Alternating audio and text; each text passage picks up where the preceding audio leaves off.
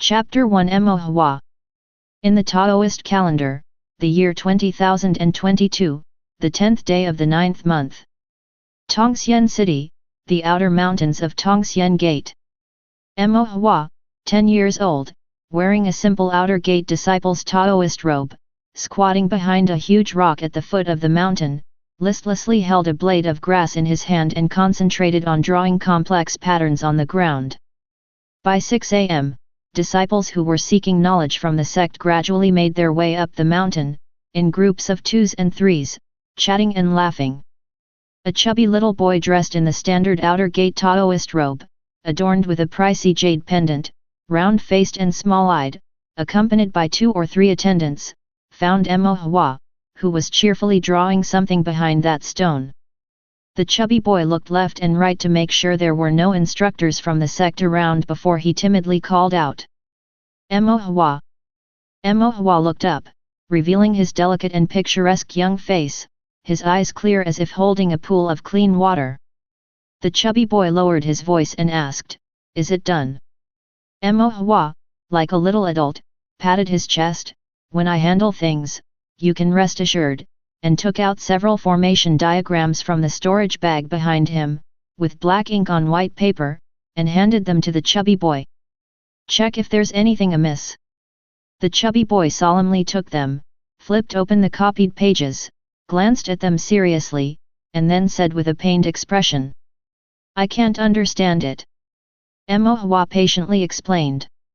The assignment the instructor gave was the basic formation patterns of the 5 elements formation. "I've drawn them for you, and I've deliberately made 6 errors to prevent the instructor from realizing that these patterns weren't drawn by you." 6 errors, isn't that a bit too many? Hua silently looked at him. The chubby boy quickly recognized his mistake and reflected aloud. "One must not be too greedy. I should be content if I can turn in the assignment given by the instructor. Doing it too well might arouse suspicion. If the instructor discovers it and my father finds out, he'll definitely beat me severely, and that would be a loss not worth the gain." Hua nodded and complimented, "Worthy of being young master, and you figured it out so quickly." The chubby boy stuffed 2 spirit stones into Hua's hand.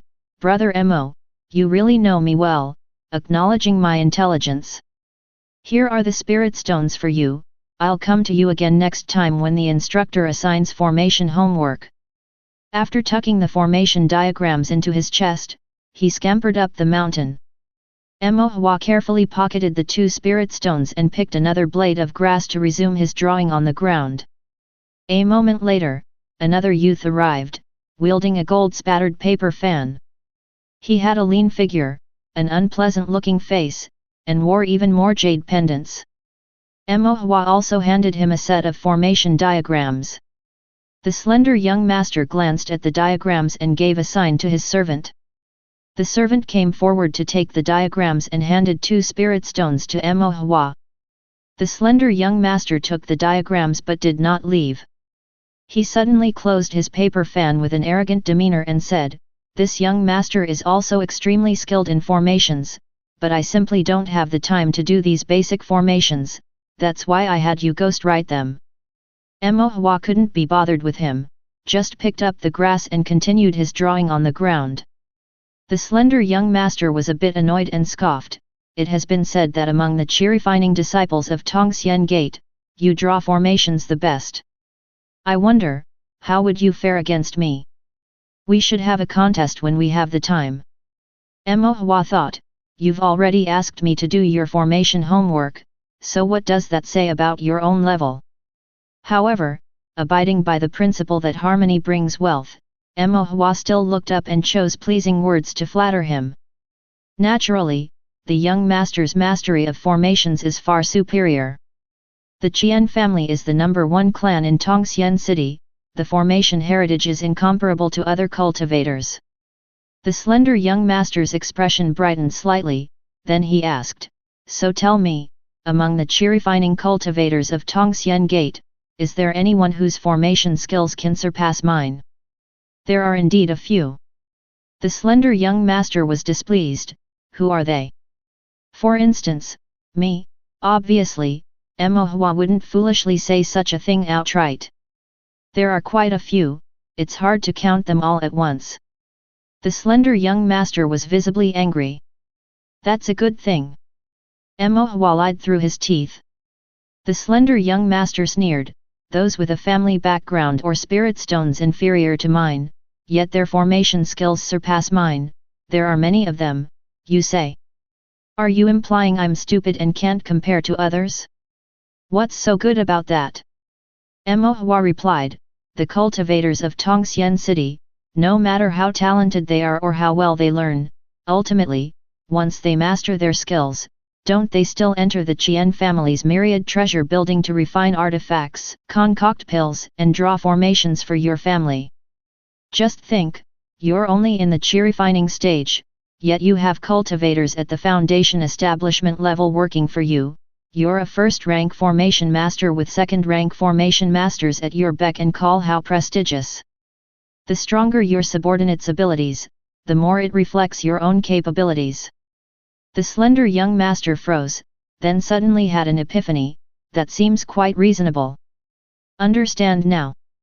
The slender young master nodded and, looking down at the numerous cultivators below, held his head even higher.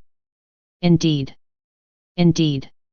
No matter how talented you are or how hard you practice cultivation, in the end, don't you still have to serve as oxen and horses for my Qian family? With a mean face, young Master Qian walked away with his head held high and chest puffed out.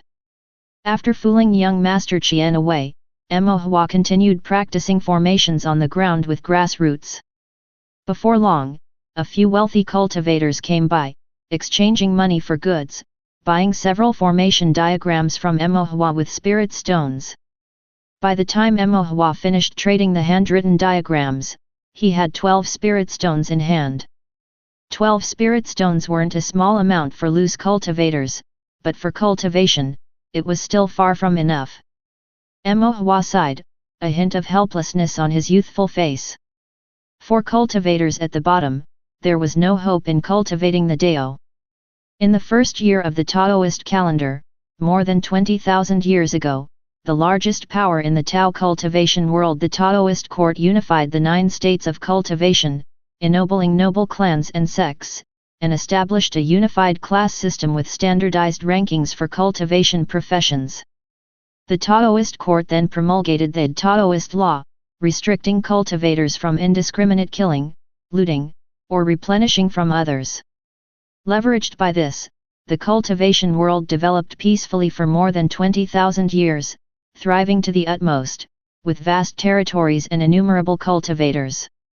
However, amidst the Taoist court's prosperity and the noble clans' luxurious lives, sects held immense power. Only the bottom-level loose cultivators, with no affiliations, lived in hardship and had no hope for cultivating the Tao. After more than 20,000 years of proliferation in the cultivation world, mortals without a spiritual root were gradually naturally eliminated, leaving only those with spiritual roots who could practice Tao cultivation. But the more cultivators there were, the more spiritual energy they consumed, depleting the heaven and earth's spiritual energy. Now, for cultivators who wished to practice Tao cultivation, they needed not only heritage but also spirit stones. Yet, with great clans occupying the spiritual mines, loose cultivators at the bottom lacked spirit stones, and great sects monopolized the heritage, leaving ordinary loose cultivators with no doorway to cultivation. In Tongxian City, the vast majority of loose cultivators, without heritage and lacking spirit stones, would spend their whole lives as Qi-refining cultivators. The Qi-refining realm is nothing but a humble ant under the vast heavenly Tao. And Mo Hua was one of these countless ants. And very likely, he would be one for life. Mo Hua's tender face was slightly bitter. Heavenly Tao might be equal, but cultivating the Tao was absolutely not equal.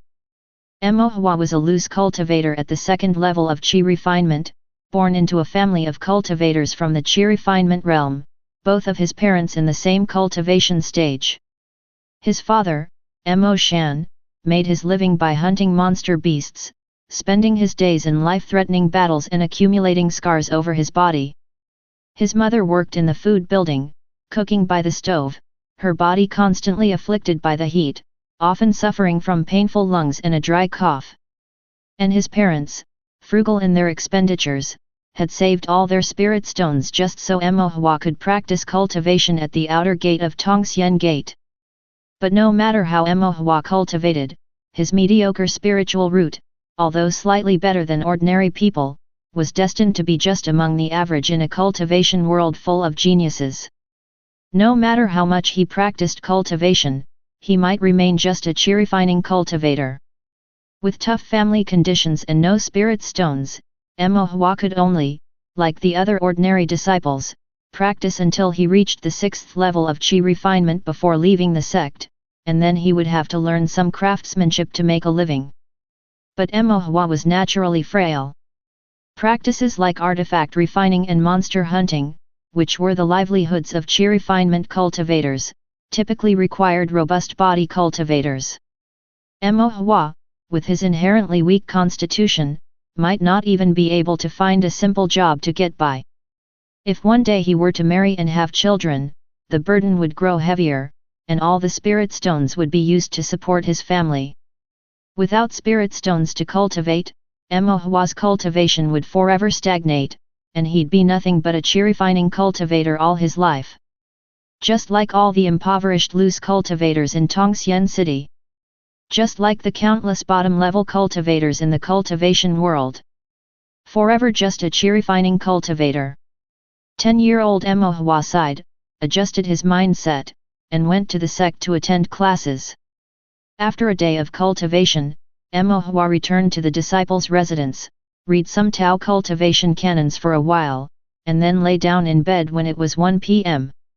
As soon as Emohua closed his eyes, a fragmented stele appeared in his sea of consciousness. There were no inscriptions on the stele, yet it seemed that from the moment Emohua first saw it, he knew its name. Taoist Stele. Chapter 2 Taoist Stele. Ever since Emohua gained the ability to record events, a Taoist stele appeared in his sea of consciousness, along with some vague and nearly intangible memories. In those memories, Emohua lived a short life in another world devoid of spiritual energy. In that life, Emohua's family was ordinary, but he was diligent in his studies and performed well, eventually attending university with a major in fine arts, where he enjoyed researching traditional Chinese painting and calligraphy. After graduating, he joined a big company as a graphic designer, worked overtime, and died of overwork in his 20s. As a student, he studied, and after graduation, he worked, living a life filled with tension and anxiety. When he came to his senses, he found that he had lived a muddled life and died suddenly and unexpectedly. In the moments before his death, his life's experiences flashed before his eyes like a revolving lantern. In his life, he had not done a single thing of real value, he had not shown filial piety to his parents, pursued his ideals, had no dreams, no love, nor had he seen the great world's landscapes. These memories were blurry, and sometimes Emohua couldn't tell what was real. Like Xianxia dreaming of being a butterfly, it's uncertain whether Xianxia dreamt of the butterfly or the butterfly dreamt of Xianxia. As time passed, Emohua stopped worrying about it. The past was the past, and now, he was only 10 years old, living in the Tao cultivation world. And he was a cultivator. A cultivator who could fully understand the heavenly Tao, soar across the 9 state, pluck the sun and the moon with a wave of his hand, and bury the stars with a clasp. Of course, he could also be a cultivator who spent a lifetime refining qi, never flying or mastering martial arts, barely able to use a few spells, leading a humble existence. Without the Taoist stele, Emohua guessed he would most likely be the latter. The Taoist stele hovered in the midst of Emohua's sea of consciousness. Broad and rustic, curiously shaped and incomplete, the body of the stele seemed to be nothing, yet it appeared to have a vast and enigmatic aura drifting about. In a trance, it seemed silent as the void, empty of everything. On the ephemeral surface of the stele, one could paint formation diagrams, and each time one was drawn, Emohua's divine sense would grow stronger. In the path of Tao cultivation, formation diagrams are held in the highest regard.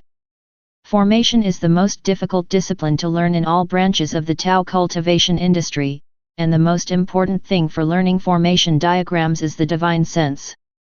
Formations are made up of formation patterns, the patterns painstakingly understood by ancient cultivators who sought to comprehend the mysteries of the heavenly Tao.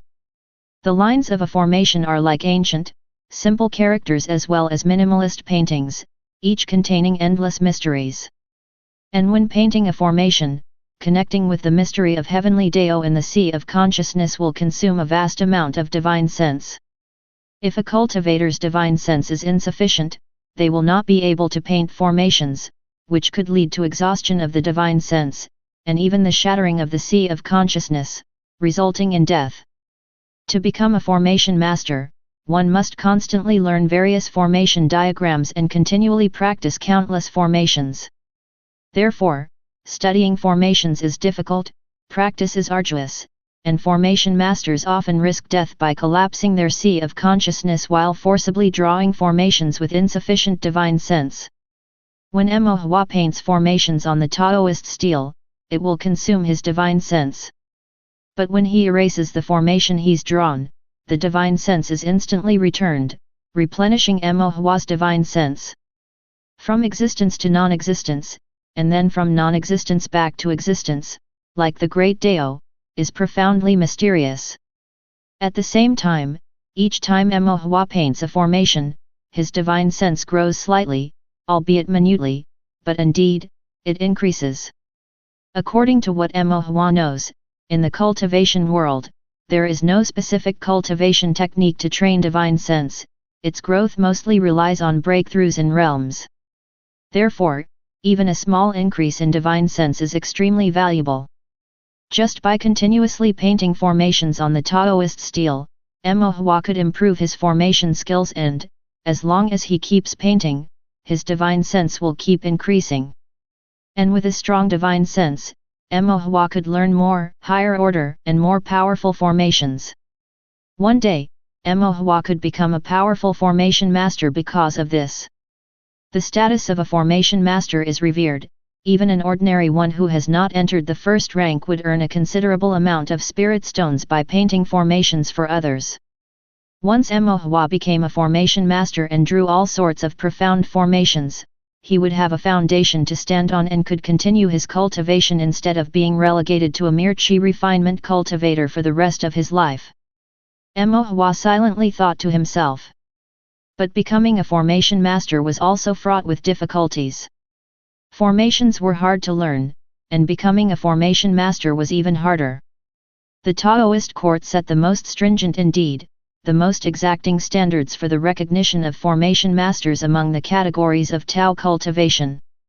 A formation is composed of formation patterns. The most basic formations contain only a single formation pattern. With each additional formation pattern, the rank of the formation would rise, its effect would be enhanced, and the divine sense required would greatly increase. Drawing 1 to 5 formation patterns qualifies one as a formation apprentice. Drawing 6 to 8 formation patterns entitles one to be called a formation master, but such a formation master is just ordinary and not included in the ranks recognized by the Taoist court. Only by drawing 9 formation patterns and passing the Taoist court's assessment can one become a true first-rank formation master. For a cultivator in the Qi refinement realm, becoming a first-rank formation master is almost akin to ascending to the heavens in a single step. First-rank formation masters are generally guests of honor in both major clans and sects. Even cultivators in the foundation establishment realm would not dare to offend them lightly. Even if they did nothing, the monthly stipend of spirit stones from the Taoist court's Heaven Shu Pavilion would come, and countless young and beautiful female cultivators would break down doors, vying to become their Taoist companions. Beyond the extremely difficult assessment, each state boundary also has a quota for first-rank formation masters. Wanting to become one depends not only on effort but also on destiny. If one is unlucky and the quota in one's state boundary is limited, even if they have the accomplishments of a first-rank formation master, they won't obtain the assessment slot and can only wait for the next one. Some formation masters try and try, only to have their lives pass by in vain.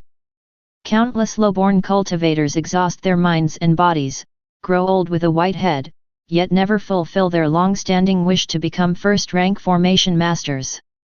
And the so-called quota restrictions by the Taoist court are generally just pretextual excuses set by the major clans and great sects. They need the title of a first-rank formation master to add luster to their legitimate heirs or disciples, making them the focus of everyone's attention as geniuses. The low-born cultivators who exhaust their hearts and souls to become first-rank formation masters are mere dust underfoot, unworthy even of a glance. It was already night. Mo Hua lay in bed in the disciple's residence room, yet his divine sense sank into his sea of consciousness, ceaselessly drawing formations on the Taoist stele. The formation that Mo Hua was drawing was called the Twin Yuan formation, consisting of two formation patterns, considered as one of the basic formations. But Mo Hua had never successfully drawn this formation before. Due to insufficient divine sense, early-stage Qi refinement disciples generally can only learn formations containing a single formation pattern. Among the initial stage Qi refinement disciples of the outer gate at Tongxian Gate, very few managed to fully master even a single formation pattern. But Mo Hua had long since become extremely familiar with single formation patterns, able to draw them with ease and proficiency. Desiring to learn more difficult formations, Mo Hua practiced drawing the Twin Yuan formation, which included two formation patterns, every night on the Taoist stele. After dozens of nights of repetitive practice and incessant effort, Mo Hua finally succeeded. A formation master learning formations, each formation pattern is a threshold, and with each additional formation pattern drawn, one climbs another rung on the ladder. Since Mo Hua could draw two formation patterns, it meant his divine sense and level of formation were far above those of his peers. Among the outer gate early-stage Qi refinement disciples at Tongxian Gate, his level in formations should be considered second to none. Mo Hua released a breath of relief. Once it was 6 a.m. and daylight, his divine sense left the sea of consciousness, and he opened his eyes. Though he had been drawing formations all night, Mo Hua's divine sense was still clear, and he didn't feel tired. It was as if he had just had a good night's sleep. He opened the window, and the morning sunlight shone on his fair and handsome face. The rising sun outside the window was suffused with rosy clouds, spreading across thousands of miles. The 10-year-old Mo Hua took a deep breath, gazing at the horizon with a resolute look in his eyes. As long as he kept practicing the formations, constantly honing his divine sense, one day he would undoubtedly become a first-rank formation master. And when that day came, he would take a great stride in seeking the Tao and asking about the great Dao. He would not spend his whole life simply engaging in Qi refinement. Chapter 3 Formation Master. Mo Hua got up at 6 a.m. and began his routine cultivation practice. An hour later, his cultivation practice ended, and he headed to the classroom to wait for the instructor. Instructors are the general term for those who teach sect disciples at Tongxian Gate, imparting specific lessons in cultivation, formations, alchemy, artifact refining, and so on. They are also responsible for overseeing and guiding the cultivation progress of the outer gate disciples. Like other sects in the cultivation world, Tongxian Gate also classifies disciples into three categories: direct disciples, inner gate, and outer gate. The sect's outer gate is open to the public for teaching the Tao and instructing others in cultivation, relying on the tuition fees charged for disciples' admittance as a source of income. The techniques taught to outer gate disciples are ones the sect is willing to make public. Once these disciples graduate or leave, they retain a sentimental bond with the sect, but without any actual ties. The inner gate is the core of the sect. Inner gate disciples depend on the sect and manage its various industries in addition to their cultivation, such as spiritual mines, spiritual lands, caves, and businesses. Inner gate disciples have access to the sect's not readily transferred techniques and spells. Bound by the relationship between master and disciple, their connection to the sect is vital and inseparable. Should an inner gate disciple commit an offense outside their sect can be held accountable. If one were to betray their sect, they are often viewed as committing a grave and unforgivable act, with severe consequences. Direct disciples of the sect are the legitimate successors from within the inner gate disciples. These disciples are either blood related to the sect leader or elders or share a deep bond of master-disciple kinship. They are the core of the sect and often go on to succeed as sect leaders or elders in highly significant positions. Direct disciples learn the sect's most core techniques and other profound teachings that are forbidden to be transmitted externally. Should a direct disciple betray the sect, they must be hunted down and killed. The Taoist law prohibits cultivators from exercising private justice or indiscriminate killing. Hunting down a sect's direct disciple for betrayal violates the Taoist law and would result in the Taoist court's accountability. However, most affairs related to betrayal are managed by the local Taoist court. The Taoist court holds the greatest power, and its subordinate departments, which oversee each state, realm, and even each city, are not always staffed by powerful cultivators. As the betrayal of a direct disciple concerns the core teachings of a sect, it carries significant weight, and generally, the local Taoist court will not intervene, especially not with the great sects that dominate a region. However, none of this has much to do with Mo Hua. He was merely a Class C disciple of the outer gate at Tongxian Gate, neither from the inner gate, nor to mention a direct disciple. Even if he wished to be hunted down, others wouldn't deem him worth the effort. Mo Hua wanted to join the inner gate, but he had neither spirit stones nor connections, making it unlikely for him in this lifetime, let alone become one of the sect's direct disciples. Mo Hua calmed his mind and focused his energy, sitting in his place for a while until he saw Instructor Yan enter with a serious expression on his face. Instructor Yan, who looked to be in his 40s or 50s, was very strict and had already reached the Qi refining 9th level in his cultivation. Within Tongxian Gate, Instructor Yan held a high position because, among all the instructors, only he taught formations, and it was said he might become a Class A formation master after an upcoming assessment in a few years. All the Qi refinement realm disciples at Tongxian Gate had their formation lessons taught by Instructor Yan. Regardless of whether they were from a clan or loose cultivators, Instructor Yan treated everyone equally, spared no one's dignity when it came to mistakes, and administered reprimands and punishments where due. Hence, the disciples of Tongxian Gate both respected and feared Instructor Yan. The sect's tuition is paid annually, hence the lessons are held once a year as well. Today marked the last day of Tongxian Gate's annual cultivation, and once it passed, there would be an extended break of over half a month. The assessment results for various courses taken by the sect disciples would also be issued today. In his hands, Instructor Yan held a stack of report cards. The disciples felt uneasy, and though Mo Hua normally wouldn't care much, seeing his fellow disciples looking like they were facing a great enemy made him feel nervous as well. Soon, Mo Hua received his own sect assessment results. As usual, his formation assessment was graded Class A, his strongest subject. There weren't many disciples in Tongxian Gate who could achieve Class A in formations, and Mo Hua was one of them. His cultivation was only rated as Class B, not due to lack of effort, but because of limited potential. With his medium-grade small 5 elements spiritual root, there was only so much he could do. His achievements fell short when compared to some and were barely above others. For the other subjects that could be mastered with time, such as Taoist calendar history, Qi refinement overviews, he mostly secured Class A grades. But for subjects requiring spending spirit stones on materials like alchemy and rune making, he scored either Class B or C.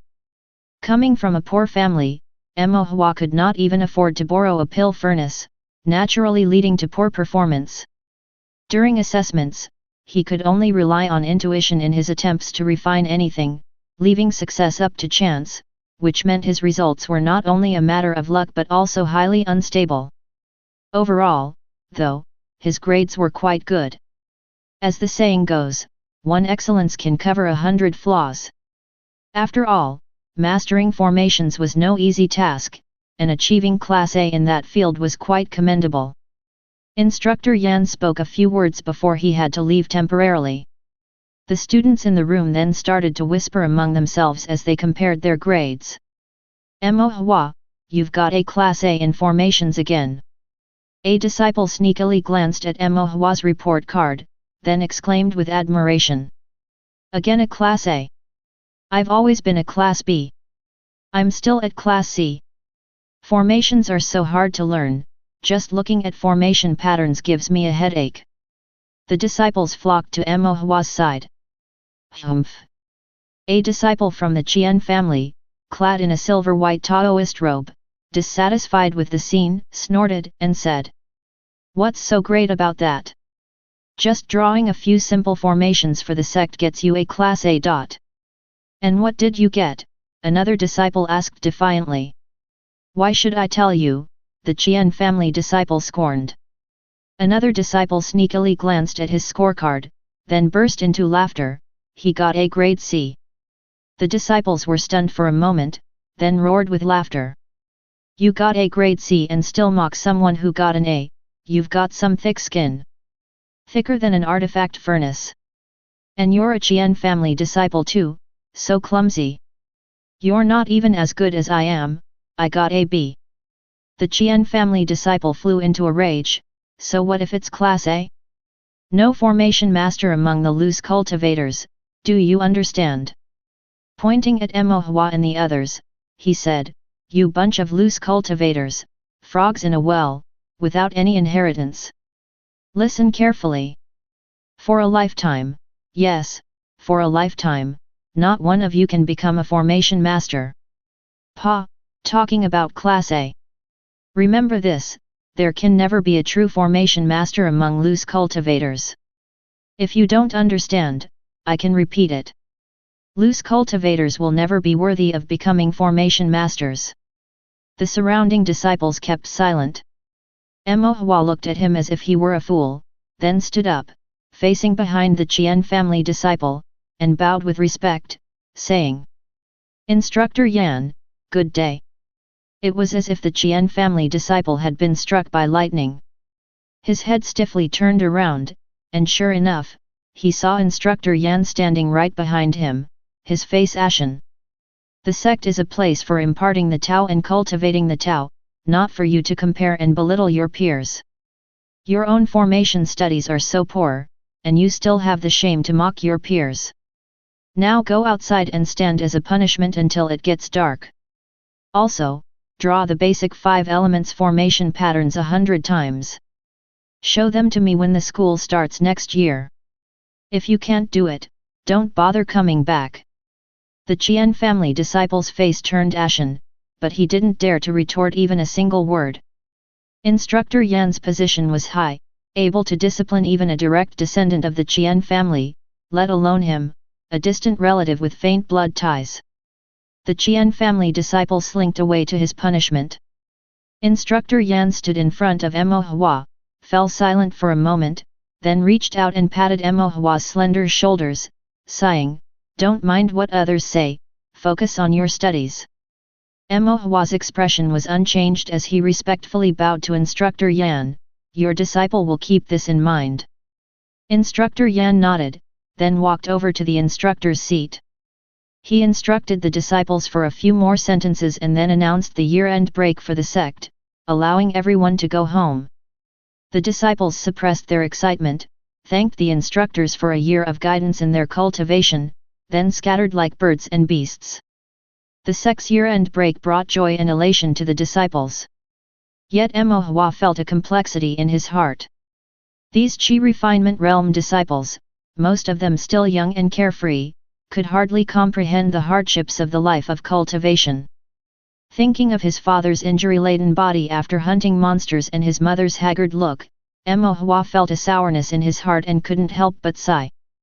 Becoming a first-grade formation master was still a distant dream, but within his means, he wanted to give his parents a better life. Mo Hua packed up his scorecard and, with 12 spirit stones in his arms, he didn't head home after leaving Tongxian Gate but walked towards the market town instead. Chapter 4, Fire-Resistant Hairpin. The market town was a place for low-tier cultivators to trade quest items for cultivation, with all kinds of goods including pills, formations, and spiritual artifacts readily available, though generally of low quality and mixed standards. As the year-end approached, many cultivators were bustling about in the market town, with the coming and going of people that was loud and noisy. Emohua went straight to a small stall at the end of the street, where the owner was an elder surnamed Sunday. Acquaintances called him Old Sun, and his son was a minor manager at Myriad Treasure Building. Occasionally, his son would acquire some defective goods that the Myriad Treasure Building discarded, which he then gave to Old Sun to sell in the market at a cheap price. Old Sun was hawking his wares when he lifted his head and saw Emohua panting as he ran up, his fair little face flushed red.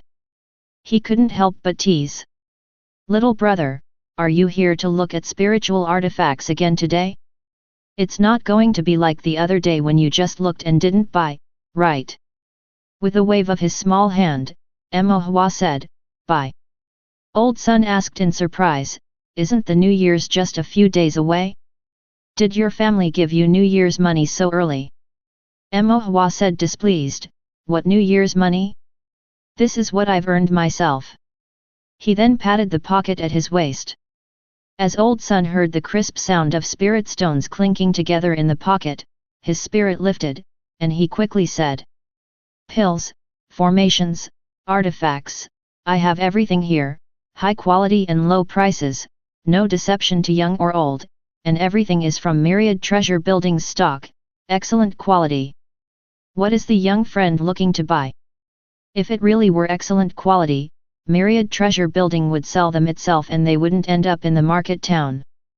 But Emohua didn't care, he couldn't afford items from Myriad Treasure Building anyway. "Do you have any fire-resistant spiritual artifacts?" Old Sun had a look of I knew it and pulled out a burlap bag, spreading it out in front of Emohua. "You brought it up before, little friend, so I kept an eye out. I went back and specifically found a few items, all top-notch fire-resistant spiritual artifacts, convenient to carry, and exquisitely styled. What do you think?" Emohua looked at Old Sun with surprise, thinking that he truly lived up to his decades of experience in market town trading, so well prepared at the hint of a business opportunity. The spiritual artifacts laid out in front of Emohua were of various sorts, including rings, jade pendants, lanterns, and even a net and a scarf. Just from the looks of them, they were the most complete set in this market town. Emohua examined them carefully and then picked up a primitively styled yet exquisite hairpin, asking, "What kind of hairpin is this?" Old Sun explained, "This is called a fire-resistant hairpin, belonging to the standard spiritual weapons category. The materials and craftsmanship follow a uniform standard, and it's engraved with a primary fire-resistant formation. It requires a spirit stone to charge, and once activated, the formation can isolate fire, keeping the wearer cool and comfortable. Although it consumes spirit stones, using one stone, it can last for 3 months, which is quite economical and practical." Emohua expressed doubt, "Standard spiritual weapons from Myriad Treasure Building, placed here for sale, must have some flaws, right?" Old Sun laughed, "Right you are, you know quite a bit. I won't lie to you, if there were no flaws, it would be sold at Myriad Treasure Building for at least twice the price. But a flaw doesn't mean it's useless." Old Sun pointed to the peony pattern on the hairpin. When the artifact refiner was engraving this peony, he drew a few extra strokes, which deviated from the standard. So, this hairpin was classified as defective, but the formation inside is intact and effective just the same. Emohua nodded, feeling that this hairpin was the most suitable, and asked, "How many spirit stones?" Old Sun stroked his beard, "A flat rate, 15 spirit stones." Emohua shook his head, 5. Old Sun's eyes widened, "Who taught you to bargain like that?" Emohua was a bit embarrassed, "I overheard at another stall, that's how they all haggle." Old Sun lamented, "Morals have declined so much, even the good kids are being corrupted." He continued, 14 stones, can't go any lower." Emohua tentatively raised the amount a little, 6. After some back and forth bargaining, the price was finally set at 10 stones. Old Sun felt he couldn't go any lower, not even by a single spirit stone, while Emohua had also inquired about the prices of spiritual artifacts at other stalls, and there were none cheaper than this, so he agreed. Old Sun took the spirit stones from Emohua, wrapped the hairpin in a cheap but beautifully crafted paper box, and handed it to Emohua while muttering, "If only my grandson were half as clever as you, I'd have him help me with the stall. Unfortunately, my grandson is very slow, and he doesn't even dare to speak in front of strangers." Emohua, satisfied with his purchase, waved goodbye to Old Sun and then walked away with a spring in his step. The vendor at the neighboring stall chuckled, "Old Sun, it looks like you're taking a loss this time."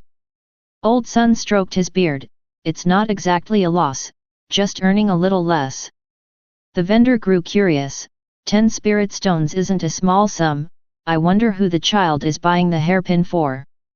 The fire-resistant hairpin is for avoiding the heat of the stove, who else could it be for? Watching Emohua's figure gradually disappearing into the distance, Old Sun sighed softly, he's a good kid.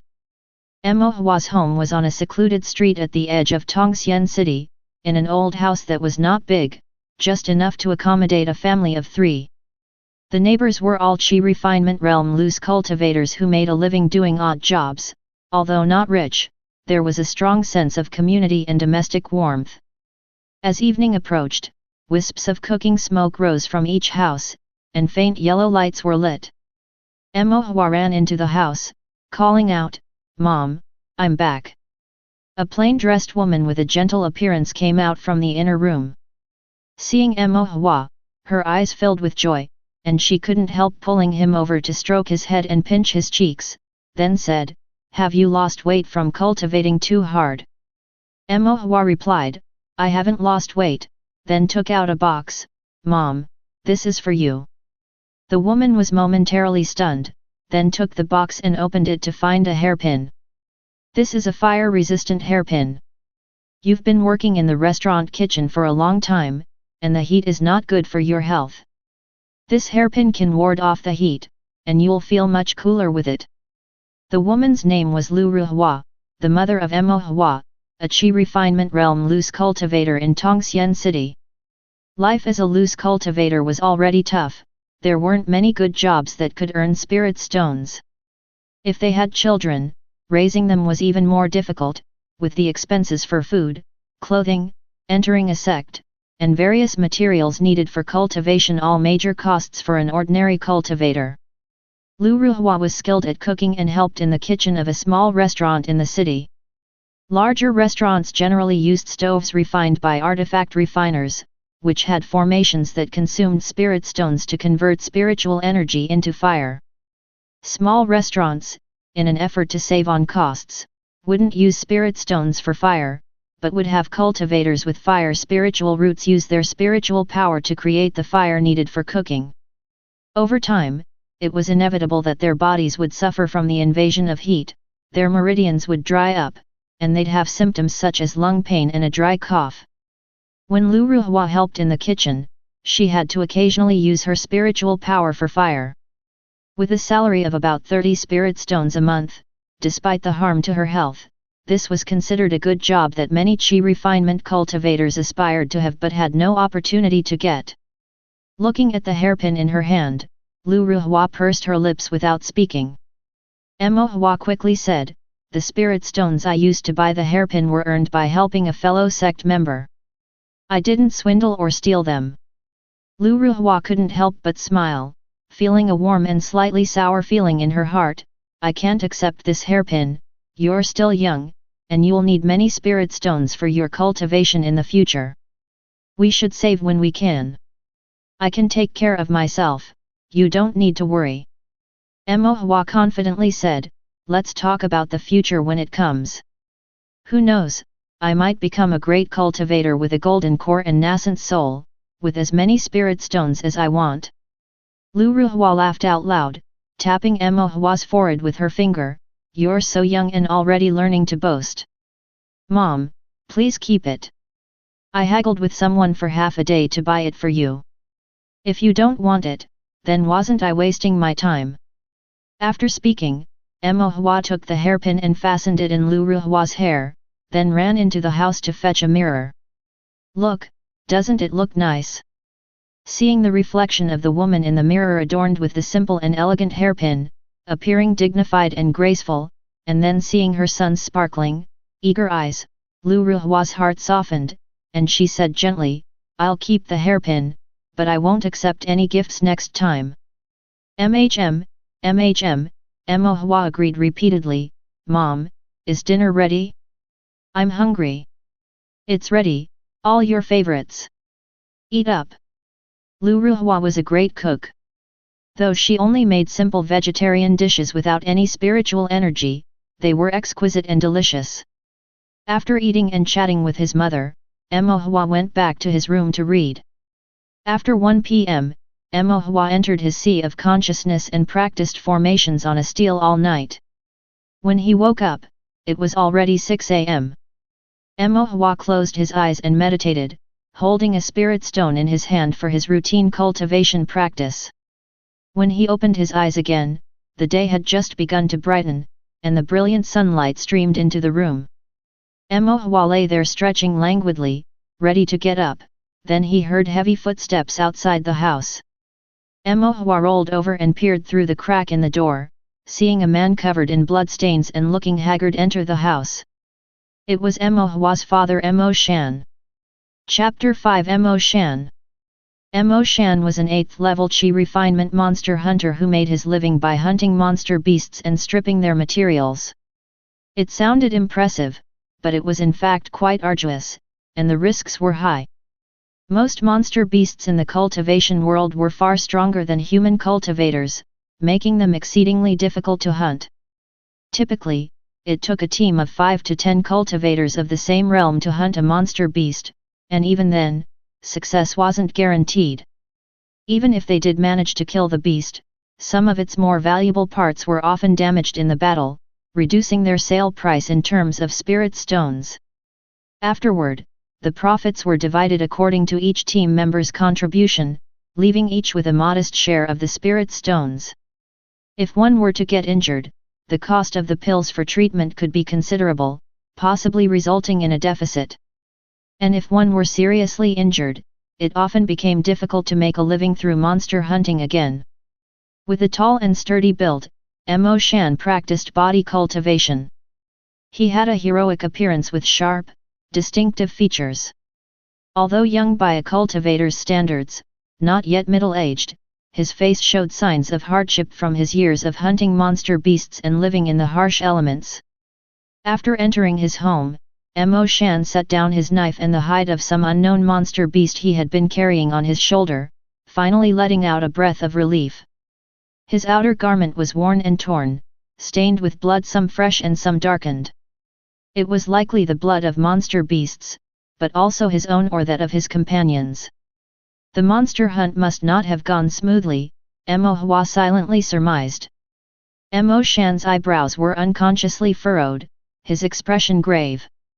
Coupled with the bloodstains on his clothes, he looked somewhat forbidding. However, this hostility faded away when he entered his home and saw his wife, as if a war-weary general had returned home and shed his heavy, scarred armor. Emo Shan's voice was hoarse from fatigue, but he still asked in a gentle tone, "Is everything all right at home?" Lu Ruhua began to tidy up his luggage while reaching for a clean towel to wipe his face. "Everything is fine at home, don't worry about it." Seeing the dust and weariness on his face, she couldn't help but say, "You need to take care of yourself when you're out." Emo Shan smiled and then looked around the room. "Is Weir back yet?" "He returned just yesterday.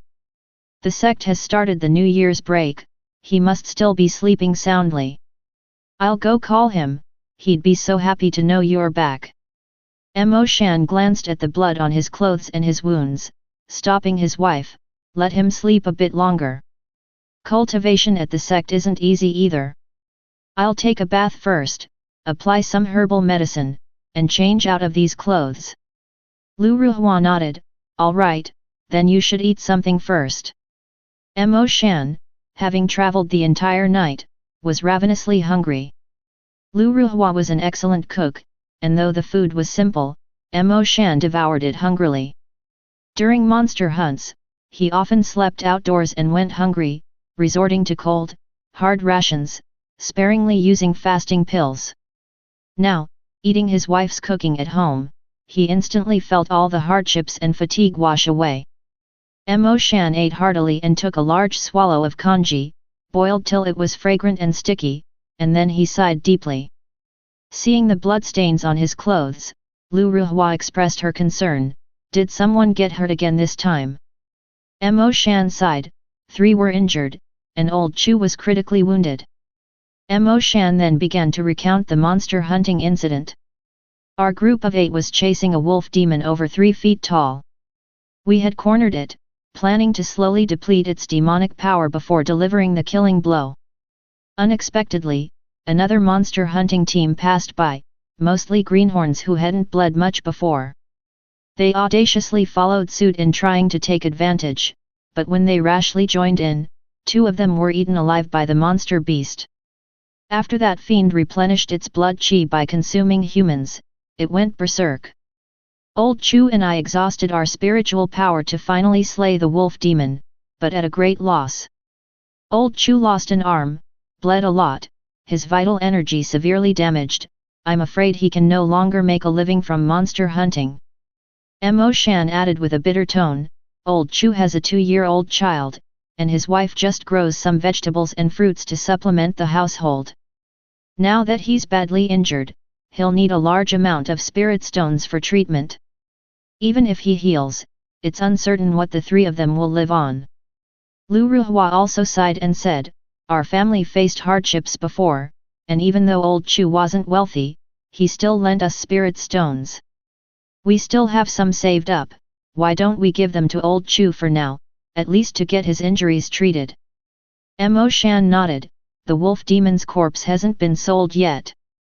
It should fetch around 300 spirit stones. When the time comes, we'll give a larger share to Old Chu, and we'll also lend him some more, just to get through this. It's just that. Mo Shan felt somewhat guilty. For Weir's entry into the sect for cultivation next year, I had hoped that after slaying the wolf demon, we would almost have enough. Now with this turn of events. Lu Ruhua held Mo Shan's hand and said, as long as the family is safe, that's what matters. We will always find a way to earn spirit stones. I've saved some from helping in the tavern's kitchen, and we can borrow some more. It won't hinder Weir's beginning of cultivation studies next year. Mo Shan silently looked at his wife. The once young and charming face now bore a trace of exhaustion, and he felt increasingly remorseful. Maybe you shouldn't work in the kitchen anymore. The heat harms the heart and lungs and can damage the meridians. Next year, I'll look for more people, kill more monster beasts, earn more spirit stones, so you won't have to suffer so much. Lu Ruhua pursed her lips, smiling with a hint of pride, and pointed to the hairpin on her head. What do you think this is? Mo Shan didn't notice it when he entered the door, but taking a closer look now, he realized the hairpin was different from the ones his wife usually wore. This hairpin is. Weir gave it to me. He said it's called a fire-resistant hairpin, and it can ward off the heat from the stove. Wearing it, my heart and lungs, and my meridians feel much cooler. Weir is really thoughtful. Mo Shan felt both relieved and ashamed. As a husband, it's been so many years since I've given you a gift. Lu Ruhua said with a smile, Weir is your son, so his gift is as good as yours. Mo Shan laughed ruefully, then said with a wry smile, people in the path of cultivation often talk about fate. Perhaps my life's fortune is marrying a wife like you, and having Weir, such a sensible son. Lu Ruhua gave her husband a playful look, unable to suppress her laughter. Looking at his wife's smile, Mo Shan silently made up his mind to find some more skilled monster hunters next year, and find a way to enter the inner mountain. He would slay more monster beasts, earn more spirit stones, and make sure his wife would not have to work so hard anymore. He also vowed to secure a better future for his son. Mo Hua, in the house, had heard all that his parents said. The young boy sighed. Without his knowledge, his parents had always endured the hardship of the cultivation life. Perhaps, in any world, the burdens parents bear are always much heavier than children can imagine. Even cultivators have to toil for spirit stones and struggle for a living. Cultivators and mortals, they seem different, yet perhaps not so different after all. Mo Hua pondered with a sigh, then silently thought to himself, is there a way for me to earn spirit stones too? Chapter 6 Spirit Stone. Mo Hua thought quietly in the room for a while, and after Mo Shan had finished speaking with Lu Ruhua and changed into casual clothes, Mo Hua pretended to know nothing and walked out of the house cheerfully. The family of 3 was eating. Mo Shan had already eaten, so Mo Hua started telling him all about the interesting things that had happened while monster hunting. Mo Shan picked and chose what to share, talking about wolves with 1 eye, tigers with 2 heads, and wild boars with 3 legs. One team had killed a mature monster beast but neglected to take the demon core, taking only some worthless fur. When they realized their mistake and went back, the demon core had already been taken by others. The leader regretted it so much that he vomited blood and fainted. Someone else had captured a beast with an ancient bloodline, which was bought by a great sect for a high price, ensuring they no longer had worries concerning food and clothing. However, no one knew when the person would just disappear completely. Mo Hua listened with relish, understanding that these stories were inevitably filled with blood, danger, and cruelty, which his father had intentionally omitted. Parents never want their children to know about the cruel realities, hoping they could have a pure and happy childhood. After Mo Hua heard the stories, 3 little heads peeked out from the gate, their eyes looking attentively into the house. Seeing Mo Shan and Lu Ruhua at home, they quickly stood in line to greet them. "Hello, Uncle Mo. Hello, Aunt Lu." The 3 children were surnamed Meng and lived on the same street, with families that also made a living by monster hunting. The Meng family elders were friends with Mo Shan and lived nearby. Therefore, Mo Hua had grown up playing with them. Their names, based on the order of their birth, were Meng Dahu, Meng Shuanghu, and Meng Xiahu. Among the monster beasts near Tongxian City, those of the tiger kind were the strongest. Naming their children with the character Hu, which means tiger, was a way of wishing them tiger-like strength and prestige in the future. The 3 kids indeed lived up to their names, robust and energetic like little tigers. Mo Hua was the youngest and had been sickly since birth. Mo Shan thought it was unlikely for him to grow up tiger-like. Noting his delicate and fair features, resembling a porcelain doll, he took a character from his wife Lu Ruhua's name to call him Mo Hua. When Lu Ruhua saw the 3 children, she handed each of them a bun. They said they didn't want it, but their hands involuntarily reached out to grab the buns and stuff them in their mouths, their cheeks puffing up as they said, "Thank you, Aunt Lu."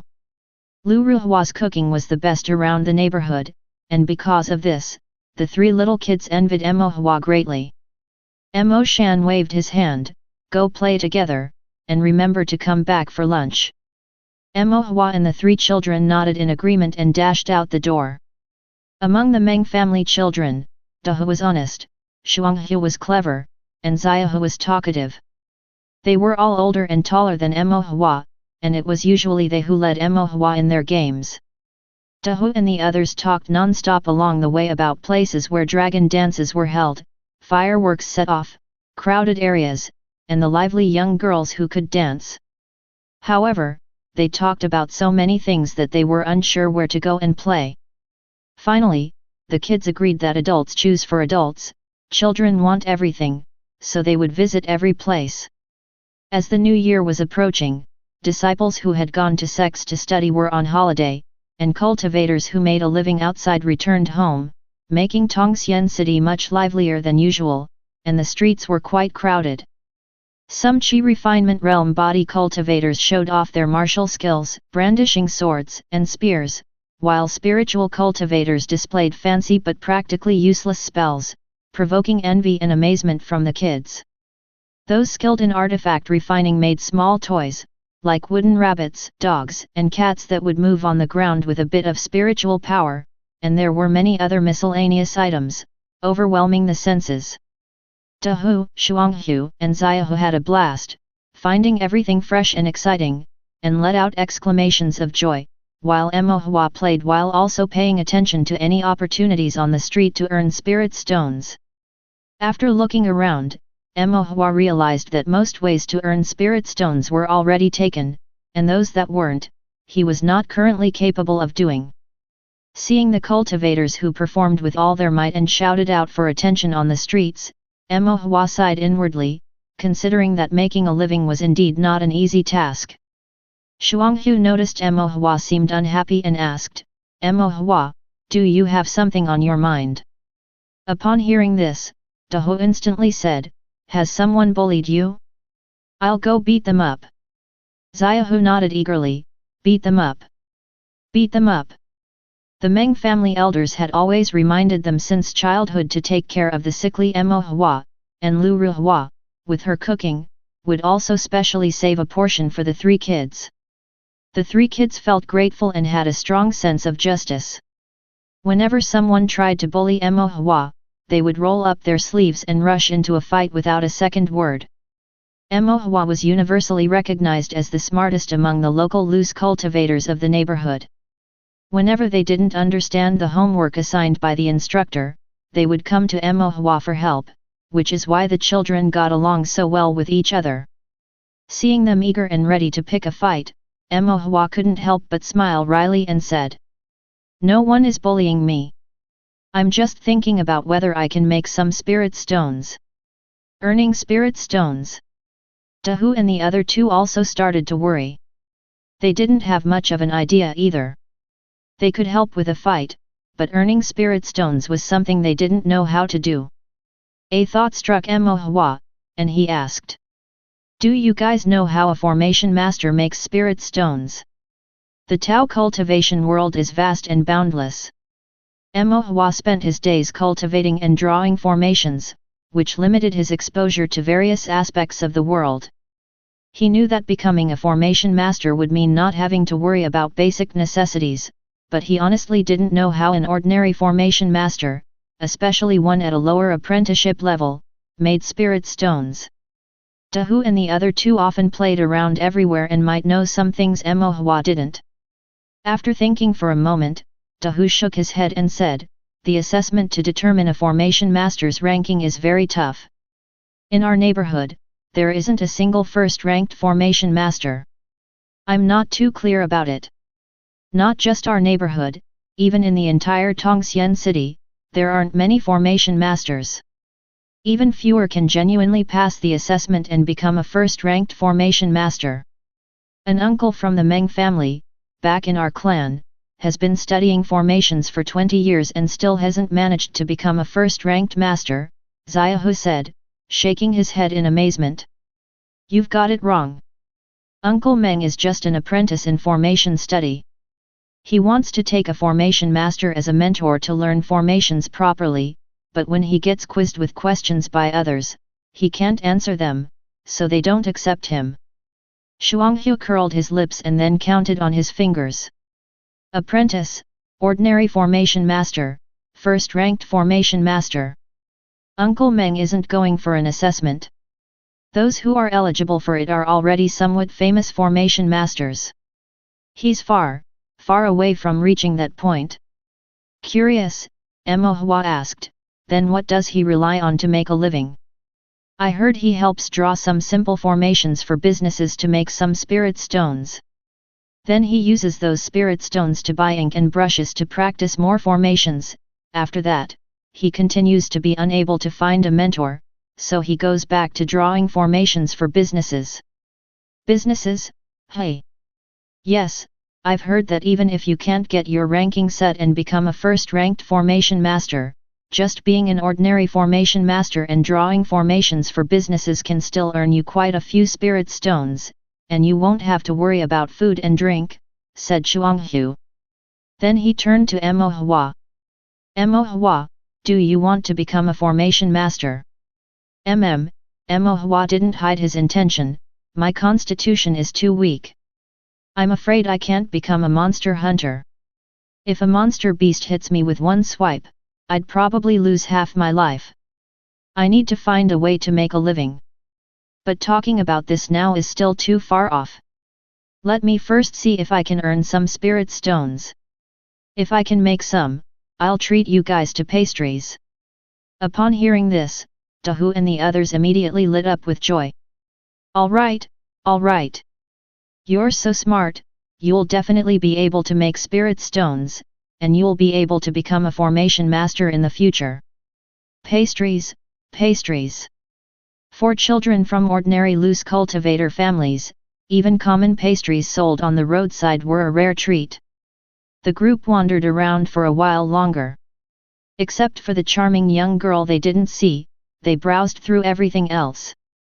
When it was nearly noon, they all went home satisfied to have lunch. After lunch, Emohua told his parents he was going out to play and then went alone to the North Main Street of Tongxian City. North Main Street of Tongxian City was bustling, while South Main Street was lively. South Main Street had more market towns mainly composed of peddlers and small stalls, whereas North Main Street had more businesses with all kinds of spirit runes and dan pills available. The items sold were more standard, the quality better, and naturally, the prices were higher. However, Emohua wasn't there to buy anything, he didn't have the spirit stones for it. Emohua walked from one end of the street to the other, looking over every business, and then he chose to enter one that had formations hanging outside but looked comparably shabby, crude, and had the least amount of business. Chapter 7 Fated Gathering. The signboard hanging in front of the shop bore the 3 characters Fated Gathering. The interior was not large and somewhat rudimentary, with formations of different patterns hanging around. Some of the formations seemed to have been hanging for a while, their ink already somewhat faded. The counter was rather high, and atop it sat a middle-aged, well-fed cultivator, who had a pale face and no beard, appearing to be the steward of the shop. There was a bell hanging at the eaves. When Emohua entered, the bell let out a crisp ring. Fatty Steward, who had been dozing with his eyes half open, heard the bell and looked around. Seeing no one, he was about to grow angry when he lowered his head and saw a small head poking over the counter. Fatty Steward blinked in surprise and, seeing that Emohua was alone, he asked, "Little brother, where are your parents?" Emohua shook his head, "My parents aren't looking for you, I am." Fatty Steward blinked again, "You're looking for me? What for? Do you need someone to help with drawing formations here?" Fatty Steward found this amusing and teased, "Oh?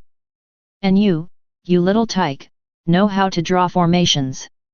Emohua replied modestly, "I know a little." Fatty Steward laughed and said, "Knowing a little won't do. At the very least, you should be at the 6th level of Qi refinement, possess a sex educational jade slip, be an apprentice of formation, have a formation master as an instructor, and pay a deposit before you can do formation painting for us here." Emohua was taken aback, he hadn't known about these many requirements before, and it seemed he didn't meet a single one of them. A light bulb went off in Emohua's head, and he said, "All right, I lied. I'm not very good at it. I am here on behalf of my brother."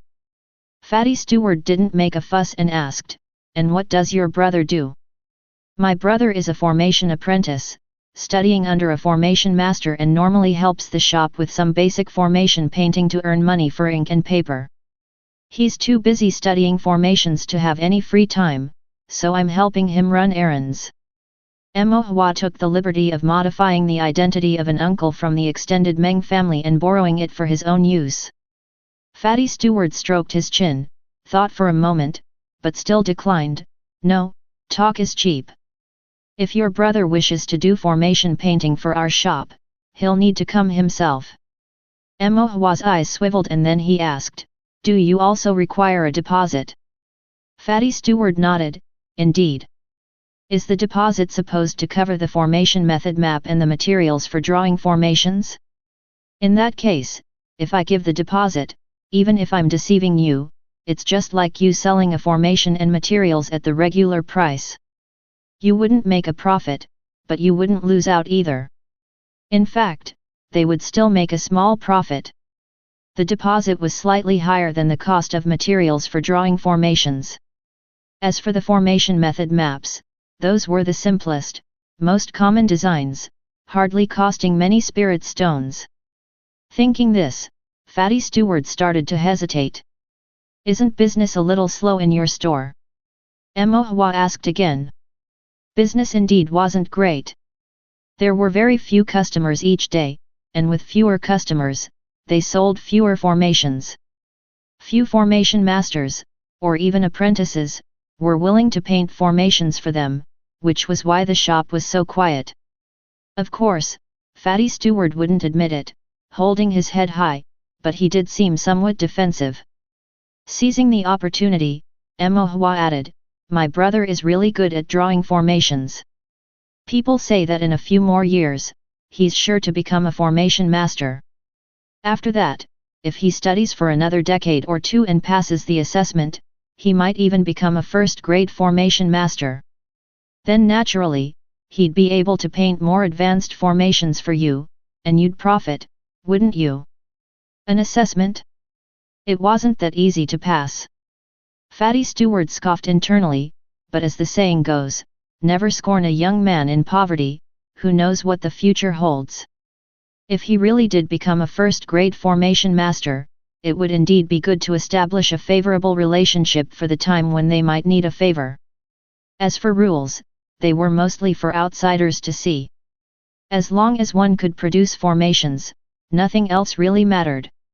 "You make a good point," Fatty Steward said, "but you claim your brother is good at drawing formations without evidence. That's not credible. You're just a kid and don't know the first thing about formations, so how would you know what's good or bad? This is what we'll do, bring me one of the formations your brother has drawn. If it's really not bad, then I'll agree to do business with you." Emohua didn't have a brother, so where would he find a formation his brother had drawn? He didn't have his brother's formations, but he did have some of his own. Emohua's storage bag contained several formations that he had drawn himself, but those were all homework from his sect. They were deconstructed basic formation patterns or combinations of patterns, a bit different from complete formations. Anyone with a discerning eye could tell at a glance that giving them away would blow his cover. After some thought, Emohua's eyes lit up, and he said, "I didn't bring any formations my brother drew, but he once taught me a little. I'll draw one for you, and then you'll know if my brother's formations are good. You can draw formations too." The steward was stunned for a moment, thought for a bit, and said, "All right." He too was curious to see how well the kid in front of him could draw, so he casually pulled out a formation method map from underneath the counter, along with some brushes and paper, and handed them to Emohua. The map had the words Bright Fire Formation written on it. It was something the sect instructors hadn't taught, a complete formation with 3 formation patterns, and it looked very difficult. A complete formation, Emohua definitely wouldn't be able to draw. The formation taught by the sect, although called a formation, only contained 1 or at most 2 basic patterns. These were introductory formations, not considered true formations outside. A real formation required at least 3 patterns with interrelated structures, like the Bright Fire formation before him. Emohua glanced at the steward and declared confidently, "This is too difficult. If I could draw it, I'd be drawing formations to earn spirit stones myself. What would I need my brother for?" The steward slapped his forehead, realizing his own mistake. A child around 10 years old couldn't possibly draw a complete formation. It was asking too much of a kid, and he'd only made this oversight because he'd never dealt with children in the store before. Then the steward pointed to the upper left corner of the formation and said, "If you can draw this small part of the pattern, I'll agree to it and ask your brother to draw a formation." Emohua looked at the upper left pattern, let out a quiet sigh of relief. It was a basic fire series pattern that he had learned from the sect, with some added intricate changes and connections, but still within his grasp. Mo Hua dipped the brush in ink and began to trace the pattern on the paper, completing the drawing of the pattern in a short while. Fatty Steward had been nodding slightly as Mo Hua drew.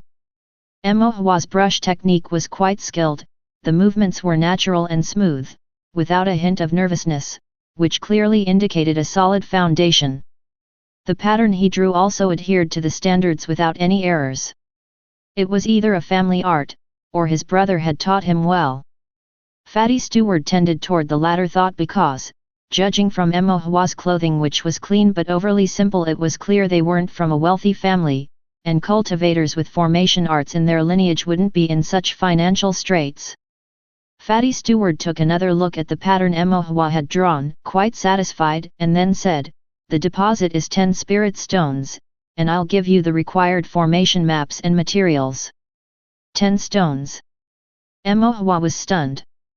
He only had 3 spirit stones on him. He had earned 12 from copying formation homework for a fellow sect member, spent 10 on a fire-resistant hairpin, saved up 1 more by pinching pennies, and then, there was no then. This was all of Mo Hua's wealth. He would have to wait until the sect's formation assessment when he could draw formations for his peers to earn that many spirit stones. Who knows how long that would be? Seeing Mo Hua's expression, the steward realized the kid didn't have the spirit stones. He didn't make a fuss, though. It was normal for a child not to have so many spirit stones. Life in Tao cultivation is not easy. Even they, the stewards, often found themselves short on money, not to mention cultivators from less affluent families. The steward simply gave a friendly reminder, "You can't take the job without the spirit stones for the deposit." After saying it and seeing Mo Hua looking disheartened, he couldn't help but add, "I'll keep this order for your brother. Whenever you have the spirit stones, just come back and take it." Mo Hua immediately nodded and said, MHM, I'll get the stones from my brother when I get home, and then I'll come back for the order."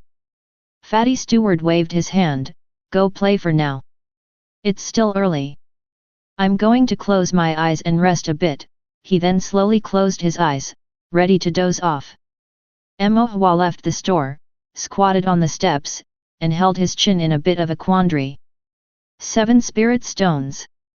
Mo Hua wanted to earn spirit stones by drawing formations, but he needed spirit stones first to draw and earn them. Without them, he couldn't draw formations to earn them. Mo Hua felt dizzy. Ask his parents? Mo Hua shook his head. The household expenses all required spirit stones. He overheard his parents talking in the morning that Uncle Chu from the monster hunting team had broken his arm and needed to borrow spirit stones for healing, and there was also Mo Hua's sect tuition for the next term. It was unlikely the family had any surplus stones. Borrow from someone? Mo Hua's friends were even poorer than him, they didn't have any spirit stones to lend him. As Mo Hua was deep in thought, suddenly he heard someone exclaim loudly. Mo Hua, I can't believe you're here. Mo Hua looked up to see a well-dressed, plump little boy surrounded by attendants, glaring at him furiously.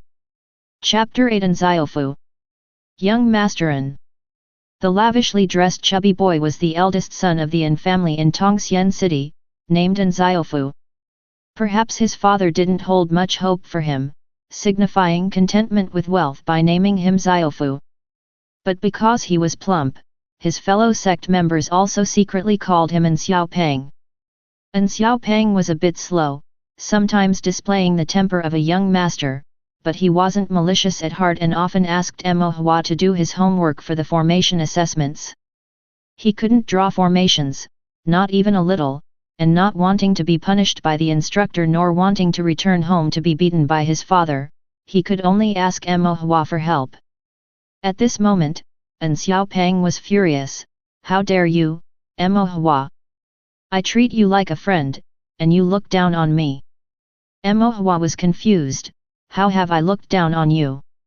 An Xiaopeng pulled out a formation diagram with annotations in vermilion ink. You helped me draw my formation homework and made 6 mistakes in it. But the one you did for that skinny monkey Qianxia was flawless. Isn't that looking down on me? Doesn't that mean you think I'm inferior to him? The skinny monkey in Xiao Pang mentioned was that skinny young master from before, with the surname Qian and given name Xing, the third son from the main line of the Qian family.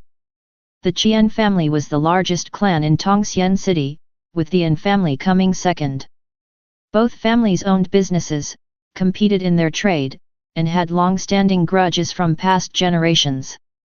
The younger generations were equally antagonistic, wanting to outdo each other in every aspect, akin to oil and water, symbolized even by their contrasting physiques, one fat, the other thin. However, both were equally lazy in their Tao cultivation and just as ignorant, which could be described as equally matched. Though both were considered wastrels, Qian Xing had a worse reputation. Aside from his ignorance, he was notorious for being arrogant and bullying others using his family's power. There were rumors of numerous misdeeds, but with his family's backing, he always got off scot-free. In contrast, An Xiaopang mostly just ate, drank, and flaunted his wealth ostentatiously, but because his father was strict, he never went too far. So that's the issue. Seeing Mo Hua's lack of concern, An Xiaopang's face turned even redder. I'm actually helping you, said Mo Hua. An Xiaopang scoffed, looking at Mo Hua, how are you helping me? How does your formation work compare to young Master Qian's? An Xiaopang confidently said, at least it can't be worse than his.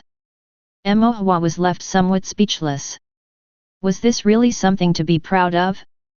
Mo Hua continued, that's the point, how could he draw a formation without any mistakes with his skills?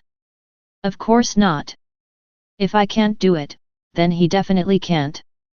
So you know that much. Wouldn't the instructor notice it too? The instructor is always strict and would definitely punish him, and then report the matter to his father. His father, losing face, surely wouldn't let him off the hook. An Xiaopang pondered for a moment, that makes some sense, but I haven't heard about Qian Skinny being beaten, are you deceiving me? Mo Hua rolled his eyes at him, family scandals are not to be publicized. When fathers beat their sons, they do it behind closed doors, how would you know about it? An Xiaopang nodded, still traumatized, you're right, when my father beats me, he never lets others know. Mo Hua added, this time, didn't old master An not only refrain from beating you but also praise you? An Xiaopang immediately became proud, indeed, the instructor gave me a B, and my father praised me for making progress and even gave me quite a few nice things. An Xiaopang's temper was quick to flare but also quick to fade. Now not angry anymore and feeling a bit guilty, he said to Mo Hua. I wronged you. Let me treat you to a delicious meal at the spiritual meal building, it's owned by my family, and you can eat whatever you like. Mo Hua hadn't expected An Xiaopang to be unexpectedly generous, but still declined, no need, I still have things to do.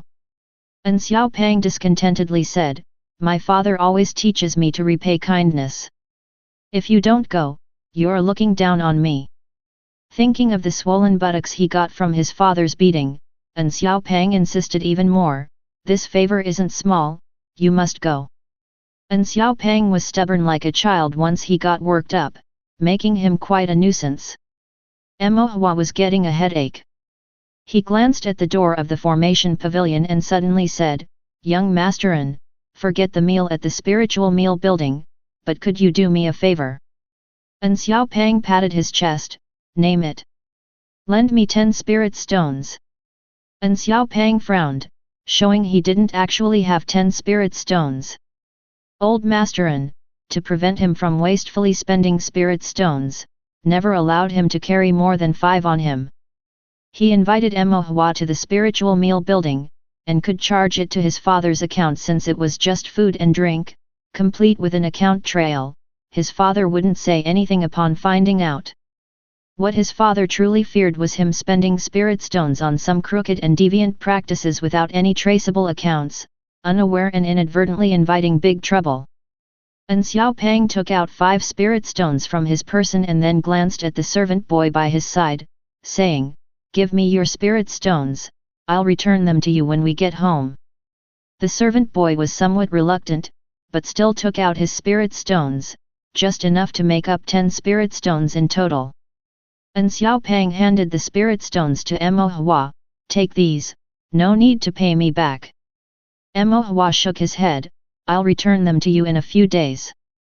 Mo Hua weighed the spirit stones in his hand for a moment, then carefully put them away. After saying goodbye to Xiao Pang, he returned to the formation pavilion, where there were still no customers, and the manager was still dozing off. After entering, Mo Hua tiptoed to the counter and placed the 10 spirit stones on top. "I've brought the spirit stones." The manager hadn't been asleep for long when he was roused by the sound of the bell, spotting Mo Hua and the 10 spirit stones on the counter. The manager picked up the spirit stones, examined them closely, saw that there was nothing wrong with their quality, nodded, and then reached under the counter to take out a storage bag. Inside this bag is a formation diagram for the bright fire formation, along with 10 pieces of formation paper and spiritual ink, enough to draw 10 bright fire formations. This order has a deadline of 10 days, if it is overdue, the entire deposit will be forfeited. For each well-drawn bright fire formation, you will earn 1 spirit stone, but if you make a mistake or fail to meet standards, 1 spirit stone will be deducted from your deposit. These rules are standard for the commerce firm, your brother should be well aware. Mo Hua nodded. If he successfully completed all the formations, he could earn 10 spirit stones, but if he failed them all, he would have to reimburse 10 spirit stones. Being successful over half the time would be profitable. The manager added a reminder, "Remember, the deadline is 10 days. Don't forget, or I'll take all the deposit." Mo Hua hurriedly nodded in agreement, then respectfully thanked the manager and left. After getting home, Mo Hua locked himself in his room and quietly pondered over the formation. A maximum income of 10 spirit stones was indeed very substantial. Although he had earned 12 spirit stones by helping his sect mates with their formation assignments, such opportunities did not come by often in a year. Moreover, doing formation assignments for sect mates ultimately wasn't a proper task. Occasionally taking on such work was fine, but over time, it could hinder the progress of his sect mates. The situation at the commerce firm was different. If handled well, he could earn spirit stones on a long-term basis and also practice formations, making it a win-win situation. Mo Hua spread the formation diagram of the bright fire formation in front of him. The formation diagram was pre-drawn by other formation masters and could be used as a template. On the back of the formation diagram was an explanation of the formation, listing the formation patterns, the pen and ink to be used, along with other points to note, which were universally used notations among the Tao Cultivation world to record formation secrets. The explanation for the bright fire formation detailed relevant notes about where to use fire series formation patterns, how to connect the patterns, ink preparation, and the ratio for ink usage. Many concepts were quite unfamiliar to Mo Hua, presenting some difficulty in understanding. This was the first time Mo Hua had seen an official formation explanation. What he had learned in the sect before was just the most basic formation work. Although those were also called formations, they mostly contained only 1 or 2 basic formation patterns for the disciples' enlightenment and introductory learning, which was different from the truly prevalent formations in the cultivation world. The bright fire formation explanation ended with a note. Bright fire formation, fire series formation, contains 3 formation patterns, requires a chi refinement level above the 3rd layer. However, what really caught Mo Hua's attention was a line of small red handwriting after the note. Those not at the required level, beware of insufficient divine sense. Mo Hua, who was only at the 2nd layer of chi refinement, couldn't help but frown. Cultivators needed divine sense for any activity guiding spiritual energy, using spiritual power, casting spells, controlling spiritual artifacts, alchemy, artifact refining and so on, all required divine sense. Among these, drawing formations was known to consume the most divine sense. However, the specific warning about insufficient divine sense here, along with the level restriction and the use of red ink, made Emohua realize that he might not be fully aware of just how much more he would need. Could it be that drawing formation really requires a lot of divine sense? Emohua, stroking his small chin, pondered. Let it be, first I need to get familiar with the formation patterns, and then I'll practice them on the stele tonight. After noting down the formation diagram for the bright fire formation, eating dinner with his parents, and practicing a few times with ordinary paper and ink to get familiar with the formation patterns, Emohua lay down on his bed at 1 a.m. and as he closed his eyes, an ancient and void stele floated into his sea of consciousness. Chapter 9, Bright Fire Formation. The figure of Emohua in the sea of consciousness looked the same as his external physical body and could move at will, but it wasn't made of flesh or even constructed from spiritual power, it was simply a phantom of divine sense. Emohua's phantom held his breath and concentrated, using a finger as a brush to paint the formation patterns of the bright fire formation on the Taoist stele. Pale blue lines moved agilely with Emohua's finger, gradually emerging on the jet-black Taoist stele, connecting thread by thread from simple to complex, forming mysterious patterns. After finishing the second pattern, as he continued to draw, Emohua gradually felt an unprecedented exhaustion and even pain. It was as if a dam in the sea of consciousness had been opened, and the divine sense within flowed out incessantly like the tide. The more divine sense flowed out, the closer the sea of consciousness came to depletion. It felt like a riverbed drying up, slowly cracking under an unnamed pressure, causing a stinging pain and a faint numbness on the scalp. Emohua also began to feel his thoughts grow sluggish, and the third pattern he painted became slower and slower. Suddenly, a needle-like pain transmitted from the sea of consciousness. Emohua briefly lost focus and inadvertently made an error in the formation pattern on the stele. Emohua had to stop, holding his head, waiting for the pain to slowly subside. It took a full length of time it takes to drink a cup of tea for Emohua to recover. After some contemplation, he realized. A cultivator drawing formation requires a vast amount of divine sense, far more than other disciplines of Tao cultivation consume. And much more than I initially thought. That's why the manual specially marked with red ink, stating those with insufficient cultivation levels must be cautious in learning. If one's cultivation level isn't high enough and the divine sense isn't strong, forcibly copying the formation can lead to excessive depletion of divine sense, and even cause it to dry up. Depletion of divine sense brings intense pain to a cultivator and can even cause the sea of consciousness to be damaged and crack. Once it cracks excessively, the sea of consciousness will directly shatter, and the cultivator will die as their Dao ceases to exist. This was mentioned by the instructor in the formation class, something Emohua didn't take too seriously at the time. Recalling it now sent a chill down his spine. The bright fire formation requires the third level of chi refinement, and I'm only at the second level, indeed a bit lacking in divine sense. Emohua held his head in his hands and lay on the ground of the sea of consciousness, slowly pondering. Although it's just a bit lacking, it shouldn't be too far off. My divine sense is originally stronger than others, and I have studied formation for so long. With more practice, I should be able to draw it. If one attempt fails, then try a second, a third. With each attempt, my divine sense grows a bit stronger, and each time I manage even one more stroke than before, eventually, I'll be able to complete the formation. After his contemplation, Emohua stood up, erased the incomplete formation pattern on the stele, and then his divine sense began to fill up again. It was as though he had never drawn a formation before, but every stroke and line he had just inscribed was etched into Emohua's mind. Emohua couldn't help but sigh in his heart.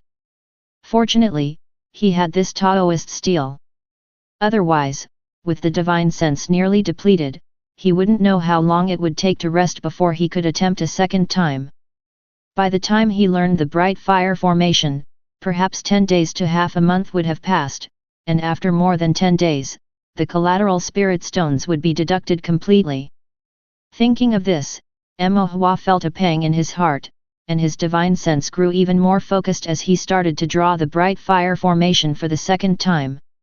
In the vast expanse of the sea of consciousness, one could not feel the passage of time. Emohwa would draw for a while, rest for a while, and take a break. When he truly couldn't draw any further, he would directly erase it all and start over again. After an unknown number of attempts, he finally managed to complete the bright fire formation. Emohwa let out a long sigh of relief, collapsing onto the ground, feeling like a little salted fish with its divine sense completely drained. After resting for the time it takes to drink half a cup of tea, Emohwa had the heart to stand up again, admiring the first formation he had successfully drawn, the bright fire formation. On the pitch-black Taoist stele, a formation with complete pale blue lines was drawn, its patterns precise and elegant, exuding an unknown mystique.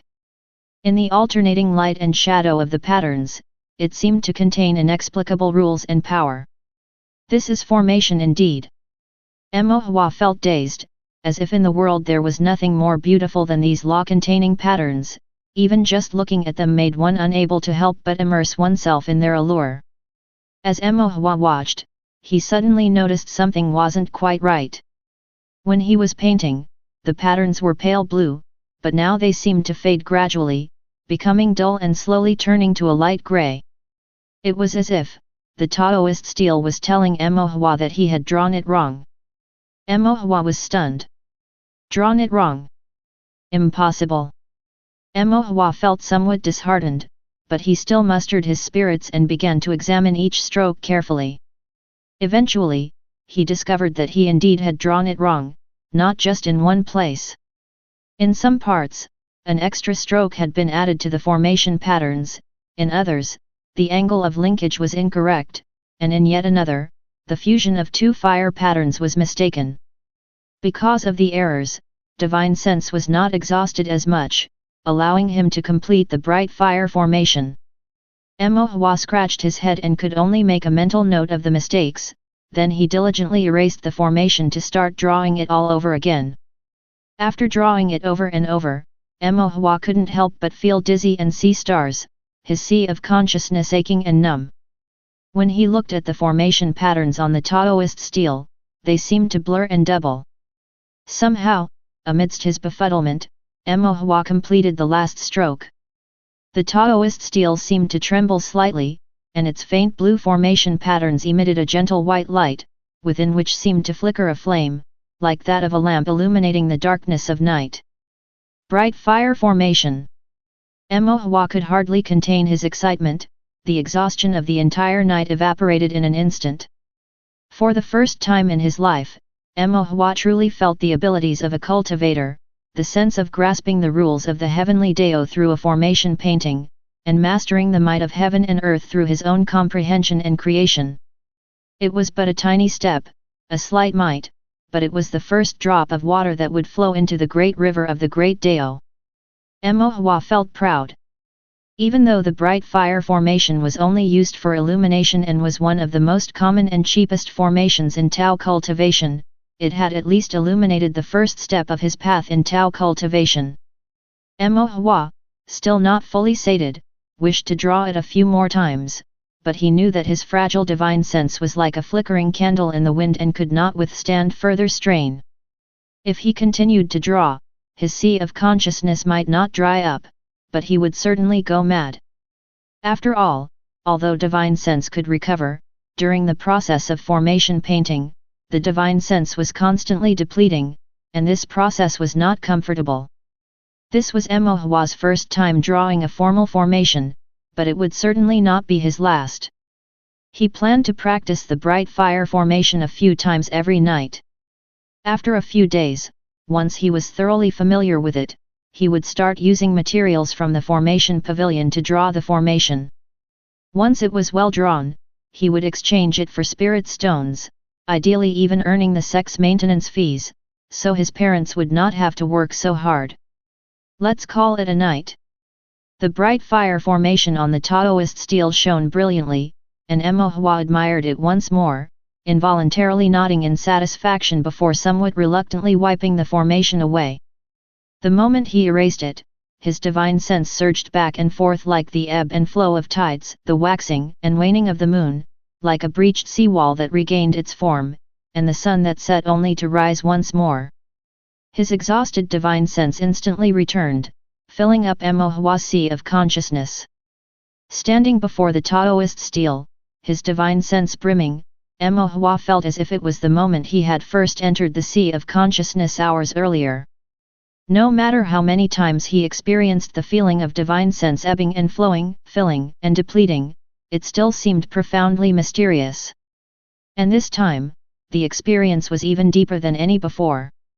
Mohua gazed at the Taoist Stele, its surface black and profound, seemingly a void yet encompassing everything, appearing empty but seemingly revealing all. Transforming divine sense into formation patterns, and formation patterns back into divine sense, existence and non-existence giving rise to each other and transforming mutually. A saying from an ancient text surfaced in Mohua's mind. Existence is what we use to gain benefits, non-existence is what we utilize. Chapter 10 Drawing Formation. The next morning, Mohua finished breakfast, set down his chopsticks, and went back to his room. He took out the paper and brush for copying and, with the memory of the bright fire formation still clear in his mind, started to meticulously copy it stroke by stroke. The copy was created with the cheapest ink and paper, which possessed no spiritual energy. The formation painted was merely a pattern with no effect at all, consuming only a minuscule amount of divine sense, so he wasn't worried about wasting spirit stones if he failed. Mohua copied the formation in one go based on his memory. Since it didn't use much divine sense, he hardly paused at all. Mohua took out the formation diagram of the bright fire formation and compared it meticulously against his copy. He discovered 3 mistakes. Setting the formation paper aside, Mohua took out a new sheet and continued drawing. After drawing 3 sheets in succession, he finally managed to copy a complete bright fire formation diagram without a single mistake. Mohua let out a long sigh of relief, stretched lazily, and glanced at the small sundial on his table to find that it was already noon. Only then did he feel hungry. Lu Ruhua had already prepared a meal consisting of spirit rice, several stir-fried vegetable dishes, and the only meat dish was an egg from a demon chicken. The quality of the spirit rice was low grade, but it was enough to fill his stomach. The simple and tasty meal was devoured eagerly by Mohua. After finishing, he ran back to his room to continue practicing copying the bright fire formation. Watching Mohua's retreating figure, Lu Ruhua expressed her concerns. Where is working too hard, he's gotten much thinner. Mo Shan nodded and said, hard work is good, but I'm afraid it will wear him out. Where was born weak, and his foundation isn't strong, indeed, he shouldn't overexert himself. Lu Ruhua sighed, it's a pity he didn't inherit your talent for body refinement and instead took after my frailty. Mo Shan gently embraced Lu Ruhua's slender shoulders, how can we blame you for that? When Wei was born, his blood qi was weak, so we went to old Mr. Feng of Apricot Forest Hall. He told us that one's divine sense and physical body are balanced at birth. Wei was born with a strong divine sense, hence the weaker body. Look at him now, despite being physically weak, which of the neighborhood children is as smart as he is? That Wei is so clever and handsome is all thanks to you. Lu Ruhua couldn't help but smile, you always know what to say. Seeing his wife's expression soften, Mo Shan continued, this morning, I chatted with old Joe from the monster hunting team. I heard that a few days ago, they happened to kill a fire chick. This bird might not be a monster beast, but its flesh contains some spiritual energy. I bought some to let Mohua try it, it will be good for you to nourish your body, too. Lu Ruhua asked, do we have enough spirit stones at home? No need, Mo Shan said, we're brothers who've hunted monster beasts together. We have a good relationship, so it's the same if I pay after the new year. Lu Ruhua placed her storage bag in Mo Shan's hand, give however much you can, if it's not enough, we can repay it after the new year. With the holiday approaching, Everyone needs to earn some spirit stones for the festivities. Mo Shan thought for a moment and then nodded, that sounds good. While Mo Shan and his wife chatted, Mo Hua focused intently on drawing the bright fire formation until the evening, by which time he had become quite skilled at it. At dinner, Mo Hua ate quickly and then rushed back to his room, where he rested quietly for a moment before going to sleep on schedule and entering his sea of consciousness. The ancient stele stood tall in the empty white expanse of his sea of consciousness. Using his finger as a brush, Mo Hua began formally drawing formation on the stele. As the formation patterns on the stele slowly took shape, his divine sense poured out. When his divine sense was nearly depleted, and Mo Hua was almost unable to maintain it, he finally completed the bright fire formation. Mo Hua stopped, and the formation on the stele emitted a gentle white glow. The bright fire formation was a formation that a cultivator at the third level of Qi refinement could draw. Mo Hua, at only the second level, was struggling, but he could now complete a full bright fire formation diagram. This also meant that, even compared with a Qi refinement third level cultivator, Mo Hua's divine sense was in no way inferior. Mo Hua felt a small surge of pride within him, then he erased the bright fire formation he had drawn, and his divine sense immediately replenished itself. Mo Hua continued to practice drawing the bright fire formation, for he had to use the evening to fully master the formation diagram of the bright fire formation, and then start on officially drawing formation the next day. In the empty white and silent sea of consciousness, Mo Hua repeatedly drew the bright fire formation, summarizing and reflecting on various issues encountered. Unconsciously, daylight broke, and Mo Hua found himself involuntarily exiting the sea of consciousness. Feeling no fatigue, Mo Hua immediately got up, sat on the bed to practice meditation for a while, and after finishing breakfast, he washed his hands, and with great care, took out the formation materials given by Fatty Steward. The materials included 10 sheets of formation paper and 10 small bottles of pale red ink. The formation paper was made from the skin of monster beasts and some shredded spirit grass, while the ink was a mixture of the blood of fire attribute demon beasts and spiritual liquid. Different from the paper and ink Mo Hua used for copying, these contained spiritual energy and naturally, they were much more expensive. Fatty Steward had also included a pen that was new but crudely made, hardly any better than Mo Hua's own, which Mo Hua did not open, preferring his own pen which he was more accustomed to. Mo Hua spread out a sheet of formation paper on the table and carefully poured the ink into the ink's tone. The ink's tone helped preserve the spiritual power of the ink a bit longer, preventing it from dissipating too quickly. Mo Hua reviewed the formation patterns of the bright fire formation in his mind once more, before he started to officially draw the formation. The process of drawing formation went smoother than Mo Hua had expected, except for using real paper and ink. Everything else felt the same as when he was drawing on the stone stele in the sea of consciousness, even the speed at which divine sense was consumed. However, due to some nervousness, a few strokes were slightly skewed. Although it didn't affect the effectiveness of the formation, it made the drawn formation look somewhat ugly.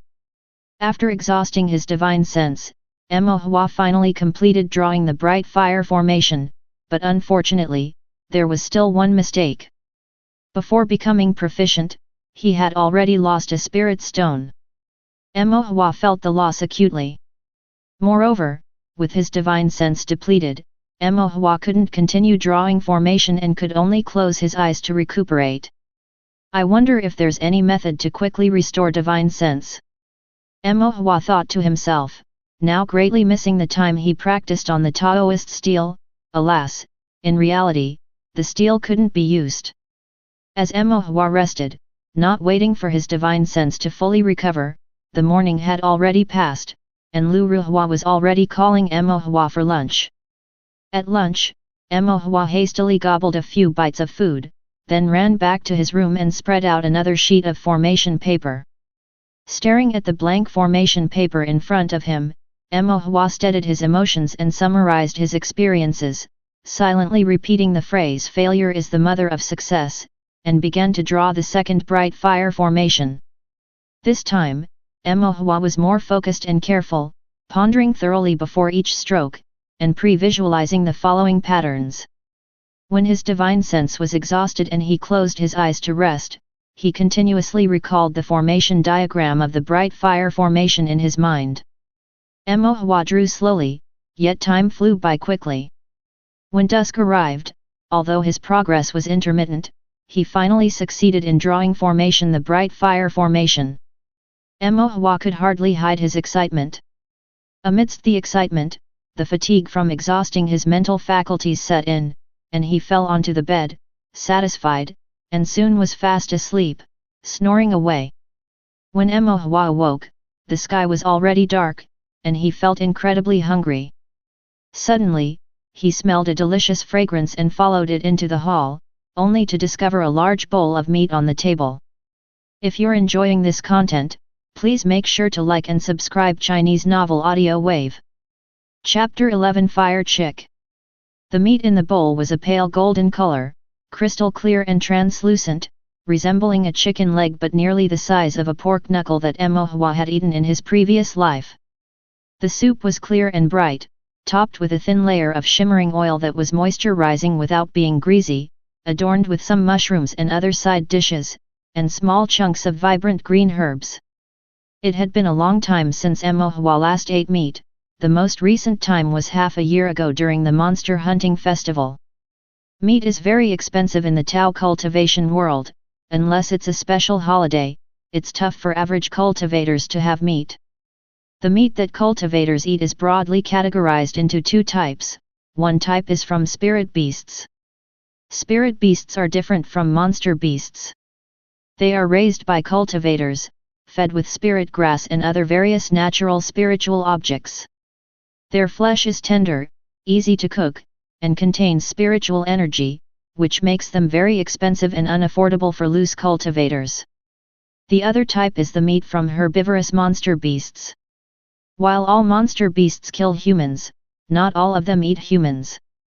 Those that feed on various spirit grasses might be ferocious and slaughter cultivators, but they won't consume the cultivator's flesh. Conversely, carnivorous monster beasts have almost all eaten humans. If they haven't, it isn't because they don't eat humans, it's simply because they have yet to encounter a cultivator they can eat. Therefore, while the meat of herbivorous monster beasts may have a peculiar taste, it is still edible for cultivators. The flesh of carnivorous monster beasts, on the other hand, is bloody and filthy, difficult to consume, and once eaten by a cultivator, it can easily contaminate their blood qi, causing their meridians to become chaotic, and some may even become possessed and insane. The meat of herbivorous monster beasts may not be expensive, but ordinary cultivators still won't eat it. The physical constitution of monster beasts is far superior to that of cultivators, and herbivorous monster beasts are no exception. Their flesh is too tough to be palatable. To eat it, one needs to stew it over a stove for a long time before it can be chewed and swallowed. Loose cultivators simply can't afford the effort, and those cultivators who can afford the effort would directly choose to eat the flesh of spirit beasts. Thus, no matter what kind, meat is rarely seen on the tables of loose cultivators. The meat in front of him, however, had a faint white steam rising from it. Scarce though it was, it definitely contained a bit of spiritual energy. Lu Ruhua waved at Mo Hua. This is the meat of a fire chick. Your dad bought it to nourish your body. After speaking, she couldn't help pinching Mo Hua's pale little face. Look how much you've slimmed down recently. Mo Hua was somewhat reluctant and couldn't help asking, this meat must be quite expensive, right? Mo Shan waved his hand. We only bought half of it. It didn't cost too much in spirit stones. Moreover, it's from a friend in the monster hunting team. We're going to work together next year, so it's a mutual favor, half bought and half given. Mo Hua said, Dad, are you planning on entering the inner mountain next year? Mo Shan nodded. The outer mountain has become more difficult to make a living in. The profit from killing a monster beast is too low, and if someone gets injured, it could even be a loss. The monster beasts in the inner mountain are stronger, but as long as we find good items on them, we'll have an easier time, so next year. Mo Shan suddenly stopped and couldn't help but chuckle, why am I telling you all this? Lu Ruhua gave Mo Shan a gentle glare and spooned a bowl of meat soup for Mo Hua, try it and see how it tastes. Mo Hua took a sip of the soup and a bite of the meat. The soup was fresh, the meat was fragrant, rich but not greasy, and a delight to all senses. This was the most delicious meat Mo Hua had ever eaten. Mo Hua squinted in pleasure and praised, Mom, it's really delicious. Lu Ruhua couldn't help but smile, if it's good, eat more of it. This whole bowl is yours, make sure you finish it. Then she headed for the kitchen, there are some other dishes too, I'll go get them. Mo Shan stood up, I'll help you. Seeing his parents both head to the kitchen, Mo Hua took several pieces of the fire chick meat and added them to his own bowl, distributing the rest into his parents' bowls. When Mo Shan and Lu Ruhua returned with the dishes, they found their bowls filled with meat. Lu Ruhua felt both gratified and amused, saying softly, this meat was specially bought for you. At our age, we don't expect any progress in cultivation. To consume such spirit-enhanced meat would be a waste. As Lu Ruhua tried to place some meat into Mo Hua's bowl, Mo Hua covered his bowl with both hands and shook his head, saying, I've had enough. I can't eat any more. Mo Hua covered his bowl and refused to eat any more. Mo Shan and Lu Ruhua had no choice but to let the matter go, though they began to push the food back and forth between themselves. Mo Shan added meat to his wife's bowl, whispering, you've worked hard all these years. Eat more to nourish your body. Lu Ruhua returned the meat to her husband's bowl, softly saying, you've been the one toiling outside, enduring the elements and hardship. You should eat more. Mo Hua, listening, couldn't help but feel his teeth sour and blurted out, Mom, Dad, if you don't eat the meat soon, it will get cold. Mo Shan and his wife had forgotten their son was there, and when they saw their son's watery eyes watching them from the side, Lu Ruhua's face turned slightly red, while Mo Shan coughed lightly and pretended to eat as if nothing had happened. When Mo Hua saw his parents finally eating the meat in their bowls, he nodded in satisfaction. He then thought that although the meat of the fire chick was tasty, it was too expensive. The flesh of monster beasts might lack spiritual energy, but it could bolster one's blood qi, which undoubtedly was beneficial for cultivators. It was just that the meat of monster beasts was quite tough to chew. How could he ensure his parents ate more meat? He wondered if there was a method to achieve this. Mo Hua put this thought aside for the moment. The most important thing right now was to finish the bright fire formation painting, and head to the trading house to find Fatty Steward and exchange for spirit stones. After the meal, Mo Hua returned to his room to meditate and digest the fire chick meat. As the spiritual energy was not substantial, it did not take too long. Once the spiritual energy was refined, Mo Hua resumed his work on the bright fire formation. Before going to bed that evening, he successfully completed another one. Afterward, Mo Hua fell asleep and continued to practice formation painting on the Taoist stele, reinforcing his memory of the formation and reflecting on his brush technique. Once daylight came, he meditated and then kept practicing formation painting. He completed one in the morning and another in the afternoon, both successfully. However, the use of divine sense was quite draining, so after dinner, he had to rest for a while before going back to practicing formation painting on the Taoist stele in his dreams. On the fourth day, Mo Hua's brush technique had improved significantly, and his divine sense seemed to have thickened slightly. Perhaps it was due to a deeper understanding of the bright fire formation, leading to less consumption of divine sense. He was able to paint 2 formations during the day, and after dinner, he had the strength to paint another one. However, he was a bit too hasty and made a mistake with his brushwork, resulting in the failure of the formation. That night, after Mo Hua fell asleep, he continued to reflect and summarize in his sea of consciousness, practicing formation painting using the Taoist stele. By the 5th day, Mo Hua had completed 3 bright fire formations, all successful, though he felt a bit dizzy and his head was swollen from using too much divine sense. There was no pain as acute as the first time. Resting with closed eyes and concentration for a while did the trick. By then, Hua had used up all the formation materials entrusted by the trading house, producing a total of 8 bright fire formations. Although there were some imperfections and much room for improvement, he was generally satisfied. That evening, Hua indulged a little and didn't continue practicing on the Taoist stele. Instead, he drew a few comic strips on it, purely for entertainment. The next day, after breakfast, Hua arranged to meet Tahu and the other two for a stroll through the streets. Hua put the completed formations in a storage bag, slung it over his shoulder, and just before leaving the house, Lu Ruhua slipped a spirit stone and 5 broken spirit stones to Hua, telling him to buy some tasty or fun things if he saw something he liked. She also earnestly reminded him to stay safe. Tahu and the others thumped their chests, promising to protect Hua and not let anyone bully him. Hua waved goodbye to his mother and headed out the door with his 3 pals. On their way, Tahu and the gang were lively, hopping and jumping around.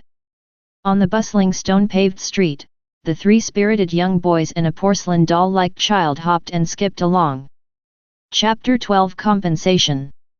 After wandering for a while, Xiahu suddenly asked, "Where are we going next?" Hua patted the storage bag on his body, first to the North Main Street. When they arrived at the entrance of Faded Gathering on North Street, Hua stepped onto the threshold and looked back, only to see his 3 little friends standing still. He couldn't help asking, "Aren't you guys coming in?" All 3 little friends shook their heads together. "I get dizzy just looking at formations." "Me too. I'm done with formations in this lifetime, I won't go in either." Hua had no choice but to say, "Then you guys wait here for me, I'll be right out." The 3 little friends nodded in unison. As Hua entered, the bell hanging from the door frame started to ring. The person in charge followed the sound and saw Hua at the door, standing tall and proud with a storage bag slung across the chest, and couldn't help chuckling, "It's you again, hey? What, has your brother finished all the formations?" Hua nodded, "Yes." The person in charge's interest was piqued. "Oh? That was fast, just 5 days, hey?" And then gestured to Hua, "Let me have a look." Hua took out the formations from the storage bag and tiptoed to place them on the counter. The person in charge picked up the formations, looked at them, and frowned. "Anxious?" Hua asked, "Did I not draw them correctly?" The person in charge pondered for a moment and said, "They are correct, but this level of skill doesn't seem like the work of an experienced hand. Some of these are fine, but these few." The person in charge flipped through a few and Hua took a glance, they were the ones he had drawn first. "These few are much worse off, the brushwork is very awkward, it's disjointed, as if cobbled together bit by bit. Are you sure your brother is learning formations from a formation master? The difference in skill is a bit much." Hua felt a little embarrassed, it was his first time drawing, and to have managed this much was already his best effort. "So, can these formations be used?" Tapping the counter with his finger and after a careful examination, the person in charge said, "Although the brushwork is a bit rough, there is no real issue with the formations themselves, they can still be used. It's just that the brushwork is a bit rough." Hua breathed a sigh of relief, "That's good," then added, "Maybe my brother was drawing this formation for the first time, so he wasn't very familiar with it and started off a bit awkward. Look, aren't the later ones much better?" After examining the later formations, the person in charge slowly nodded, "That's true, the ones at the back are indeed an improvement, at least conforming to the standards." "Right." Hua assured, "Don't worry, my brother will definitely get better and better at drawing them." The person in charge was amused by Hua, "You have quite a bit of confidence in your brother. All right, for your sake, I'll consider this order fulfilled. But next time, the formations must at least meet the standard of these later ones, you can't use those practice ones to fill the numbers. Mo Hua nodded again and again. The person in charge put away the formation diagrams and counted several spirit stones to place on the table. 8 successful ones, 2 failures, so the deposit of 2 spirit stones will be deducted, the payment is 6 spirit stones. If your brother wants to continue drawing, the deposit will remain 10. He already has the bright fire formation diagram, so I'll just give him 10 more sets of paper and ink. The person in charge then handed Mo Hua a storage bag filled with paper and ink. Mo Hua packed away the paper and ink materials and then picked up the 6 spirit stones, unable to suppress his excitement. Earning 6 spirit stones in 5 days was already comparable to the income of an average mid to late Qi refinement realm cultivator. Mo Hua's mother Lu Ruhua worked in the food building as an assistant cook, earning only 1 spirit stone a day, while his father Mo Shan's income from monster hunting was higher but not stable.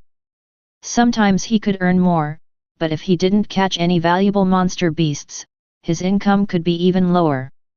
Mo Hua thanked the person in charge and then left Fated Gathering.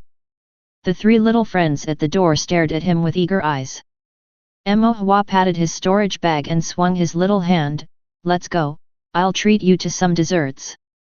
Dahu and the other 2 exclaimed with a wow and happily surrounded Mo Hua as they headed to a pastry shop on the street. Tongxian City had many pastry shops. The ingredients for the more exquisite desserts were too costly for them, so they opted for a roadside shop called Wang's Pastry, which was run by a basic Qi refinement realm cultivator. Though the shop was modest and the ingredients were not esteemed, the prices were reasonable. During festivals, ordinary cultivators often bought these treats to satiate their children's cravings.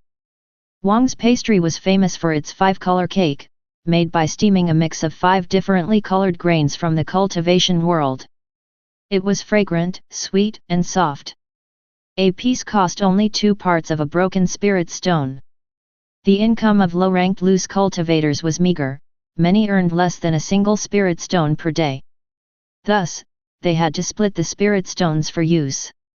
A spirit stone divided into 10 parts, with 10 parts of broken spirit stones equaling 1 full spirit stone.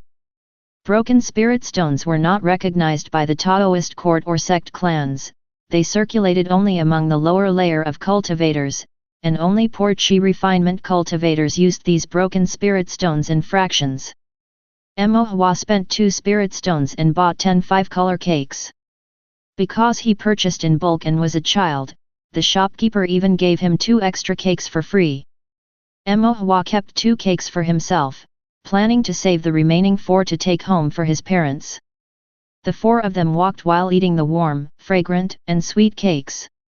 Xiaohu's mouth was too hot to close, but he still couldn't stop talking. "This cake is really delicious. When I earn spirit stones in the future, I'll eat it every day." Xianxia said, "Then you might as well marry a woman who can make desserts. That way, you can have it every day." Xiaohu had a moment of realization, right, how did I not think of that? But then he became conflicted again, "But I already like someone else, and one must not be fickle in love." Xianxia's eyes widened, "Who do you like?" Xiaohu said, "The girl selling tofu on the west side of the street. I said I liked her first, you're not allowed to compete with me." Xianxia made a dismissive noise, waving a hand, "Don't worry, her temper is terrible. I wouldn't compete with you for her." While Xianxia and Xiaohu chatted, Dahu focused on devouring his cakes, finishing both in no time and even licking his fingers afterward. Mo Hua handed over his uneaten cake to him. Dahu smiled sheepishly but couldn't resist taking the cake and eating it. Suddenly, Xianxia asked, "Mo Hua, did you really help Fated Gathering with the formation painting?" Mo Hua nodded. Xiaohu's mouth fell open, "You can actually draw formations for others." Xianxia gave him a disdainful look, "Otherwise, where do you think the spirit stones for these cakes came from?" Xiaohu, holding his cake, fell silent, "So, these cakes were bought with the spirit stones you earned from drawing formations? That's amazing, Mo Hua.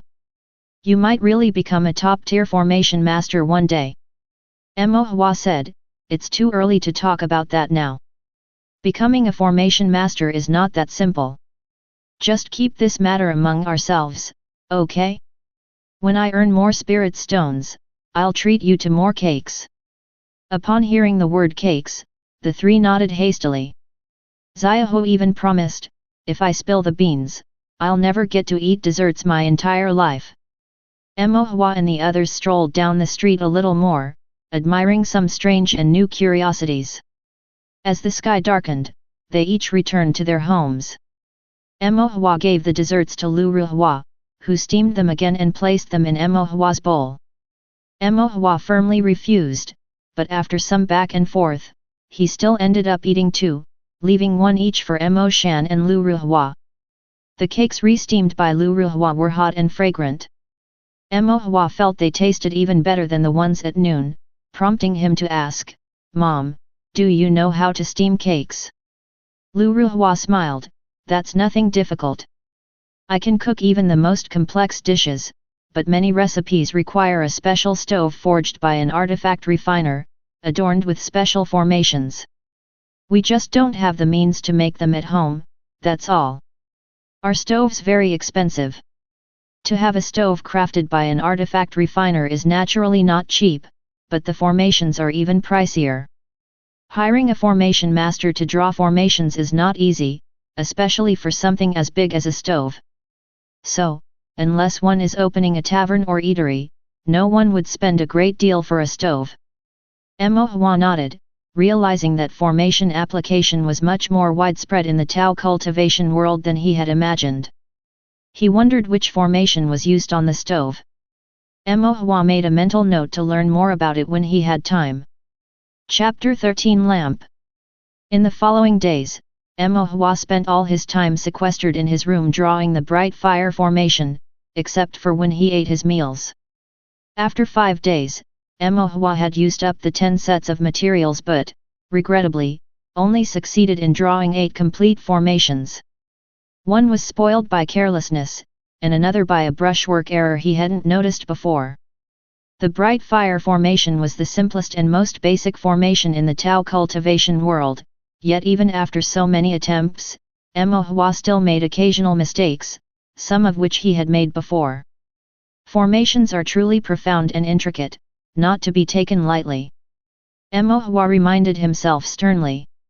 When he found the time, Mo Hua handed over the successfully drawn formations to the fatty steward of Fated Gathering. This time, the steward was slightly more satisfied, acknowledging Mo Hua's elder brother's diligent attitude and noticeably improved brushwork compared to before. He was very willing to continue their cooperation and, after giving Mo Hua 6 spirit stones, supplied him with 10 more sets of materials. Mo Hua had already earned 12 spirit stones and, at this rate, could complete another transaction before the end of the year, earning at least 6 more spirit stones. Mo Hua became even more meticulous in his drawing, handling the bright fire formation with greater ease. His divine sense had also strengthened considerably. Now he could complete a full bright fire formation without exhausting all his divine sense, significantly reducing the time it took to draw a formation. Several days later, after finishing his dinner, Mo Hua was preparing to return to his room when he suddenly heard a knock at the door. Mo Shan stood up to open the door and found 2 people standing outside. One was a young man wearing a clean and tidy Taoist robe who seemed to be quite cultivated and behaved very politely. The other was a middle-aged cultivator with some shallow scars on his face, whose eyes looked calm but held a sharpness within, and whose spiritual power was clearly much more robust, indicating he was at least at the 8th or 9th level of the Qi refinement realm. Young friend, might there be a brother named Mo Shan living here? Are you looking for my dad? Mo Hua asked, tilting his little head. The middle-aged cultivator's eyes softened as he looked at Mo Hua. You must be Mo Hua. Mo Shan also came out to greet them, clasping his hands in respect. Brother Ji. The middle-aged cultivator returned the greeting. Brother Mo, I'm sorry for intruding so late. My son and I have traveled from Black Mountain City, rushing through the night, and have only just arrived at this hour. Do you have a place to stay? Yes, it's with a brother from my father's generation. It happens that I'm visiting him, so we can lodge there temporarily. I came to discuss with you the matter we spoke of before. Come in to talk. Mo Shan welcomed them in, while Lu Ruhua tidied up the table and brought over some freshly brewed tea. Mo Shan then invited the two men to take a seat and introduced Mo Hua, saying, "This is your uncle Ji King Bai, and next to him is your brother Ji, with the given name Li."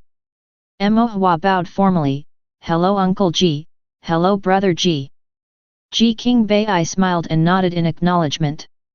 He wanted to compliment, but seeing the tall and burly Mo Shan with his heroic eyebrows and starry eyes, then looking at the delicate and handsome Mo Hua beside him with fair skin, he felt that the phrase like father, like son didn't quite fit. Normally, when a father is tall and robust, the son also tends to be strong and bear a resemblance, and that's when the phrase is most apt. But as a monster hunter who was accustomed to battling monster beasts, and who only used the common compliment like father, like son, Ji King Bai suddenly found himself at a loss for words now that the phrase wasn't applicable. This child, Ji King Bai hesitated for a moment, then managed to find the words, is very well grown. To avoid seeming perfunctory, Ji King Bai added, handsome, resembling brother Mo, with gentle eyes and a temperament similar to the sister-in-law, well-read and sensible. I've never seen such an attractive child before. Mo Shan wasn't bothered by the particulars, he was delighted with any praise for Mo Hua.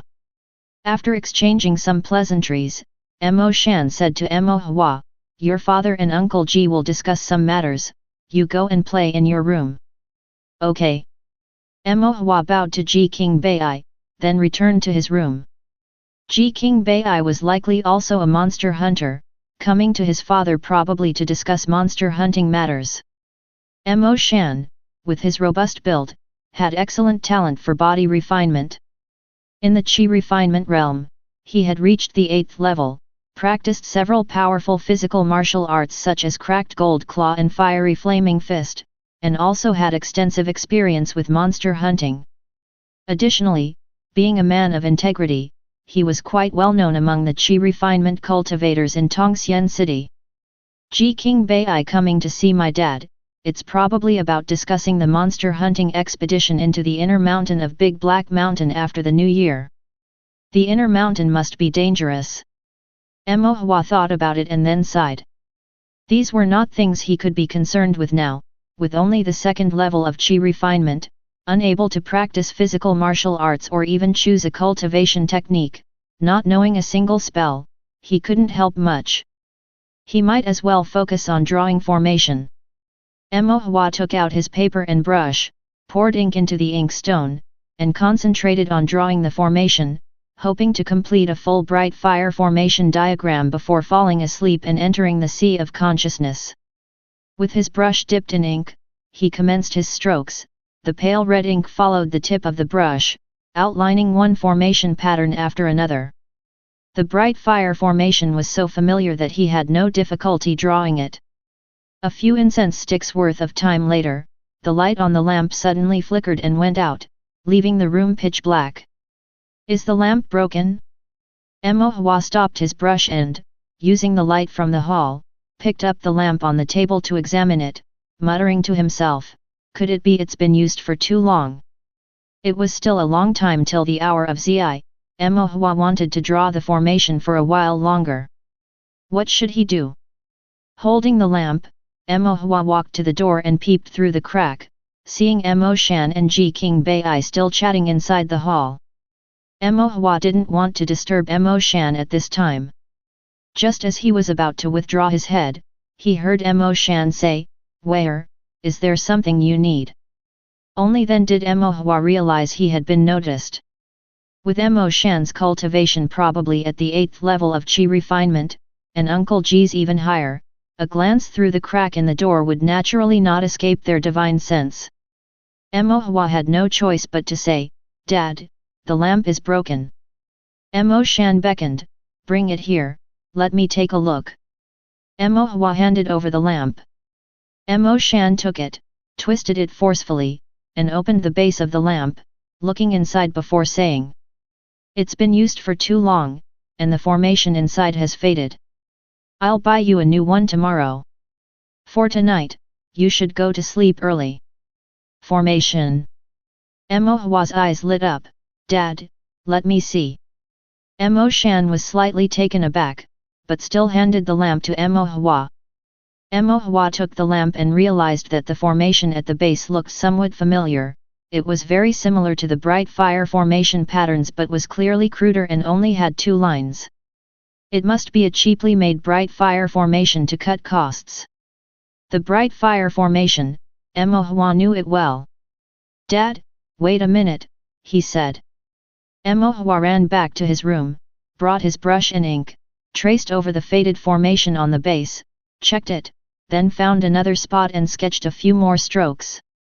Mo Shan and Ji King Bai stopped talking and solemnly watched him work. After a while, Mo Hua finished. "Dad, try it now." Mo Shan took the lamp, screwed the base back on, and flicked the small mechanism on the lamp. The lamp reignited and the room became brighter. "It's working." Mo Shan was surprised, then affectionately patted Mo Hua's head. "Not bad, take it back, and remember to rest early, don't study too late." Mo Hua hummed an agreement. "Dad, Uncle Ji, continue your chat, I'm going back to my room." Having said that, he ran back to his room with the lamp. Mo Shan turned to Ji Sahai. "Sorry, brother Ji, let's continue our conversation." However, Ji King Bai seemed to have heard nothing, staring at the back of Mo Hua as he went back to his room. He was zoned out for a long while before finally saying thoughtfully, "Mo Hua, this child, should only be at the 2nd level of Qi refinement, right?" Chapter 14 Ji King Bai. Mo Shan didn't know why Ji King Bai suddenly asked this question but nodded and said, "Brother Ji is correct, Wei is cultivating at Tongxian Gate, and currently, he's at the 2nd level of Qi refinement." Ji King Bai found it a bit hard to believe, 2nd level of Qi refinement and he can draw formations already. Mo Shan replied, "That shouldn't be the case. He's just learned a smattering at the sect and is imitating what he's seen, scribbling a few strokes, that's all." "Uncle Mo, you're being too modest. Just those few strokes he did just now were quite impressive. It shows that Mo Hua has talent." Mo Shan smiled and said, "If that's really the case, then I accept your good words, brother Ji." Ji King Bai sighed and said, "Among the descendants of us monster hunters, not to mention formation masters, there are hardly a few who have a rough understanding of formations, capable of drawing a few formation patterns. Before the new year, I went to ask for a formation master's help to draw some formations. I suffered an insult and still had to smile apologetically at him, for fear of offending him." The more Ji King Bai thought about it, the angrier he became. It was just a small formation he had to draw, and not only did he demand 200 spirit stones, which was already exorbitant, but he also wanted one of my nieces to accompany him for a meal and to toast to him. If we were inside Big Black Mountain, I would have really wanted to split him with my blade. Mo Shan's face also darkened, to behave so unreasonably. "Exactly, but what can I do?" Ji King Bai sighed, "We don't know about formations, and the younger generation won't learn them. Whenever there's a problem, we have no choice but to swallow our pride and ask those clan formation masters for help. They act so arrogant and we still have to appease them with smiles." "Little brother Mo," Ji King Bai looked at Mo Shan earnestly, "if Mo Hua really wants to learn formations, you must let him continue. If there's any difficulty, just come find me. I'll certainly help without any hesitation as long as it's within my power." "Brother Ji, you're too kind. If the child really wants to learn, I will certainly let him continue," Mo Shan said seriously. Ji King Bai nodded in acknowledgement. The two chatted a bit more and discussed some matters about monster hunting, and then Ji King Bai took his leave. Mo Shan escorted Ji King Bai and his son to the door. After Ji King Bai left, he took his son to the home of a senior on the west side of South Main Street. On the way there, Ji King Bai instructed his son, Ji Li, monster hunting in Xianxia City is getting more and more difficult, so this time I came to ask your uncle Mo to join me and take a look at the inner mountain of Big Black Mountain. Your talent is good and you are already at the 7th level of Qi refinement, so come along to gain more experience. But leave the monster hunting to your uncle Mo and me, don't get involved unless it's absolutely necessary. Ji Li responded, Dad, I understand. I know you understand, but you're still young and might not completely grasp it. Monster beasts are extremely vicious and cunning. With you having the lowest cultivation, if you don't make a move, it's fine, but once you do and the beast spots a weakness, you could suffer a great loss. Ji Li nodded and then, out of curiosity, asked, Dad, is Uncle Mo's cultivation strong? Of course, your Uncle Mo is the most talented monster hunter I've seen in all these years. He has great natural ability, quick reactions, and plenty of hunting experience. It's just a pity though. For loose cultivators like us, once we start a family and have children, we end up using all our accumulated spirit stones for our children's cultivation, leaving less for our own. Ji King Bai sighed, then continued, otherwise, with his talent, continuing to cultivate, he could have reached the foundation establishment stage. Ji Li remained silent for a moment. His father's cultivation could also have continued to improve, but the spirit stones he earned later were used for his own cultivation. Speaking of foundation establishment stage cultivators, Ji Li softly asked, how's Grandpa Zhang faring? He's not doing well, Ji King Bai said with a dejected expression. Uncle Zhang is the only foundation establishment elder in Xianxia City's monster hunting guild. If he were to pass away, we Qi refinement realm loose cultivators would probably be bullied by those few clans again. The days ahead will get tougher. Are there any foundation establishment elders in Tongxian City? Yes, there is one with the surname Yu. He has a bit of a temper but is also protective of his own. Tongxian City's monster hunting guild relies on him to maintain their authority. The clans don't dare to go too far. If it gets too difficult in the future, just move here to Tongxian City, find a partner, and settle down here. That way, I can also rest assured. Ji Li, still young, blushed a little, Dad, that's still a long way off. Ji King Bai chuckled, it's not too early. These kind of things need to be planned in advance. Ji Li then thought of changing the subject and asked, can little brother Mo Hua from Uncle Mo's family really become a formation master? I don't know, Ji King Bai frowned, it's not easy to become a formation master. You start as an apprentice, then become an unranked formation master, and finally get assessed to become a first-rank formation master. Firstly, it's not easy just being an apprentice, as we loose cultivators have no inheritance. To learn formation art, one must find a specialized formation master to be a mentor, said Ji King Bai. Don't sects also teach formation art? Asked Ji Li. That's a far cry from the real thing, replied Ji King Bai. What the sect teaches is just the surface, meant to let you know about the existence of formation art, not to train you to become a formation master. Ji Li was astonished.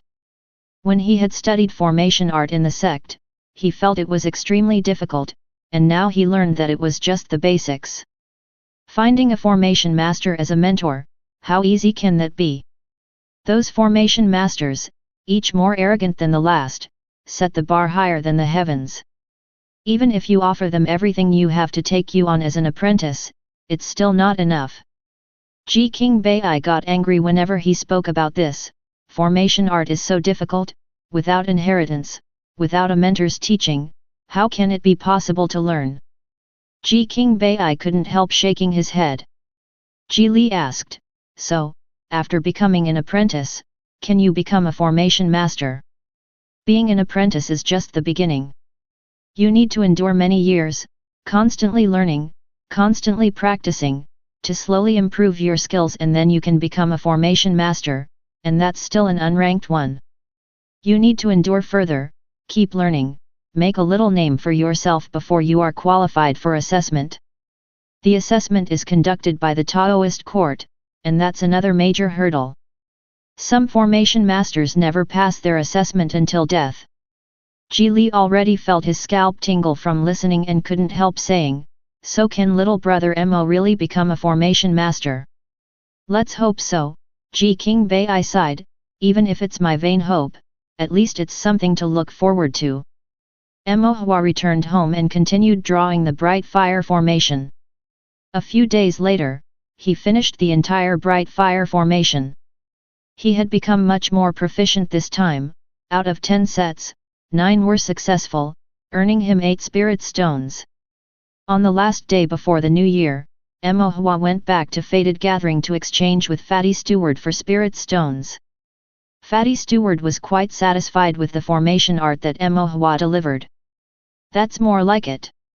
Since you've taken on a mentor and become an apprentice, you should be drawing at this level." When settling the account, Fatty Steward gave Mo Hua 10 spirit stones, the extra 2 were a gift. "This is a New Year's gift. It's not much, but it also brings good fortune." To Fatty Steward it might not be much, but to Mo Hua it was quite a bit. Mo Hua was very happy and picked out some auspicious phrases like wishing the steward bigger and stronger achievements, creating more glory to say. Fatty Steward nodded happily in response. The next day was New Year's Eve, and Mo Hua's family of 3 had a lively celebration. The customs of celebrating the New Year in the cultivation world and Mo Hua's memories from another life had many similarities, but also some differences. For example, although both pasted spring festival couplets, the couplets would glow, the cloud patterns on the character Fu, luck, would move, and the Kiran auspicious beasts in New Year paintings would stare at you with wide eyes, sometimes snorting at you, which was quite novel. The New Year's Eve dinner was also the most sumptuous meal of the year, which might include a bit of meat, and all the delicacies that were not usually available were enjoyed to the fullest. Mo Hua had a very happy New Year, and after playing with his friends for a few days, he continued painting formations for Fated Gathering. Through night and day of hard work, Mo Hua could draw the bright fire formation diagram with his eyes closed. He only needed 3 days to paint 10 formation diagrams, and his success rate remained above 90%. This went on until the 15th day of the first lunar month, which was the day before Tongxian Gate's school entrance. By that time, Mo Hua had earned nearly 50 spirit stones. After dinner, Mo Hua was packing for his entry into the sect the next day, while Mo Shan and Lu Ruhua discussed matters concerning their offerings. Chapter 15 Bundles of Repair. The sect opened its outer gate to recruit disciples and to impart the knowledge and skills of cultivation. To become a disciple, to study and practice cultivation, one needed to pay a tuition fee. The tuition fee varied depending on the grade of the sect. The higher the grade, the more expensive the fee. Tongxian Gate was only a first-grade sect within the Tao Cultivation world, but in Tongxian City, where only first-grade sects existed, it was the largest sect. The annual tuition fee was 100 spirit stones, and this did not include other miscellaneous charges. 100 spirit stones were not too expensive, but neither were they cheap. It was approximately what an ordinary chi practicing loose cultivator could save in a year, assuming there were no injuries or other significant spirit stone expenses. Once afflicted by illness or disaster, or encountering difficulties that required spending spirit stones to resolve, it was possible to end up with a year with no harvest. The new year had been joyous, but as it passed, the heavy burden of the cultivation life seemed to press down once again. Mo Shan placed a storage bag on the table with a bit of guilt.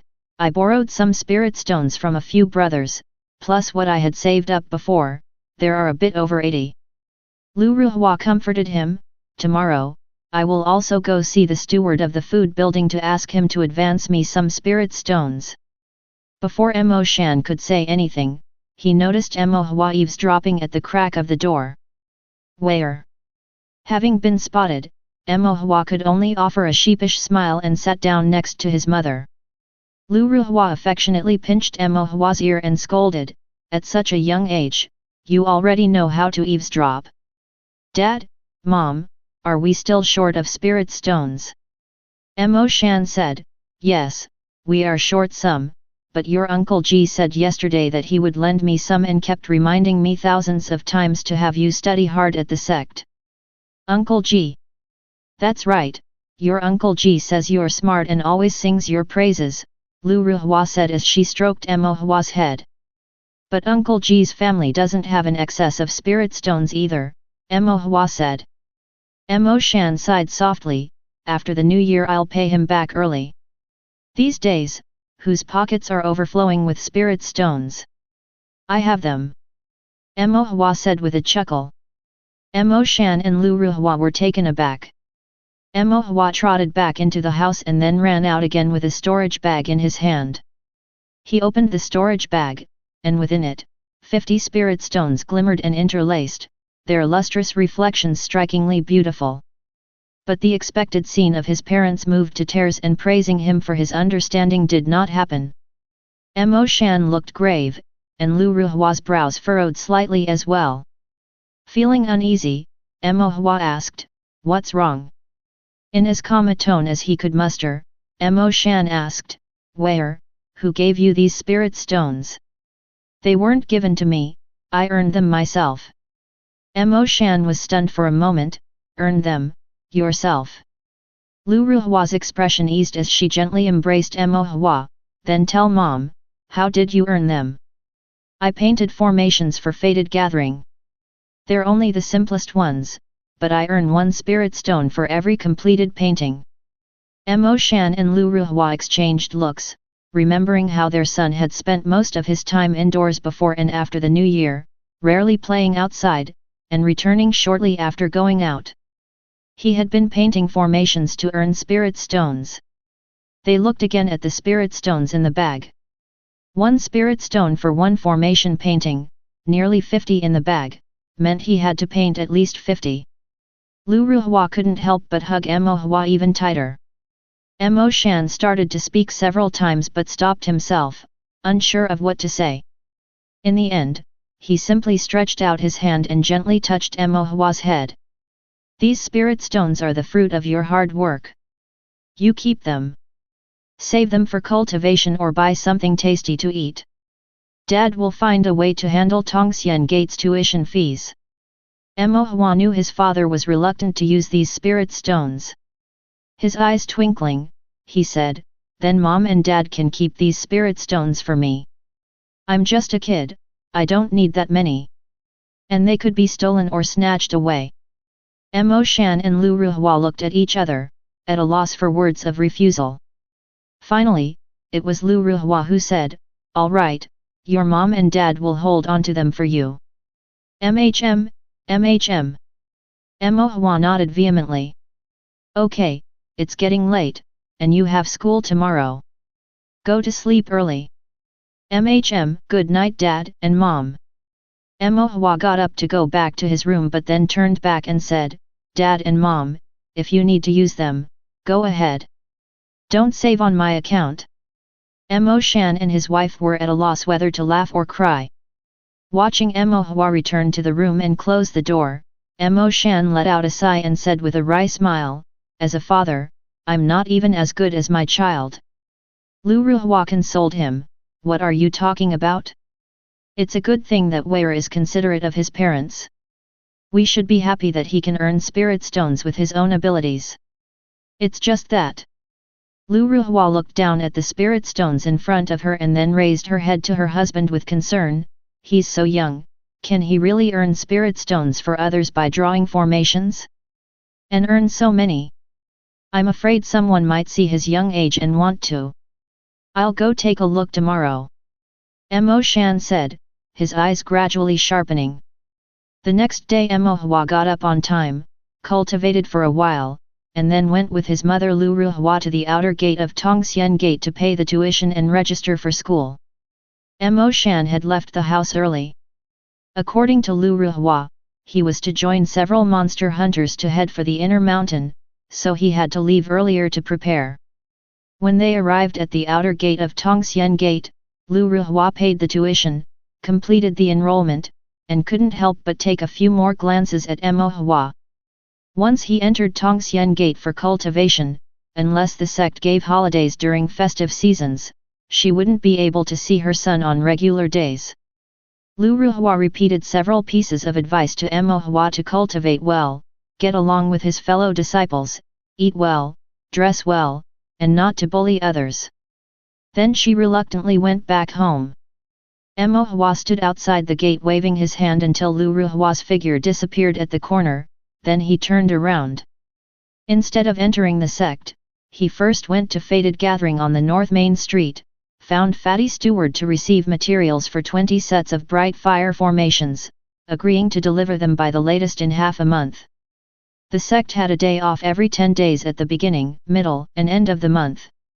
Mo Hua planned to slip out during these breaks to trade with Fatty Steward. For the 20 sets of materials, Fatty Steward still took only 10 spirit stones as a deposit.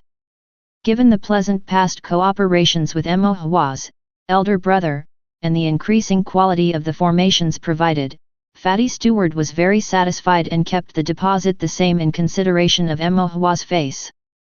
After negotiating with Fatty Steward, Mo Hua left Faded Gathering satisfied. After Mo Hua left, he didn't notice a burly man quietly watching him from outside Faded Gathering. Once Mo Hua had departed, the man entered the entrance of Faded Gathering.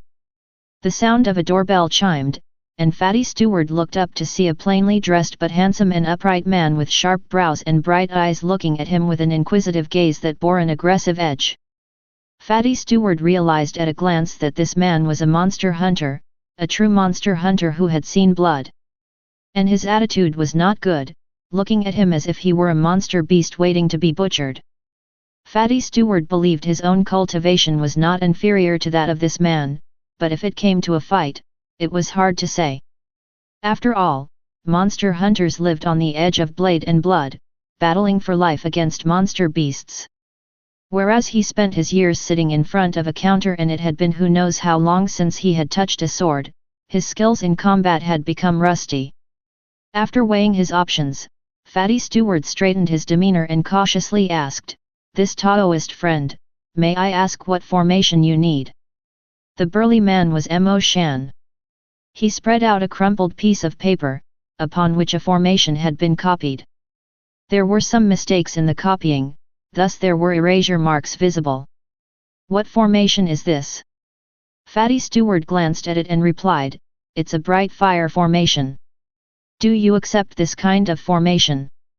The man's tone made Fatty Steward uncomfortable. On a normal day, he would have dismissed it, but today he felt a guest who enters is a guest indeed and should be treated with courtesy and thoroughness. "Of course, we accept it. This is a commonly used formation, regularly needed by ordinary cultivator families, so there's a significant consumption," Fatty Steward said. Mo Shan asked, "That child who just left, does he also draw formations for you?" Fatty Steward replied, "Such matters cannot be disclosed. Faded Gathering protects the privacy of its customers, which is a principle of our business." Mo Shan's gaze suddenly bore down like a knife, and the uncomfortable Fatty Steward pondered briefly, feeling that a cultivator should not be too rigid, principles could be flexibly adhered to. "Not that child, it's his elder brother." Mo Shan frowned. "Elder brother?" Fatty Steward said, "Yes, how much could such a young child know about drawing formations? He's just running errands for his elder brother, it's his elder brother who draws the formations." "Is that what he told you himself?" "Of course," Steward answered, "otherwise, why would we do business with a child?" After finishing, Steward looked at Mo Shan warily. "As for the child's surname, first name, and where he lives, I cannot possibly tell you." Mo Shan glanced at Fatty Steward dismissively. "Would I, as his father, not be clear about this child's surname, first name, and where he lives, that I would need you to tell me?" However, knowing Mo Hua was not being exploited, Mo Shan's attitude softened, and he cupped his fists towards Fatty Steward. stating, "I apologize for the disturbance, I will take my leave." Fatty Steward let out a sigh of relief internally, showing a hint of pride as he nodded in acknowledgement. As Mo Shan turned and left, Fatty Steward didn't breathe easily until his figure disappeared behind the door, then he muttered discontentedly in a low voice, "And he didn't even buy anything." Chapter 16 Qi Refinement Level 3. After Mo Hua entered Tongxian Gate, a new year of sect life began. Tongxian Gate is a first-grade sect, which is the lowest level of sects in the Tao Cultivation world. The hierarchical system of sect rankings in the Tao Cultivation world is extremely strict. When a sect is first established, it must undergo an assessment, which is audited and decreed by the Taoist court.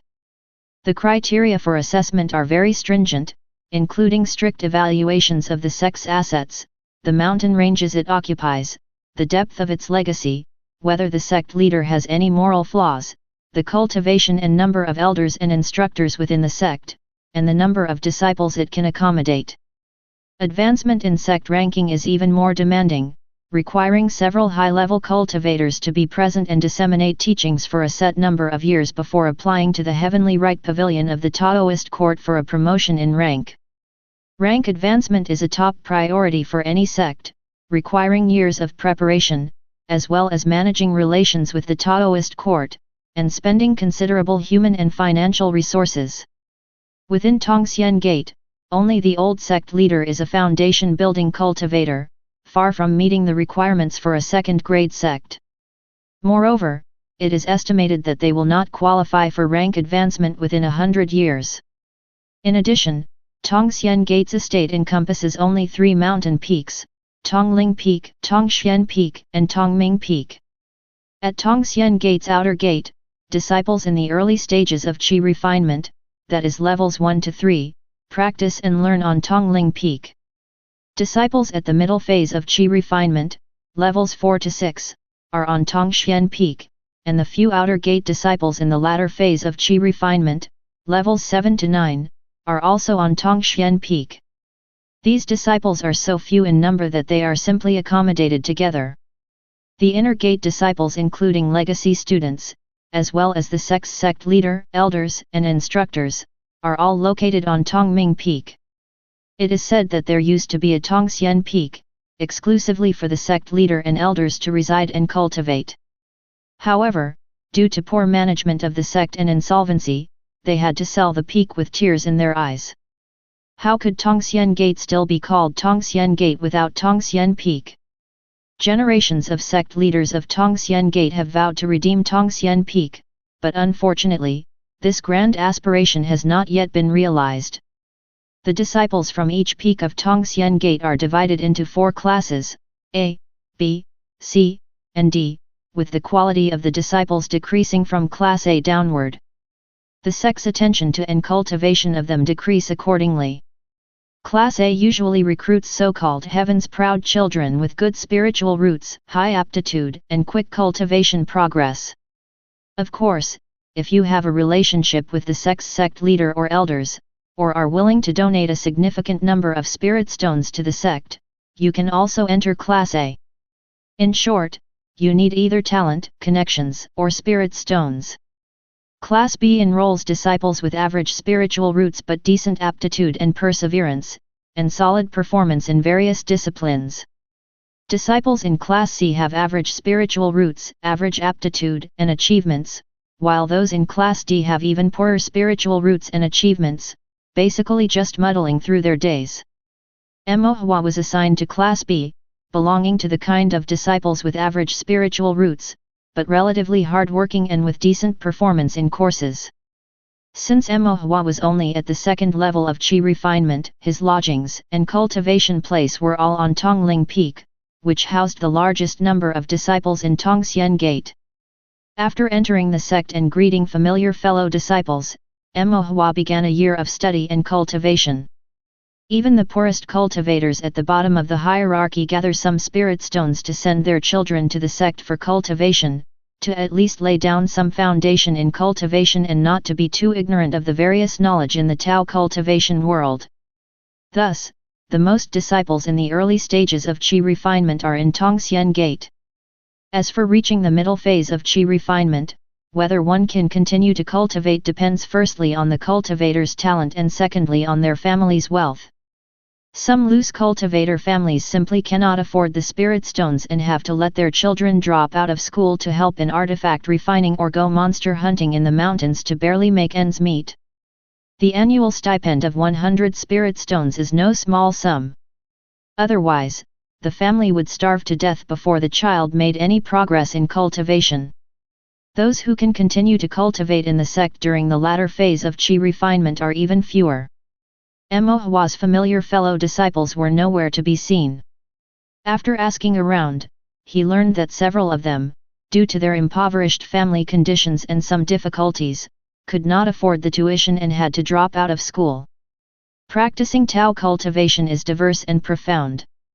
Without a teacher's guidance, one cannot fathom the number of detours they might take. Dropping out during the early phase of Qi refinement, unless blessed with an incredible stroke of fortune, it is difficult to make any significant progress in Tao cultivation. Mo Hua let out a small sigh, feeling quite sorry for them, but his own situation wasn't much better, leaving him little time to dwell on these feelings. While attending classes, Mo Hua continued his cultivation practice, and in his free time, he busied himself with drawing formation, leading a hectic but fulfilling life. Several months later, Mo Hua had imperceptibly broken through to the third level of Qi refinement. The practice of the Qi refinement realm relies more on persistence and accumulation. Daily dedication to cultivation, over time, along with the proper expenditure of spirit stones, naturally leads to breakthrough. However, what loose cultivators lack the most is always spirit stones. Small realm breakthroughs rely on accumulation, while breaking through the middle realms will encounter bottlenecks. These bottlenecks often require certain rare materials or pills to aid in breaking through. As for major realm breakthroughs like advancing from Qi refinement to foundation establishment, it's more a matter of fate. For most of the lower tier loose cultivators, it's a chasm they can never bridge in their lifetime. Each ascension in realm brings immense benefits for a cultivator. Now at the third level of Qi refinement, Mo Hua felt his spiritual power was more abundant, and his divine sense naturally stronger. The bright fire formation that used to be a strain to complete was now well within his grasp, and he didn't even need much rest after finishing it. Even though it was expected, Mo Hua was still pleasantly surprised. No wonder so many cultivators endure the tedium of cultivation with the sole focus on improving their realm. The plain joy that comes after such tedium is the true form of happiness. At the age of 10, Mo Hua's cultivation had reached the third level of Qi refinement, ranking him in the upper middle tier in his class. Now that he had reached the third level of Qi refinement, it was time for Mo Hua to choose his cultivation technique. One day after class, Instructor Yan asked several disciples at the third level of Qi refinement to stay behind, including Mo Hua. Instructor Yan kept Mo Hua and others back and then got straight to the point. This is normally handled by old Instructor Zhou, but since he's feeling slightly unwell, I am taking on the task temporarily to discuss the matter of cultivation techniques with you. The most important thing for a cultivator is spiritual power. Whether you're a body cultivator or a spiritual cultivator, whether you work on formation painting, alchemy, artifact refining, or rune making, all require spiritual power. If your spiritual power is strong, you stand above others. If it is weak, you're a notch below. The most fundamental difference among cultivators is the difference in spiritual power. The source of a cultivator's spiritual power is determined by their cultivation technique, and the cultivation technique is determined by the spiritual root. What kind of spiritual root you have dictates which cultivation technique you should practice, and the technique you choose will define the abundance of your spiritual power. Spiritual roots are innate, predetermined by nature and cannot be changed later. You can't choose your spiritual roots, but you can choose which cultivation technique to practice. Selecting an appropriate cultivation technique can greatly benefit your future cultivation.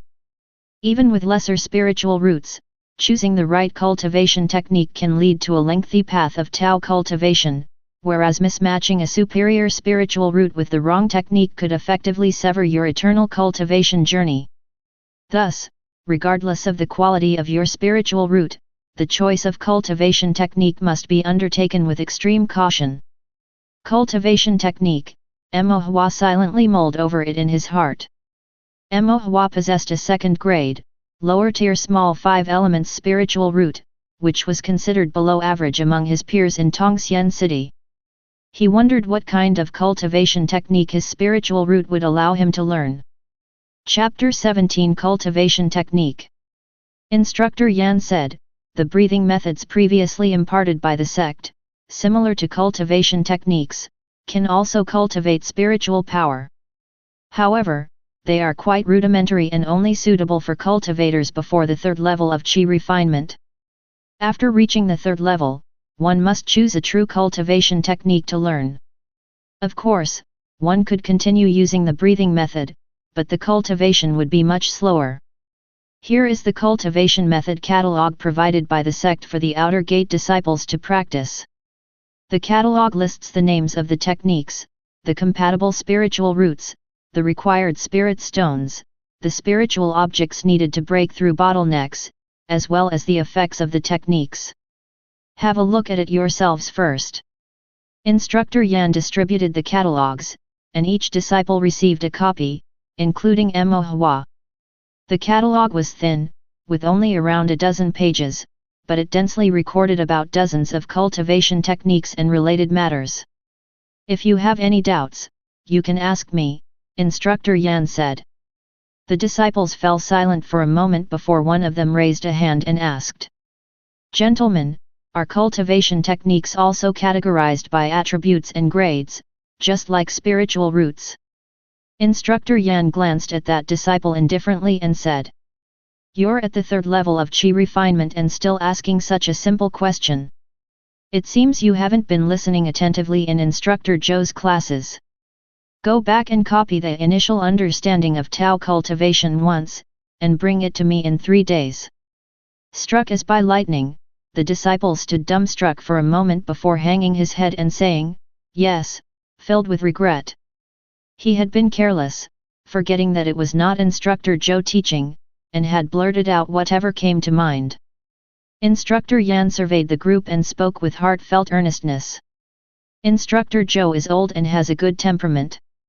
He doesn't discipline you much, and you might not pay attention in his classes. But selecting a cultivation technique is a crucial matter. I'll explain it to you again. Listen carefully and don't find it tedious. The disciples promptly sat up straight. A cultivator's spiritual route is divided by attribute and by grade, and so are the cultivation techniques. The attributes of spiritual routes are primarily based on the 5 elements: metal, wood, water, fire, and earth. Some routes pertain to a single element, some are mixed, and there are the rare ones that possess all 5, known as the small 5 elements and big 5 elements. Beyond these, there are also special spiritual routes emerged from unusual variations of the 5 elements, such as ice, thunder, wind, and yin-yang spiritual routes. These routes are quite rare and typically hard to come by. Additionally, spiritual routes are divided into 9 grades based on their quality, starting from the lowest, low-low, low-mid, low-high, mid-low, up to high-high grade. Each grade signifies a significant disparity. The higher the grade of the spiritual route, the better the natural talent for cultivation, and the higher the limit of spiritual power that the Qi Si within can hold. The classification of cultivation techniques is also divided by attributes, as well as by 9 grades, which basically aligns with spiritual routes. In choosing a cultivation technique, one must consider their spiritual route, what attribute it is, and select a technique of the same attribute. The grade of the spiritual route should ideally match the grade of the technique as well. The attribute of the spiritual route determines the trait of the cultivator's spiritual power. The rarer the attribute, the more special the cultivator's spiritual power. The grade of the spiritual route determines the cultivator's natural talent for Tao cultivation. The higher the grade, the greater the natural talent. Is a rarer spiritual root always better? A disciple asked timidly. Not necessarily. For disciples of great clans and sects with inheritance, this is a good thing. But for ordinary cultivators, the rarer the spiritual root, the fewer the cultivation techniques available, and some may not even find any techniques to learn, which is not a good thing, Instructor Yan explained. What if the attribute of the cultivation technique doesn't match the attribute of the spiritual root? Another disciple asked. It won't matter, Instructor Yan said, because you won't be able to cultivate it. A cultivator with a gold water spiritual root simply cannot learn a cultivation technique of the earth and wood series. Are there no exceptions? Instructor Yan raised an eyebrow and said, at least, there are none recorded in the Taoist court's annals of over 20,000 years. If you happen to encounter one, do tell me, so I can also broaden my knowledge. The disciple shrank his head and stopped talking. Instructor, does the grade of the cultivation technique also have to match the grade of the spiritual root? Another disciple asked. Instructor Yan said, a higher grade spiritual root can cultivate lower grade techniques, but a lower grade spiritual root cannot cultivate higher grade techniques. A disciple, confused, asked, if one has a high grade spiritual root, why choose a lower grade technique? Wouldn't that mean less spiritual power cultivated? Instructor Yan explained, the higher the grade of the technique, the more spirit stones are required for cultivation, and the rarer the heavenly and earthly treasures needed to break through bottlenecks. Some treasures simply cannot be afforded by ordinary cultivators. It's better not to choose a high-grade technique, only to find halfway through cultivation that you can't afford it, by which time regretting would be too late. What if someone with a low-grade spiritual root studies a high-grade cultivation technique? The disciple asked again.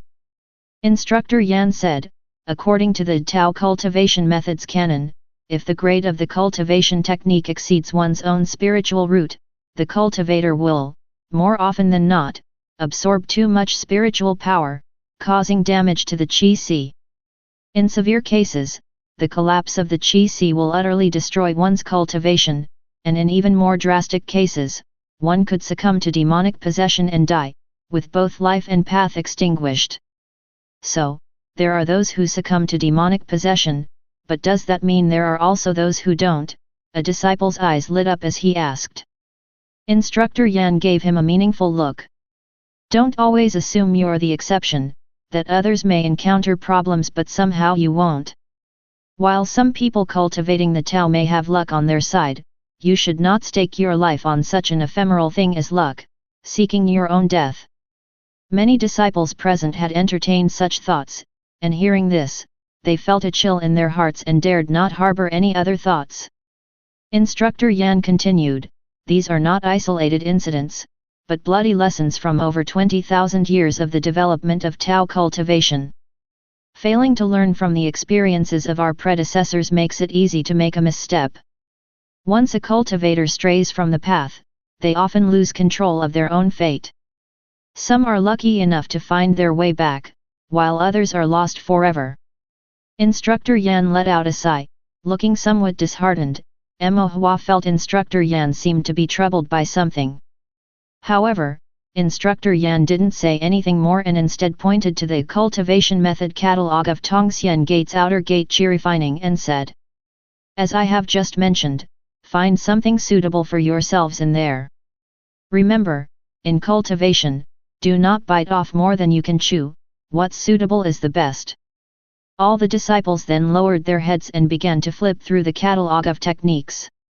Having understood the general idea, Mo Hua started searching for a technique for himself. With his lower middle grade spiritual root, he could only study lower middle grade techniques, but he was also curious about what the high grade ones were like. Mo Hua turned to the last section of the catalog and looked at a few high grade techniques. Heaven and Earth, Mystery, and Yellow Jew, top grade, suitable for cultivators with Earth series spiritual roots, capable of cultivating 120 circulations of spiritual power. At least 5,000 spirit stones are needed to reach the Qi refinement realm's completion, and it requires heavenly and earthly treasures like the mystery yellow grass, Bitter water root, heaven mystery stone. Gentle water decree, top grade, suitable for cultivators with water series spiritual roots, capable of cultivating 130 circulations of spiritual power. At least 5,200 spirit stones are needed to reach the Qi refinement realm's completion, and it requires heavenly and earthly treasures like the 100 years rootless water, silver snake blood. 5 elements absorption Qi technique, top grade, suitable for cultivators with spiritual roots of the 5 elements series, metal, wood, water, fire, and earth, capable of cultivating 150 circulations of spiritual power. At least 6,000 spirit stones are needed to reach the Qi refinement realm's completion, and it requires heavenly and earthly treasures like gold yuan stone, melting fire stone, 100 years soil. Moahua was astounded. To complete the Qi refinement realm, at least 5 to 6,000 spirit stones are needed just for refinement, not including auxiliary cultivation and the breakthrough of bottlenecks. Some rare heavenly and earthly treasures might even exceed the cost of 5 to 6,000 spirit stones. It took Moahua an entire month of hard work to earn just 50 spirit stones. The mere thought of consumption on the scale of thousands was enough to make his scalp tingle. Moahua had heard others say that ordinary loose cultivators, even those with high-grade spiritual roots, simply could not afford to cultivate high-grade techniques. If one insisted on doing so, there were generally only 2 methods available. One was to find a big sect, take an elder as a mentor, and enter the inner gate, binding oneself to the sect for life, never to leave. The other was to marry into a family, letting the family support one's cultivation, but the family would demand you to change allegiances, abandoning your name, parents, background, and all past attachments. Though you might have a future, you would no longer be yourself. No matter which option one chose, it essentially meant being dependent, with the promise of cultivation but no control over one's own life. No wonder cultivators often say, first is fate, then luck, and third is geomancy. A cultivator's fate is determined twice, once by their spiritual root and once by their birth. The idea of defying fate and turning one's luck around is easier said than done. Moahua let out a long sigh. Chapter 18 Selection. Forget it, focus on the present tasks for now. Moahua thought to himself before earnestly flipping through the techniques of lower and middle grades. Little 5 Elements Ju, a lower to middle grade technique, suitable for cultivators with 5 Elements series spiritual roots, capable of cultivating spiritual power for 70 cycles. To reach completion in the Qi refinement realm, at least 1,000 spirit stones are needed for refinement, and heavenly and earthly treasures such as 100 years soil are required. Spring Return Technique, a lower to middle grade technique, suitable for those with wood series spiritual roots, capable of cultivating spiritual power for 75 cycles. To reach completion in the Qi refinement realm, at least 1,100 spirit stones are needed for refinement, and heavenly and earthly treasures such as evergreen wood or 10-year-old and above evergreen leaves are required. 100 Flames Ju, a lower to middle grade technique, suitable for those with fire series spiritual roots, capable of cultivating spiritual power for 60 cycles. To reach completion in the Qi refinement realm, at least 900 spirit stones are needed for refinement, and heavenly and earthly treasures such as melting fire stone are required. The required spirit stones for cultivating middle-grade lower-tier techniques weren't few, but compared with superior-grade techniques, it was already much better. However, you lose some, you gain some. The lower to middle-grade techniques consumed fewer spirit stones but also produced less cultivated spiritual power. With Moahua's middle-grade lower-tier spiritual roots, cultivating middle-grade lower-tier techniques, his spiritual power in the same realm would be just over half of that of a cultivator with a superior grade lower tier spiritual root. And this was just for the lower tier. The middle and higher tiers of superior grade techniques would undoubtedly yield even thicker, more robust spiritual power. The further one cultivated, the greater the disparity in spiritual power due to differences in spiritual roots would become, like the difference between the heavens and the mire. Moreover, spiritual roots were divinely predestined and could not be changed. Indeed, some are born under a lucky star. Mo Hua shook his head, but since spiritual roots couldn't be changed, there was no point in dwelling on it. Mo Hua turned to the last page of the spell skills catalog and was completely stunned by the line of small print he saw. Inheritance fee, what is that? Mo Hua read the footnote below.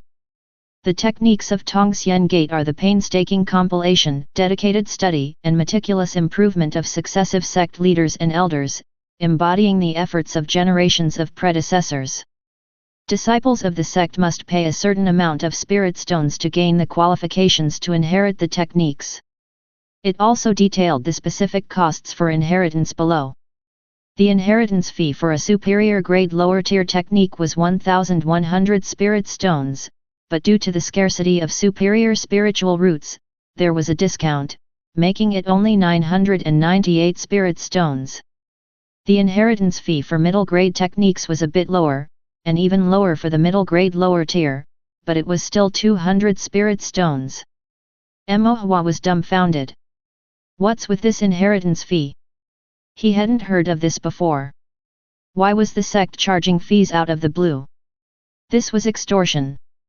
Mo Hua, with only 8 spirit stones to his name, sighed helplessly. The Tao cultivation world was proving to be all too real and practical. Once you have chosen a cultivation technique and paid the inheritance fee, the sect will impart the technique to you. The choice of technique is critical, so it's best to consult your parents and elders before making a decision. Don't overreach for higher techniques, nor should you miss out on your future in cultivation due to short-sighted choices. Instructor Yan finished speaking and walked away, seemingly reluctant to handle such matters. After Instructor Yan left, the disciples gathered in small groups to chat excitedly, some with joyous faces, others frowning in distress, and the room suddenly filled with noise. What's this inheritance fee? I've never heard of it before. Who knows, but if the sect is collecting it, can we even refuse to pay? The Heaven and Earth, Mystery, and Yellow Jew, just the inheritance fee alone is over 1,000 spirit stones, tisk tisk. If you really learn it, you'll probably end up in servitude to the section. Thanks, my spiritual root doesn't even qualify. Both my parents have middle grade spiritual roots, so why do I only have a lower grade spiritual root? There's hardly any technique for me to choose from. You should read treatise on the evolution of cultivators' spiritual roots to find out why parents with middle grade spiritual roots could give birth to someone like you with lower grade roots. By the way, do we really have anyone with a superior spiritual root here? Yes, I have a distant cousin who has a superior spiritual root, but his father is a gambler and his mother is lazy. Their family is dirt poor, and he only chose a lower to middle grade technique, completely wasting his good innate potential. It's such a pity. Then even if I have a superior spiritual root, I still won't be able to afford the cultivation.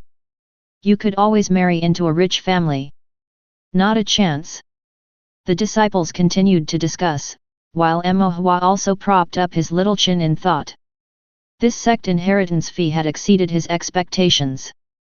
The spell skills catalog did list cultivation techniques that Mo Hua could choose from, but his parents had just managed to scrape together his living expenses, and in the short term, they couldn't afford to spend that many spirit stones.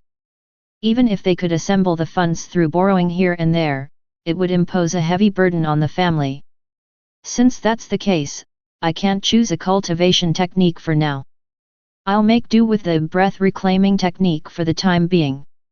I'll wait until I've saved up enough spirit stones through drawing formations before I select a technique from the catalog to cultivate. After all, I've only reached the 3rd layer of Qi refinement. There's still some time before breaking through to the 4th layer. Mo Hua tossed the spell skills catalog into his storage bag, not planning to bring it back home for his parents to see anytime soon. His priority was drawing formations to earn spirit stones. In the following days, Mo Hua's life remained the same as before, persisting in his cultivation, attending classes, and drawing formations in his free time. The sect's life was monotonous, yet it was also quite comfortable. Tongling Peak was picturesque, with lush greenery and occasional mists, frequented by birds and surrounded by the fragrance of flowers. After classes, the disciples of the outer gate would often wander through the mountains. The female disciples, pretty and graceful, enjoyed flower watching together. The male disciples chased after spirit beasts across the mountains while nascent pairs of male and female cultivators whispered sweet nothings in secluded flower-strewn brooks, and jealous disciples occasionally fought. However, all this had nothing to do with Mo Hua, who dedicated his entire focus to formations. Aside from eating and attending classes, he spent all his time researching formations, even practicing formation markings on the stone stele in his sleep. Among familiar peers, Dahu had reached the 5th layer of Qi refinement, and Zhuanghu and Xiaohu had already attained the 4th layer. They were cultivating on Tongxian Peak. Although the two peaks were not far apart, knowing that Mo Hua was focused on learning about formations, they generally didn't disturb him without good reason. With his innocent and intelligent face, coupled with a harmless appearance and amiable demeanor, Mo Hua was quite well liked on Tongling Peak, and nobody thought of bullying him. Moreover, Mo Hua's achievements in formations were impressive, drawing the attention of Instructor Yan. Anyone trying to bully Mo Hua would face serious consequences once Instructor Yan found out. Instructor Yan despised strife among disciples and lack of focus on cultivation, dealing extremely severe punishments upon discovery. Furthermore, Dahu and the others had always looked out for Mo Hua. They were tall and strong, following the path of body cultivation and planning to enter Big Black Mountain to become monster hunters. In their free time, they would look for opportunities to spar. Whenever there was trouble on Mo Hua's end, they were quick to roll up their sleeves and hurry over from Tongxian Peak. Mo Hua, Yundi's tracked in his cultivation, had had interactions with only one other disciple in Xiaopeng. Mo Hua returned the 10 spirit stones he had borrowed from in Xiaopeng before the new year. When Mo Hua gave him the spirit stones, An Xiaopeng was stunned, clearly having forgotten about the loan. It took him a while to remember. As a scion of the An family from Tongxian City, he truly didn't care much about the 10 spirit stones. It was also possible he just had a poor memory. After ruminating with furrowed brows for a while, An Xiaopeng's expression became complicated as he said, "I've grown up like this, and you're the first one who has actually thought of returning the spirit stones after borrowing them." Mo Hua sighed inwardly, thinking this must be the naivety of a landlord's silly son. Some of the lent spirit stones might have been forgotten by him, while others might have been deliberately not returned by the borrowers. He really didn't lack spirit stones, so over time, he had simply gotten used to it. "You're so kind, be careful not to be deceived by others." Mo Hua changed his words mid-sentence, from silly to kind, and patted An Xiaopeng's shoulder, advising him euphemistically. An Xiaopeng's expression grew even more complicated, with a hint of being moved. "Little Mo bro, everyone says I'm stupid, but only you know that I'm just kind-hearted. Out of all the disciples I've met, you are the smartest. No wonder you're so good at drawing formations." For a moment, Mo Hua was at a loss for words. After a month or so, the sect had a 10-day break, granting a 2-day holiday. Mo Hua left the sect and went to Faded Gathering on North Street, where he handed over the bright fire formation he had drawn to Manager Wang, then asked, "Do you have a formation that's a bit harder than the bright fire formation, something that could exchange for more spirit stones?" Manager Wang cast a glance at Mo Hua. "Did your elder brother ask you to inquire?" "Yes." Mo Hua nodded. "There is one." Manager Wang dipped his head and rummaged behind the desk, then drew out a formation diagram, which had several unfamiliar formation markings on it. The solid earth formation, which can solidify earth and stone. It's commonly used by cultivators when constructing houses or reinforcing doors and windows. The solid earth formation is a bit more difficult than the bright fire formation, and the compensation for each solid earth formation method is 2 spirit stones. 2 spirit stones, that's double the bright fire formation's reward. "May I take a look at the formation method map first?" Manager Wang gave Emohua a look that said, "What's the use of you looking? Your brother should be the one to see it." Still, despite his words, he handed the map to Emohua. These basic formation method maps weren't particularly rare items anyway, so it didn't hurt to show them to others. Emohua glanced over the map and realized that indeed many of the formation markings were ones he had never seen before, and they were also not taught by the instructors at his sect. I wonder how long it will take to learn this formation. The fees for inheriting techniques from the sect were too expensive, it would take a long time to save up for them by earning through bright fire formation. Emohua wanted to draw a new formation, but he hesitated a bit.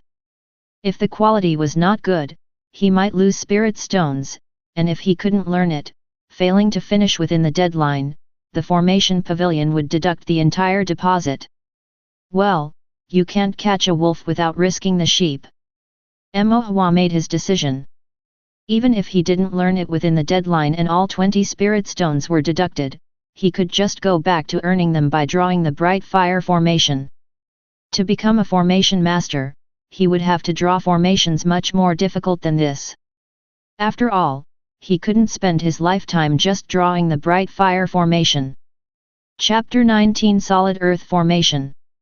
The deposit for the solid earth formation was 20 spirit stones. Emohua took 10 spirit stones out of the ones he had earned before and gave them to Fatty Steward, receiving the solid earth formation diagram and 10 sets of paper and ink materials, with a due date of 20 days. After leaving the business, Emohua went to a cake shop and spent 2 spirit stones on 10 5-color cakes, then he headed straight back to the sect and shared a few pieces with Dahu and the other 2. The sect's meals were not exactly good, and the 3 often craved something tasty, but there wasn't much to eat. Emohua bought some pastries as a way to satisfy their cravings. A few evenings later, after Emohua had finished a day's lessons, he was shut inside his disciple's residence, absorbed in studying the formation of the solid earth formation, when he suddenly heard someone knocking on his door. As soon as Emohua opened the door, he saw Xianxia standing outside, looking sneaky. Xianxia stealthily handed a greasy paper package to Emohua and whispered, "I saved this specially for you, don't tell anyone else." Having said this, he looked around cautiously, then ran off like a thief. The disciples' residence at Tongxian Gate was a dormitory provided for the disciples, with 2 people per room. The rooms were small, featuring just 2 simple wooden beds and 2 somewhat worn wooden desks, just enough for the disciples' daily lives. There were also more luxurious and comfortable disciples' residences within Tongxian Gate, but they cost extra spirit stones. Originally, Emohua had a roommate from the sect, but he had dropped out this year. It wasn't because he couldn't pay the fees, he just found cultivation too dull and didn't want to continue learning, so now Emohua was the only one in the room. Emohua closed the door, opened the still warm greasy paper, and found a freshly roasted chicken leg inside.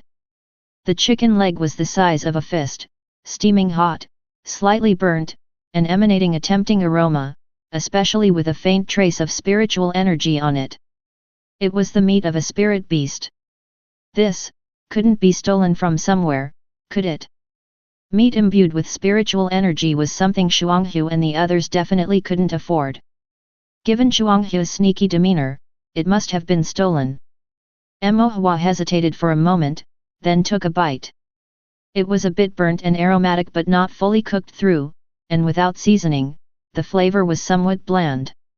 In the Tao Cultivation world, the cooking of food was a matter of precise craft. Without specialized learning, it would be difficult to make something delectable.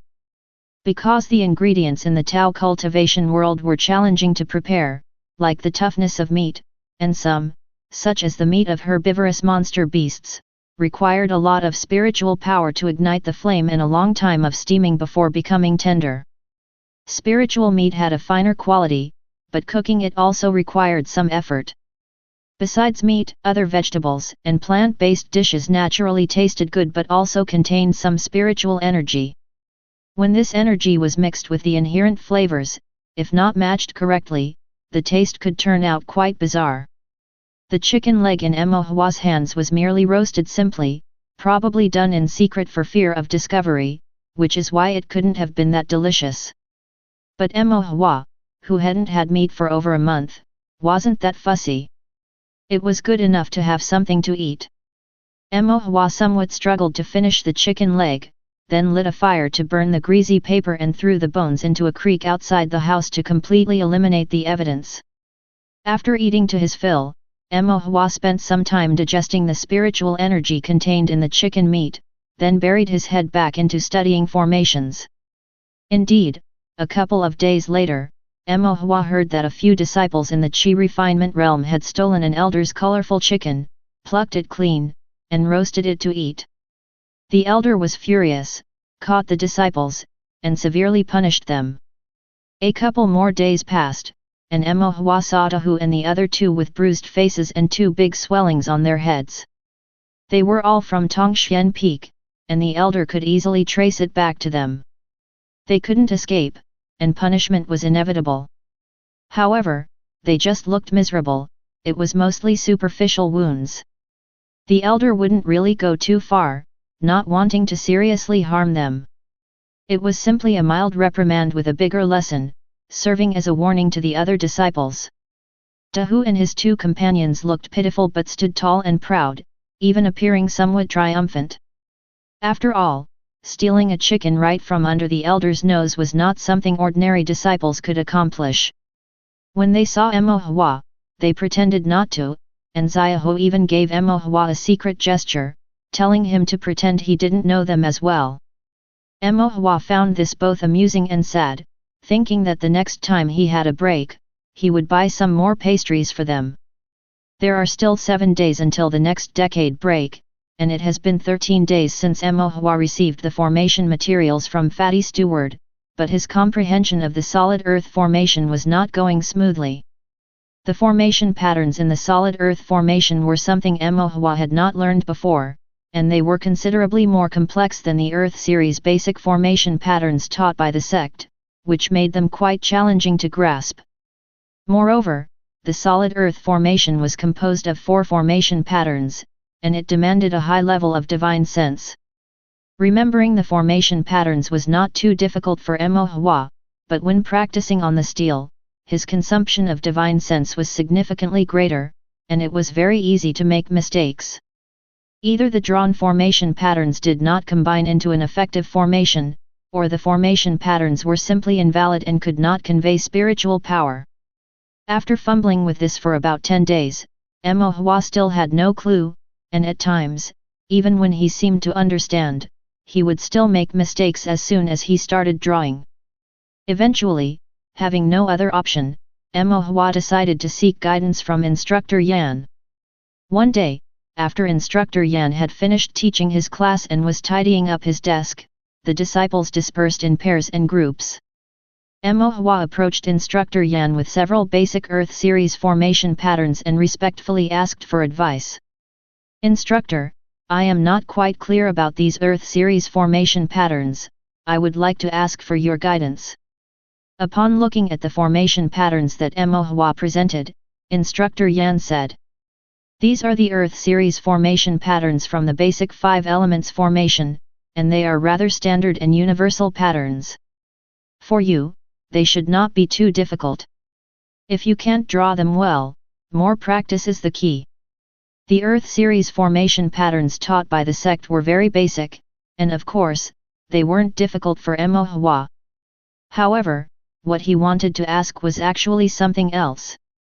Mo Hua brought out several Earth series formation patterns from the solid Earth formation and said, "I came across these formation patterns by chance and noticed they are different from those in the textbooks, but I cannot quite pinpoint what specifically differs. Moreover, when drawing them, I easily make mistakes. I am not sure where the problem lies." Instructor Yan took a look and was a bit surprised as he said, "These are variant 5 elements formation patterns. They are different from the standard ones formally taught by the sect. They are not standardized and not very universal. To draw such formation patterns, you need to change your brushwork, and the sequence is also different from that of the standard formation patterns. Basically, the sequence of these strokes needs adjusting. Taking a piece of paper, Instructor Yan casually sketched a few formation patterns while explaining as he drew. Upon hearing this, Mo Hua suddenly had an epiphany. The method of drawing formation patterns was somewhat analogous to calligraphy, where, alongside the standard models, there are various distinctive patterns, each with slight variances in brushwork. These variant formation patterns were numerous and not classifiable, which is why normally the sect only taught the standard ones. No wonder they say that formations are profoundly intricate, the twists and turns within are just too many. If I hadn't asked the instructor, even with 2 heads, I wouldn't have figured it out, Mo Hua secretly grumbled inwardly. To link these formation patterns together to form an actual formation, how about for a formation like this? Eventually, Mo Hua took out the formation diagram of the solid earth formation and showed it. Instructor Yan glanced at it and recognized it immediately, expressing his surprise. This is the solid earth formation, and then looking at Mo Hua, he continued. It is too soon for you to look at this now, this is not something you are capable of drawing at the moment.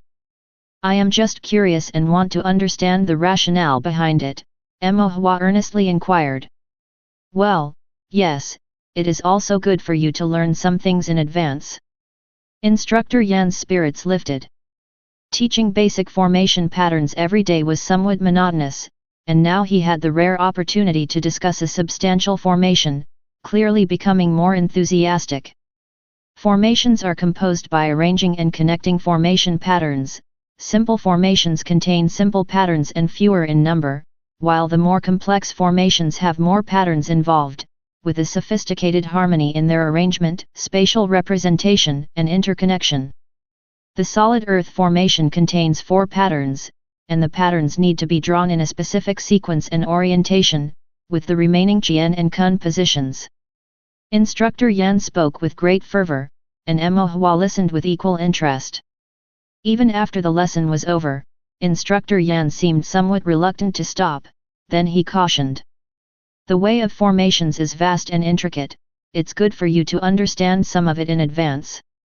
What the sect teaches is merely the basics of the basics, not even considered elementary. To become a true formation master, the difficulty and effort required are beyond what you can presently imagine.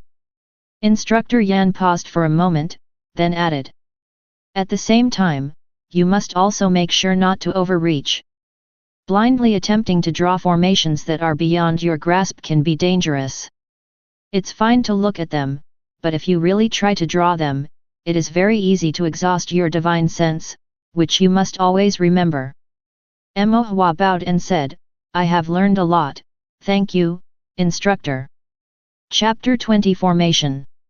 Mo Hua went back and tried drawing the formation patterns several times as Instructor Yan had suggested, and indeed, he felt a sudden sense of enlightenment.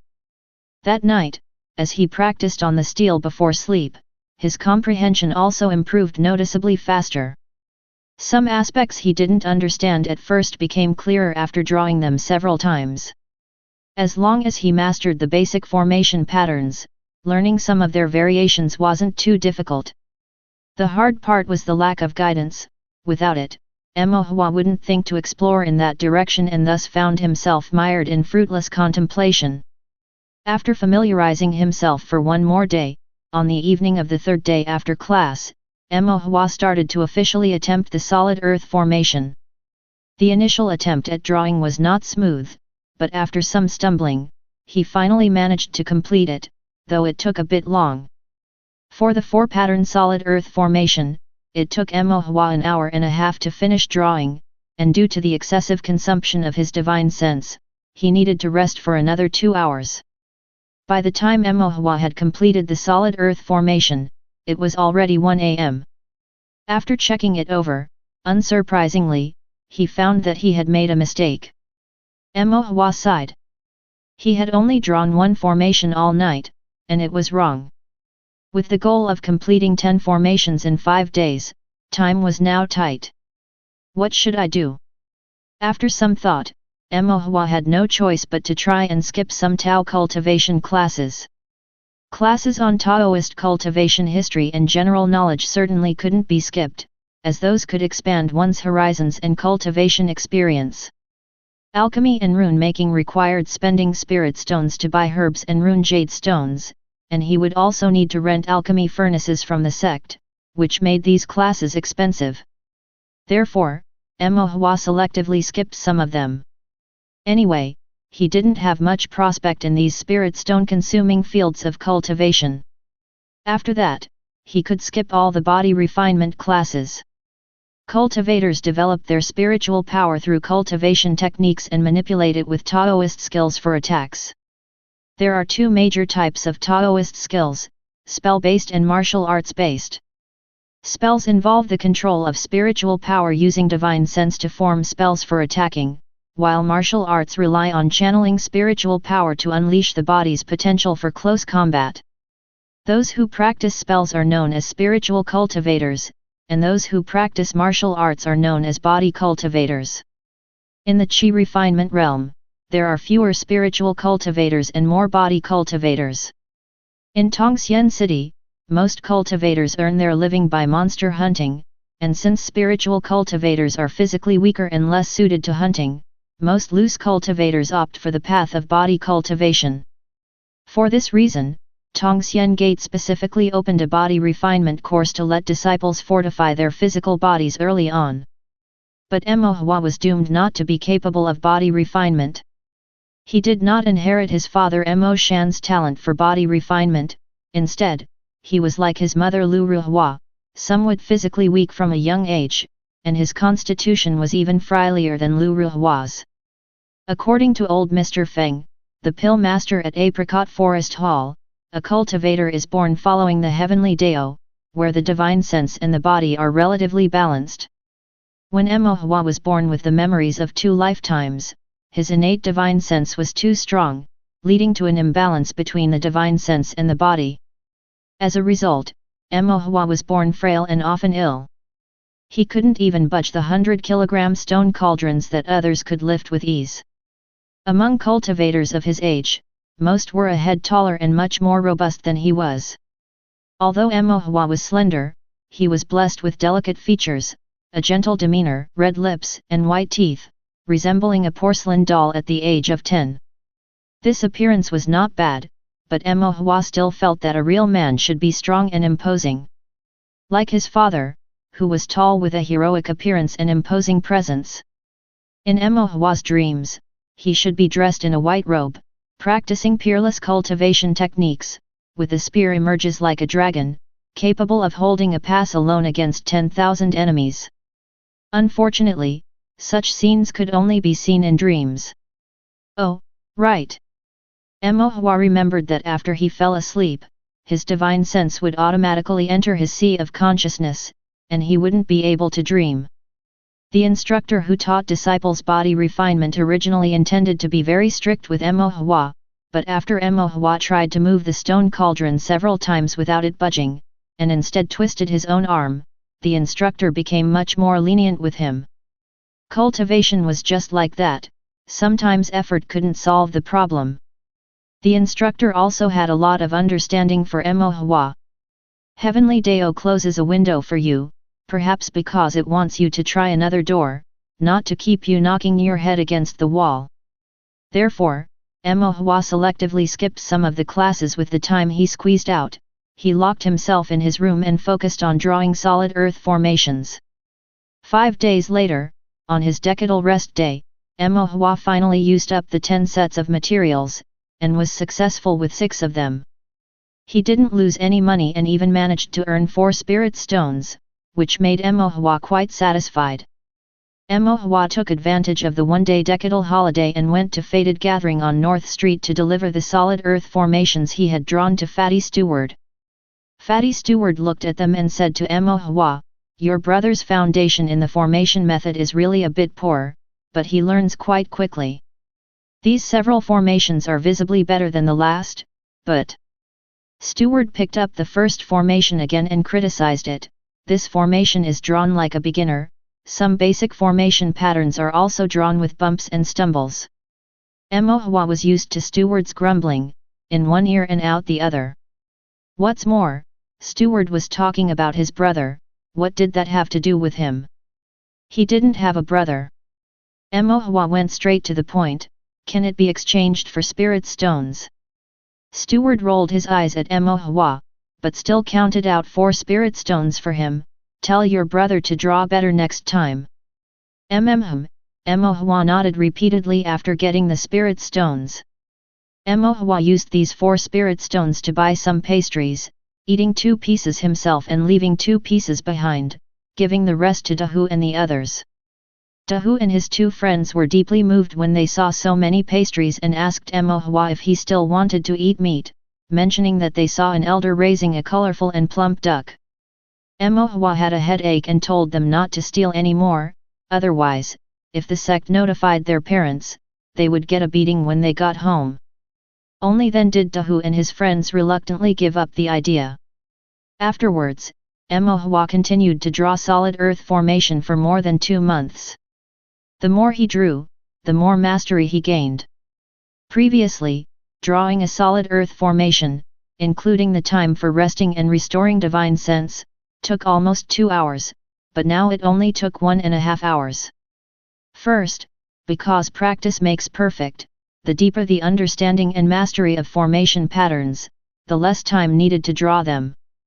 Second, practicing the formation method day and night, continuously consuming, recovering, and utilizing divine sense, invisibly enhanced the strength of Emohua's divine sense. His divine sense had thickened considerably from before. Having strong divine sense was very beneficial for drawing formations. The success rate of the solid earth formation had reached 80 to 90%, and occasionally he could succeed with all 10 sets. He could earn 2 spirit stones for each set of formation, and in these 2 months, after deducting his daily expenses, Emohua had still earned a total of 100 spirit stones. Emohua planned to save up 200 spirit stones and then go to the sect to select a mid-grade lower-rank cultivation technique. He would talk to his parents after making his selection, because otherwise, they would surely say that they would provide the spirit stones, and that Emohua should keep his spirit stones for his own cultivation or for future use, such as marrying a Taoist companion or buying a cave residence. If you're enjoying this content, please make sure to like and subscribe Chinese Novel Audiowave. Chapter 21 Spiritual Pivot Formation. Afterward, Emohua continued to draw the solid earth formation, tirelessly for 2 months. Whenever there was something unclear about the formation, he would seek guidance from Instructor Yan. Instructor Yan was a serious person with strict demands, but he always answered his disciples' questions thoroughly and earnestly. Instructor Yan naturally felt that Emohua's foundations were not yet solid and that studying such advanced formations was premature, but whenever Emohua asked, he would still patiently explain, which Emohua greatly appreciated.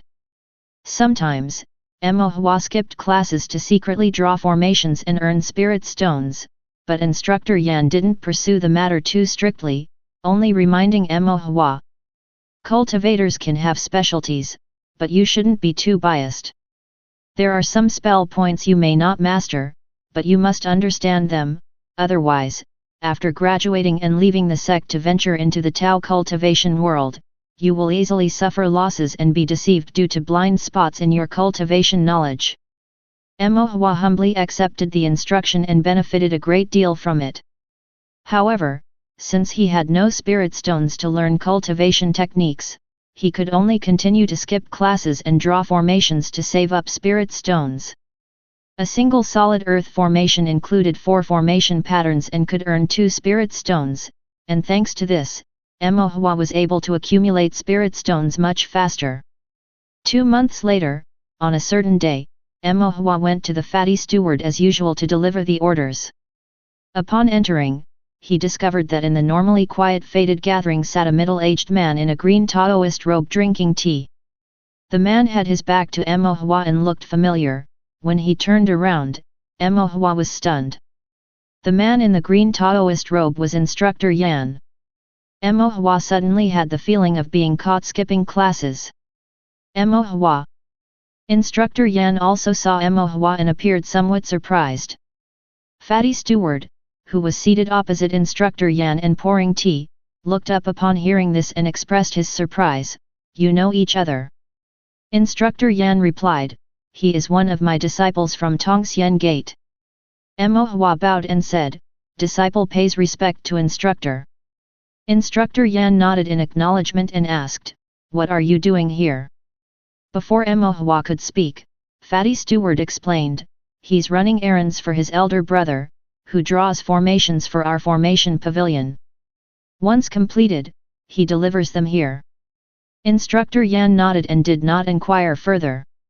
Mo Hua breathed a sigh of relief, then handed over the formation to Fatty Steward, took the spirit stones, and quickly said, disciple will take his leave now, so as not to disturb instructor. Instructor Yan must have had matters to discuss with Fatty Steward. Seeing how tactful Mo Hua was, he couldn't help but nod and said, return to the sect early and be careful on your way. Mo Hua respectfully agreed, bowed, and then left the formation pavilion. Watching Mo Hua's departing figure, Fatty Steward said to Instructor Yan, the boy is quite polite and very smart. You're lucky to have taught such a good disciple. Instructor Yan uttered a soft hum and then asked, you said his elder brother draws formations for you. Fatty Steward took out the solid earth formation that Mo Hua had delivered and handed it to Instructor Yan to look at. It's quite well drawn. When Instructor Yan saw that it was a solid earth formation, he was slightly taken aback and said, was this drawn by his elder brother? What else? Fatty Steward said. Do you really think he drew it? At his age, even if he drained all his divine sense, he still couldn't produce a complete formation. Instructor Yan nodded, recalling that Mo Hua had come to consult with him on the solid earth formation. It seemed likely that Mo Hua had seen his elder brother working on the solid earth formation and, with doubts in mind, came to seek his advice.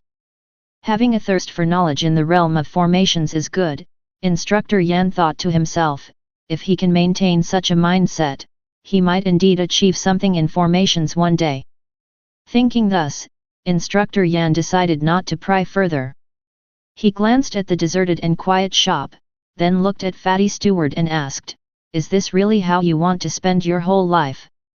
Fatty Steward replied, as fellow disciples in the pursuit of Tao Cultivation, you should understand me. I'm different from you. You are now an instructor of Tongxian Gate, with a proficient grasp of formations, a mere step away from the realm of a first-grade formation master. Once you step over that threshold, you will have both connections and status in Tongxian City, and you definitely won't lack spirit stones. Tongxian Gate will surely offer you the position of an elder. As for me, Fatty Steward took a sip of tea, I'm just someone who gets by, dabbling superficially in formations, lacking the patience for solitary cultivation practice.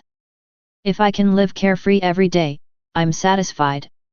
Don't look down on me. Look at those loose cultivators bustling and toiling on the streets, this kind of leisurely life is something they yearn for but cannot attain. Instructor Yan stayed silent. Seeing Instructor Yan's silence, Fatty Steward sighed helplessly and said, what do you want me to do for you? Instructor Yan said gravely, help me find the spirit pivot formation chart. Fatty Steward pinched the bridge of his nose, after all these years, you still haven't given up. If you ask me, you're not young anymore. You should find a partner and settle down. Personal matters are minor, the transmission of formations is significant. So what if you find it? Our great Grandmaster couldn't master it, nor could your master. Do you think you can? A first-grade formation method with 12 formation patterns is preposterous. Even first-grade formation masters need only master 9 patterns. You haven't even become a first-grade formation master yet. What use would the spirit pivot formation chart be to you? Even if you had it, you might not master it by the time you're in your grave. Instructor Yan remained quiet. Fatty Steward earnestly advised, elder brother, let it go. Besides, you won't be able to find it. The one who betrayed our sect and stole the formations all those years ago has left no trace, and even the Taoist court officials couldn't track him down. You are a formation master, not skilled in Taoist skill, what can you do? Instructor Yan was unmoved and said hoarsely, Master had shown me great kindness, all my knowledge of formations came from him. Now that Master has passed away, the sect has scattered, and the teachings are lost. The thought keeps me up at night. As long as I can retrieve the formations and pass them on, fulfilling Master's last wish, nothing else matters. Instructor Yan looked at Fatty Steward and continued, I know you prefer comfort and won't ask too much of you. Just let me know if you get any leads on the Spirit Pivot formation chart, and I'll take care of the rest. How do you know there would be clues about the Spirit Pivot formation chart here in Tongxian City? Fatty Steward frowned. Instructor Yan didn't respond. Fatty Steward waved his hand, all right, knowing too much isn't good for me either. I'll agree to this, but I also want to remind you kindly that after all your efforts, you may still end up empty-handed. Fatty Steward, sensing trouble ahead, couldn't help but say. If you ask me, it would be better to focus on finding a partner, having a child. Even if you can't find it, your child could continue the search in the future, and you wouldn't die lonely. Take advantage of your age now and quickly find a partner. Just find one, lest in the future. The tea has gone cold. I must go. Instructor Yan rose to his feet, swept his sleeves, and left without paying any further attention to Fatty Steward's incessant chatter behind him. Chapter 22 Clues. Instructor Yan left the formation pavilion and returned to Tongming Peak of the Tongxian Gate. Instructors of the Tongxian Gate all had individual living quarters on Tongming Peak, with 3 rooms and a living room, together with a small courtyard where they could cultivate spirit flowers and spirit grass, or raise spirit beasts. Instructor Yan's living quarters were clean and tidy, with formation diagrams meticulously pasted on the walls. There were no other decorations beside them.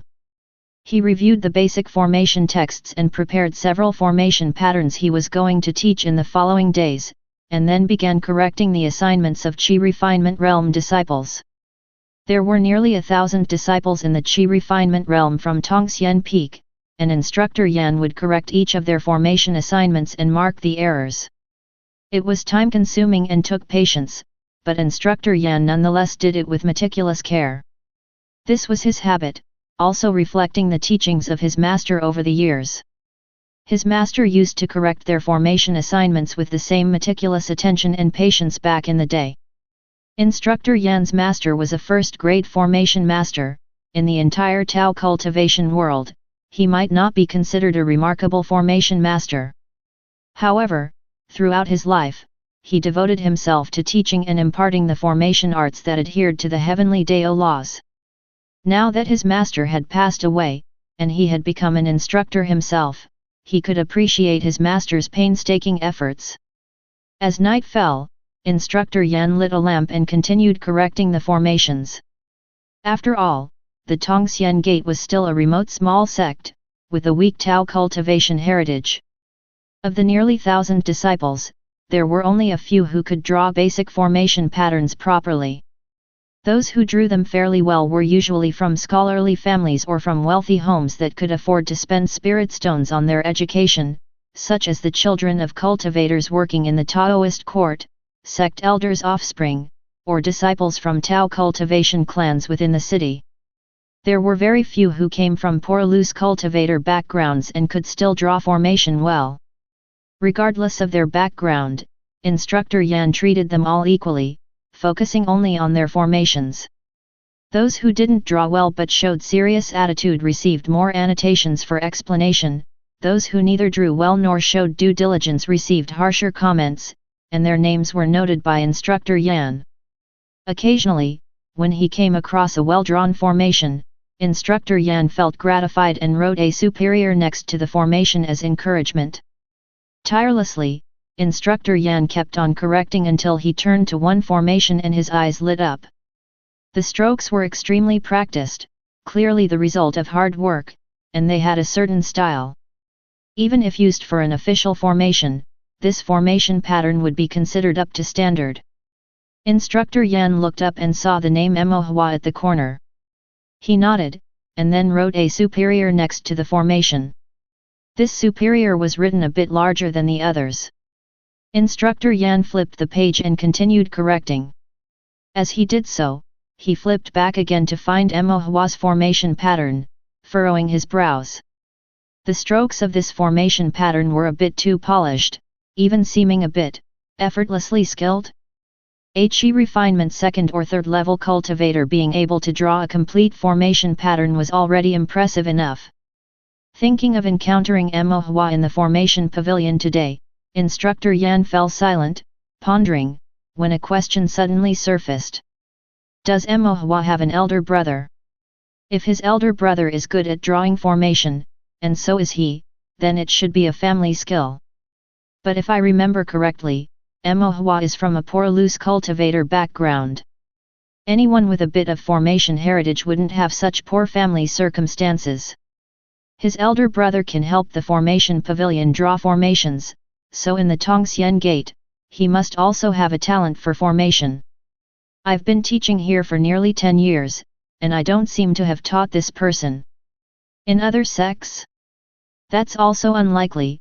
Brothers from the same family generally join the same sect, especially since Tongxian Gate is already the largest sect in the city. Instructor Yan tapped his fingers on the desk, pondering, then temporarily set these thoughts aside and focused on finishing correcting the formations. The next morning, Instructor Yan got up early and found Fatty Steward from Tongming Peak, requesting the origins of the disciples. He found Emohua's entry and saw it read: Emohua, age 10, Qi refinement level 3, mediocre small 5 elements spiritual root. Father, Emo Shan, monster hunter. Mother, Lu Ruhua, meal master. Besides his parents, there were no other relatives, not even an elder brother. A suspicion formed in Instructor Yan's mind, but he felt it was improbable. During the formation class that morning, Instructor Yan announced additional homework, to draw all the 5 elements formation patterns they had learned, due in 3 days.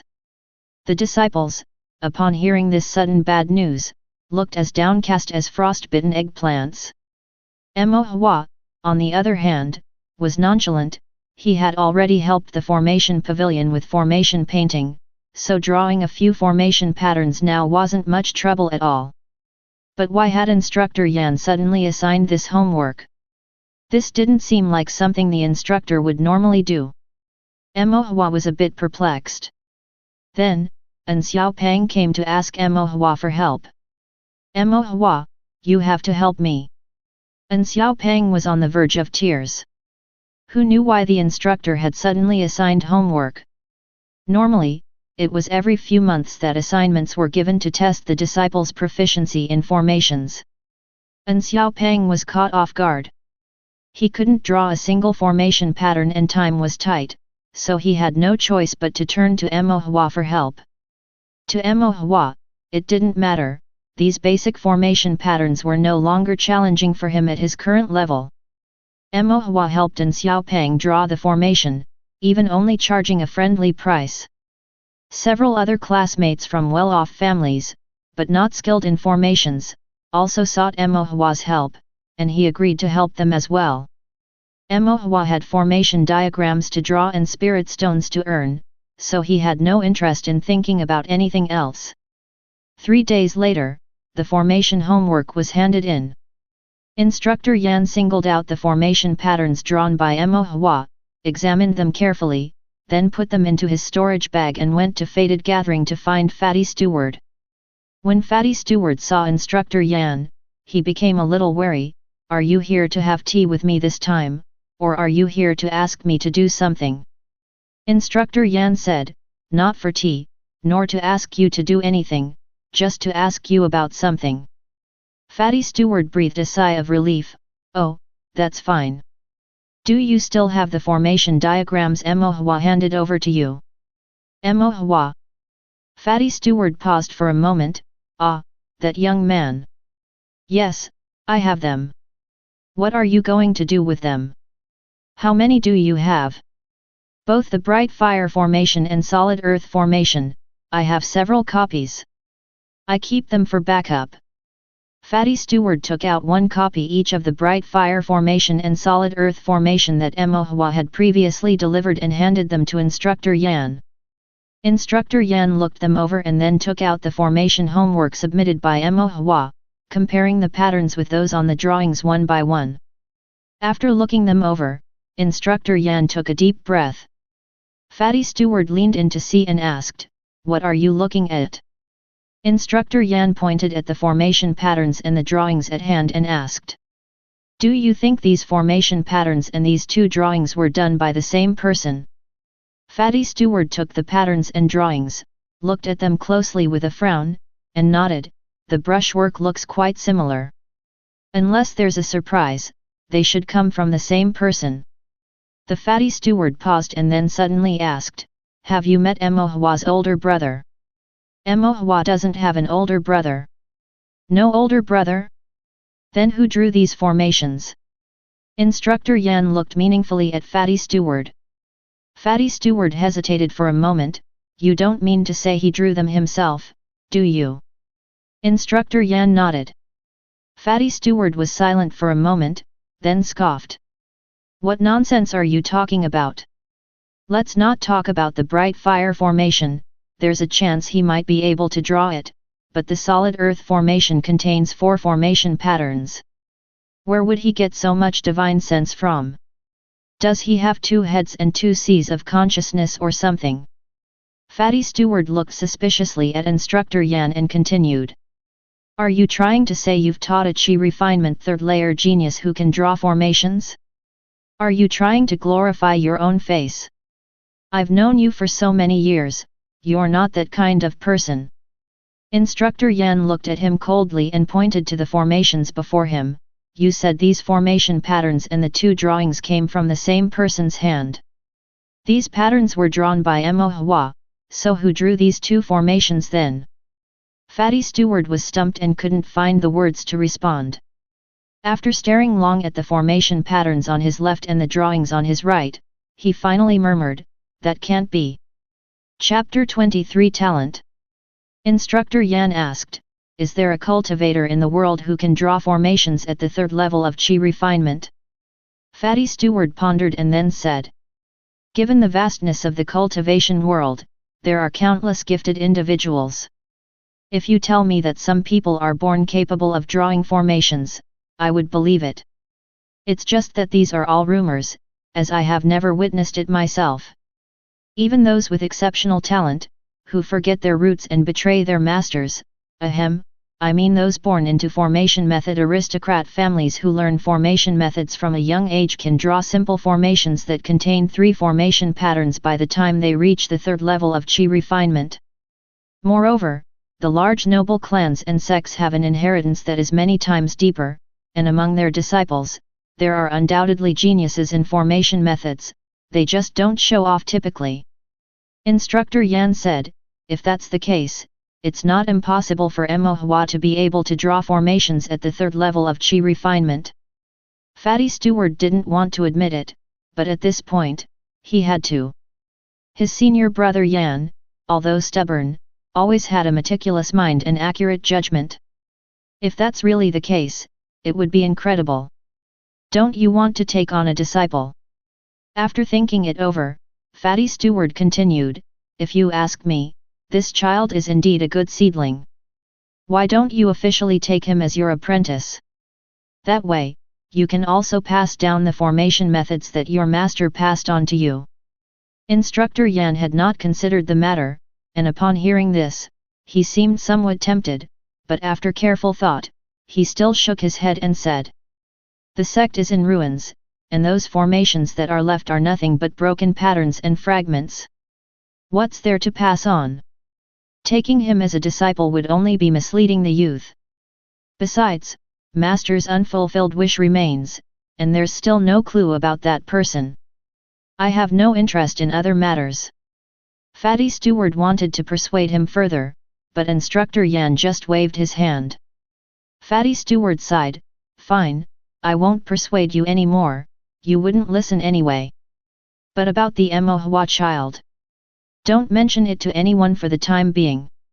The tree that sticks out gets the wind. That's been the truth since ancient times. Besides, he's still young, we can't let him develop a sense of pride, or he'll certainly go astray in the future. Fatty Steward agreed, that's true. Instructor Yan continued, don't let him take on any more formation painting tasks here either. Just find some excuse about business not doing well or whatever. Although it was indeed not doing well, Fatty Steward still felt humiliated to have it pointed out and corrected him. It's not that the business is not doing well, it's called Buddhist-style business operations, we leave everything to fate. Moreover, the child is properly drawing formations, earning spirit stones, and supplementing his family's income. Why should he not continue? Instructor Yan frowned and said, at the third level of Qi refinement, even if he can draw formations, how much divine sense could he have? Drawing too much will overexert his divine sense, inevitably leading to future problems and damaging the foundation of his sea of consciousness. Besides, he is still young and should be solidifying his foundation in Tao cultivation. It's not just formation methods, he needs to understand the broader aspects of cultivation, especially his cultivation. He should not neglect it for small profits. Fatty Steward said, loose cultivators aren't that well off, and they barely have enough spirit stones as it is. Even in poverty, one should not disregard the future. Do you have any idea how poor ordinary loose cultivators really are? Fatty Steward's expression became rarely serious. Seeing Fatty Steward's demeanor, Instructor Yan also knitted his brows slightly. Fatty Steward solemnly said, I know your own upbringing was not easy. Although you had a clan, you were an illegitimate child, not valued by the family. Later, when you joined a sect and master earnestly taught you, you worked hard and made progress in formation methods, and things got somewhat better for you. But even if your circumstances were poor, you had the support of a clan, at least you had food and clothing without worries, and endured nothing more than dissatisfaction. People often say that the path of Tao cultivation is arduous. Fatty Steward sighed, I have been in Tongxian City for over a decade since leaving the sect, and after dealing with numerous loose cultivators, I've realized that although people often talk about its hardships, the degree of those hardships can be worlds apart. Ordinary loose cultivators struggle to make a living, and their modest earnings barely suffice to support their families. Artifact refiners get burned by fire burn until half of their body is charred, those hunting monster beasts lose an arm to the creatures, and those who sell their spiritual power to do menial tasks often suffer some damage to their body's meridians. Once they fall ill or get injured, they have no spirit stones for treatment, and whether they pull through depends entirely on whether fate is on their side. Best case scenario, they make it through, worst case, they perish, but the truly unfortunate linger on with half a life, continuing to deplete their entire family's reserves of spirit stones. What can they do? They're just trying to survive. Indeed, a cultivator can't ignore the future, but these lower-ranked loose cultivators can't even manage the present, let alone worry about the future. Having said all this in one breath, Fatty Steward poured himself a cup of tea and gulped it down.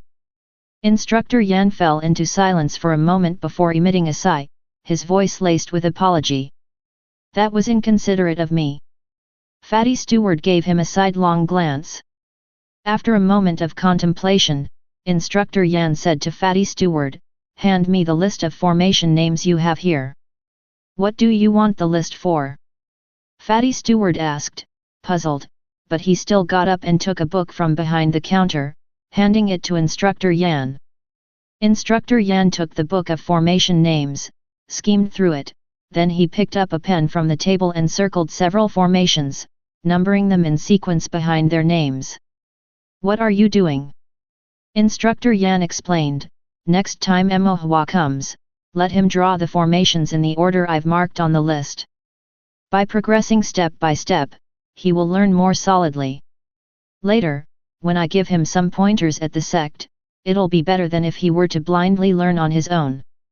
This way, he can earn some spirit stones by drawing formations, helping to support his family, and will also learn something substantial about formation patterns.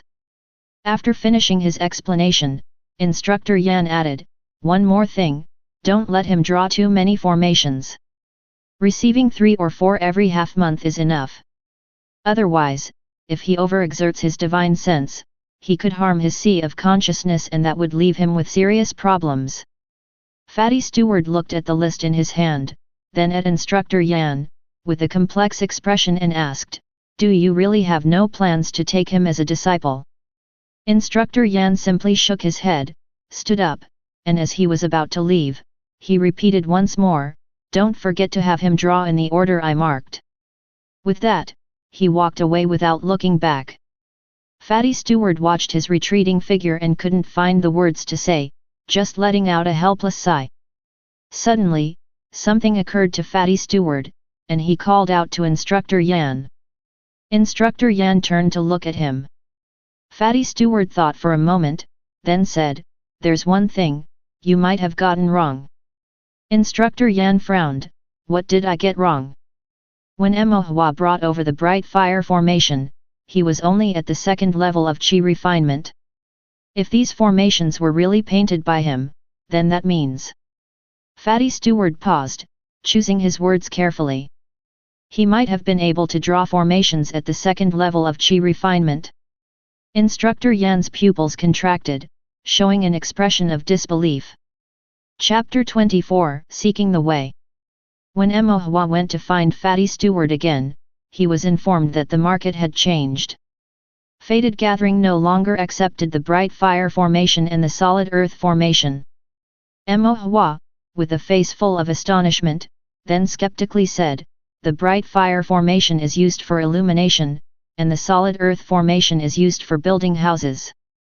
Unless nobody lives in Tongxian City anymore, there shouldn't be a lack of demand, right?" Fatty Steward inwardly complained about Emohua. The kid being smart was not necessarily a good thing, it made him harder to deceive. So, he didn't bother making excuses. The more excuses he made, the harder it was to be consistent. He waved his hand dismissively. "How would I know? The market is what it is, and there's nothing I can do about it." Emohua was speechless. He had only saved up half of the spirit stones he needed for his cultivation technique, so he could only ask, "Then, what kind of formation do you accept?" Fatty Steward coughed and took out a formation diagram, the cover of which bore the words Gold and Stone Formation Map. "We're now accepting the Gold and Stone Formation.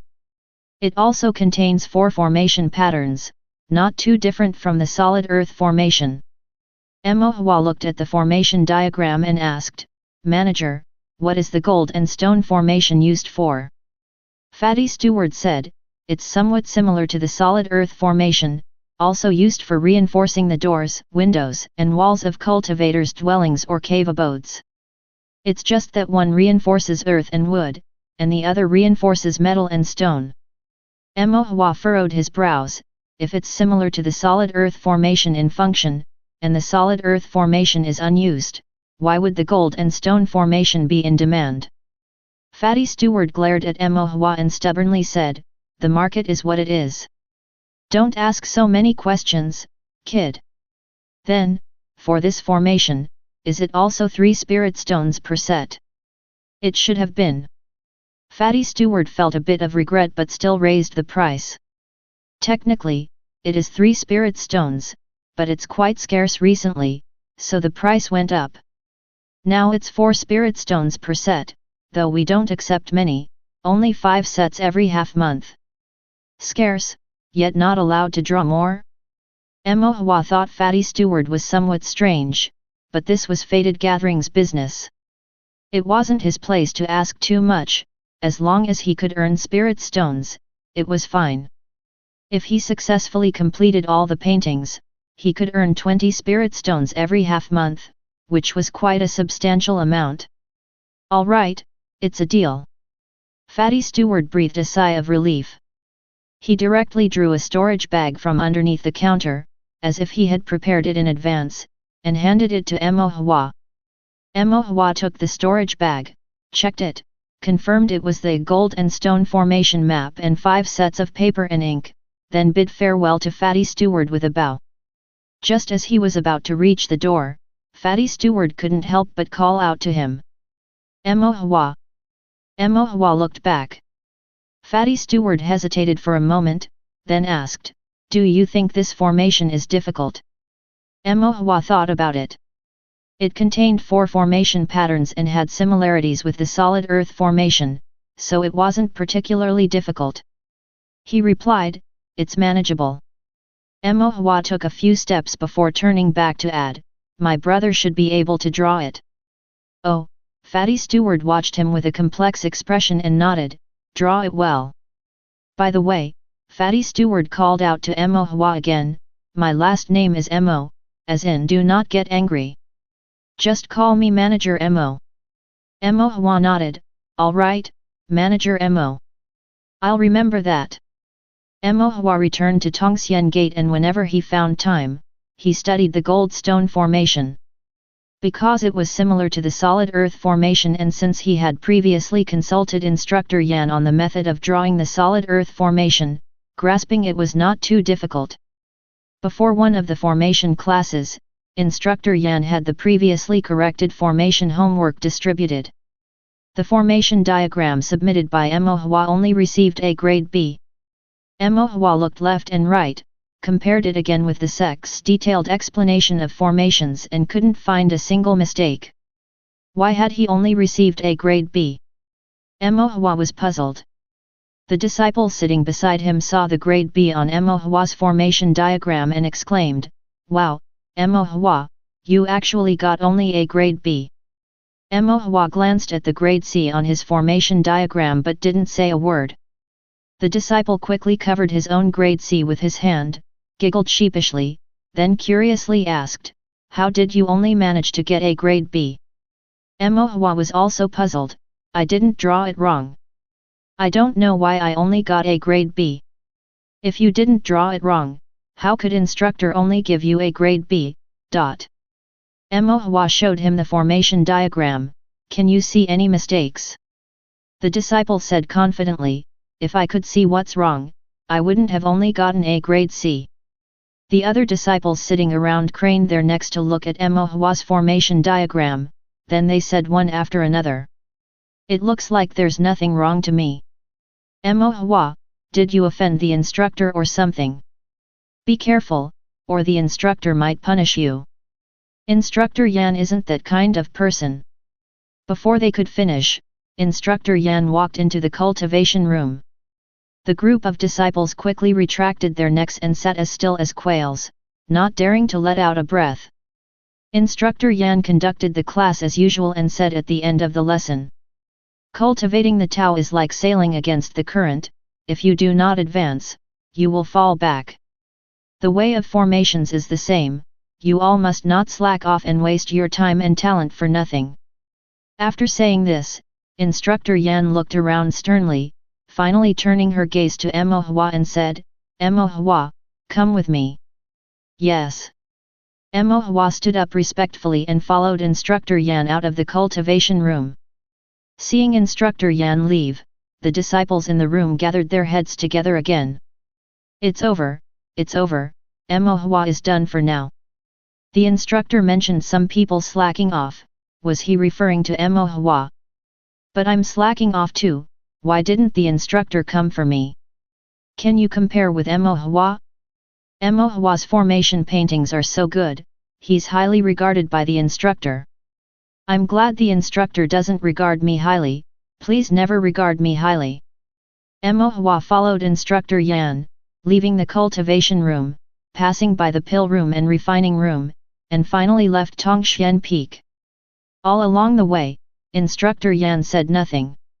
Only when disciples or other instructors and sect elders greeted them, did she either nod her head or clasp her hands in response.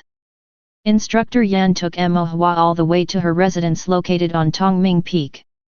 Tongming Peak was where the sect leader, elders, instructors, and inner-sect disciples lived and cultivated. It was Emo Hua's first visit. Indeed, the environment was much quieter and more beautiful. Many courtyards had brightly colored spirit flowers and spirit grass, and there were also spirit beasts like the colorful chicken taking leisurely strolls. Only on Tongming Peak could these few colorful chickens stroll so leisurely. On Tongxian Peak, they would definitely not see the sun the next day. Mo thought of the charred chicken leg Xianxia had given him. There was a formation outside Instructor Yan's residence, and there was a small bagua plate on the door. This must have been set up by Instructor Yan herself, as the doors of other courtyards and residences did not have one. Instructor Yan ran her finger over the bagua plate a few times, a flash of light appeared on the door, and it opened. Once inside the house, Instructor Yan sat in front of the desk and directly asked Mo, "Do you want to become a formation master?" Mo replied modestly, "Disciple's aptitude is limited, I'm afraid I can't become a formation master." Instructor Yan frowned and said, "Wanting to and having the talent are two different matters. Don't just look at the outcome and lose your original intention. Every creature under heaven is destined to die, should they therefore not live at all?" Upon hearing this, Mo said solemnly, "Disciple wants to become a formation master. Why do you want to? The path of cultivation is tough. Formations can provide a means of livelihood. And cultivators seek the heavenly Tao to become immortals, and understanding formations can lead to comprehending the heavenly Tao." Instructor Yan frowned and said, "The heavenly Tao is distant and elusive, cultivators might spend their entire lives unable to glimpse even a corner of it." Mo responded, "As the instructor has said, the path to enlightenment lies in heaven, but the pursuit of it lies within us. Since cultivators are seeking the heavenly Tao, no matter whether they ultimately achieve enlightenment or not, they must not lose the heart of pursuit." Instructor Yan was silent for a moment, then nodded, "From now on, come to me after every class. You may go back today." "Yes." Mo was confused but still bowed respectfully and took his leave. Instructor Yan watched Mo leave and after a long while exhaled. "He's a promising seed indeed." Chapter 25 Teaching. Mo returned to the Tao Cultivation chamber and sat down. A group of disciples once again craned their necks and crowded around. Mo, what did the instructor want with you? Did the instructor punish you?" Mo honestly replied, "The instructor told me to find him after class every day." A disciple said, "It must be because you've slacked off in your formation studies, so the instructor is angry, and he wants you to practice formations every day to prevent you from regressing." Some disciples expressed sympathy, "Then you're really in for it, having to draw formation patterns under the instructor's watchful eye every day." "Yes, it's so dreadful. I get nervous just from one glance from the instructor, let alone him watching me draw formation patterns." Mo also sighed deeply. Seeing this, the other disciples began to comfort Mo. Mo sighed, not because of having to draw formation patterns under the instructor's observation but because visiting the instructor daily would leave him with little time to earn spirit stones by drawing formation patterns for the formation pavilion. However, since the instructor had asked Mo whether he wished to become a formation master, it was likely that he would provide some guidance. With this thought, it seemed like a good thing after all. The next day after class, Mo arrived on time at Instructor Yan's residence on Tongming Peak. Instructor Yan got straight to the point and placed a scroll titled Preliminary Interpretation of Formation Method Canon in front of Mo. In the path of formation arts, if one wishes to go far, the foundation must be solid. This foundation includes not only an understanding of basic formation patterns, proficiency with the pen, and a robust divine sense but also the Tao Cultivation world's scholarly research on formations. The so-called scholarly research on formation arts is the culmination of countless formation experts' experiences and theoretical studies on the myriad formations of the Tao Cultivation world, seeking the unchanging truths amid the ever-changing formations. Some cultivators are good at drawing formations, but they know nothing about the scholarly research, and once they reach advanced studies, they find them as confusing as a thick fog, unable to make any further progress in the path of formations. I am just one step away from becoming a first-grade formation master. Most of the sect's legacy has been lost, so I cannot teach you the profound scholarly texts on formations that some great clans and great sects can offer. But given your current level of expertise in formations, it should be sufficient. Mo Hua sat up straight, his expression becoming even more respectful. Please instruct me, instructor. Instructor Yan nodded, opened the preliminary interpretation of formation method canon, and said. This primary interpretation records some basic principles of formations, such as the concept of the heavens being round and the earth square, the Bagua positions, the 5 elements generation and restraint, as well as the composition of single formations, compound formations, and large formations. Formation arts are the manifestations of the laws of heaven and earth, the outer circularity and inner squareness symbolizing the round heavens and square earth.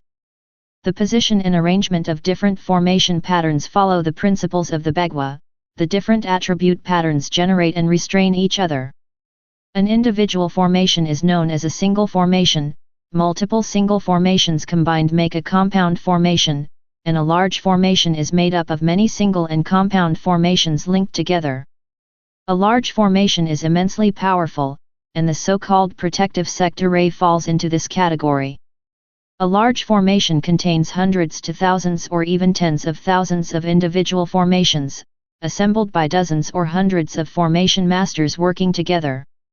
And only an exceedingly accomplished formation master can serve as the main formation master, orchestrating the design and engraving of the large formation. To become a main formation master, to design and construct a large formation, is the aspiration of many formation masters' lives. Instructor Yan said with a touch of emotion, then shifted gears and continued, but this is too far off in the future to discuss now. Even just becoming an ordinary first-grade formation master is already difficult enough. Listening, Mo Hua too felt a yearning. Single formations were already so mystical. What kind of scene would it be if a large formation containing thousands of formations was activated? Instructor Yan hesitated slightly before passing the preliminary interpretation of formation method canon to Mo Hua with a measure of gravity, saying, Take this preliminary interpretation of the formation method for now, study it carefully on your own, and remember, it must not be divulged or discussed with anyone else. Afterward, Instructor Yan explained some of the basic theories of formations and then let Mo Hua go. Mo Hua returned to the disciple's residence, holding the thin volume of preliminary interpretation of formation method canon in his hand, yet it felt incredibly heavy. For the first time, he realized the importance of Taoist cultivation inheritance. Without someone to teach him, these things alone could take a lifetime to figure out. And he was just an ordinary disciple, yet Instructor Yan was so earnest in his guidance, which made Mo Hua feel even more grateful. Mo Hua calmed his mind, read preliminary interpretation of formation method canon word by word, and noted down anything he didn't understand, preparing to ask the instructor the next day. Before going to sleep, Mo Hua took out the gold and stone formation map, memorized the formation patterns inside, closed his eyes, and practiced the gold-stone formation on the stele in his sea of consciousness. The gold-stone formation had only 4 formation patterns, not too difficult, but it required time to become familiar with the patterns and practice them. Thanks to the preliminary interpretation of formation, Mo Hua found his thoughts much clearer when drawing the gold and stone formation map. The reason why the 4 formation patterns were positioned towards the west was that west is associated with metal, which is compatible with the properties of the gold and stone formation map. The specific drawing method also involved much consideration of the hexagrams. Previously, Mo Hua only knew to follow the formation diagram, not understanding why it was drawn that way, but now he gained a deeper understanding. The next day, Mo Hua went to Tongming Peak. Instructor Yan drew some questions from formation discussions and asked Mo Hua, who answered each one. Confirming that Mo Hua had read the formation method canon thoroughly, Instructor Yan couldn't help but nod approvingly. Then Mo Hua brought up some questions he had noted down and asked Instructor Yan. The instructor answered each question, clearly more reassured. On the third day when Emohua went again, Instructor Yan used specific formations as examples, analyzing them for Emohua to understand some basic theories about formations. Instructor Yan began with several formations that involved a single formation pattern, including the bright fire formation which Emohua had previously learned to draw, as well as a few formations that Emohua hadn't studied before.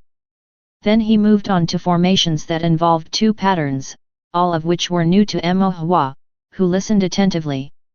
Among formations with four formation patterns, the instructor first mentioned the solid earth formation, which Emohua had consulted about before. Although Emohua had become quite adept at it, when he heard the instructor's explanation now, he realized that his prior understanding was superficial, lacking deep comprehension of the principles behind the pattern. After discussing the solid earth formation, Instructor Yan mentioned the gold stone formation.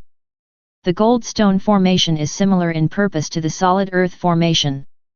Among the five elements of metal, wood, water, fire, and earth, earth generates metal. Therefore, when cultivators construct their cave dwellings and rooms, they use the solid earth formation to consolidate the foundation and the gold stone formation to reinforce the buildings. Because earth generates metal, the effectiveness of the formations is enhanced. These two formations can be referenced to understand each other. As Emohua listened, his understanding cleared suddenly. Instructor Yan lectured for 2 hours and then assigned several homework tasks, asking Emohua to find some examples of the generation and restraint among formations before letting him leave. After returning to the disciples' residence, Emohua couldn't help but feel puzzled. Many of the formations cited by Instructor Yan were ones he had painted for the formation pavilion. Not to mention the bright fire formation and the solid earth formation, but the gold stone formation was also something Fatty Steward had asked him to draw. And today, the instructor specifically explained the gold and stone formation map to him, even though it was to illustrate the relationship between the five elements generation and restraint. Still, it was too coincidental. Is there some relationship between the instructor and Fatty Steward? Could the instructor already know that I was the one who drew those formations for Fated Gathering? Emohua pondered secretly in his heart. Chapter 26 Diligence. Emohua would go to Instructor Yan after his daily classes to study array theory and ask questions about formations. With Instructor Yan's explanations, Emohua learned the gold stone formation very quickly, and combined with the ability to practice repeatedly on the stele in his sea of consciousness, it took him just over 10 days to complete the 5 gold and stone formation diagrams. Since he had plenty of time, Emohua drew carefully, so he failed only once and, after deducting the costs for materials, earned about 12 spirit stones. During his rest days, Emohua handed the formations over to Manager Emo, who after inspecting them, nodded satisfactorily and said, Your brother's formation paintings are increasingly systematic." Emohua looked at Manager Emo with suspicion. For some reason, Manager Emo felt somewhat guilty under the gaze, coughed, and waved his hands, saying, "If there's nothing else, go back to the sect. I'm quite busy here." Emohua glanced at the empty Fated Gathering without a single customer and curiously asked, "There are no customers here, right?" "Manager Emo, what are you busy with?" Manager Emo felt that his management style was more about Zen-like business operations, which fundamentally differed from merely poor business. But the absence of customers was indeed obvious at a glance. Manager Emo became a bit irritated. "What does a kid know? The business I do here is significant, I'm busy whether there are customers or not. When I say I'm busy, I am busy." "Well then, Manager Emo, carry on with your work, I'll take my leave," Emohua said. Emohua bid farewell and had walked a few steps before suddenly turning back to ask, "By the way, Manager Emo, are you very familiar with Instructor Yan?" Manager Emo felt a bit guilty and said, "Not really. We just share some fellow sect member camaraderie.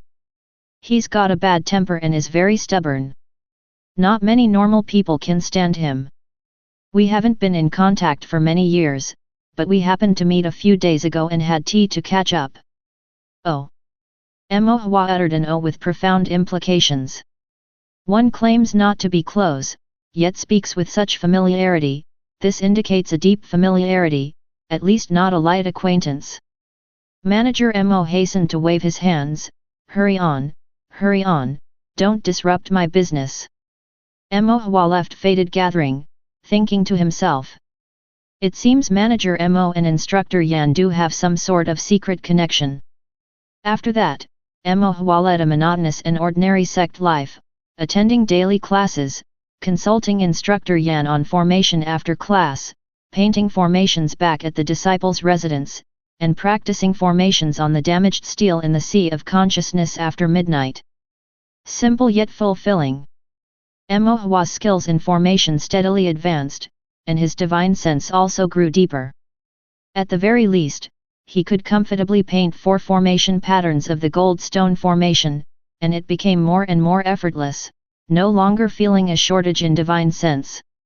The orders for Manager Mo's formations changed a few times, each time with the excuse the market conditions have changed, we won't accept the previous formations anymore, you need to draw new ones, and then provided Mo Hua with new formation diagrams.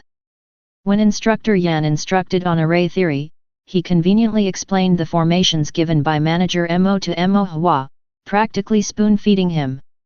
This also essentially confirmed Mo Hua's suspicion that Manager Mo and Instructor Yan must have a relationship, and chances are both the manager and the instructor were aware of the formations he painted for Fated Gathering.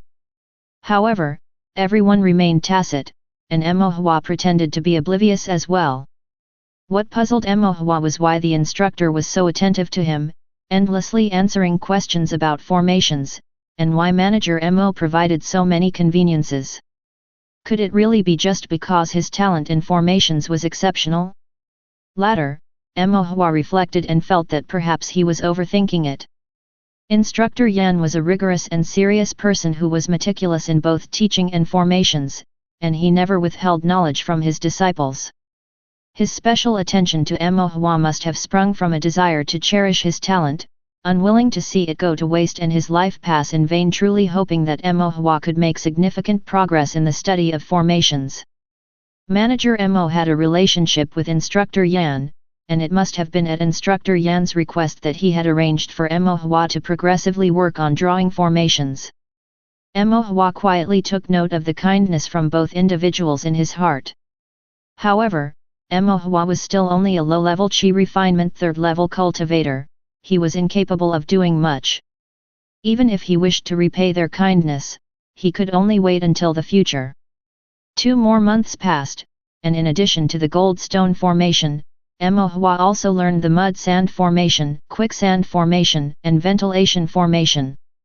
Adding to the spirit stones he had saved from drawing formations, he had accumulated over 180 stones. Mo Hua planned to save up 200 spirit stones and then choose a mid-tier, low-level cultivation technique. This would greatly relieve his parents' burdens. Once he had gathered enough spirit stones and chosen a suitable cultivation technique, he then planned to inform his parents, who would surely be happy. But before Mo Hua could save up enough spirit stones, trouble arose at home. One day during an alchemy class, Instructor Yan suddenly called out for Mo Hua. With a solemn expression, he told Mo Hua that his mother was critically ill and urged him to rush home to see her. Mo Hua was stunned for a moment and then felt as if a cold bucket of water had been poured over him, leaving him chilled to the bone. Mo Hua requested a few days' leave from the instructor, then hurried back home. But when he got there, the door to his house was closed. Mo Hua knocked several times without getting a response. As he grew anxious, the neighbor's aunt came out upon hearing the noise and said, "Is that you, Mo Hua?" "Aunt Yang, my mother. I was just about to tell you, your mother is critically ill and is being treated by old Mr. Feng at the Apricot Forest Hall. Hurry up and go see her." Mo Hua thanked her repeatedly, then rushed towards Apricot Forest Hall. Apricot Forest Hall was the only pill hall nearby. With a pill master in residence, most cultivators with injuries or illnesses would go to the pill hall to have a pill master examine them and concoct pills to heal their injuries or cure their diseases. Old Mr. Feng of the Apricot Forest Hall was a famed pill master in Tongxian City, having dedicated more than half his life to the study of the alchemy Dao. In his later years, after passing the assessment, he became a true first-grade pill master, one of the few officially recognized pill masters in Tongxian City. Additionally, old Mr. Feng was the only pill master in Tongxian City who, even after becoming a first-grade pill master, was still willing to open a shop in the market town for loose cultivators and attend to patients. When Mo Hua arrived at Apricot Forest Hall, old Mr. Feng was already in attendance, treating patients. Old Mr. Feng was dressed in an old, slightly faded black Taoist robe. With white hair and a beard, and an amiable expression, he saw Mo Hua and excused himself with a few words to the patient in front of him, then gestured for Mo Hua to approach. Mo Hua hurried forward to pay his respects and said, "Greetings, Grandpa Feng." "My mother, she." Old Mr. Feng nodded and replied, "Good child, I have looked into your mother's illness. Although it's quite serious, her life is not in danger. You can rest easy." Only then did Mo Hua breathe a sigh of relief. However, coming back to his senses, he felt a dry mouth and a burning throat. Mo Hua had been frail since childhood. Having been in a rush and run too fast, he was now sweating profusely from the sudden stop. Old Mr. Feng placed his right hand lightly on Mo Hua's back, a faint azure light flickered from his hand, transferring some spiritual power, and Mo Hua felt as if a spring breeze had swept through his limbs, instantly easing his breathing. Old Mr. Feng then poured a light cup of tea and instructed, "Drink a little at a time, slowly." Following old Mr. Feng's instructions, Mo Hua sipped the misty tea slowly until his breath became smooth once more. Chapter 27, Sorrowful Love. Your mother has overworked herself, using spiritual power to fuel the stove for long periods, which has damaged her heart and lungs due to the heat, causing her to cough, become weak, and have difficulty breathing. Old Mr. Feng explained the illness to Mo Hua and continued. When she was brought here, she could hardly breathe. I've made some pills that have temporarily relieved her condition. You don't need to worry for now, but going forward, she needs proper care. She cannot use spiritual power to fuel the stove anymore, and she can no longer work in the food building's kitchen. Otherwise, her heart and lungs will eventually fail beyond recovery. Mo Hua, frightened, couldn't help but bow deeply again and said, "I will forever remember Grandpa Feng's kindness in my heart." Old Mr. Feng helped Mo Hua up, smiled slightly, and said, "Saving lives and healing the injured is a part of a pill master's duties, there's no need to talk about kindness. You are young, but you speak very clearly. By the time you repay me, I might already be under the ground." Mo Hua then breathed a sigh of relief and responded with a smile, "Grandpa Feng, with your benevolent heart, you will surely live for a few hundred more years." Old Mr. Feng laughed heartily, "You've always been a smooth talker since you were little. My mother only works in the food building's kitchen for 4 hours a day, she has always been fine before, so why did her heart and lungs suddenly become so severely damaged?" Mo Hua couldn't help asking. Old Mr. Feng replied, "I asked the cooks in the food building, and starting this year, your mother's work hours increased from 4 to 6 each day. With the longer hours, it's easier for spiritual power to become exhausted, and coupled with overwork, the damage naturally worsened." "Was the fire-resistant hairpin useless then?" "Are you referring to the hairpin your mother wears?" Old Mr. Feng stroked his beard and nodded as he explained. "The hairpin is indeed useful, but that fire-resistant hairpin is a common spiritual artifact without any rank, and its effectiveness is limited. However, it's good that she had the hairpin, otherwise, her condition would be even worse, and even if it were healed, there would be lingering issues with her heart and lungs."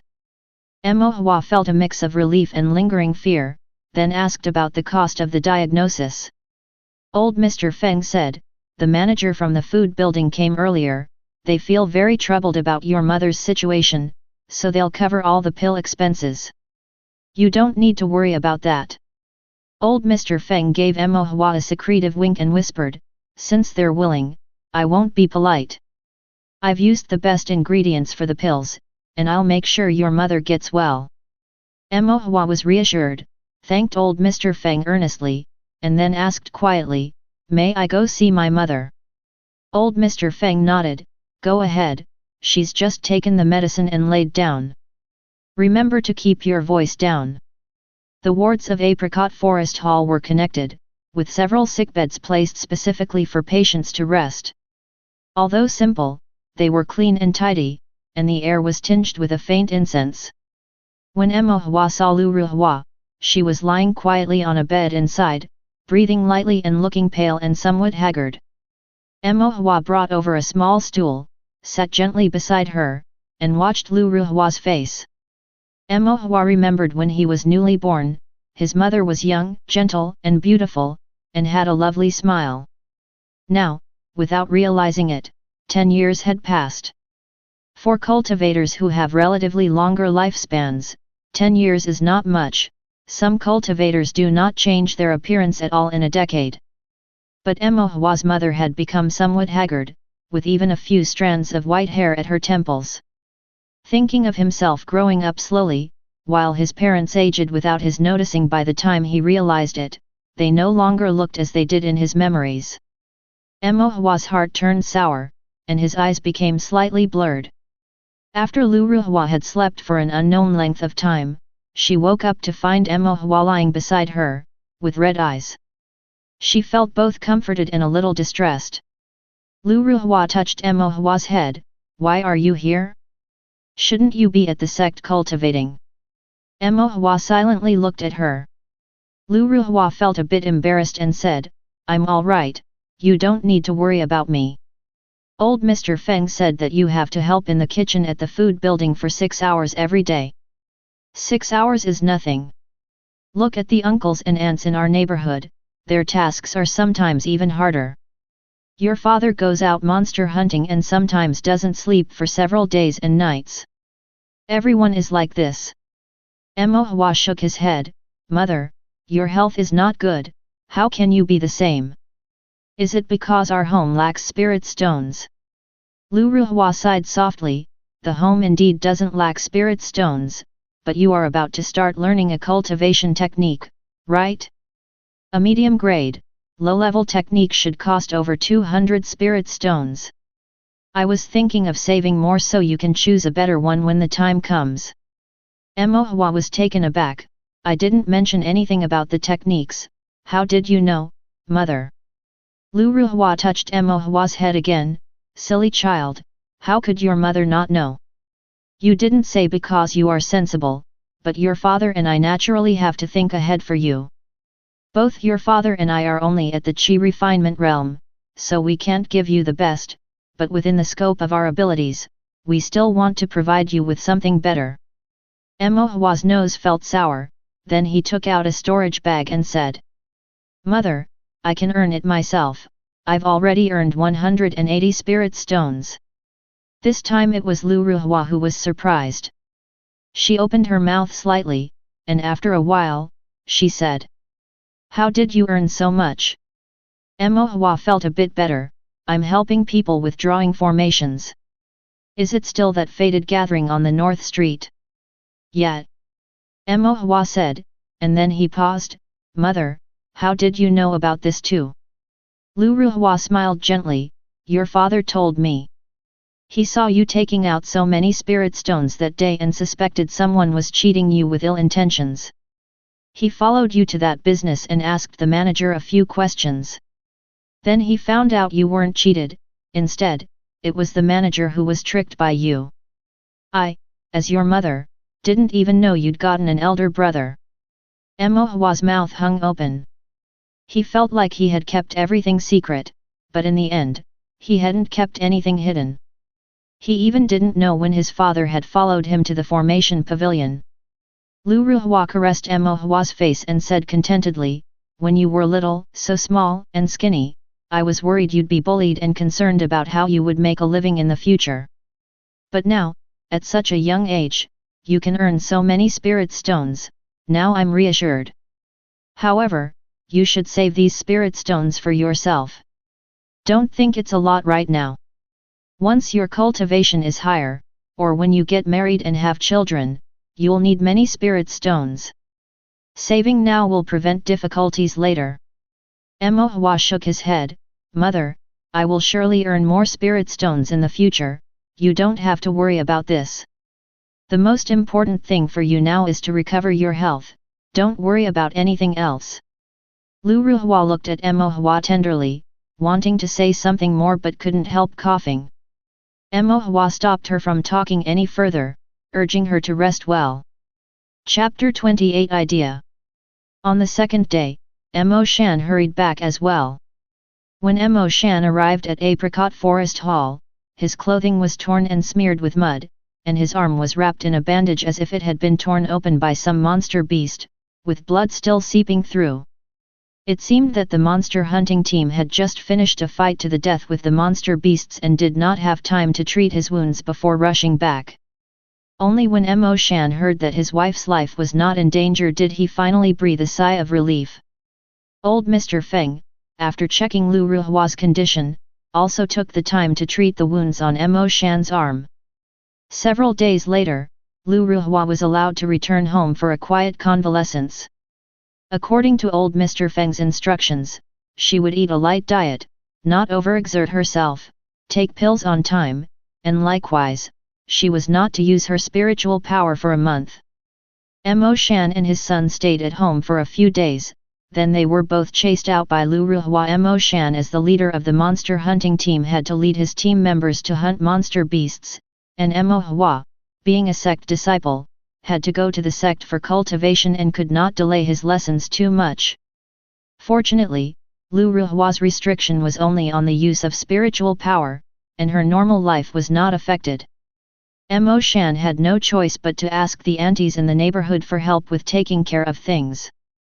He himself would also come back whenever he had the chance, and Emo Hua, whenever he had a break every 10 days, would ask his instructor for leave to come home and see her. Instructor Yan was understanding and didn't make it difficult for Emo Hua, just reminding him not to neglect his cultivation and the sect's curriculum. After a month, Lu Ruhua's health was almost fully recovered. Although she still had to stay at home and could not engage in activities that required the use of spiritual power lest she start coughing incessantly, there were no other impairments. Emo Hua finally felt relieved, but soon noticed that his mother was not very happy. Although she still smiled, her expression was much more melancholic than before, and she would often sit lost in thought by herself.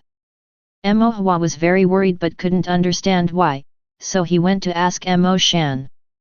Emo Shan sighed and said to Emo Hua, "Your mother's thoughts are very simple. The thing she wants to do most is to save up some spirit stones for you, to support you in your cultivation, to see you grow up, get married and have children.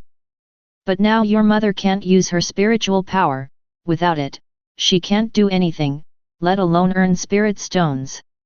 Having been busy for half a lifetime, to suddenly be unable to do anything and not be able to help you, she must feel a certain emptiness inside." Emo Hua felt uncomfortable inside and thought for a while before asking, "Does mother have any other interests?" "Other interests?" "Yes, something she's interested in, such as dance symbols, formations, and the like."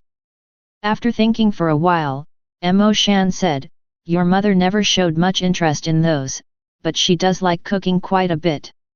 I'm not just bragging. Within 10 miles of our neighborhood, no one cooks better than your mother."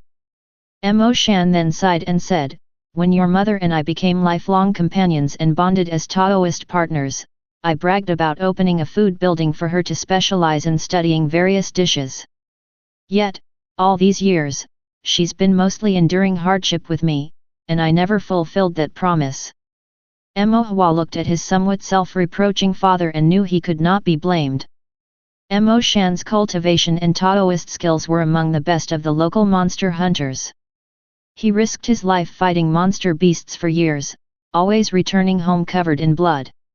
Despite that, the household finances were still tight. Ultimately, it was the tough life of a low-level loose cultivator that left them barely maintaining their livelihood, let alone anything else. Mo Hua then said, "Dad, don't worry, I will definitely help Mother open a big food building in the future." Mo Shan knew his son was trying to comfort him, touched Mo Hua's head, and said with some relief, "Good." But his wife could not use spiritual power, and even to be a meal master would require spiritual power. Even if they were to open a restaurant, without spiritual power, it would be difficult to work as a meal master. Thinking about his wife's despondent state, Mo Shan felt heartache and patted Mo Hua on the shoulder. "Talk to your mother more when you have time. Sometimes what you say works better than me. Don't let your mother overthink things." "Yes," Mo Hua nodded. Whenever he was free afterward, Mo Hua would proactively talk with Lu Ruhua, and indeed, her complexion seemed to improve a bit. Yet, when she was alone, her demeanor was still one of sorrow. If only Mother could use spiritual power, thought Mo Hua, knowing, however, that this was quite unlikely. Illness comes like a thunderclap and leaves like drawing silk. Moreover, with such a chronic illness built up over so many years, she could only rely on gradual recuperation. It was unlikely she would recover in the short term. There had to be natural treasures in the Tao cultivation world that could cure her completely. Old Mr. Feng had even mentioned a few, but for a family like Mo Hua's, they had neither the connections to find them, nor the means to afford them if they did. Mo Hua had no choice but to give up the thought. Another half-month passed, and the hottest month of the year arrived, with the sun high in the sky, making the ground hot enough to scald. Tongxian Gate, as usual, had a summer break, lasting a bit over a month. A summer vacation and a winter vacation, the two longest breaks in a year. The weather was hot, and monster beasts didn't like to roam around much.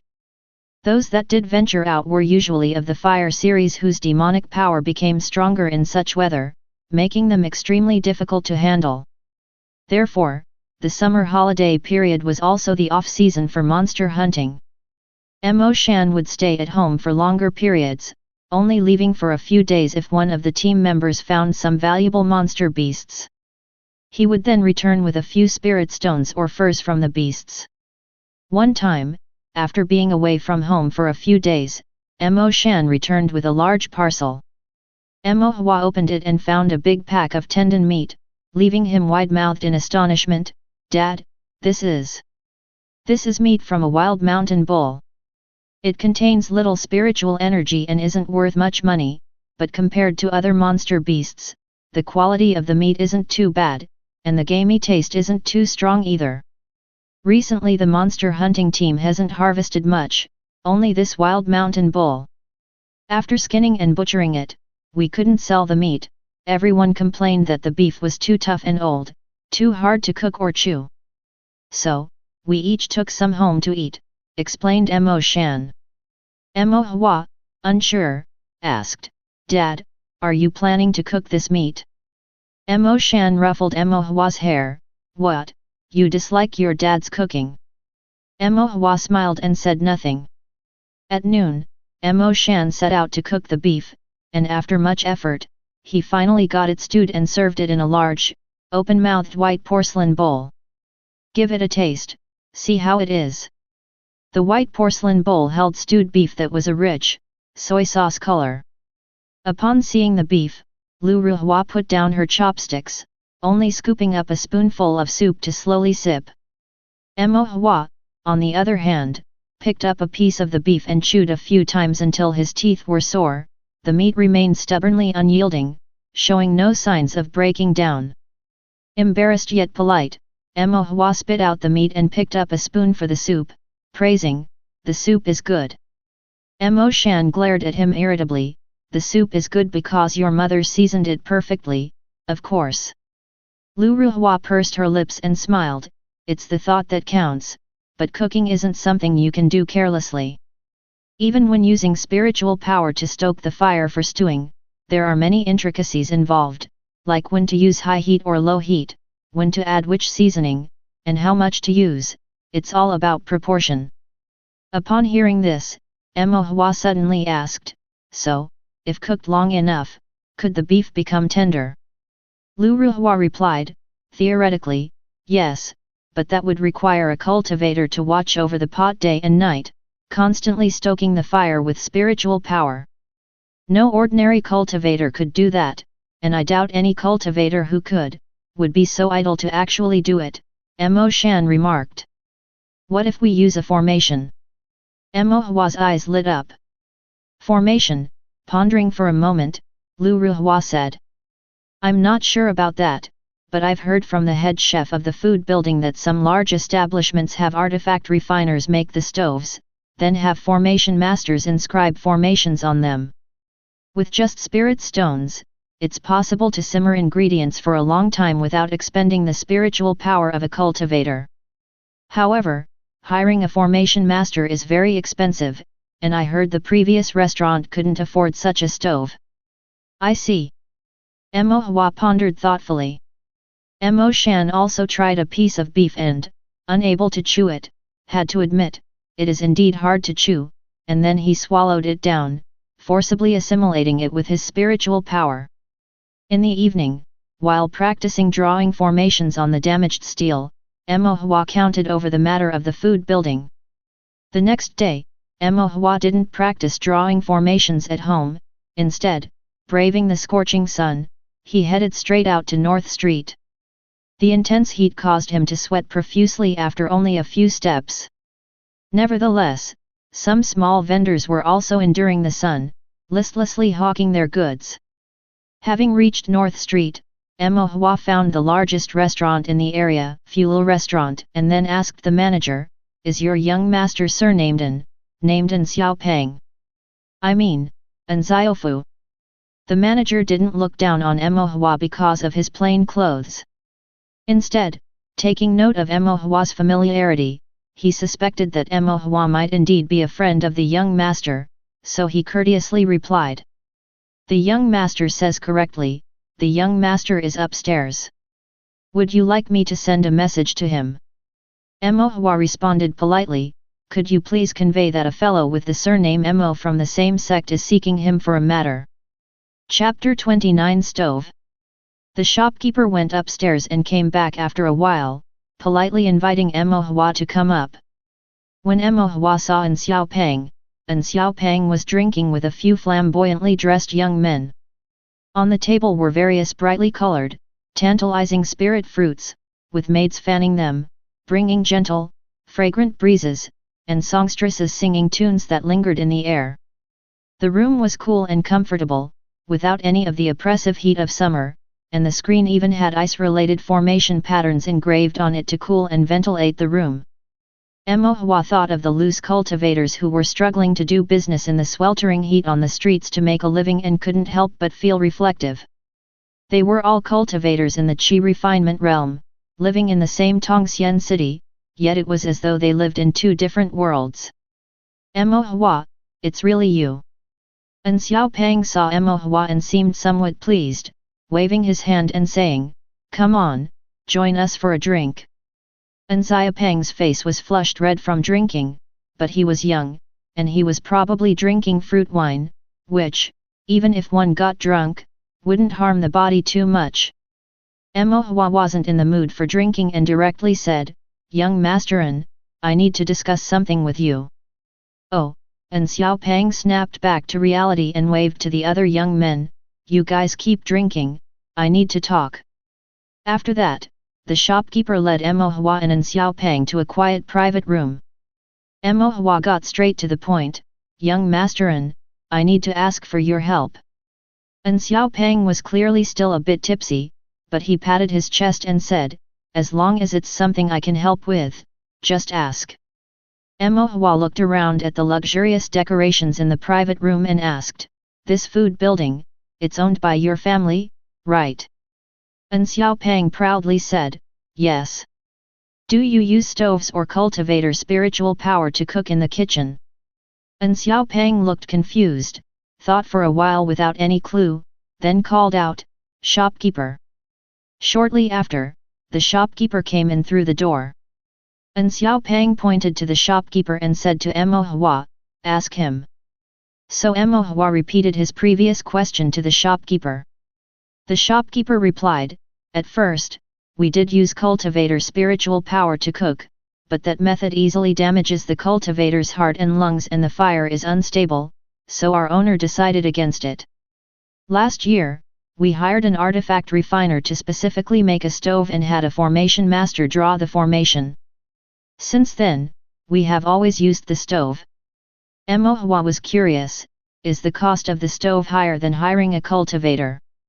The shopkeeper honestly answered, in the long term, stoves are better.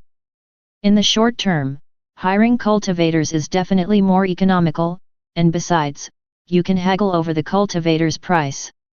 Sometimes when the market is down, half a spirit stone can hire a cultivator in the chi refinement realm who is a loose cultivator. Mo Hua felt somewhat disturbed. Even as a cultivator, one couldn't avoid being exploited. "Can I take a look at the stove?" The shopkeeper hesitated, looking at young Masterin. He couldn't make this decision as normally the kitchen was off limits to outsiders. And Xiao Pang, now a bit more sober, asked the shopkeeper, "It's not possible to show it to others." The shopkeeper said, "It's the menu that really matters. Many food buildings have stoves, and those without simply don't want to spend spirit stones on crafting them. It's not a secret." And Xiao Pang said, "Then let's have a look. I want to go too, I've never seen that stove even once." "All right, I will take both young masters there." The shopkeeper breathed a sigh of relief, with young Masterin accompanying them. If anything happened, it wouldn't all be blamed on him. The shopkeeper led Mo Hua and Xiao Pang to the kitchen, pointing to a giant furnace-like appliance that was as tall as two men and said, "This is the stove. After inserting a spirit stone, the formation inside the stove will convert it to fire, which then spreads to each cooking station for the cultivators to cook ingredients. The stove and each cooking station are also connected by formations, and moreover, each cooking platform has a special formation engraved on it to control the size of the fire." Mo Hua found it all very novel. It was his first time seeing artifact refining and formation drawing used in such a way. And Xiao Pang's eyes widened as he looked on. He usually only knew about eating, but had no idea how the food was made. The shopkeeper introduced the stove to Mo Hua with a hint of pride. Mo Hua scrutinized the stove attentively, looking left and right, not sparing even the gaps between the mouth and body of the stove. Seeing him as if he wished he could dismantle the stove to check inside, the shopkeeper couldn't help but say, "Does young Master Mo wish to know something?" Mo Hua inquired, "Shopkeeper, do you know which formations are engraved inside the stove?" The shopkeeper hesitated for a moment but then thought that simply knowing which formations were used was useless. What mattered most was whether one could draw the formations, and formations were not so easy to draw. The formation inside this stove is not complicated, it's just one melting fire formation that includes 5 formation patterns. However, the location of the melting fire formation is rather particular, it must be drawn at the bottom of the stove so that the fire power is even. There has to be a gap on the exterior of the stove to place a spirit stone, allowing the spiritual energy from the spirit stone to seep into the melting fire formation and ignite the formation's fire power. The shopkeeper told Mo Hua everything down to the last detail. Oh, Mo Hua nodded continuously. After talking for quite a while, Mo Hua seemed to have gotten clarity on all he wanted to know and sincerely thanked the shopkeeper before preparing to take his leave. And Xiao Pang pulled on Mo Hua, "Don't rush off, I'll treat you to something delicious." Mo Hua had matters to attend to, so he didn't accept the offer. "Are you not giving me face?" And Xiao Pang was getting a little angry. Mo Hua complimented An Xiao Pang, saying he was generous and then quietly said to An Xiao Pang, "Next time the instructor assigns a formation painting homework, I'll help you draw it for free." An Xiao Pang was overjoyed and eagerly nodded, "Hmm." He didn't care about spirit stones, what he cared about was his pride. Mo Hua offering to help him draw a formation for free made him feel honored. The shopkeeper watched Mo Hua's departing figure and asked An Xiaopeng, "Young master, what is this Master Mo's identity? You could say he's a fellow sect member of mine. He's extremely good at drawing formations, even better than me. To tell you the truth, he helps me with all my formation homework." An Xiaopeng was even a bit proud. The shopkeeper kept a straight face, silently thinking that there was nothing really to be proud of. "You go ahead with your business, shopkeeper, I'm off to drink." After saying that, An Xiaopeng turned to leave, but suddenly he froze, grabbed the shopkeeper's sleeve, and stared intently at him. The shopkeeper was a bit nervous under his gaze. Young master," An Xiaopeng said in a low voice, "you must never let my father find out about this." "About what?" "That someone else is doing my homework. You can't let my father find that out." The shopkeeper's mouth twitched. Fine. An Xiaopeng patted his chest. "That was close, good thing I'm clever or else I would have blown it." Then he made the shopkeeper swear not to tell his father, only then feeling relieved to go upstairs. The shopkeeper felt somewhat helpless, thinking, with this unreliable young master, can the An family really hold on to their family business? The shopkeeper's thoughts then turned back to the youth surnamed Mo. He looked like no rich family's child but just an ordinary cultivator's child, unsure what he wanted with the stove. The shopkeeper took a few steps, recalled what young master An had said, and suddenly stopped. Draws formations well? He couldn't be planning to draw the stove's formation, could he? Young master An is at the 3rd level of Qi refinement, and that Mo kid is his fellow sect member, which means that kid can at most only be at the 3rd level of Qi refinement as well. How could someone at the 3rd level of Qi refinement have the divine sense to draw formations? Shaking his head, the shopkeeper decided to find a place to drink some tea instead. Chapter 30 Melt Fire Formation Map. Mo Hua returned home under the scorching sun, grabbed the teapot on the table, and guzzled several mouthfuls of tea, which finally dispelled the heat. Then, he retreated to his own room and began to plan with paper and pen. First was the stove. The stove is a type of spiritual artifact. Spiritual artifacts used by cultivators come in a wide variety, including offensive weapons such as swords, spears, staffs, and clubs, defensive equipment like armor and Taoist robes, magical items such as hairpins and jade pendants, as well as everyday necessities like pots, bowls, and stoves. Mo Hua's understanding of artifact refining was limited to the commonly accessible theoretical knowledge learned in the course Refining Artifact Knowledge at Tongxian Gate, such as the need for a refining furnace, forging, quenching, and other key points. But when it came to actually refining artifacts, he was at a loss.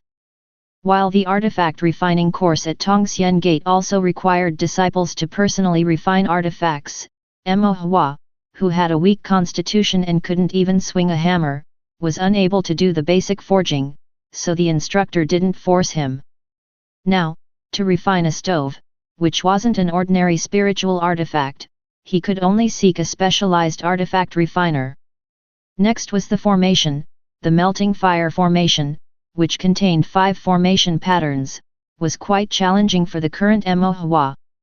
The formations that Mo Hua had previously drawn contained at most 4 patterns. 4 formations at the Qi refinement realm, each additional pattern significantly altered the formation's effectiveness. A gap of 1 pattern represented an entire threshold for a formation master. Mo Hua practiced drawing formations every day and honed his skills using the stele, which had considerably enhanced his divine sense. He could easily handle formations with 4 patterns, but those with 5 were another story. Another difficulty was that this melting fire formation had to be drawn on the stove. The walls of a refining furnace are made of fine iron, which has weak absorption for ink, making it much harder to draw formations on fine iron than on paper, and this would also increase the consumption of spiritual power and divine sense. According to instructor Yan's elementary discussion on formation methods, the carrier of a formation, the medium that bears the formation, is commonly referred to by formation masters as the formation medium. When formation masters draw formations, the most commonly used medium is paper, followed by iron, wood, earthen, and stone materials. Emohua had always drawn his formations on paper until now drawing on an artifact furnace might present some unknown issues. Emohua thought for a while, sighed, and decided to take things step by step. The pressing matter at hand was to figure out how to obtain the complete formation method map of the melting fire formation. The next morning, after breakfast, Emohua went to find Manager Emo. Manager Emo, slightly portly and heat intolerant, was languidly leaning on his desk, beside which was a fan that continuously oscillated, its intrinsic formation activated by spiritual power. But with the weather being so hot, the fan only blew hot air. Emohua said, "Manager Emo, I've seen other shops draw an ice series formation on their walls to cool the place down, why don't you get one too?" Manager Emo glanced at Emohua wearily and said, "That whole set of formations is so expensive. Give me the spirit stones, and I will get a set." Emohua chuckled and then sat down at a nearby table, pouring himself a cup of tea and sipping it leisurely. In the rarely frequented fated gathering, Emohua was considered the most frequent of regulars. Manager Emo let him be and went back to burying his head in his desk work. After finishing his tea, Emohua asked, "Manager Emo, do you have the formation diagram for the melting fire formation here?" Manager Emo lifted his head, annoyed, and said, "This is a shop specializing in formations, what formation diagrams don't we have?" Emohua replied skeptically, "You have second-grade formation diagrams as well." Manager Emo pounded the desk in irritation and lectured, "Don't act like a contrarian, kid," and then asked in confusion, "What do you want the melt fire formation map for?" "I saw this formation drawn on the stove in the food building, got curious, so I'm asking." Emohua pondered for a moment and then asked, "Manager Emo, do you know if there's anything particular to note when drawing a melting fire formation on a stove?"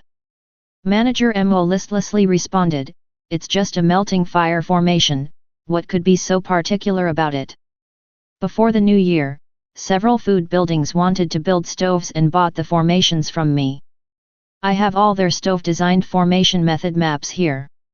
Emohua's eyes lit up, "Could I take a look at them?" "No giving.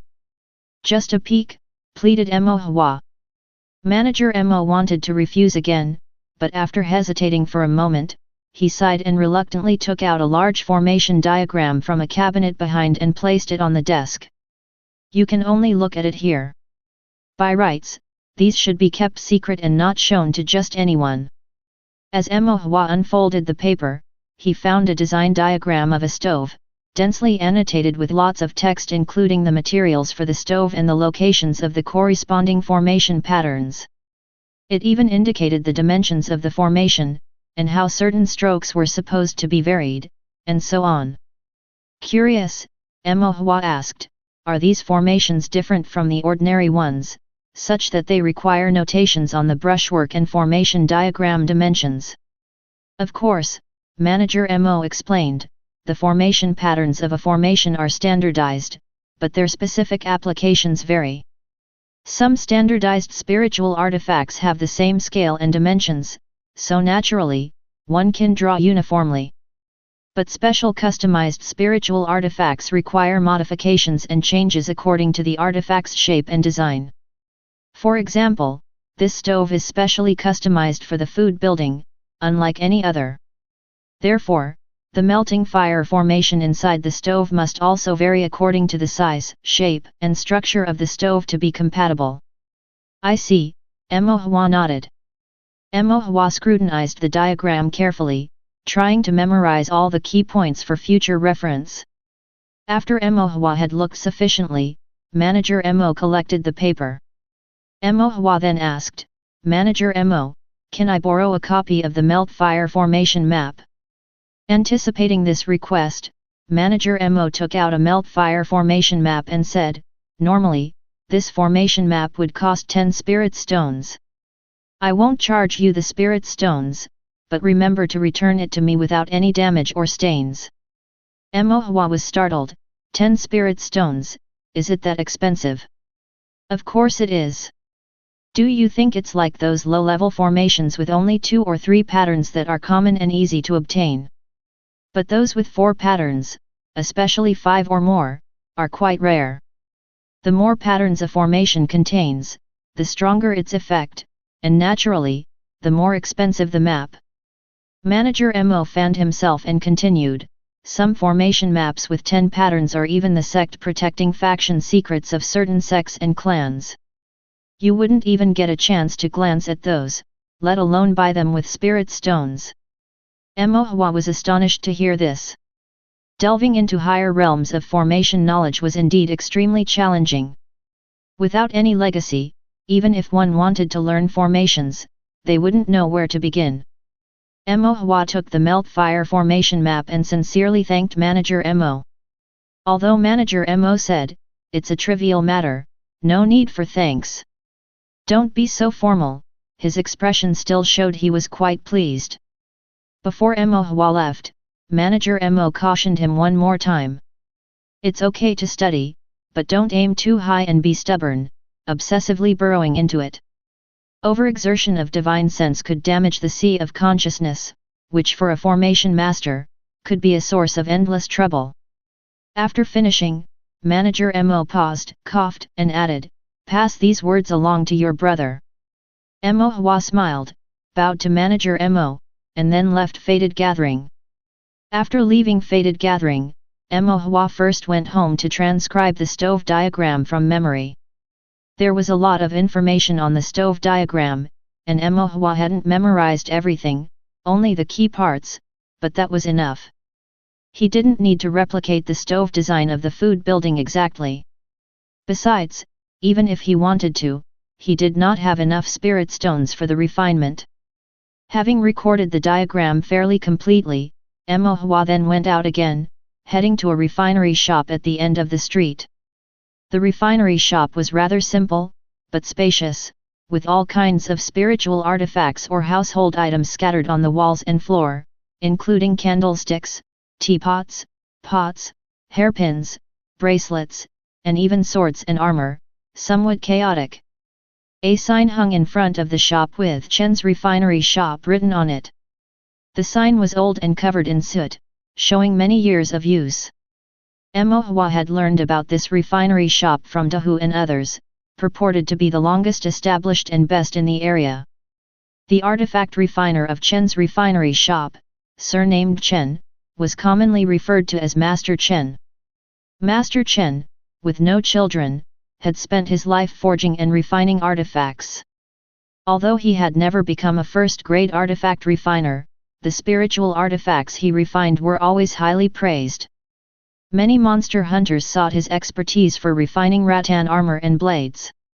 When Mo Hua entered, Master Chen was busy hammering away with several disciples.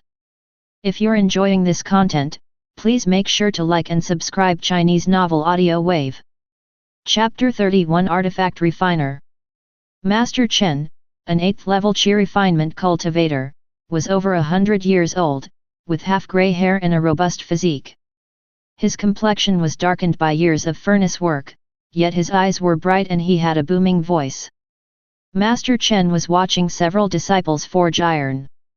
Perhaps because they made some mistakes, he glared at them sternly and scolded, leaving the sturdy artifact refiner disciples obediently enduring the rebuke without daring to lift their heads. After the lecture, Master Chen personally swung the large hammer to demonstrate. His strong physique gave rise to fierce whines with each swing, and the red-hot refined iron was hammered into spark-filled splendor, gradually taking the shape of a blade's prototype. When the forging was complete, Master Chen merely wiped the sweat off his brow. His breathing remained steady, as if he hadn't exerted much effort at all. Mo Hua, naturally frail, watched with undisguised envy, wishing he could have such strength one day. "Watch closely, that's how you should hammer the iron." "What was that just now?" "Weak and lifeless, even a young lady's stitching has more vigor than you." Master Chen once again scolded the disciples, then turned to see a child with red lips and white teeth, bright eyes full of envy, looking at him. After hesitating, Master Chen asked, "Little fellow, do you want to learn artifact refining too? Life as a loose cultivator is difficult. Once leaving a sect, one must sustain oneself. Some couldn't learn practical skills in their sects and had to seek their own livelihood by learning a craft.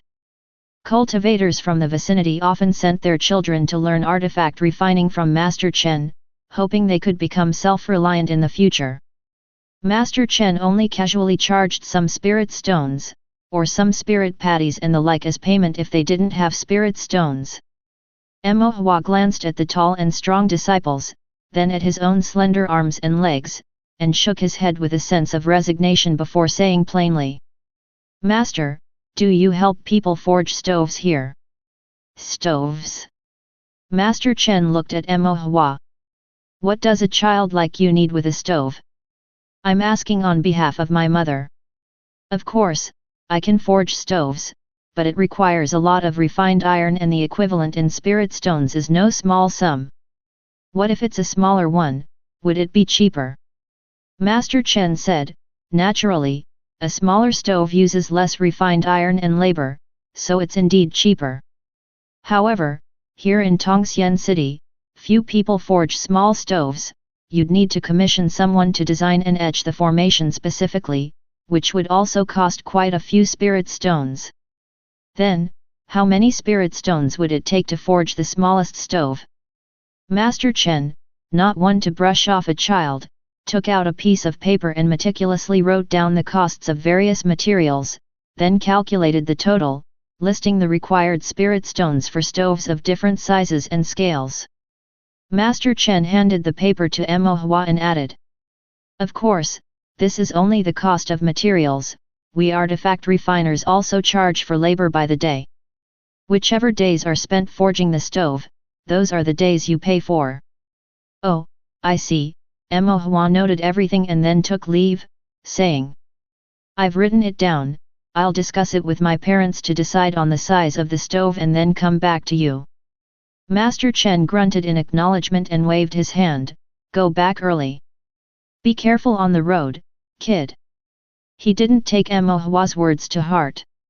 Many cultivators who had requested artifact refining but disappeared after asking for the price. Most would say they'd consider it and then never follow up. Moreover, the client was just a child around 10 years old, asking for a stove, a time and labor-intensive spiritual artifact to forge. It was likely the matter would end there. After returning home, Mo Hua picked out a stove that was not only appropriately sized but also within their financial means. Based on the price list Master Chen provided, the material cost alone was around 150 spirit stones. The labor fees for artifact refining still needed to be negotiated. Mo Hua did not know how long Master Chen would take to forge the stove, but estimated it could be anywhere from 10 days to half a month, which might cost between 50 to 75 spirit stones.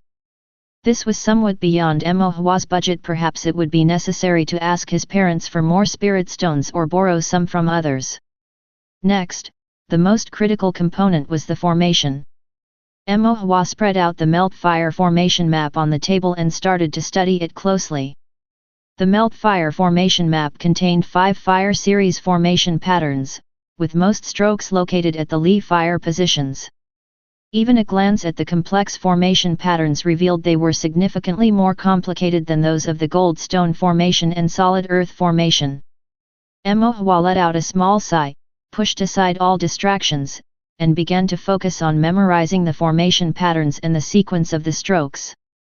Mo Hua was so engrossed in his studies that he didn't notice the sky darken. Even during meals, Mo Hua was preoccupied with the formation patterns of the melting fire formation. He chewed his steamed bun a few times before zoning out, holding the bun and staring into space.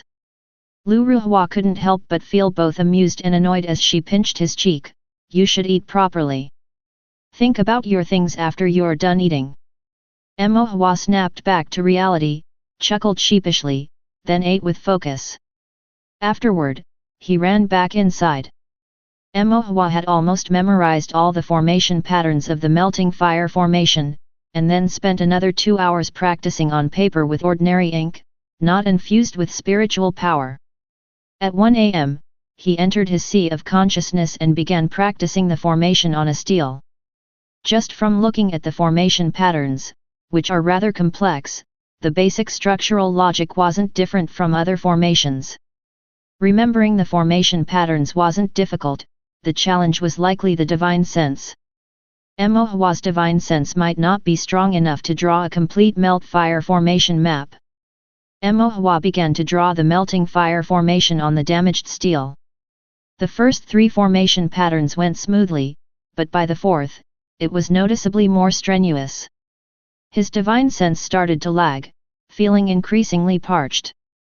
Mohua's brows furrowed slightly. After completing the 4th formation pattern, sharp pains began to throb through his sea of consciousness, like a riverbed cracking and splintering as the tide receded.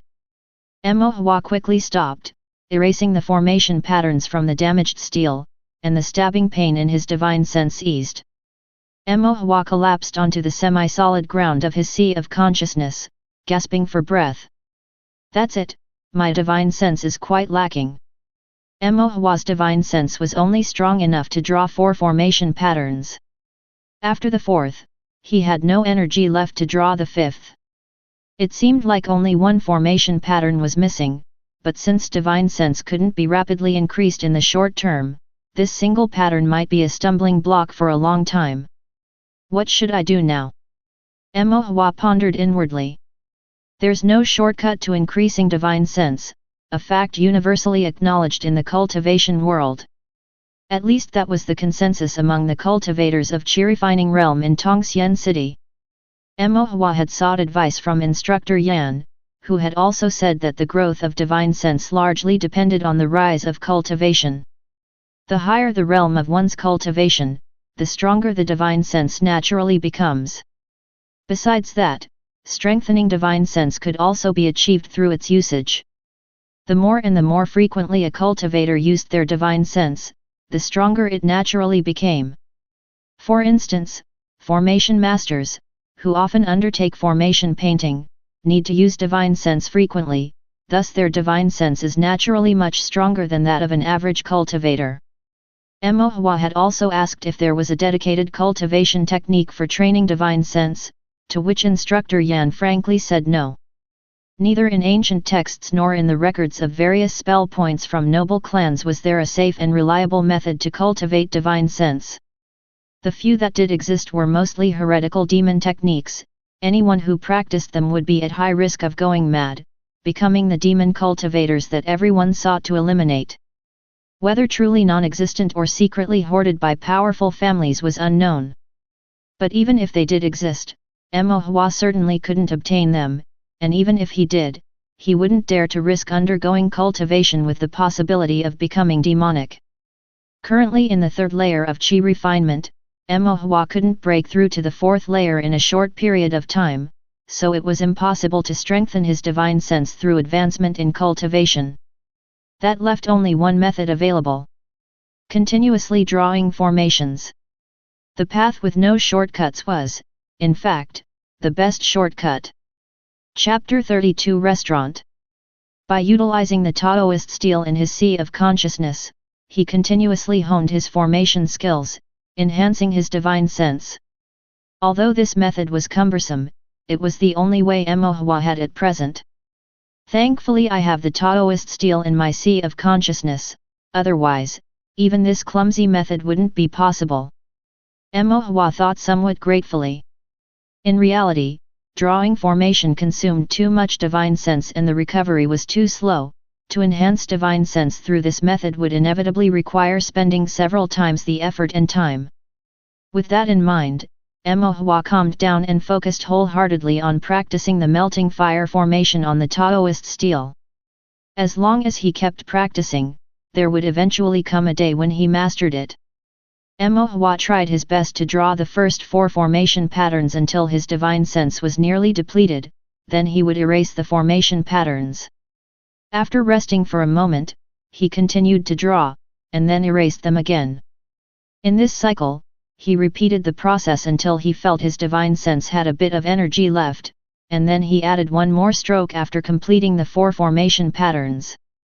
After an entire night, Mo Hua had only managed to add 2 additional strokes from where he began, but at least those 2 strokes clearly indicated that his divine sense was indeed growing.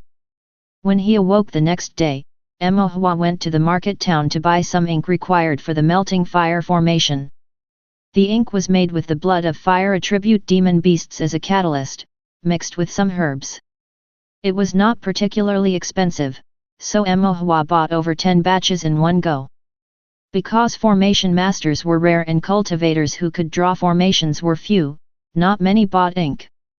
The shopkeeper rarely encountered a big customer like Mo Hua and even gave him a few extra batches. After returning home, Mo Hua began practicing drawing the melting fire formation with the ink. Since the ink was bought with spirit stones, Mo Hua drew with extra care, putting his heart into every stroke. Of course, limited by his divine sense, Mo Hua could only add 2 additional strokes to the 4 formation patterns at most, unable to complete the full 5-pattern melting fire formation. After completing each session, he would have to stop and rest for 2 hours to recover his divine sense. Once it was replenished, he continued to draw. This efficiency was much lower compared to drawing formation on the Taoist Stele in his sea of consciousness. It also consumed ink and spirit paper, meaning he was spending spirit stones.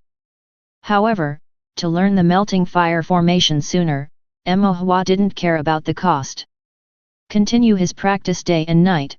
After half a month, Mo Hua could add around 10 or so strokes beyond the 4 formation patterns, roughly equivalent to half a pattern. At this pace, he estimated that in another half-month, his divine sense would be strong enough to draw a complete 5-pattern melting fire formation. Mo Hua silently breathed a sigh of relief.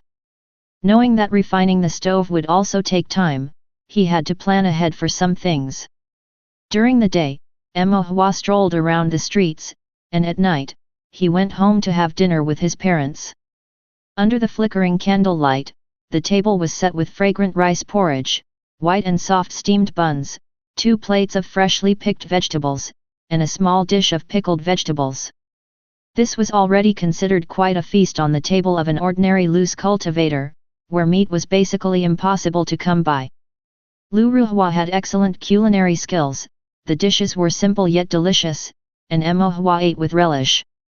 However, as much as the cooking was Lu Ruhua's, the fire used for cooking was supplied by Mo Shan with his spiritual power.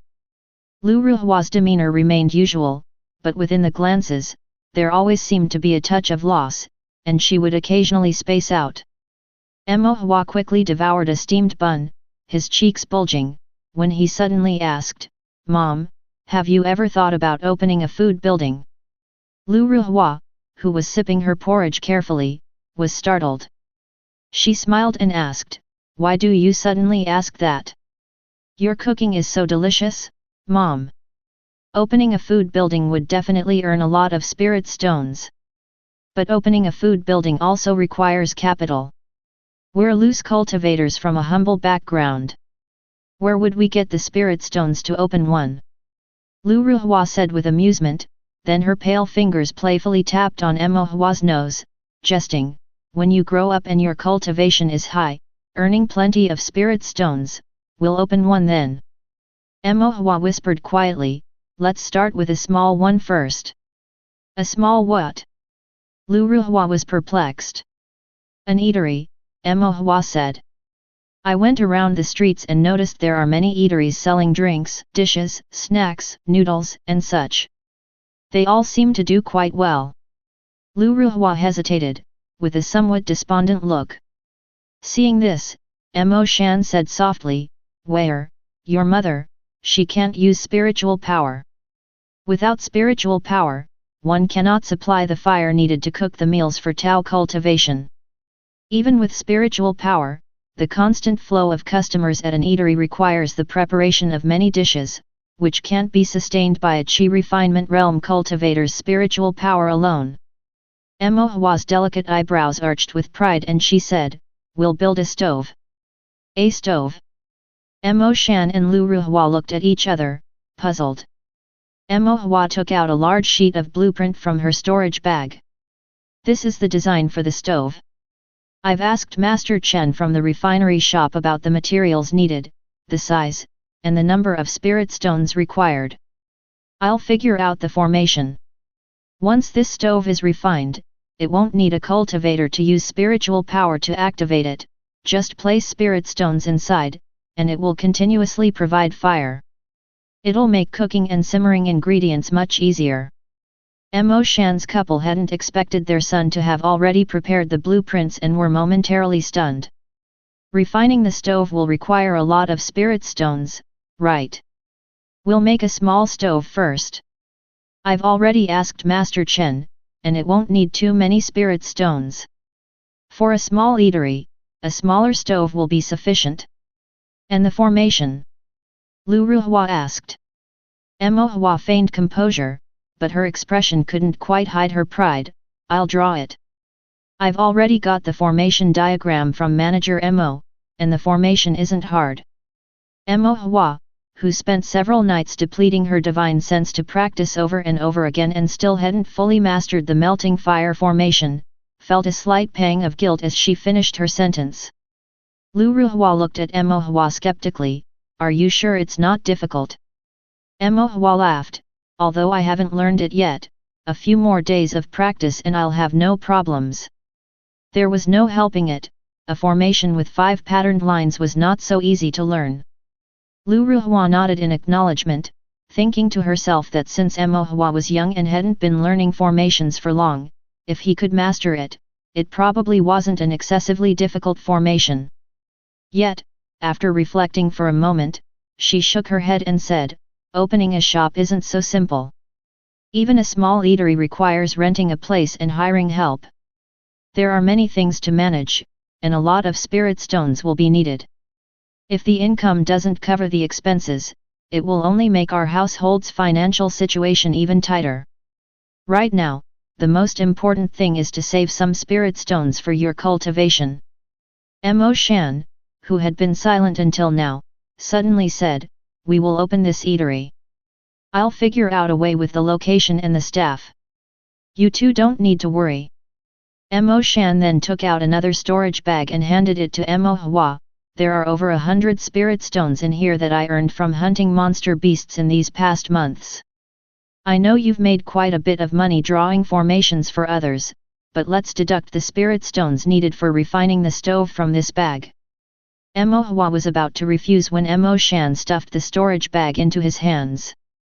Holding the storage bag, and thinking about how the spirit stones inside were earned through his father's life-threatening battles with monster beasts, Mo Hua felt them way heavier than ordinary spirit stones.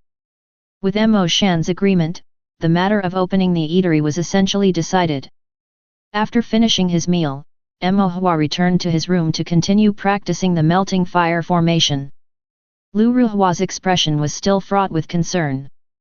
Mo Shan reassured her, all right, don't think too much about it. Starting a small eatery is just a small business venture. Even if we incur losses, they won't amount to much. Lu Ruhua sighed, Wei is talented and smart. In the future, his cultivation, learning cultivation techniques, and Taoist skills, and his desire to become a formation master, learning formations, all that will require a lot of spirit stones. If we use them all now, what will we do if there aren't enough for Wei's cultivation later on? Mo Shan said softly, don't underestimate Wei. He is already drawing formations for businesses, even if they're simple ones, but that's already quite impressive. Who knows, maybe in 10 or 20 years, after more practice with formations, he might truly become a formation master. Mo Shan laughed, by that time, we might be relying on our son to support us. Lu Ruhua smiled, but she still couldn't fully let go of her worries. Mo Shan held Lu Ruhua's hand, then let's run the eatery well, save up more spirit stones, and later on, find a good young woman for Mo Hua, watching him get married and have children. After considering what Mo Shan said, a smile appeared on Lu Ruhua's face, yet she still didn't feel completely at ease. What if, just in case? Even if there are unforeseen circumstances, I'm still here. No matter how hard life gets, there's always a solution. It's just a matter of working a bit harder and hunting a few more monster beasts, Mo Shan said in a gentle yet firm tone. Lu Ruhua stopped talking and quietly nestled into Mo Shan's embrace. Chapter 33 Refining. The next day, Mo Hua did not practice the melting fire formation but took spirit stones to Chen's refinery shop to find Master Chen. Master Chen was a bit surprised to see Mo Hua and was even more astonished when he heard that Mo Hua really planned to refine a stove. You're really planning to refine a stove, are you? That's right, but I'm only refining a small one, about 4 feet tall. It doesn't need to be made from expensive materials, just sturdy and durable will do. Master Chen nodded, that's just perfect. If you were refining a large stove, I might not have enough hands here. Since it seems like it's for personal use, and we're all neighbors here, I'll pick some materials that are cheap but good quality for you, ensuring they're affordable and durable. Mo Hua said happily, thank you, Master Chen. However, Master Chen glanced at Mo Hua and then looked behind him, puzzled. Where are your parents? Refining a stove isn't a trivial matter. It usually requires an adult's agreement to count. Mo Hua patted his chest, my dad said he's left it to me. If there's anything, you can talk to me, Master Chen. Master Chen looked at the little guy Mo Hua and nodded, a poor man's child becomes the head of the household early. After saying this, he frowned, hesitated for a moment, but still said. Did you bring the deposit? The materials for the stove cost 150 spirit stones, and the refining will take 20 days, at a rate of 5 spirit stones per day. The fee for the refining is 100 spirit stones. The deposit is the materials cost, so you need to pay the 150 spirit stones up front, while the refining fee can be settled after it's done. I brought it. Mo Hua took out a weighty storage bag from his chest, opened the bag, and inside were all sparkling and translucent spirit stones. This sum of spirit stones would be a fortune for an ordinary loose cultivator family, yet this kid was carrying it in his chest. Master Chen took the storage bag with a complex expression, counted exactly 150 spirit stones, then took out the spirit pact and wrote down the materials, cost, and delivery date for refining the stove. The spirit pact is a recognized proof of contract agreement in the Tao Cultivation world. Every spirit pact is special, not easy to destroy or forge, serving as evidence for a cultivator's transactions involving spirit stones and goods. If disputes arise, one can seek an authoritative cultivator's judgment or ask the Taoist court to intervene. There were 2 copies of the spirit pact. Master Chen signed his name and then handed the spirit pact to Mo Hua. Mo Hua signed his own name as well, and each kept a copy as proof of the refining delivery agreement. Master Chen had intended to have Mo Hua sign his father's name, but after thinking it over, he refrained, considering that since his parents had entrusted him with the responsibility, it would be the same if he signed it himself. Under the heavenly Dao, all beings are equal. No matter the level of cultivation or age, once one signs a spirit pact, it is binding. Mo Hua. Seeing the dignified and handsome writing on the spirit pact, Master Chen realized the child's name was Mo Hua. He looked at the boy's appearance again, indeed, with red lips and white teeth, and features as fine as a painting, the name suited him well. Having closed a not insignificant deal, and with no worries about the next half-month's livelihood, Master Chen found Mo Hua increasingly pleasing to the eye. Little brother, now that the spirit pact is signed, we'll start refining tomorrow. I'll make sure to expedite it for you. If you have time, you can also come over to check on the progress or even learn about artifact refining. I don't usually allow anyone but the apprentices in the shop to watch. Great, thank you, Master Chen. Mo Hua was quite interested in artifact refining. Although he might never be able to refine a spiritual artifact in his lifetime, learning about the knowledge related to artifact refining was beneficial. Such practical refining skills would not be taught by sects either.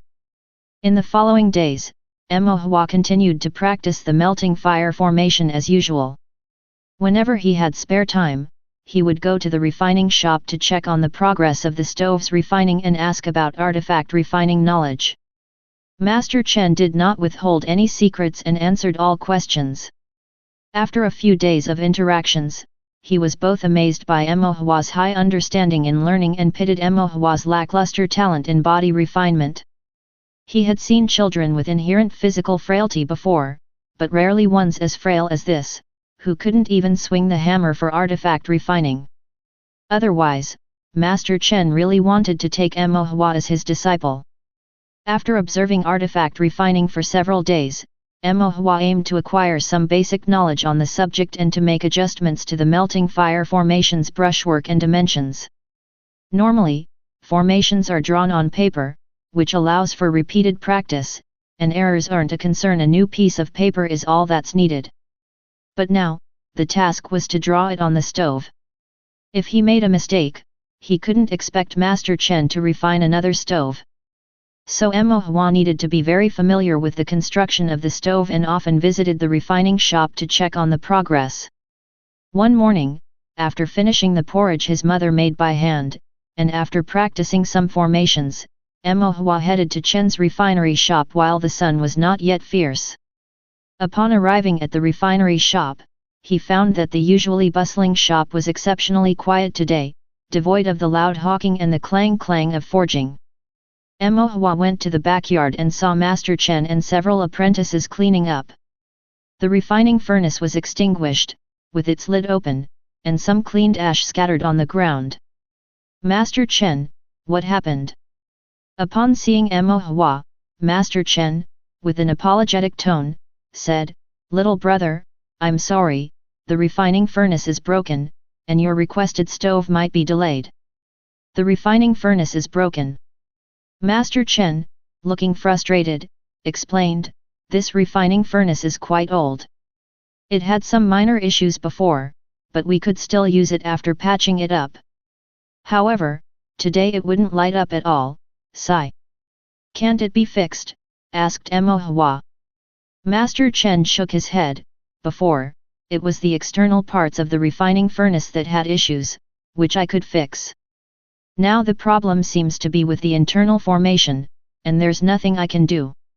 The only option is to invite a master from the artifact refining pavilion to take a look. And if we need a formation master to repair the formation, that will cost quite a few spirit stones." "Formation?" Mo Hua perked up. "May I take a look?" Master Chen was momentarily taken aback. "Look at what?" "I want to see the formation." "What do you want with the formation?" Master Chen asked in confusion. "Do you understand formations?" Mo Hua replied, "I studied some formations with a gentleman at the sect. I want to see if I can be of any help. At the least, I can help you determine if the problem is with the formation." Master Chen, somewhat skeptical but reasoning that the furnace was already broken and there was nothing to lose, said, "All right, I'll have them completely dismantle the refining furnace to show you the internal formation." After speaking, he and the apprentices started disassembling the refining furnace bit by bit. The refining furnace was 2 persons tall, made of various fine irons and extremely heavy. However, the apprentices, with their decent talents in body refinement, were all strong and tall, and they managed to work together without too much difficulty. Mo Hua was very aware of his limitations. He didn't even consider lending a hand. Once the refining furnace was dismantled, the interior revealed densely packed formation patterns etched in a dark red hue. Some were obscured by black ash, but it was still possible to discern that the formation inside the furnace was a complete fire series formation. It was the very melting fire formation that Mo Hua had been drawing every day but had not yet managed to complete. Chapter 34, Formation Repair. "It's actually the melting fire formation," Mo Hua said. "That's right," Master Chen nodded. Seeing that Mo Hua recognized the formation at a glance, his heart somewhat approved, and his tone became more solemn. "Little brother Mo, take a look and see if there's a problem with this formation. I'm completely clueless about it, I can't tell anything. Master Chen had someone wipe off the black ash on the refining furnace, and Hua leaned over the furnace mouth, closely examining the melting fire formation patterns on the furnace walls. Although he couldn't completely draw it out yet, after practicing day and night, the method of painting formation patterns was already second nature to him, and it wasn't long before he pointed out a few places to Master Chen. Indeed, it is a problem with the formation. These formation patterns are worn out, the spiritual power cannot be transmitted, and so the formation has failed. Master Chen looked at Hua with new respect as he spoke logically, but then his brows furrowed. Then we have to ask a formation master for help to fix it.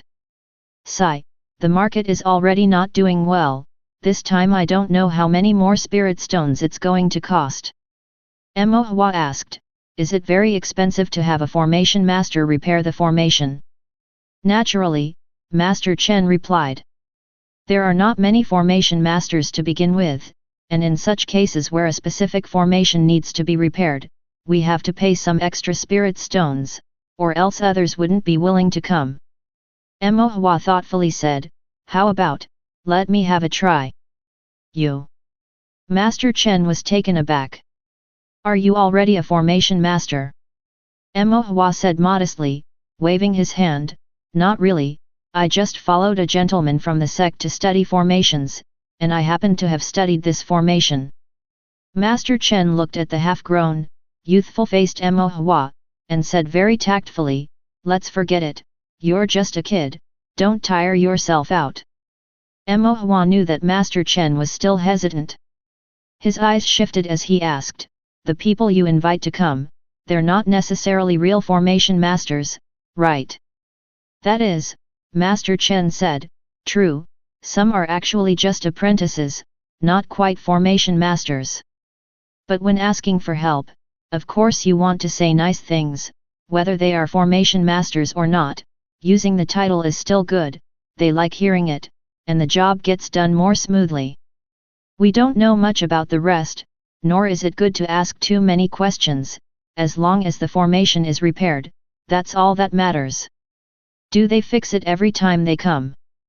Master Chen thought for a moment and said, there were a few times when everything went smoothly and it was fixed quickly, and sometimes they fiddled and corrected for half an hour and still couldn't get it right, and had to change to someone else before it was fixed.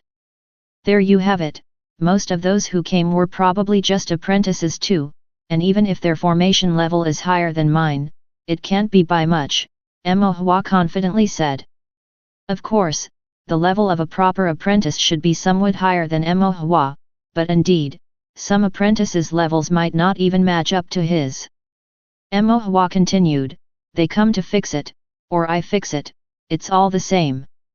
At worst, if it's not fixed, then you can just invite them over. That made some sense actually. Master Chen was somewhat persuaded but still hesitant. Seeing this, Hua continued. Even if you call a formation master, they can't come right away, you have to see if they have the time. Delaying for a day means the refining shop loses a day's income, and if it goes on for too long, it will be a loss. The business of the refining shop was fair, but the profits were not high. Master Chen was also unwilling to cut corners, so what he earned was hard-earned money. Moreover, he had to provide for several disciples, and indeed, if work stopped for too long, it really wouldn't be easy to keep things running. Master Chen's head started to ache, and at last, he gritted his teeth and said, forget it, little brother, give it a go. After speaking, he carefully warned, but just try, don't force it, don't break the formation. Don't worry, Hua assured. At worst, it just won't be fixed. Master Chen felt comforted by this, but it also seemed like he wasn't comforted at all. Hua asked Master Chen to wait, went home to get his brush and fire series ink, and also brought the melt fire formation map. Arriving at the refining shop, he first showed the formation map to Master Chen. Seeing that the formation on the map indeed resembled the one on the artifact furnace, Master Chen somewhat eased his concerns, at least this wasn't entirely unreliable. This was Mo Hua's first time drawing formation on a spiritual artifact, which made him somewhat nervous. Fortunately, he had practiced the melting fire formation too many times, and once he started, his mindset became calmer. Repairing a formation is different from drawing a formation. It does not require the expenditure of too much divine sense because the formation itself is intact, therefore, it is only necessary to reconnect the damaged sections of the formation patterns with the ink. What was tested was the formation master's vision, carefulness, and familiarity with the formation. Mo Hua leaned over the stove, concentrating intently on his drawing. In less than half an hour, Mo Hua had finished repairing the formation, then spent another length of time equivalent to drinking a cup of tea inspecting it. After confirming there were no issues, he finally breathed a sigh of relief. Master Chen, watching anxiously from the side, afraid that Mo Hua had damaged the formation, quickly asked, "Is it fixed?" Mo Hua's clothes were dirty, and his face had a few streaks of ash. He replied uncertainly, "It should be fixed, shall we light a fire to test it?" Master Chen, his expression complicated, still joined a few disciples to reseal the formation, set up the artifact furnace, and then embedded the spirit stones into the furnace, urging his spiritual power to start the fire. But the fire did not ignite. Mo Hua froze and touched his chin, his originally smudged face now looking even dirtier. "Why isn't there a flame? The formation should have been repaired." Master Chen asked, "Little brother, are you sure there's nothing wrong with the formation?" Mo Hua pulled out the melting fire formation diagram, compared it again carefully, and then nodded, "The formation is fine."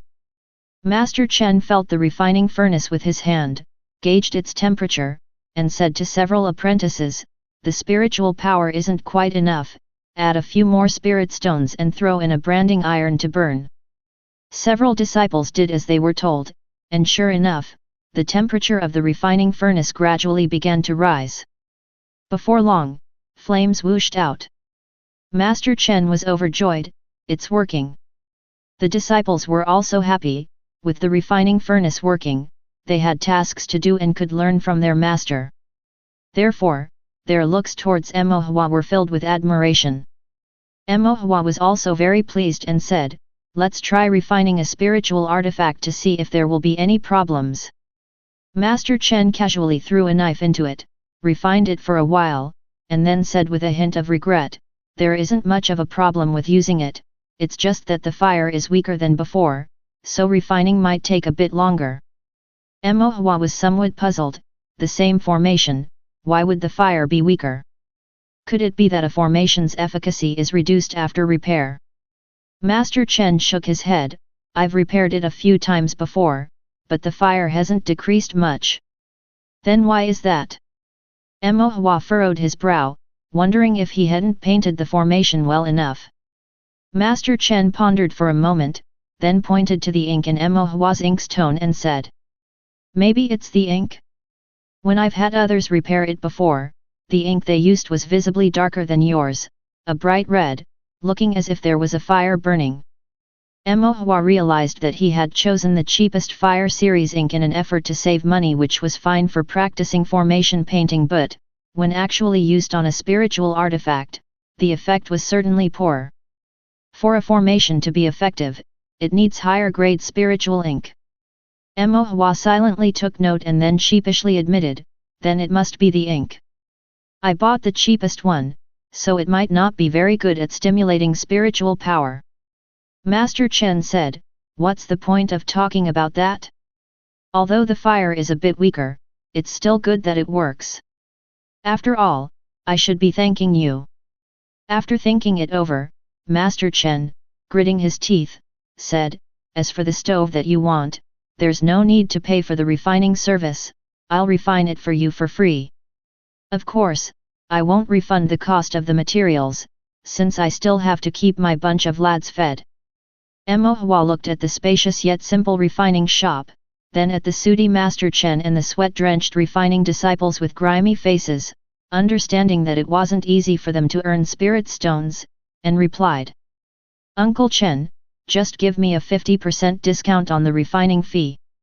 Master Chen shook his head, that won't do. Even like this, I'm still getting the better deal. Getting someone else to repair this formation would cost at least 100 or 200 spirit stones.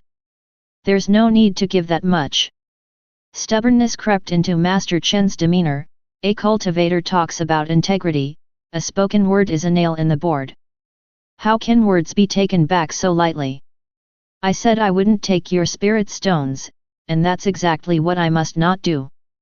This man was really incorrigible. With no other choice, Hua's mind whirled, and he smiled. Then how about this? I won't give you the refining fee, but once the stove is refined, I'll give some spirit stones as a tip for your hard work. This. Master Chen was momentarily confused, as refining fees and tips seemed similar, yet felt a bit different. It's like giving a tip when you ask a friend for help, Hua added. Well, okay then. Master Chen felt that the logic was sound. Several disciples also looked at Hua gratefully. Their families weren't wealthy. Being apprentices and helping around could earn them a little extra to support their families. Without earning spirit stones, their already difficult lives would become even harder. But earning spirit stones, even just one more, would make life that much easier. Then it's settled. It's getting late, I need to go home for dinner. Hua waved his little hand and said goodbye. Master Chen cautioned Hua to be careful on his way and added, if you ever need artifact refining, just come to me, I'll give you a discount. Chapter 35 already. Since Hua started learning the melting fire formation, 16 days had passed. On this day, Hua got up early. The morning sun shone on the table, fresh and bright, not as scorching as during noon. Hua spread out the paper on the table, adjusted the red ink, and then began drawing the melting fire formation. This had been a daily routine for Hua over the past 10 or so days. But today was different from the usual, as Hua was going to formally draw a complete melting fire formation. Last night, in his sea of consciousness, Hua was able to draw the melting fire formation on the broken steel, which meant his divine sense was strong enough to support him in drawing out 5 formation patterns. And having practiced the formation patterns of the melting fire formation repeatedly, as well as having repaired it once on an artifact furnace at the refinery shop, Hua had thoroughly memorized them. Hua drew with caution and care, and after 2 hours, when he felt a pricking pain in his divine sense which was gradually becoming exhausted, he finished the last stroke of the melting fire formation. Hua injected a bit of spiritual power, which flowed slowly along the red formation patterns, starting from the first stroke of the first pattern and gradually moving to the last stroke of the 5th pattern, eventually connecting the entire formation without any obstruction. He had succeeded. Hua let out a long sigh of relief, feeling a sense of achievement that came from persistent effort and fruition. A formation with 5 formation patterns. At the 3rd level of Qi refinement, one could draw a formation with 5 formation patterns. Hua was aware that a cultivator at the normal 3rd level of Qi refinement could at most draw out 3 formation patterns. Those from the big noble clans and sect disciples, with higher talents and better inheritances, might have a higher level of mastery in formations at the same realm. But even then, they probably wouldn't be much stronger. Hua nodded to himself. Furthermore, the more he practiced drawing formations, the stronger his divine sense would surely become, making learning formations easier, and becoming a first-class formation master should just be a matter of time. Once he truly became a first-class formation master, even if he hadn't gone through an assessment and was just an ordinary formation master, he would have a substantial income of spirit stones, and his parents wouldn't have to work so hard anymore.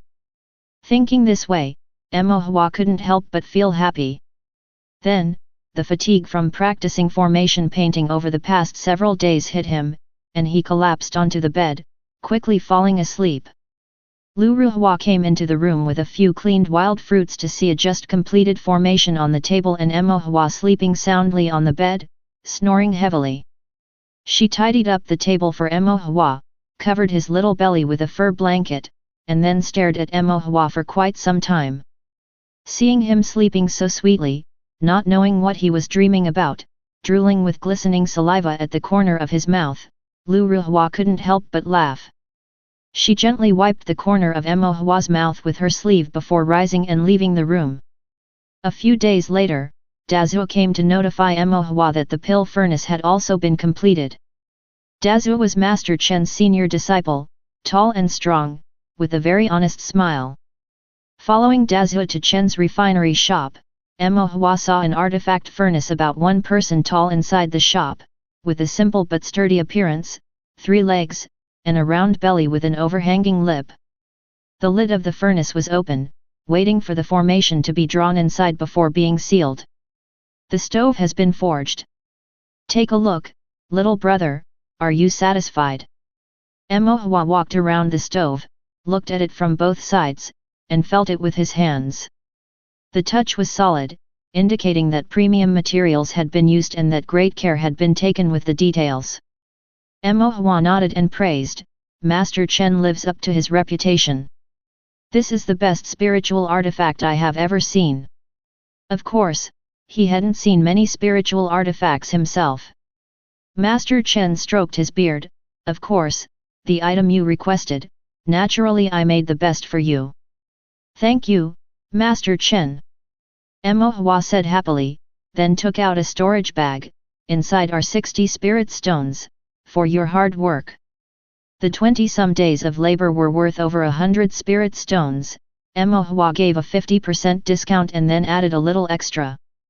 Master Chen originally wanted to refuse, but considering that the business at the refinery shop had been poor in recent months and that Dazuo and the other disciples could barely get enough to eat, he accepted the payment but said to Emo Hua, next time you need artifact refining, come to me.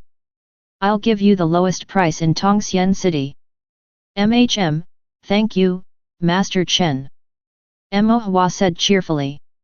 However, Master Chen hesitated, this stove still needs formation to be drawn on it before it can be used. Whom will you find to do the drawing formation? Emo Hua patted his chest, I'll do it myself. Master Chen felt both surprised and not so surprised.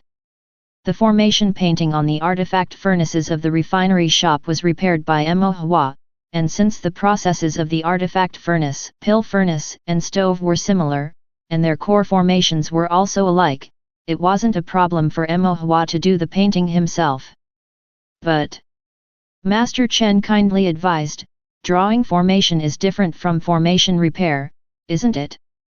I've heard that drawing formation consumes more divine sense. You're not highly cultivated, and your divine sense should not be sufficient.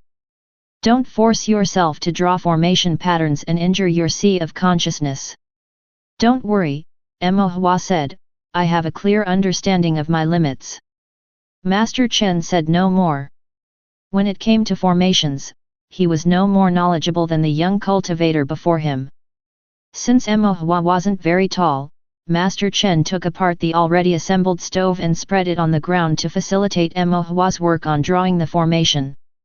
Dazuo and a few other disciples also helped out and then stood to the side, craning their necks curiously to watch Emo Hua work on the drawing formation.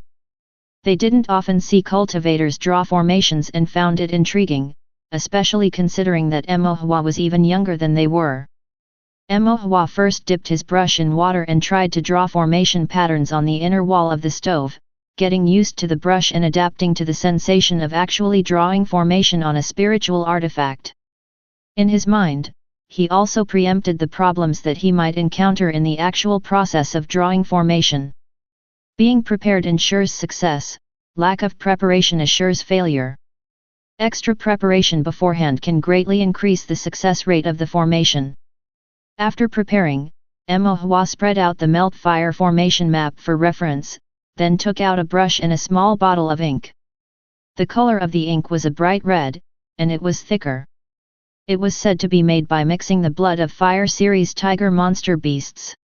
Although the quality was only average, it was better than the ink previously used by Emo Hua, and it was also the best that Mo Hua could afford within his financial means. This small bottle of ink cost 10 spirit stones and was only enough to draw 2 melt fire formations, so full preparation was needed to avoid failure. If he failed, just the wasting of the ink would be enough to cause Mo Hua distress. Mo Hua held his breath and focused, calming his mind, then started to draw the formation. The once childishly innocent face of Mo Hua gradually became serious, his clear, bright eyes seeming to contain the sparkle of stars. Master Chen and a few disciples stood by, seeing Mo Hua's solemn expression. They also dared not breathe too heavily, for fear of disturbing him, looking even more anxious than Mo Hua. Mo Hua's delicate small hands held the brush, his wrist flexibly twisting and turning, leading the tip of the brush to dance along the furnace wall, sketching out vivid formation patterns with measured speed and orderly structure.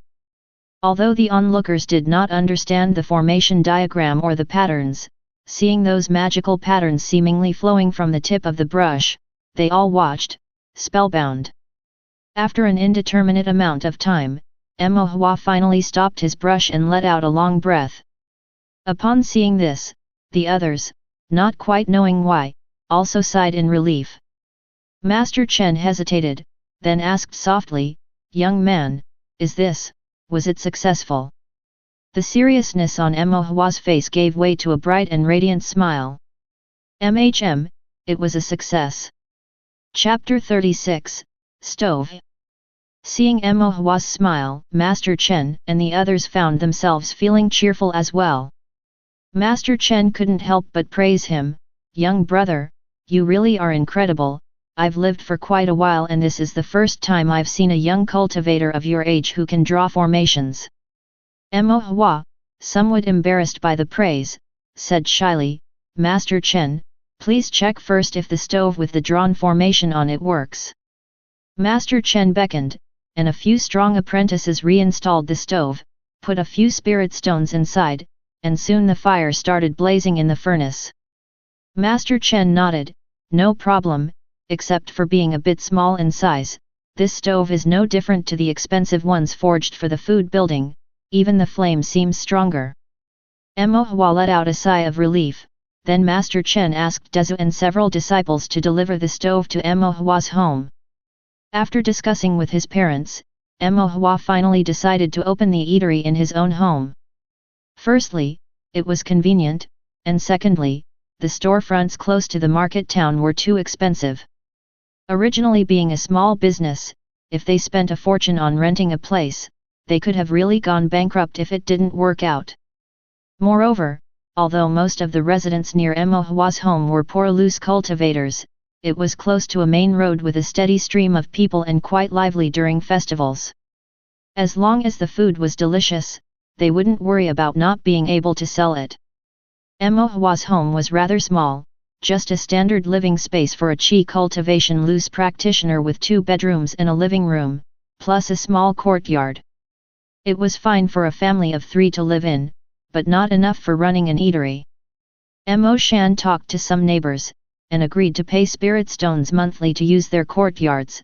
Then he asked friends from the monster hunting team to help renovate a kitchen building, and connected several courtyards together. This way, there was a large open space in the yard where tables and chairs could be placed for people to eat and rest. The stove was too big to fit into a storage bag, so Dezu and several disciples carried the stove towards Mo Hua's house. When they arrived, Mo Shan and his wife were still tidying up the yard, digging and building walls, making the place look somewhat messy. Without complaining, Dezu and the others helped set up the stove, then sat down for a cup of tea before taking their leave.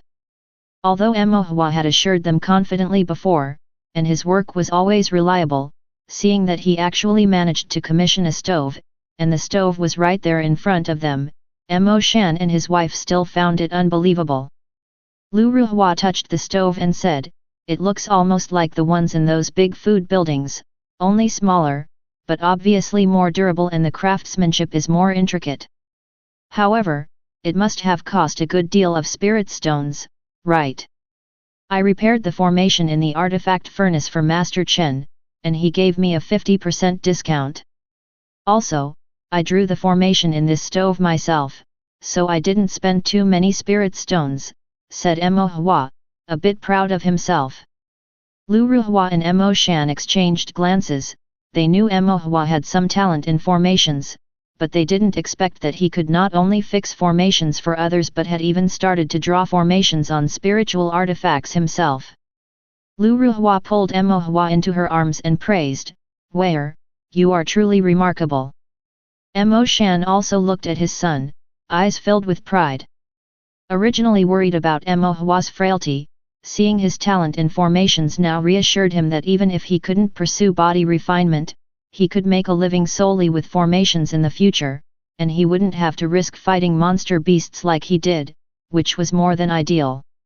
"Mom, I'll tell you how to use the stove."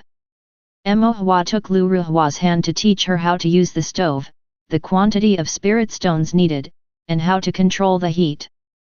These things were actually not too difficult, and Lu Ruhua understood after being told once. Lu Ruhua then used the stove to cook dinner, a pot of clear rice porridge, a few simple vegetable dishes, and white, soft steamed buns, simple yet tasty. Tasting the food cooked by his mother, Emo Hua was deeply moved, especially because most of the recent meals at home were prepared by Emo Shan. The difference in taste was obvious. Emo Hua bluntly said, "Mom, your cooking is much tastier than Dad's." "You rascal!" Emo Shan ruffled Emo Hua's hair irritably, but seeing his wife's smiling face, he couldn't help but smile as well. After the family of three finished their meal, Lu Ruhua asked, "Opening a restaurant is doable, but what should we sell?" Emo Shan and Lu Ruhua both looked toward Emo Hua. Emo Hua, meeting her parents' gaze, said, "Beef." Emo Shan was stunned for a moment, then frowned and said, "But where would we get the beef from? Meat infused with spiritual energy is very expensive, we can't afford it, and the nearby area is full of loose cultivators who wouldn't buy the beef even if we did make it." Emo Hua said, "Dad, didn't you kill a wild ox before? We can just use that meat." "Wild ox meat? It's too tough, dry, and woody. No one would want to eat it. Then we stew it for 2 days and nights. Even the toughest meat should become tender by then, and with enough time, it should absorb the flavors well." Stew it for 2 days and nights. Emo Shan couldn't help but turn his gaze toward the stove. "So, you forged this stove not only to allow your mother to cook without using spiritual power, but also to stew meat?" "Yes." Emo Hua nodded. "This could work." Emo Shan was a bit hesitant. "It will work." Lu Ruhua's eyes brightened. "Meat with spiritual power is fresh and tender, it doesn't need to be stewed for long, or it would lose its spiritual energy. But that kind of meat is expensive, not something families like ours can afford. Meat without spiritual power is cheaper but tough and woody, and it needs to be stewed for a long time. Ordinary loose cultivators can afford it, but they don't have the conditions to stew it, so they rarely eat it. With this stove, we can make cheap but delicious meat that even ordinary loose cultivators can afford." Emo Shan nodded, then said, "But 2 days and nights, just maintaining the fire in the furnace will use up quite a few spirit stones, right?" Emo Hua counted on her fingers, then said, "It should take about 10 spirit stones, but 1 furnace can stew a lot of meat. If sold, we should be able to at least break even." "Okay, I'll try stewing a pot the day after tomorrow and then calculate the costs," Lu Ruhua said. Emo Shan nodded and said, "I'll go get some more wild ox meat. We've run out at home, but old Zhao's family should still have some. If this meat can sell, it would create an outlet for the meat from monster beasts we hunt, and it could improve everyone's lives somewhat." Having finished speaking and with it getting late, Lu Ruhua urged Emo Hua to go to bed quickly. As Emo Hua stood up, suddenly she remembered a question and asked, "Mom, technically speaking, forging a stove shouldn't be too difficult, right? But why is it that we rarely see ordinary loose cultivators using one?" "Silly child," Lu Ruhua touched Emo Hua's face and said with a laugh. "Setting aside artifact refining, the formation on the stove, if not drawn by yourself, would cost so many spirit stones to have another formation master draw it. Becoming a formation master is so difficult. Once one becomes a master, naturally they think about advancing further, relying on their clan and sect to draw higher level formations and earn more spirit stones. They wouldn't concern themselves with poor loose cultivators like us. Not just formation masters, all cultivators are the same. When people climb up, they don't look down. Mo Hua felt a complex mix of emotions and found herself at a loss for words. Chapter 37 Beef. The next day, Mo Shan left the house, and when he returned in the evening, he was carrying a large parcel filled with wild buffalo meat. I went to see old Zhao, he still had plenty left. No one was buying the meat, and he couldn't eat it all, so I brought it all back, he said.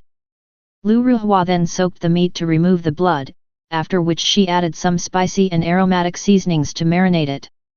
These seasonings were picked by Lu Ruhua from the mountains and dried by herself. The drying technique was learned from a neighboring auntie, a practice common among loose cultivator families in Tongxian City, only, Lu Ruhua's had a better aroma. After marinating the wild buffalo meat overnight, Lu Ruhua put it into the stove the next day and began to cook it.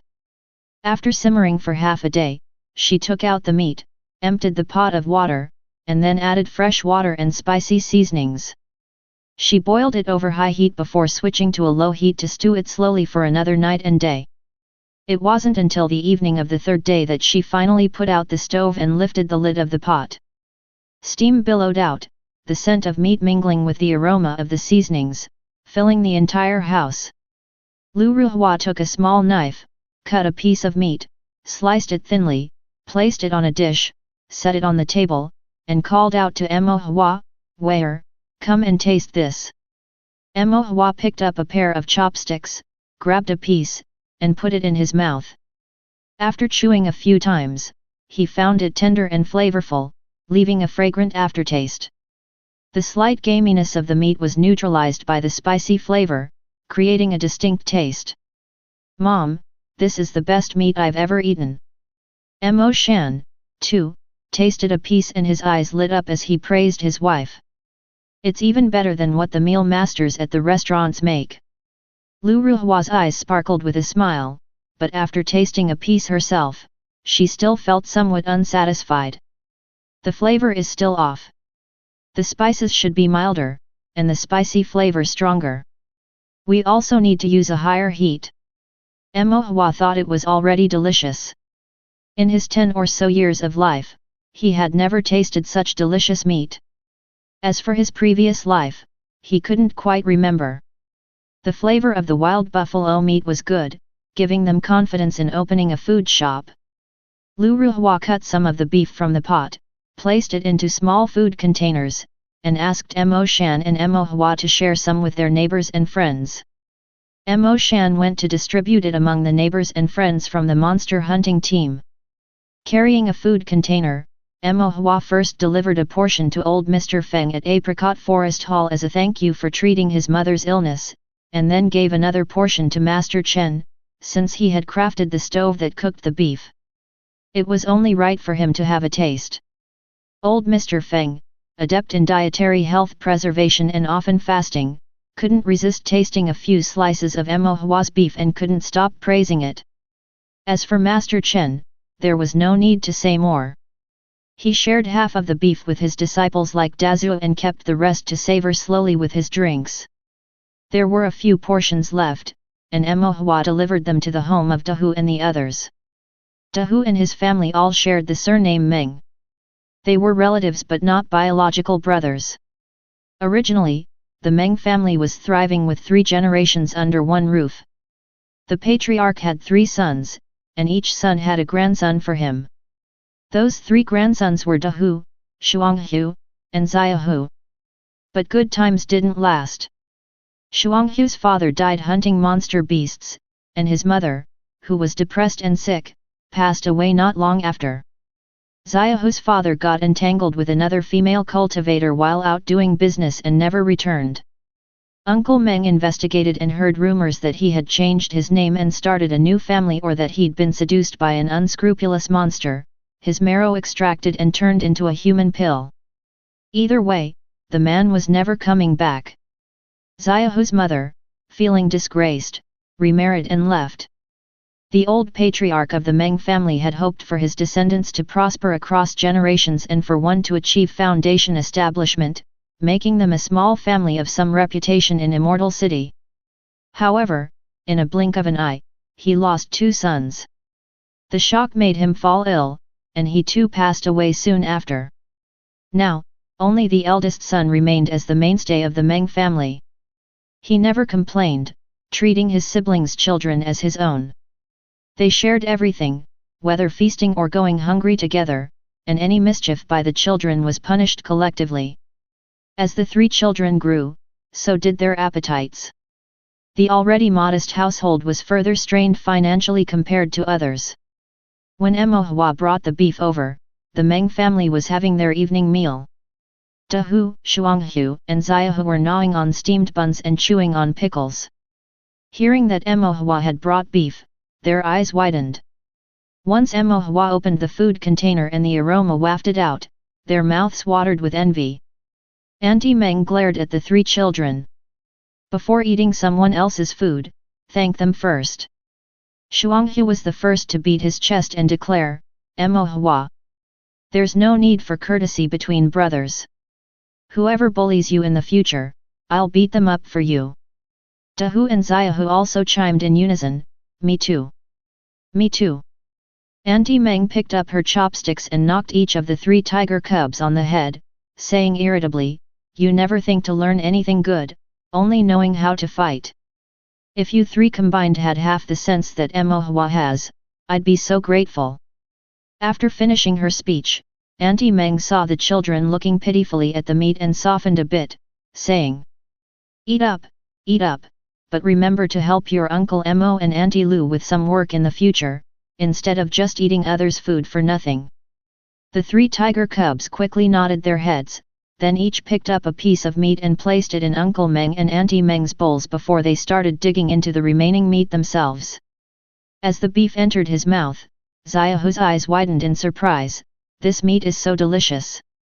Dahu and Xianxia, mouths full of meat, nodded vigorously. Receiving praise for her cooking, Emohua was also very happy.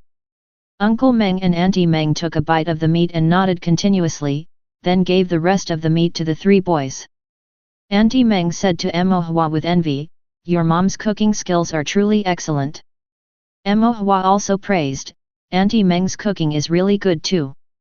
Auntie Meng then burst into laughter and, taking hold of Emohua's little hand, said, I really don't know how such a smart and sensible child could be born. After tasting the beef, Uncle Meng curiously said, is this wild beef? It doesn't quite taste like it. It is wild beef, it's been cooked for a very long time. No wonder, Uncle Meng nodded and then said to Emohua, I've heard your family is opening a food shop. If there's anything we can do to help, just tell your uncle and auntie, and we'll definitely help. Thank you, Uncle Meng. After exchanging a few more pleasantries, Emohua got up to take his leave. Auntie Meng took some freshly steamed buns and some wild fruit and let Emohua take them home to eat. We don't have much at home, but you take these buns and fruits and eat them. Emohua didn't turn them down, packed the buns into a food box, and munched on the wild fruits on his way home. The beef stewed for a long time on the stove was praised by everyone who tried it. Lu Ruhua further improved her cooking seasoning, adjusted the simmering heat, and even made a few bowls of beef noodle soup for Emohua to taste. The soup was rich, the noodles chewy, and the beef delicious. Emohua was so happy that he squinted his eyes in delight. In addition, Lu Ruhua also prepared some other drinks and snacks, offering them for sale in the food shop. Alcohol was definitely indispensable, but the loose cultivators were poor, and the grains they used for brewing were fairly inferior, so the flavor was not very good. However, the brew Lu Ruhua prepared herself was entirely different. The brew was infused with some herbs, fresh fruits, and lower in alcohol content, complemented by the rich aroma of different fruits. It was gently intoxicating, sweet, and had a lingering aftertaste. Mo Hua especially liked it. Besides beef, the food also included some pastries, fruits, pine nuts, and beef noodles, among other items. With the help of neighborhood friends, preparations were completed, and the food shop opened on the first day of the new moon. The shop was originally going to follow the street's naming convention and be called Mo's Food Shop, but at Mo Hua's suggestion and with Mo Shan's approval, it was eventually renamed Liu's Food Shop. Lu Ruhua, unable to overrule father and son, had no choice but to agree. Chapter 38 Opening. The pricing at the food shop was not expensive, because most of the diners were neighborhood residents or ordinary, low-level loose cultivators, who were not wealthy. The prices were set so that they were affordable for most people, aiming for slim profit margins but high sales volumes. The shop's signature dishes were primarily beef-based, priced at 2 spirit stones per plate.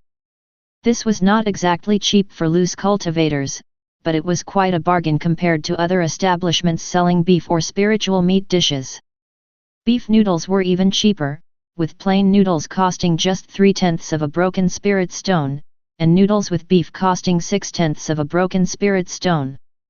An ordinary Qi cultivation loose practitioner could earn about 1 spirit stone, plus a few more tenths, in a day. So, a plate of beef would require 2 days of hard work to afford. It was fine on occasion, but impossible to eat every day.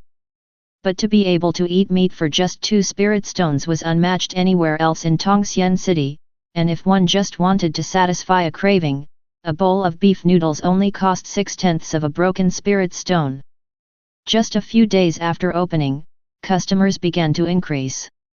Although the loose cultivators in the neighborhood couldn't afford to eat meat every day, there were always some who wanted to treat themselves to a good meal.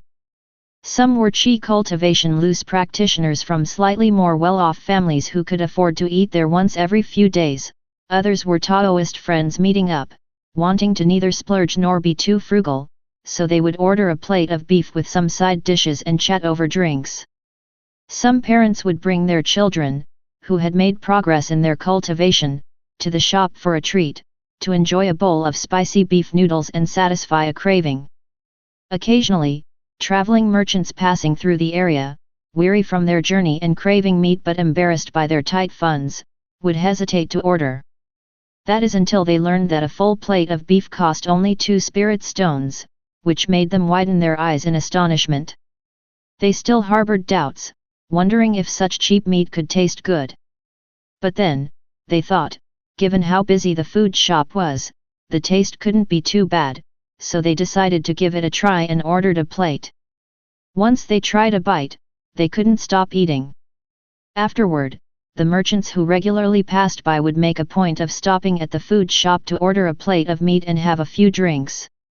Those who used to pass by without stopping now made a point of pausing there to have some meat and chat. Some merchants, even if they didn't usually pass by, would go out of their way just to taste the beef, taking a detour to the shop to relieve the fatigue of their journey. After all, within 100 miles, this was the only place where one could eat such delicious meat at such a low price. As more customers came, the shop became busier, and Dahu and the other 2 helpers came to assist. After bustling about all day, they were content to eat a big bowl of beef noodles in the evening and take some beef home with them. However, Tongxian Gate was about to start classes, and everyone would be busy with cultivation, so there would be a shortage of hands. Mo Hua didn't want his mother to overwork herself, so he suggested hiring someone to help. Mo Shan was concerned for his wife's health, as she had not yet fully recovered and was unable to use spiritual power, so he agreed with his son's idea. After discussing it with his wife, Mo Shan hired a family member from the monster hunting team to help out at the food shop for 30 spirit stones a month. The next day, a young-looking, shy woman came to the door carrying a basket. Inside the basket were some fresh wild vegetables, still dewy, freshly picked that morning from the mountains. Mo Hua heard his parents talking and knew the woman's surname was Zhang, with the given name Yun. Her husband's surname was Chu. He had been severely injured by the claws of a wolf demon during a hunt, and the family had spent all their savings on his treatment. Although they managed to save his life, he was badly hurt and couldn't continue hunting monsters, leaving the family without any income. Zhang Yun had poor spiritual roots, only reaching the 4th level of qi refinement before leaving her sect. After a few years, she got married and had a child. Since her husband's injury, she had been looking for work to supplement the family income, but her low cultivation level didn't earn her much in the way of spirit stones. The tasks she could do were menial, paid little, and were unreliable. Plus, she had a child to care for, making it very difficult to get by. Having a steady job at the food shop now, making 30 spirit stones a month, was already a rare opportunity for her. Zhang Yun was immensely grateful, but being introverted and not good with words, she was too embarrassed to express her thanks, her face turning red with discomfort. Lu Ruhua quickly consoled her, telling her not to think too much and to focus on doing her job well. Zhang Yun then settled down and followed Lu Ruhua's instructions. She was hardworking, meticulous, and although slow to learn new things, she was very earnest, which Lu Ruhua appreciated. At the end of the evening when the shop closed, Lu Ruhua packed some noodles with extra pieces of meat for her to take home. Zhang Yun hurriedly declined, her face flushed, refusing the offer. "Sister Lu, you've been kind enough to me, I really can't take this." Lu Ruhua insisted that she take it, but she still demurred. Then Lu Ruhua said, "Take it home for the kids to eat." With that, Zhang Yun no longer had the strength to refuse. Her children hadn't had a full meal in days, let alone meat. She accepted the food box, thinking of how to thank her, but only the same few phrases of gratitude clumsily tumbled from her lips. Lu Ruhua just comforted her, "Don't think too much about it, it's getting late, you should go home and check on the kids." Zhang Yun carried the food box cautiously, walking toward her home. When she passed by the corner of the wall, she stopped and stood still, her figure heaving with sobs. After a while, she silently wiped her tears with her sleeve and continued on her way home. Mo Hua watched her figure from a distance, his thoughts complex.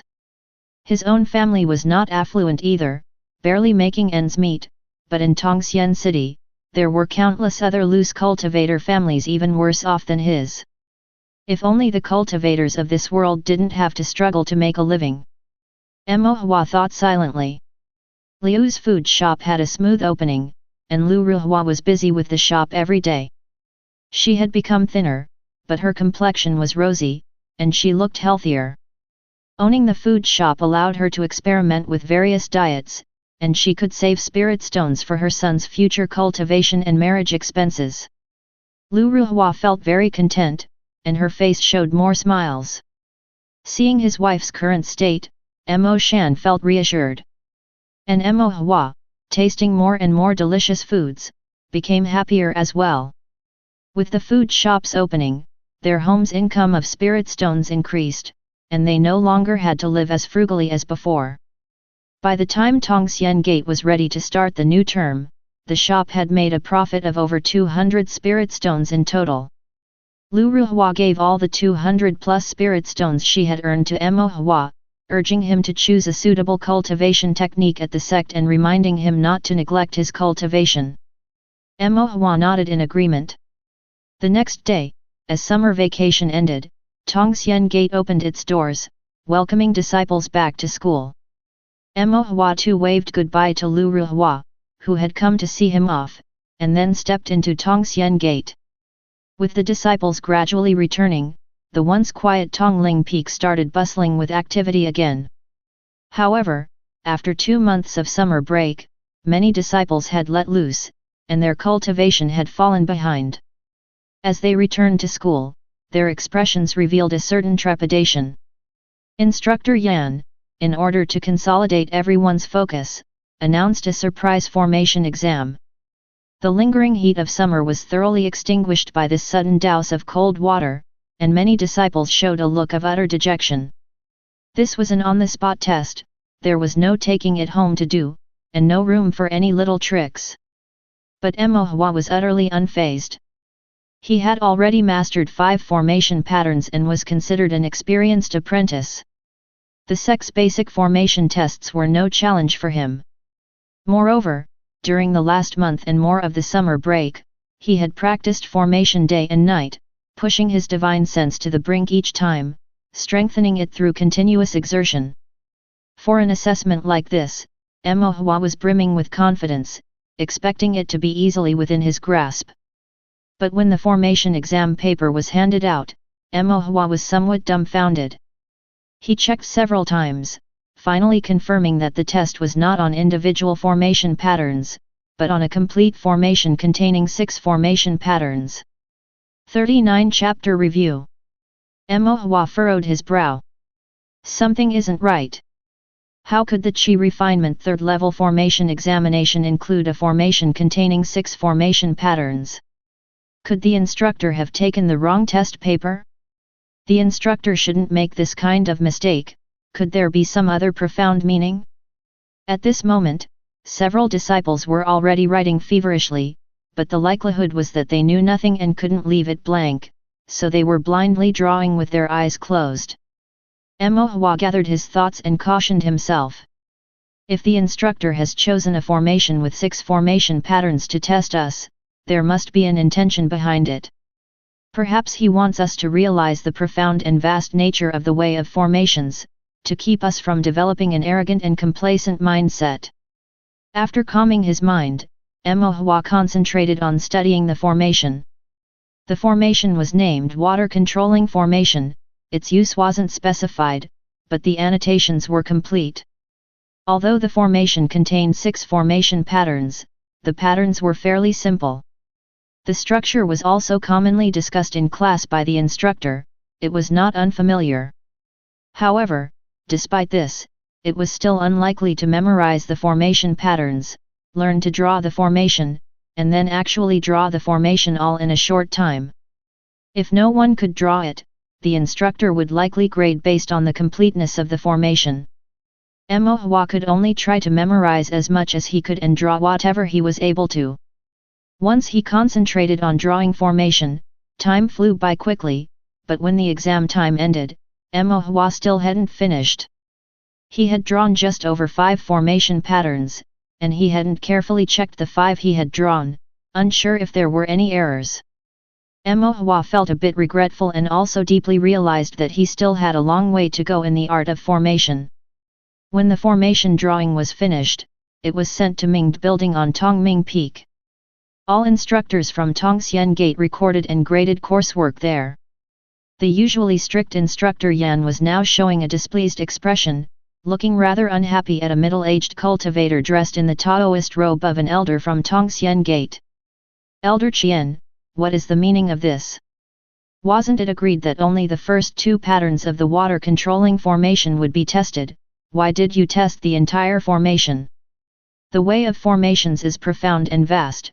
I just wanted to make the disciples understand this early on." And then? Instructor Yan raised an eyebrow.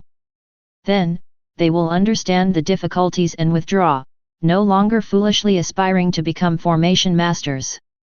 Elder Qian said indifferently, "A formation with 6 formation patterns is the threshold for being a formation master. A formation of such difficulty is not something these talentless outer gate disciples can learn." Instructor Yan, suppressing his anger, said, "I'm the outer gate instructor, isn't Elder Qian being a bit overreaching?" Instructor Yan, "These outer gate disciples, they will not become formation masters, teaching them is a complete waste of time." "So what?" Elder Qian's manner became more polite. "Instructor Yan, we are all clear about your level of formation skills and hold it in high esteem. But with your talent, teaching these slow-witted outer gate disciples, especially since most of them are loose cultivators, don't you feel that it beneath you?"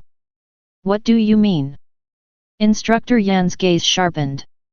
Elder Qian spoke solemnly, "If Instructor Yan agrees, my Qian family is willing to offer a generous reward to hire you as an instructor for my clan, to teach our offspring the study of formations. Whether it's spirit stones, spiritual objects, or some formation legacies, just say the word, and my Qian family will do our utmost to meet your requirements. Instructor Yan's eyelids twitched slightly, and he remained silent. Elder Qian paused, then continued, of course, if you don't wish to leave Tongxian Gate, that's also fine. I can recommend you to enter the inner gate and become an elder, teaching the inner sect disciples about formations, or even teaching those true disciples. At that time, the direct disciples of the sect will have to respectfully address you as gentlemen. Your status will be much higher than that of an ordinary elder of the sect. Instructor Yan fell silent, and after a moment, slowly said, what if I refuse? Elder Qian's expression turned cold. Why must Instructor Yan be so stubborn?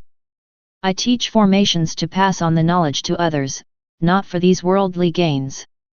Instructor Yan replied. Elder Qian sneered, fine, how lofty of you.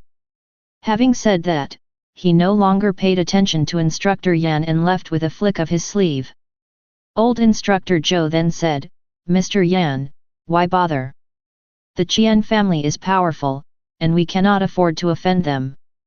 Instructor Yan sighed, I just can't stand it. If things go on like this, the sect and the clans will be colluding, and those lower-level loose cultivator disciples will have no way to pursue their Tao cultivation. Old Instructor Zhou also sighed.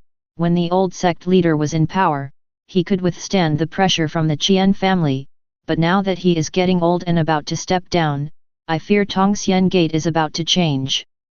Instructor Yan was also full of worry. In my opinion, Elder Qian has shown you quite a bit of courtesy. You indeed put a lot of effort into teaching these outer gate disciples, but what's the use? Very few of them can go far on the path of formation art. It's not without reason that loose cultivators lack formation masters, old Instructor Zhou advised.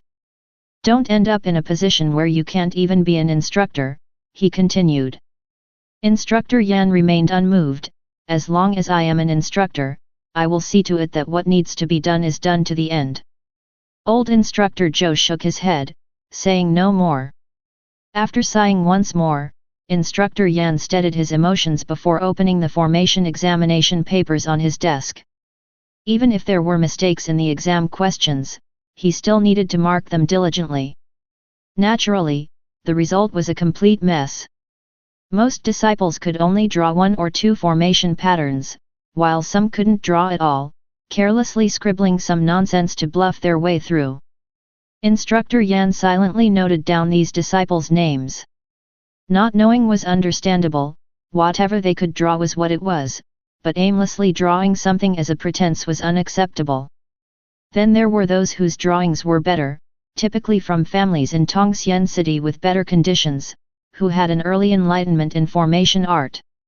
These disciples could usually draw 3 formation patterns, which was also the limit for the divine sense of an average Qi refinement 3rd level cultivator already considered very good.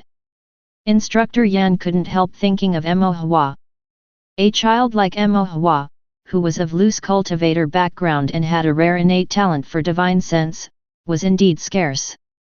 Based on Emo Hua's progress, he estimated that about 4 formation patterns could be drawn, and if Emo Hua hadn't been lazy over the summer break, maybe a little more than 4. Grading as he went, Instructor Yan finally came upon Emo Hua's paper and was taken aback upon opening it. The paper neatly displayed 5.5 formation patterns, and there was more half of a formation pattern at the end was clearly rushed and a bit sloppy, but the technique was without any problems. Instructor Yan furrowed his brow.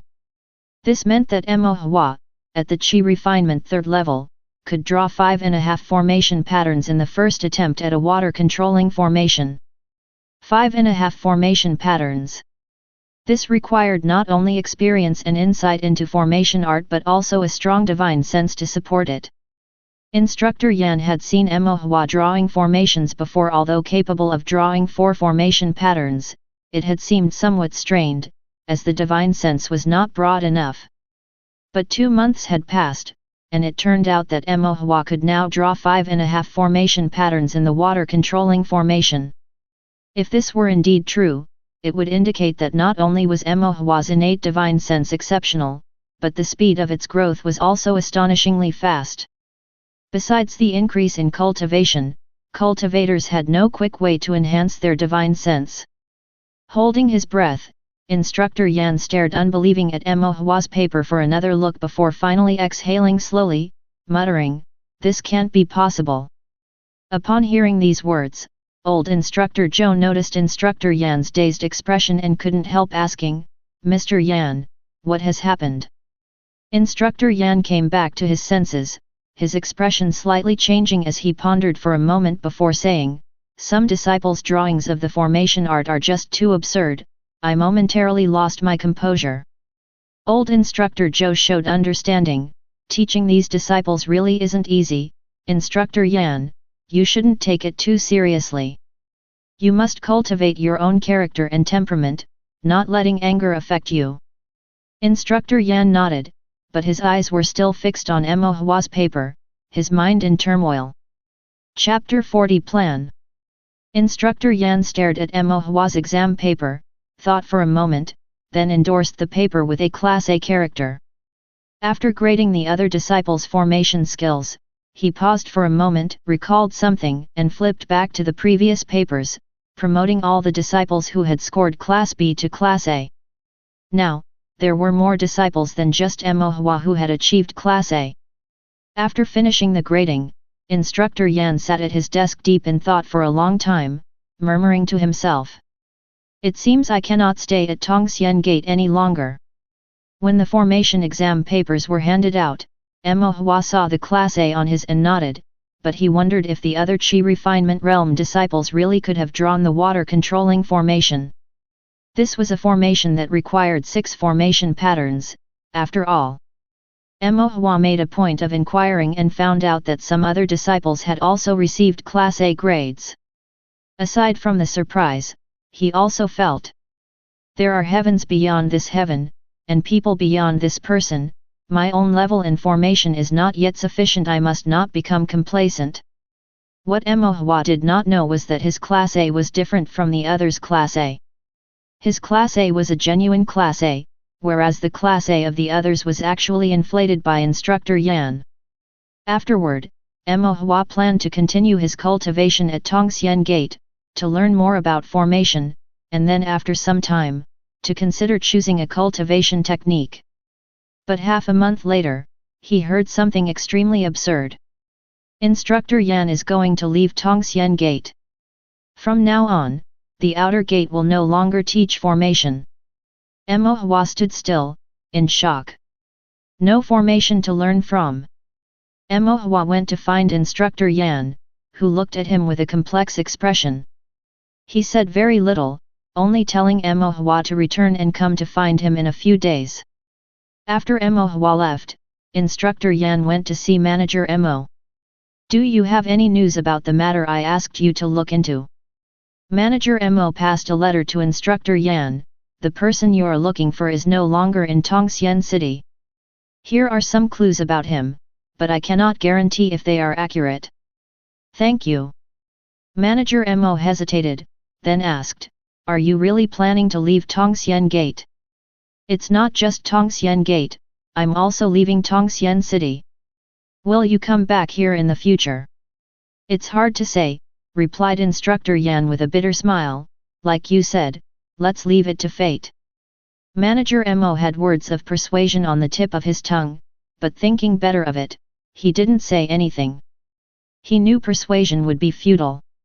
"What about that kid, Hua?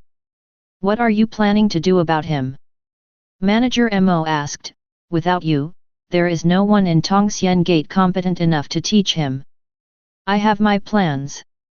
The talent of that child, Hua, in formation, is quite terrifying." Instructor Yan thought to himself, but he did not say it out loud. Instead, he said, "His talent is quite decent, it would be a pity if he couldn't learn formation. Since we have the relationship of instructor and disciple, I will find a way to take care of what comes after." Manager Mo nodded, then looked at his senior brother, unsure if there will be another meeting in the future. He had so much to say but did not know how to start. The lifespan of a cultivator stretches very long, as do the goodbyes. In the end, they looked at each other silently, only to part with a cup of tea rather than wine, drinking a toast together. "Take care," said Manager Mo. "Take care." Instructor Yan nodded, then left faded gathering under the gaze of Manager Mo and disappeared into the bustling streets. Without teaching formation, staying at the outer gate of Tongxian Gate had lost its meaning. Moreover, the issue with the spirit pivot formation chart had always been on Instructor Yan's mind, and he would not give up on it. Before leaving Tongxian City, the last thing Instructor Yan had to do was to find a formation master for Mo Hua. He prepared some fine wine and tea as gifts, and knocked on the main door of a large cave dwelling on the north street of Tongxian City. This dwelling was one of the grandest on the street, luxurious and majestic. The master of the cave dwelling was one of the 2 first-class formation masters in Tongxian City, with the surname Luo, whom the general cultivators respectfully called Master Luo. Instructor Yan presented the gifts and explained his purpose. Master Luo had a good relationship with Instructor Yan, and upon hearing this, he expressed his doubt: does this child truly possess such talent that even old brother Yan has come personally to plead his case? Instructor Yan showed Master Luo the bright fire formation diagram that Mo Hua had drawn. This is the formation he drew when he was at the 3rd level of Qi refinement. He did not bring out the water-controlling formation diagram with the 5.5 formation patterns that Mo Hua had drawn because he didn't want to draw too much attention. Furthermore, generally speaking, at the 3rd level of Qi refinement, being able to draw a formation with 3 formation patterns already considered exceptional talent. Master Luo's eyes brightened, and he nodded, "Indeed, it's quite good." After examining the bright fire formation diagram, Master Luo inquired, "May I ask which clan's descendant he is? The Qian family? The Yin family, or the Chen family?"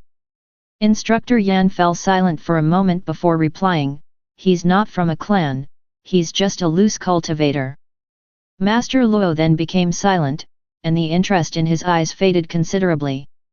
Instructor Yan tentatively asked, "Does the master have any concerns?" "Loose cultivators are difficult to teach," said Master Luo. "Brother Luo." Master Luo waved his hand and said, "Old brother Yan, you know what I'm talking about. You should understand how troublesome it is to take a loose cultivator as an apprentice. Although Mo Hua is young, he's clever, well-behaved, diligent, and hard-working, and his talent in formations is extremely high. With just a bit of guidance from Brother Luo, his future achievements in formations will surely be boundless," Instructor Yan earnestly said.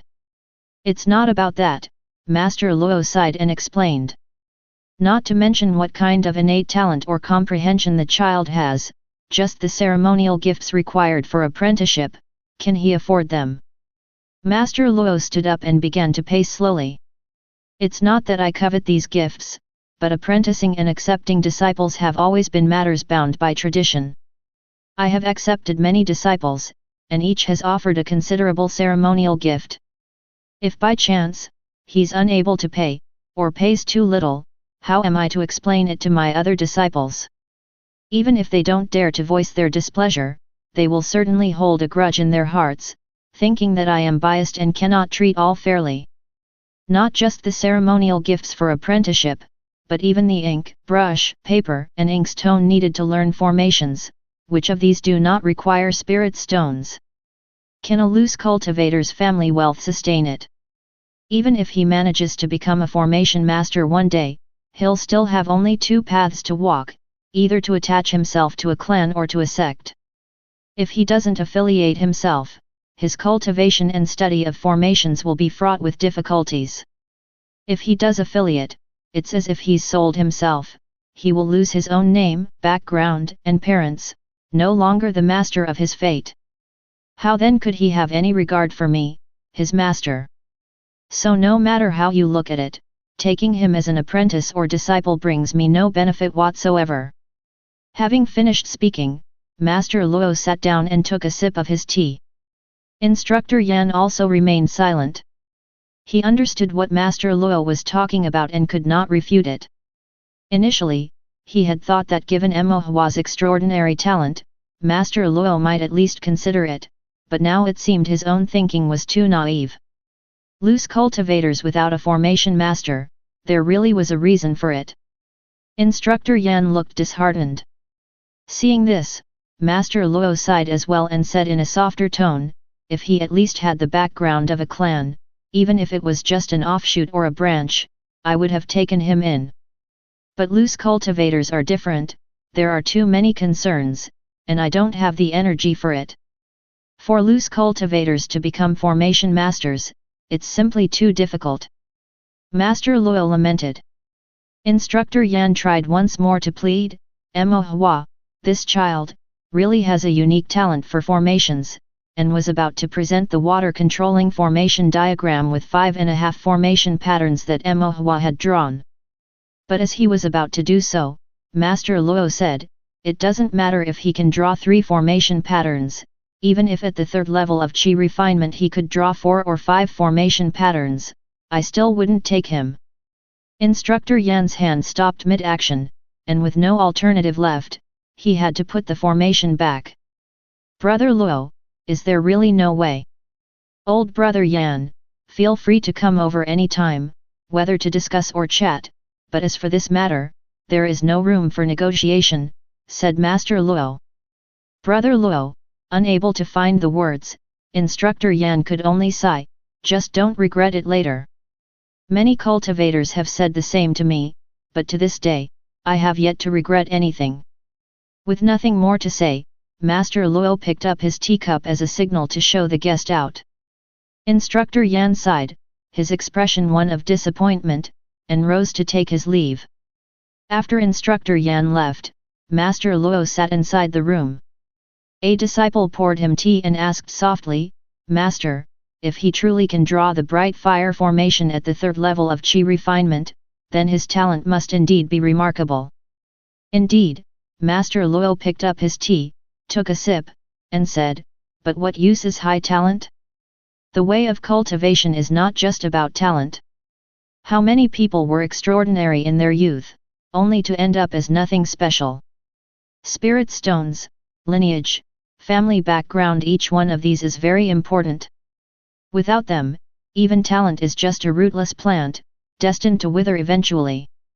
But still, if Master provided some guidance, he could at least owe you for the kindness. Master Luo shook his head, you think of human nature as too simple.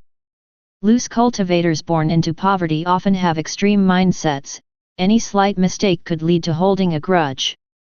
There are far too many cases of gratitude turning into enmity over the smallest issues. Why should I wade into such murky waters? What you say is true, Master, but it's such a pity for such talent to go to waste. It is a pity, Master Luo placed the teacup down and sighed, but that's fate, beyond our control. If you're enjoying this content, please make sure to like and subscribe Chinese Novel Audiowave. Chapter 41 Visit. Master Luo was a first-rate formation master who had declined Instructor Yan's request. Instructor Yan had no choice but to settle for less and sought out formation masters who hadn't reached the ranks yet but had studied formations for many years, asking them to take Emohua as a disciple. However, some outright refused, others made excuses, and even though some agreed, their demands were excessive. Accepting their terms would mean that Emohua would be reduced to no more than a tool or puppet for life, with no freedom to speak of, no different from selling oneself into servitude. After wandering around for many days to no avail, Instructor Yan returned to his residence, sitting alone and heaving a deep sigh. A few days from now, he would have to leave, and time was running short. If he couldn't find a suitable gentleman to teach her, Emohua's progress in studying formations might be delayed. After much thought, Instructor Yan seemed to have made up his mind. He sealed Emohua's examination papers carefully and placed them into his storage bag. At dusk, Instructor Yan left Tongxian City, heading straight to the southeast, outside the city. To the southeast of Tongxian City lay a mountain peak that was secluded, beautifully tranquil, and magnificent, creating its own secluded charm. A residence was situated among the mountains, without a signboard or gate, accessible only by a narrow mountain path leading to its interior. Instructor Yan stood at the foot of the mountain, and after a long while, he heard a dry, thin voice by his ear. "Please." The voice seemed to be right next to him, yet it also echoed in his sea of consciousness. Instructor Yan's demeanor became even more humble as he straightened his Taoist robe, patted his storage bag at his waist, and climbed the mountain with a determined look on his face. Meanwhile, Emohua was planning to leave Tongxian Gate. As an outer gate disciple, Emohua had a simple relationship with the sect merely based on the mutual benefits of exchanging flower spirit stones for Tao cultivation lessons. There was a bit of sentiment involved, but not much. Especially since Instructor Yan was leaving, and the outer gate would not teach formations anymore, there was no reason for Emohua to stay. His spiritual root predetermined that his spiritual power would not be strong, and his cultivation speed would not be fast. The other content taught by the sect, such as body refinement, alchemy, artifact refining, and rune making, were somewhat useless to Emohua, worth learning but regrettable to abandon. The only thing Emohua wanted to learn, and the only thing that held prospects for his Tao cultivation, was formations. But within the outer gate, aside from Instructor Yan, Emohua didn't think anyone else could teach him formations. Dahu and his two friends were also dropping out of school. But their reason for leaving wasn't due to the instructor, it was simply because their families were poor and could no longer afford the sect fees and the newly added various expenses. As Emohua understood, the old sect leader would be retiring in a few months, no longer meddling in the sect's affairs. Thus, in the sect now, Elder Qian had the final say. In other words, the Qian family had the final say. The Qian family planned to reform the sect, using a variety of methods, but the core point was to collect more spirit stones. Whether it was alchemy, artifact refining, or rune-making classes, while previously they taught only the basics, now they were planning to teach more advanced content, but it required extra spirit stones. The additional inheritance fees for the cultivation techniques were also imposed by Elder Qian with the justification that sect inheritance is hard-won and should be compensated when transmitted. After the Qian family's reforms, some disciples from clans or those with wealthy families could spend more spirit stones to receive better inheritance. However, the lower-tier cultivators among the outer gate disciples, especially the loose cultivators, essentially learned nothing significant and had to pay more in spirit stones for sect dues than before. For such loose cultivator disciples, aside from dropping out, there was no other choice. In this way, through its reforms, Tongxian Gate started to gradually eliminate the poor disciples from the lower echelons, based on the cultivators' family backgrounds. These low-level loose cultivator disciples would no longer be able to cultivate in the sect and would have to seek their own fortune in their future Tao cultivation. Emohua discussed his plan to leave school with his parents. Emo Shan didn't quite agree but knew there was no alternative. It wasn't just Emohua's issue, but a matter concerning all the bottom-tier loose cultivators in Tongxian City. Lu Ruhua didn't mind, she knew Emohua was diligent in his cultivation and had plans of his own. Since he had decided to leave school, it meant that he couldn't learn much within the sect, so she didn't say much. Now the restaurant business was doing well, even if her son did nothing at home, she could fully support him. And so, Emohua, a third-level Qi refinement cultivator, left Tongxian Gate. Emohua went to the sect to simply complete the withdrawal procedures and also received half a year's worth of refunded sect dues, which was about 50 to 60 spirit stones. After leaving the sect, the biggest problem was the cultivation technique. Mo Shan promised to explore the monster hunter path and inquire about a suitable cultivation technique for Emohua, but it would take some time. The other problem was about formations. Without the guidance of a sect, Emohua could only learn on his own, or perhaps seek a formation master as a mentor.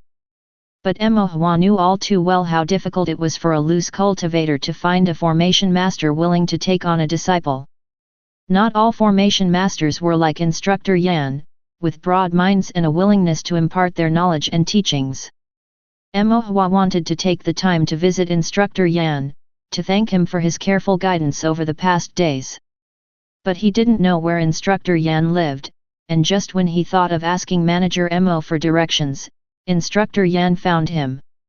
In the few days since they last met, Instructor Yan looked somewhat weary, as if he had been busy with something taxing.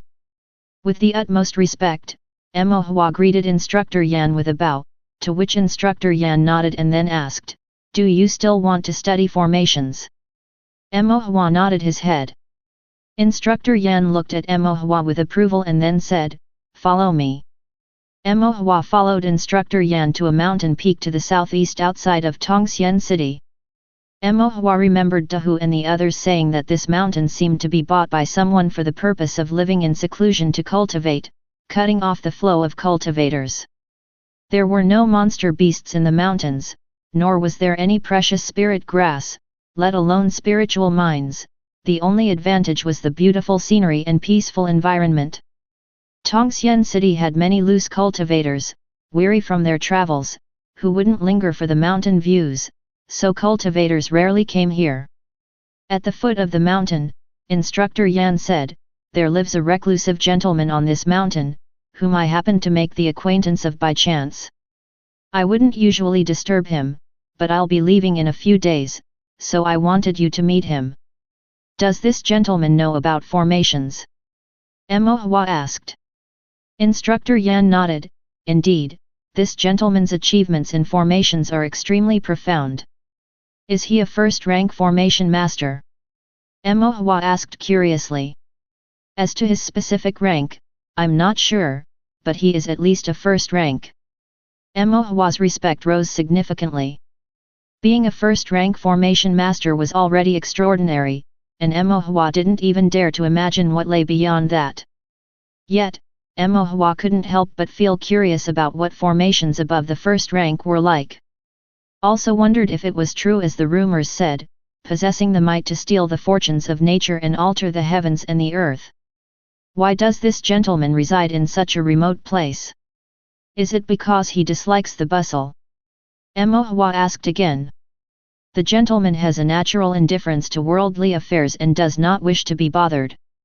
Therefore, this mountain peak is seldom visited by others. Instructor Yan looked at Mo Hua and said, "You've already guessed why I've brought you here, haven't you?" Mo Hua nodded. "Is it for this gentleman to take me as his disciple?" Instructor Yan nodded. "You guess correctly.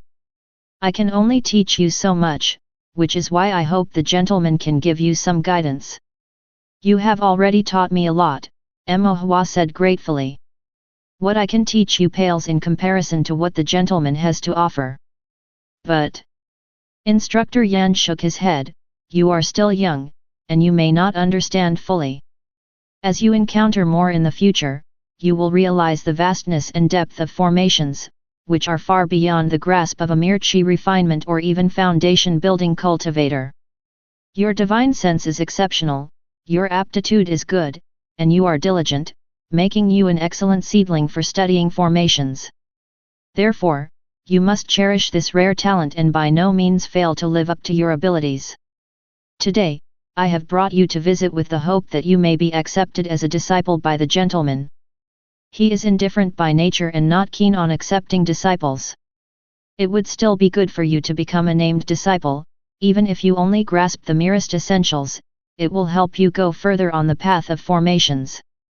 Instructor Yan pointed ahead where a mountain path stretched before them, winding up toward the mid-mountain shrouded in mist. Nestled within the clouds was a simple yet mysterious gate to a courtyard.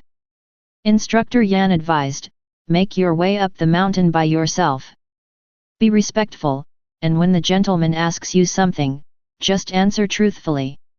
If he takes you as a disciple, it will be your good fortune. If not, don't be disheartened, it simply means the time isn't right yet." Mo Hua nodded earnestly, then couldn't help but glance back at Instructor Yan. "Instructor." "Go on," Instructor Yan said no more, simply waving his hand in dismissal. Mo Hua hesitated for a moment but eventually, with firm steps, began to ascend the mountain. Chapter 42, Mind Path. Clouds and mist shrouded the mountain paths, hiding within them a courtyard that lay beyond a bamboo gate, with a narrow trail winding its way to the feet of Emohua. Nothing seemed out of the ordinary. As Emohua stepped onto the path, his divine sense detected a fluctuation, as though something had been triggered. Yet, looking around, the mountains remained unchanged, the trees still stood as they were, and the flora continued to bloom untouched. Emohua paused and looked around but could not discern anything unusual. Emohua had heard that some revered seniors enjoyed placing formations or setting scenarios to test others. He wondered if the gentleman on the mountain had a similar penchant. Or could it be that this very path was a test in itself? Emohua felt an inexplicable touch of nervousness. Since he was a formation master and he sensed the fluctuations, it was likely that a formation had been set up on this path. But what kind of formation could it be? With Emohua's limited experience in formations, he had no clue. Even after a thorough look around, he saw no difference in the surroundings. Emohua walked on, pondering, but came to no conclusion. He could only remember Instructor Yan's instruction, to keep his mind clear and let nature take its course, without forcing or feeling discouraged. Continuing in this manner, he soon found himself at the courtyard entrance. The bamboo gate of the courtyard was modest yet possessed a secluded charm. Past the bamboo gate, the view abruptly opened up to reveal a beautiful courtyard with several elegant bamboo residences. The grass was like an emerald carpet, the pond mist enveloped, and cranes sipped dewdrops, providing a sight so refreshing it enraptured the soul. Within the courtyard stood a gaunt old man. Emohua hastened to pay his respects, greeting, "Good day, sir." The old man's voice was as rough and dry as his appearance, sounding like a withered branch weathering in the wind. "I am not the sir you seek. The sir is inside, follow me." Having said that, he led Emohua into one of the bamboo residences which was elegantly simple, with breezes flowing in from all sides. Seated in the middle of the residence was a middle-aged cultivator clad in white, with an exceptionally handsome face and a demeanor exuding a natural elegance. His every glance revealed a sense of unruly freedom, as if all the living things in the world couldn't cling to him. This was the most celestial and noble person Emohua had ever seen. The middle-aged cultivator greeted Emohua with an amicable smile, saying, "You must be Emohua. Mr. Yan has told me about you. Just answer my questions naturally, without restraint. Speak your thoughts as they come." Emohua bowed respectfully, responding, "Yes, sir." The middle-aged cultivator said, "My surname is Zhuang. Just call me Mr. Zhuang." Emohua bowed again, "Mr. Zhuang." Mr. Zhuang nodded slightly and then asked, "What did you see as you walked along the small road up the mountain just now?" Emohua considered for a moment before answering, "There were mountains and trees, flowers and grass, and a small path. Nothing else." Mr. Zhuang inquired with interest. "Didn't you see anything else? Like people or events?" Emohua shook his head. Mr. Zhuang said, "That small path holds a formation, a gift from a Taoist friend of yesteryear. Its name is the Water Mirror Formation, which, upon first walking upon it, can reveal insights into one's fate or even foretell aspects of one's future." Emohua felt a jolt in his heart. Such a formation existed? One that could unveil fate and the future? Then what did it mean that I saw nothing? Surely it doesn't imply that I have no future. Emohua grew apprehensive for a moment, but recalling Instructor Yan's earlier advice, he stayed truthful, "I didn't see anything else." Mr. Zhuang showed a hint of surprise, then nodded, "I see." He then extracted a formation diagram and continued, "Here are some writing materials, draw this formation to the best of your ability, as much as you can."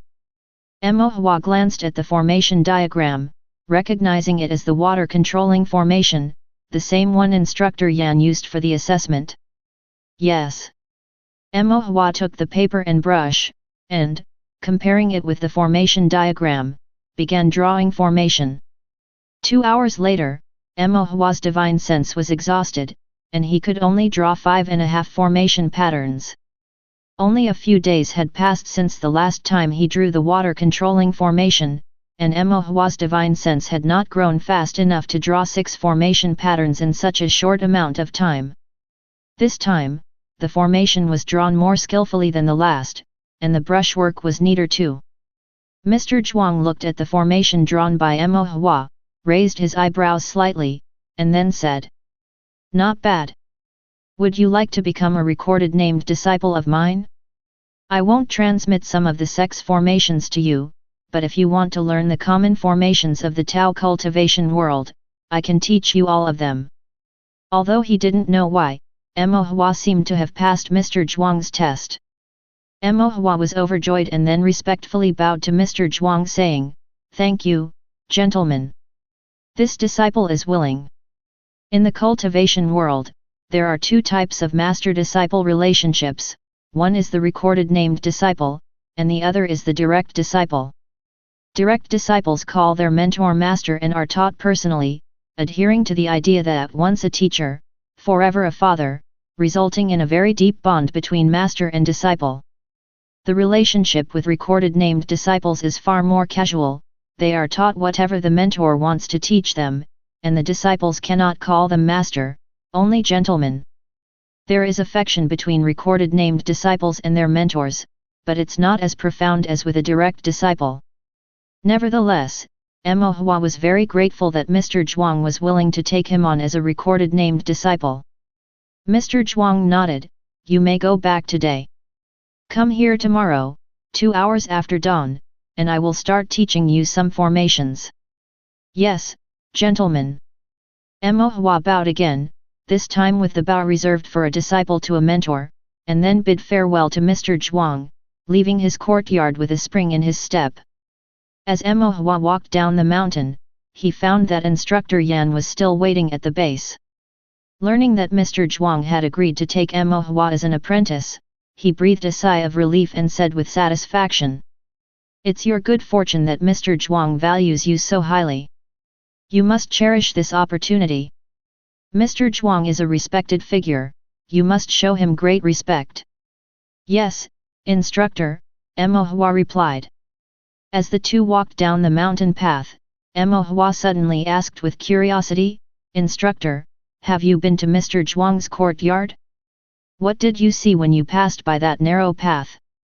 Instructor Yan turned his head, silently looked at Emohua for a moment, and then said, "As I walked past that narrow path, I vaguely saw some visions. These fleeting images told me that Mr. Zhuang was willing to take you as his disciple, and that in the future, you would become an outstanding formation master." Having said this, they had reached a fork in the road where Tongxian City lay ahead. Instructor Yan looked at Emohua and then said solemnly, "Emohua." Emohua turned around, and Instructor Yan paused before saying, "A formation master seeks the heavenly Dao, however, the heavenly Dao is boundless, while human life is finite. Only by passing down formations from generation to generation can cultivators possibly unravel the heavenly Dao, and thus, formations can benefit all beings. One day in the future, should you become a top-tier or even superior formation master and meet cultivators who are kind-hearted and talented in formations, I hope you will also be generous with your guidance. The way of formations is like water, it must be passed down to flow far and wide, or else it will become stagnant." Emohua suddenly felt a heavy weight on his shoulders. He bowed to Instructor Yan and said earnestly, "This disciple will remember." Instructor Yan's expression was one of relief. Unable to help himself, Emohua asked, "Instructor, are you leaving Tongxian City?" Instructor Yan nodded, "I can't stay in Tongxian Gate any longer, and I have some personal matters to attend to. I will be leaving soon. Will I be able to see you again?" Instructor Yan looked into Emohua's clear, dark eyes and smiled, "Let's leave it to fate." Instructor Yan reached out and tousled Emohua's hair, "You should head back early, go and speak with your parents." Emohua headed toward the city gate. After a few steps, he turned around and gave Instructor Yan another bow. Instructor Yan waved his hand and said warmly, "Go on." He watched Mo Hua until his figure shrank in the distance before turning to leave. Meanwhile, Mo Hua also turned back, looked at where Instructor Yan had been, and deeply bowed once more. The figure of Instructor Yan gradually disappeared, faintly vanishing into the misty and elusive mountains. Chapter 43 Seeking Knowledge. Mo Shan's couple was overjoyed when they heard that Mo Hua was referred by Instructor Yan and accepted as a student by a highly skilled formation master. Mo Shan originally had some concerns, but after thinking it over, he felt there was nothing to worry about. Instructor Yan had taught at Tongxian Gate for many years and had a good reputation, and a person recommended by Instructor Yan surely had extraordinary status. Mo Shan's family were just ordinary loose cultivators, with neither spirit stones nor family wealth, so naturally, they did not have to worry about others coveting anything from them. Besides, they wouldn't normally have the chance to even meet a formation master of such status, so this really was a serendipitous opportunity. Now that Mo Hua was studying formations and living at home, Lu Ruhua could see her son every day and even cook meals for him, which made her even happier. The next morning, after a hearty breakfast prepared by Lu Ruhua, Mo Hua set off for Southeast Mountain to visit Mr. Zhuang and learn from him. Upon arriving at the foot of the mountain this time, Mo Hua took the path to the bamboo gate and realized that there actually was a signboard in front of the courtyard. The signboard read "Forgetful Residence," a detail Mo Hua somehow had not noticed the day before. As Mo Hua entered Forgetful Residence, he found Mr. Zhuang idly sitting by the pond, holding his cheek with one hand and fishing with the other, using a piece of bamboo as a rod and a bare hook without bait. Mo Hua peered into the pond and discovered that there weren't even any fish in it.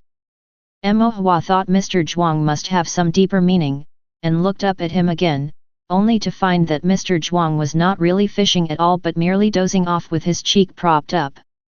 Fortunately, the old man from the day before saw Mo Hua and called him over, saying, "The gentleman often dozes off. When he's dozing, just ignore him and don't disturb him." "Oh, okay." Mo Hua nodded with an air of not fully comprehending yet respecting the advice.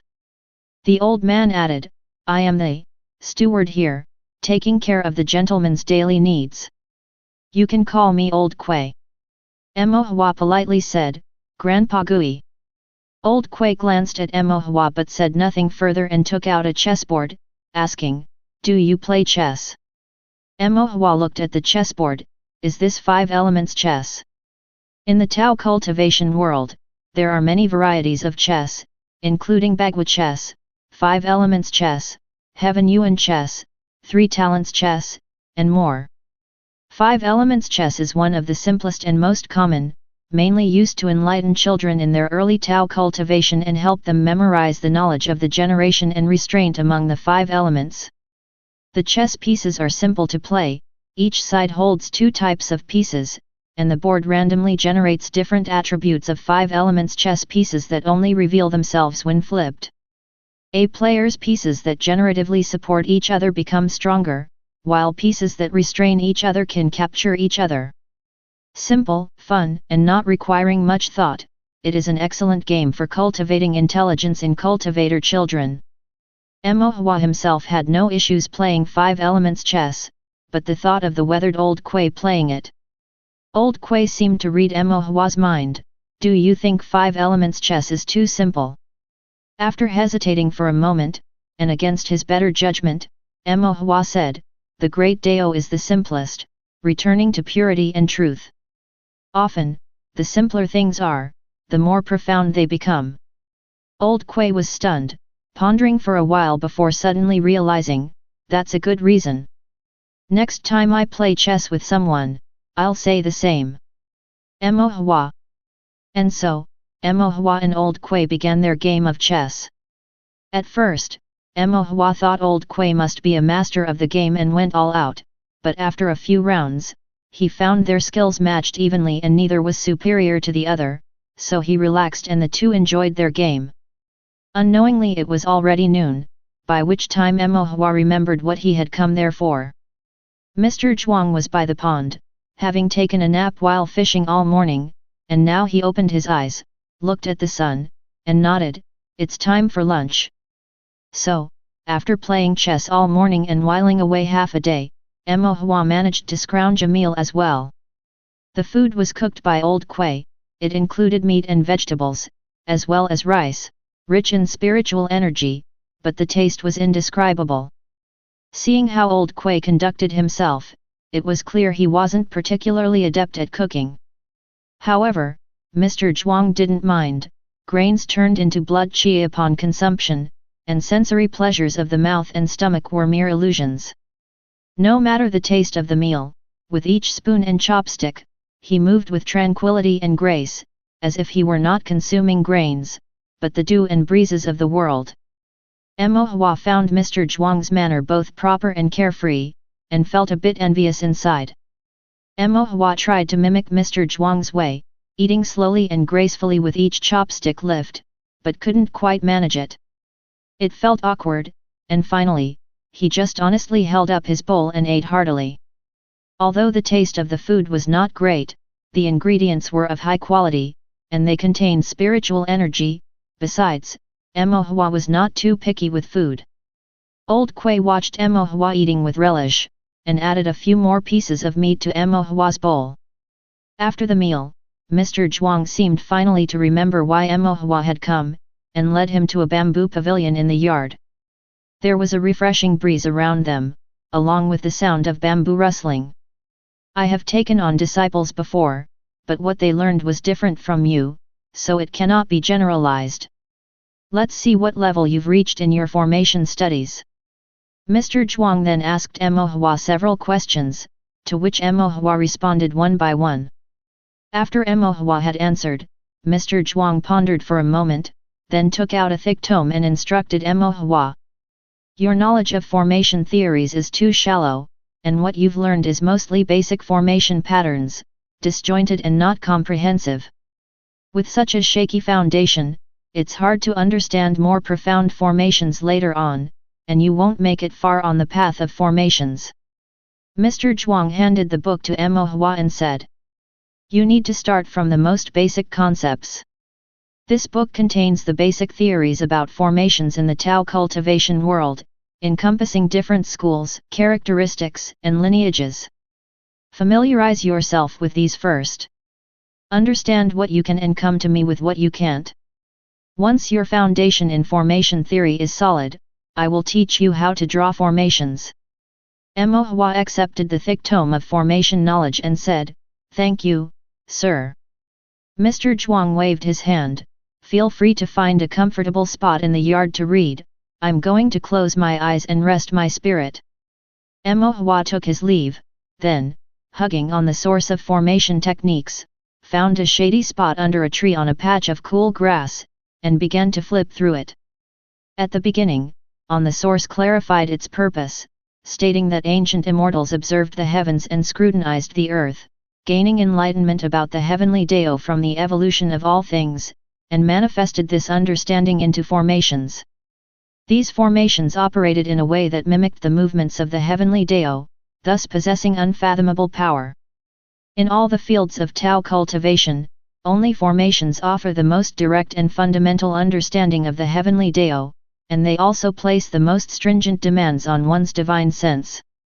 Formation masters were classified from 1 to 9 grades, with those above the 9th grade being immortals, known as immortal formation masters.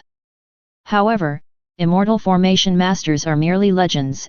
In nearly 20,000 years, no one has genuinely achieved immortality, and thus no one has become an immortal formation master. Nobody knows what the world-altering formations of an immortal might look like. Not just immortal formation masters, but even the recorded 9th grade masters are unaccounted for. The 8th grade is but legend. Records exist of a few 6th and 7th grade masters, all from noble clans, ancient sects, or figures like the chief elder of the Taoist court, each an unreachable pinnacle of power among cultivators. After the 5th grade down to the 3rd, records of formation masters become more abundant.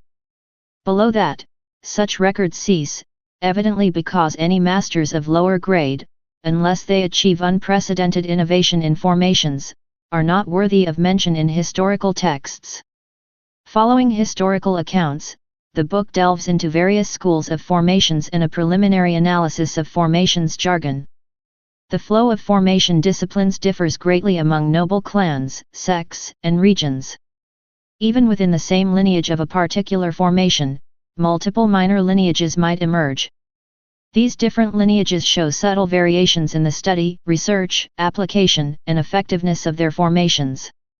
All major powers consider their core formations a closely guarded secret, and through independent research and application, the state of formations in the Tao cultivation world has become both richly diverse and insular. Formations are categorized by their formation pivot types, including but not limited to Irai formations, 3 talents formations, 4 symbols formations, 5 elements formations, 6 harmonies formations, 7 stars formations, and 8 trigrams arrays. The 5 elements formation and 8 trigrams array are the most widely propagated and used, yet each formation has its specific purpose. Mo Hua spent a good part of the day roughly flipping through on the source of formation techniques, feeling enlightened yet also keenly aware of his insignificance. To Mo Hua, becoming a first-grade formation master was already challenging, let alone striving for the 7th, 8th, 9th, or even immortal grades. The path of formations was as vast as the sea, and Mo Hua, not even a first-grade formation master, was now just a speck in that vast ocean.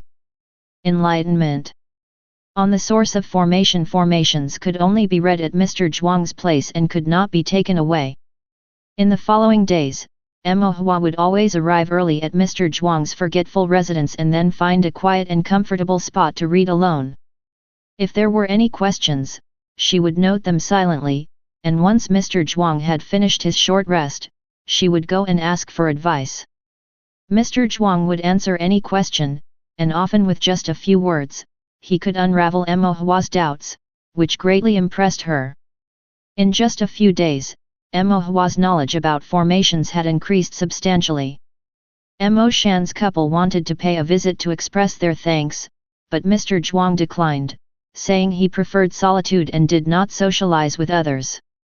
He appreciated the gesture but insisted that a visit was unnecessary. Although he said so, without any form of acknowledgement, Mo Shan's couple always felt somewhat uneasy. Mo Shan then went up the mountain to kill a wild ox. Lu Ruhua marinated the beef and stewed it to perfection, also prepared various kinds of pastries, and had Mo Hua take them all to Mr. Zhuang, reminding her, "Since Mr. Zhuang likes quietness, we shall not disturb him, but some modest gifts must still be offered.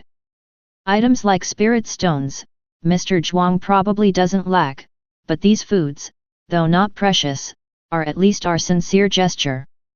Where, when you give them to the gentleman, I hope he won't find them displeasing." MHM, Mo Hua nodded in agreement. When Mo Hua delivered the food box to Mr. Zhuang, she was somewhat nervous. Considering Mr. Zhuang's demeanor, she guessed he had probably tasted all sorts of delicacies, and he might not like these ordinary foods eaten by loose cultivators. However, Mr. Zhuang seemed quite intrigued when he received the food box. He tried a few slices of beef and nodded slightly. Although it was meat from a low-grade wild monster beast with no spiritual energy, the cooking method was very unique. The meaty aroma of the wild ox mixed with spicy seasoning, creating a wild flavor he had never experienced before. It was the first time Mr. Zhuang tried beef with such a taste, so he ate a few more slices and even saved some to accompany his drink later. Mo Hua also brought some pastries to Old Kui. Old Kui was surprised to receive the pastries but did not treat Mo Hua as an outsider. He tried a few and neither praised nor criticized them. Seeing that both men had accepted the gifts and tasted them personally, and that there were no signs of dissatisfaction, Mo Hua felt relieved. Lu Ruhua was delighted and, when free, would prepare various dishes for Mo Hua to deliver to Mr. Zhuang and Old Kui. There were many kinds of monster beasts in the mountains, each with different tastes. Lu Ruhua, busy with her eatery on normal days, would focus on studying cooking in her spare time. Using the meat Mo Shan obtained from monster hunting, she would try different cooking methods. Different types of meat combined with different seasonings and cooking styles brought out diverse flavors. Some tasted very good, while others were not as easily palatable. Lu Ruhua would choose those that tasted good for Mo Hua to bring to Mr. Zhuang for sampling. Old Kui loved sweets, and from what Mo Hua observed, he enjoyed crispy treats and especially loved eating them while playing chess. Thus, Lu Ruhua made some crispy fruits and every now and then had Mo Hua deliver them to Old Kui. After a while, Mr. Zhuang, accustomed to eating these, did not have much appetite for the meals prepared by Old Kui. One day, after delivering spiced meat and pastries to Mr. Zhuang and Old Kui, having read for the day and asked a few questions, Mo Hua bid farewell and went home.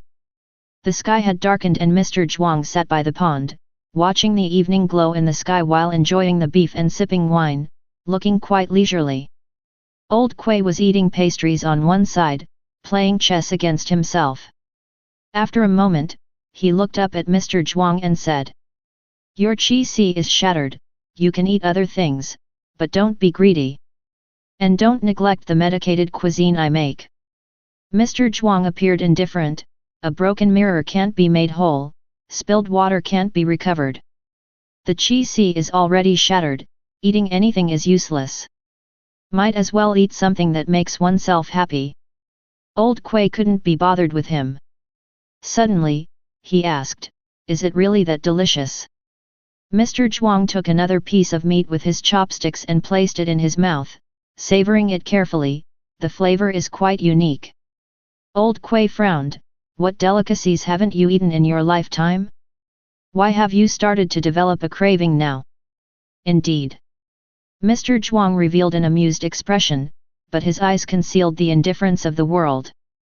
"Having tired of exotic delicacies, I now find these simple foods, with their simple intentions, to be the most precious." "Oh," Old Kui, seemingly indifferent, continued playing chess intently, while picking up a piece of crispy pastry and tossing it into his mouth. Mr. Zhuang looked at him and suddenly asked in return, "You can't taste the flavor, can you? Then why bother eating these things?" Old Kui concentrated on the chessboard and after a moment replied, "I chew to hear the crunch." Having said that, he picked up a crispy cake and began to crunch it noisily. Half a month later, Mo Hua had nearly finished reading on the source of formation, and Mr. Zhuang began teaching Mo Hua about formation theory. The formation theory Mr. Zhuang taught was broader and more abstruse than that taught by instructor Yan. It was full of formation terminology Mo Hua had never heard before, and Mo Hua learned very slowly. Mr. Zhuang also adopted a laissez-faire attitude. Whether Mo Hua learned quickly or slowly, well or poorly, he never said much. But perhaps because he had eaten too much beef, Mr. Zhuang also felt uneasy, so he asked Mo Hua, "What kind of formation master do you wish to become?"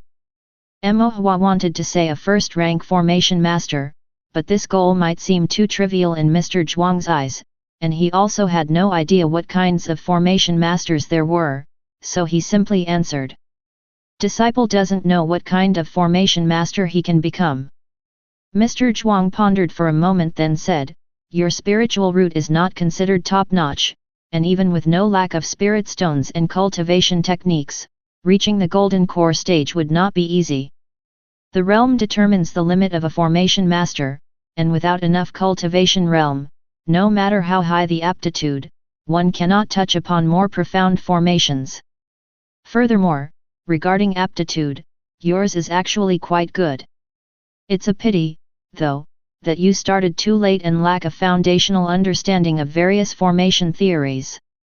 Offspring of noble clans are immersed in this knowledge from a young age, some having a deep familiarity with profound formation knowledge early on. You lack this kind of deep-seated understanding, and even if you start learning from the beginning now, you'll be much slower. When I taught disciples before, I always started with formation theory, making them memorize the myriad of formation schools and theories of the Tao cultivation world, to establish a foundation. That way, in the future, they would find it easier to integrate and comprehend, advancing further on the path of formations. Mr. Zhuang looked at Mo Hua, his expression tinged with a hint of regret, but he still spoke frankly, "But you might not be able to go far at all. A third-grade formation master might already be your limit, so teaching you the way I did before would just be wasting time and wouldn't benefit you." Mo Hua's expression dimmed, feeling somewhat disappointed. But upon reflection, not to mention a third-grade formation master, even becoming a second-rank formation master would be enough to make him secretly delighted. After all, even in the entire Tongxian city, first-rank formation masters are few and far between. He himself was nearly carried away by Mr. Zhuang's expectations.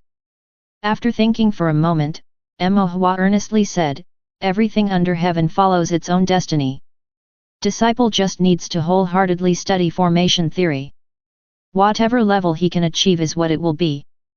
Worrying too much about gains and losses will only lead to losing one's true purpose. Please do not hesitate to teach me, gentlemen." Mr. Zhuang looked surprised, gazing at Mo Hua silently for a moment, then smiled faintly and said, "You are right. While humans make plans, success or failure is determined by heaven, and one cannot waver in their heart because of fear of gains and losses. Since that is the case, tomorrow I will try a different teaching method." Chapter 45, Surprise. The next day, Mr. Zhuang's teaching method changed. He only taught formation theory suitable for those within the Qi refinement realm and combined it with various formations, allowing Mo Hua to learn in an orderly and progressive manner. This method was much like Instructor Yan's approach, but considering Mr. Zhuang's likely much higher level, he presented a grander scope, more comprehensive details, and clearer connections. Mo Hua also felt a pang of regret for Instructor Yan, who might have been more than just an ordinary instructor if not for his limited cultivation level. At least in the legacy and pedagogical philosophy of formations, Instructor Yan and the highly accomplished Mr. Zhuang had something in common. The abstruse formation theories that Mr. Zhuang previously taught had given Mo Hua a headache. Some theories were new to Mo Hua, so he was completely clueless and could only memorize them by rote, but even with a good memory, he couldn't retain these abstract concepts. More often than not, after memorizing the latter, he would forget the former, and when he revisited the former, he would forget the latter, resulting in slow learning. These challenging concepts for Mo Hua were considered foundational by the noble clans, which explained why such great clans could remain unshaken in the Tao cultivation world for tens of thousands of years. There was too great a disparity in heritage and legacy between ordinary loose cultivators and noble clans, leading to an almost complete lack of formation masters among the former. Mo Hua sighed. There was no point in comparing himself to others, he could only do his best to improve. He admonished himself and then calmed his mind to study formations in the way Mr. Zhuang recommended. Now starting from the Qi refinement realm, with an emphasis on drawing formation and supplementary formation theory, Mo Hua was learning much faster. Because Mo Hua had been drawing a large number of formations day and night, on the Taoist Stele by night and on paper by day, even occasionally using a grass stick to draw on the ground when idle. When it came to the volume of practice in formation alone, some late-stage Qi refinement formation masters might not have practiced as much as Mo Hua did. Therefore, after Mr. Zhuang changed the teaching method, Mo Hua learned much faster. When he finished the theoretical part and began to draw formations by hand, his progress accelerated even more. Mr. Zhuang had Mo Hua relearn several 5-line formation patterns, including some 5-elements-based formations he hadn't seen before. Old Kui even prepared all the formation diagrams and ink for Mo Hua. Mo Hua studied eagerly and persisted in his drawing. In the daytime, he drew formations at Mr. Zhuang's tranquil abode, and at night in his dreams, he continued to practice on the Taoist steles in his sea of consciousness. The 5 pattern formations were not too difficult for Mo Hua. Generally, after a few days of practice, he could master one. Then came the 6 pattern water controlling formation.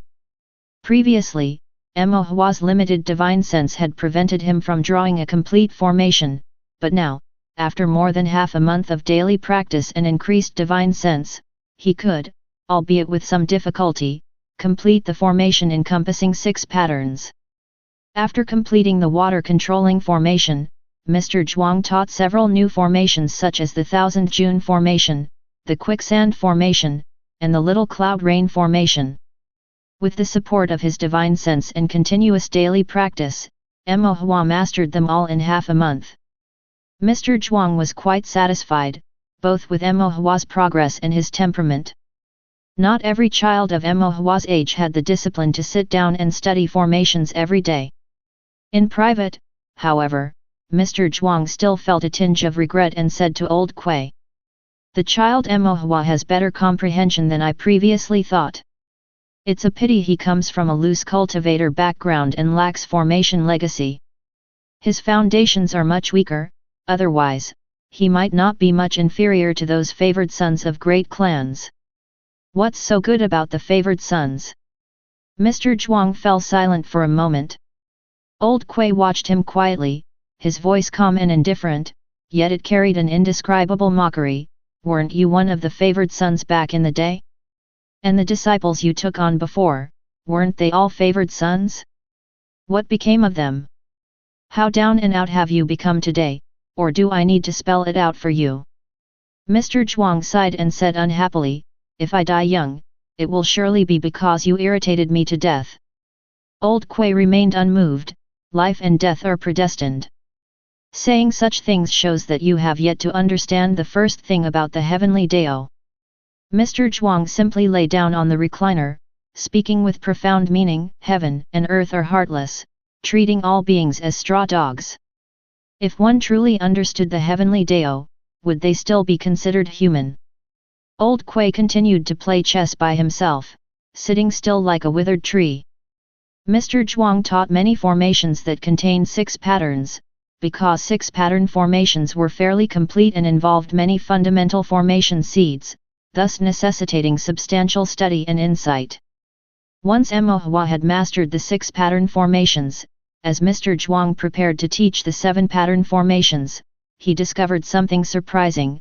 Mo Hua's divine sense was growing a bit too fast. When Mr. Zhuang first saw Mo Hua's divine sense was insufficient to draw 6 formation patterns, yet a month had passed, and not only could Mo Hua's divine sense sustain him in completing an entire formation containing 6 formation patterns, but he could now also draw 6.5 formation patterns of those in a 7-patterned formation. In the span of a month, Mo Hua's spiritual power had made scant progress, but his divine sense grew rapidly. Mr. Zhuang slightly furrowed his brow, feeling that something was amiss. One day, as Mo Hua was learning a formation that contained 7 formation patterns, Mr. Zhuang suddenly asked, "Mo Hua, are you familiar with the visualization law?" Mo Hua looked puzzled and said, "Disciple has never heard of it." "Is that so?" Mr. Zhuang tapped his fingers on the desk, lost in thought for a moment, then asked, "Then have you ever seen some strange images or patterns that, upon a single glance, ensnare the divine sense, causing one to immerse involuntarily?" After thinking for a while, Mo Hua shook his head. The strangest thing he had ever seen was the Taoist stele in his mind, but there were no patterns or conspicuous lines on that stele, and looking at it for a long time didn't cause one to immerse in it. Mr. Zhuang was silent for a moment, then said, "Your divine sense is growing faster than others, you must have realized this." Mo Hua nodded and replied, "Disciple draws formations during the day, and at night, I dream of practicing them. Plus, drawing formations in dreams doesn't consume divine sense. Thus, night and day, my divine sense gradually strengthens." He didn't mention the Taoist stele, but everything else was true.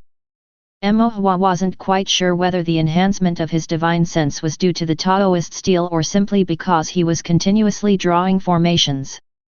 So Mo Hua asked, "Gentlemen, is it true that as long as one keeps drawing formations, one's divine sense can be strengthened?" Mr. Zhuang was left speechless.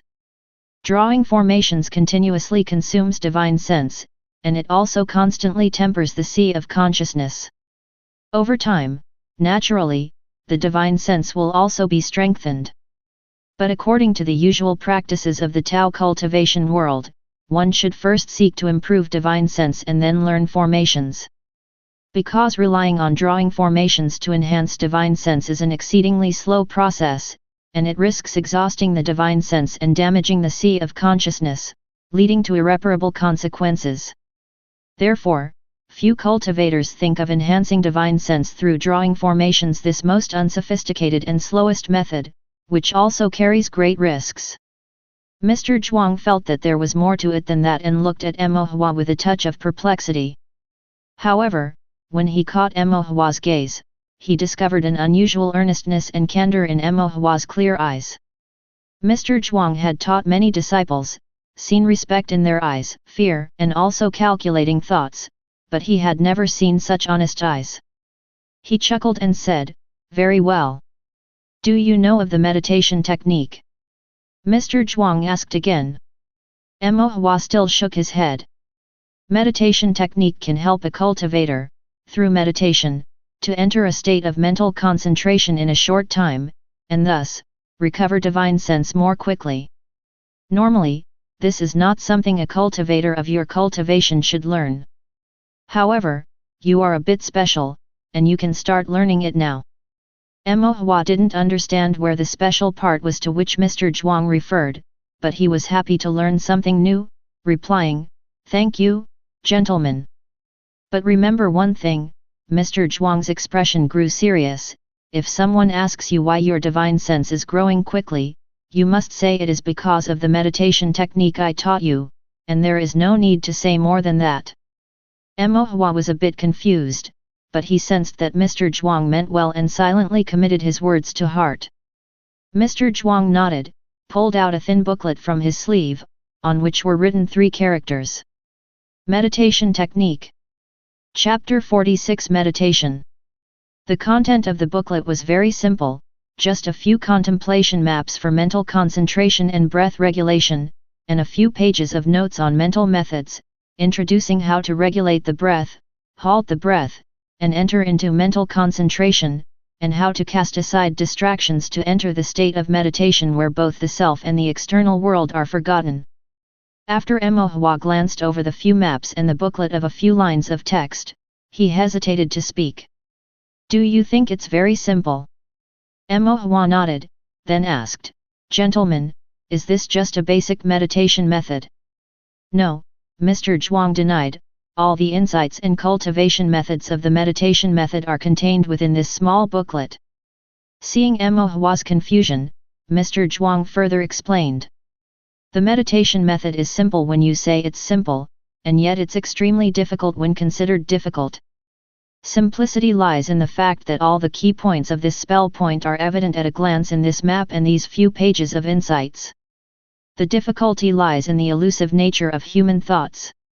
It's not about entering into mental concentration or forgetting both self and the world whenever you wish to do so. Thoughtful, Emo Hua listened as Mr. Zhuang continued to explain. Take for example, the myriad worldly desires. Many can verbally claim detachment from them, but how many can truly let go in their hearts? Some principles seem simple, those who understand can grasp them immediately, while those who don't can spend a lifetime in confusion. Often, those who are confused still believe they understand. The same applies to this meditation method. If you can truly enter into mental concentration and cast away distractions, naturally you will learn quickly. However, if your mind is burdened with heavy thoughts and encircled by distractions, no matter how you learn, you will not be able to grasp it. Suddenly enlightened, Emo Hua frowned and said, "So, if I can't cast off distractions, does that mean I won't be able to learn it?"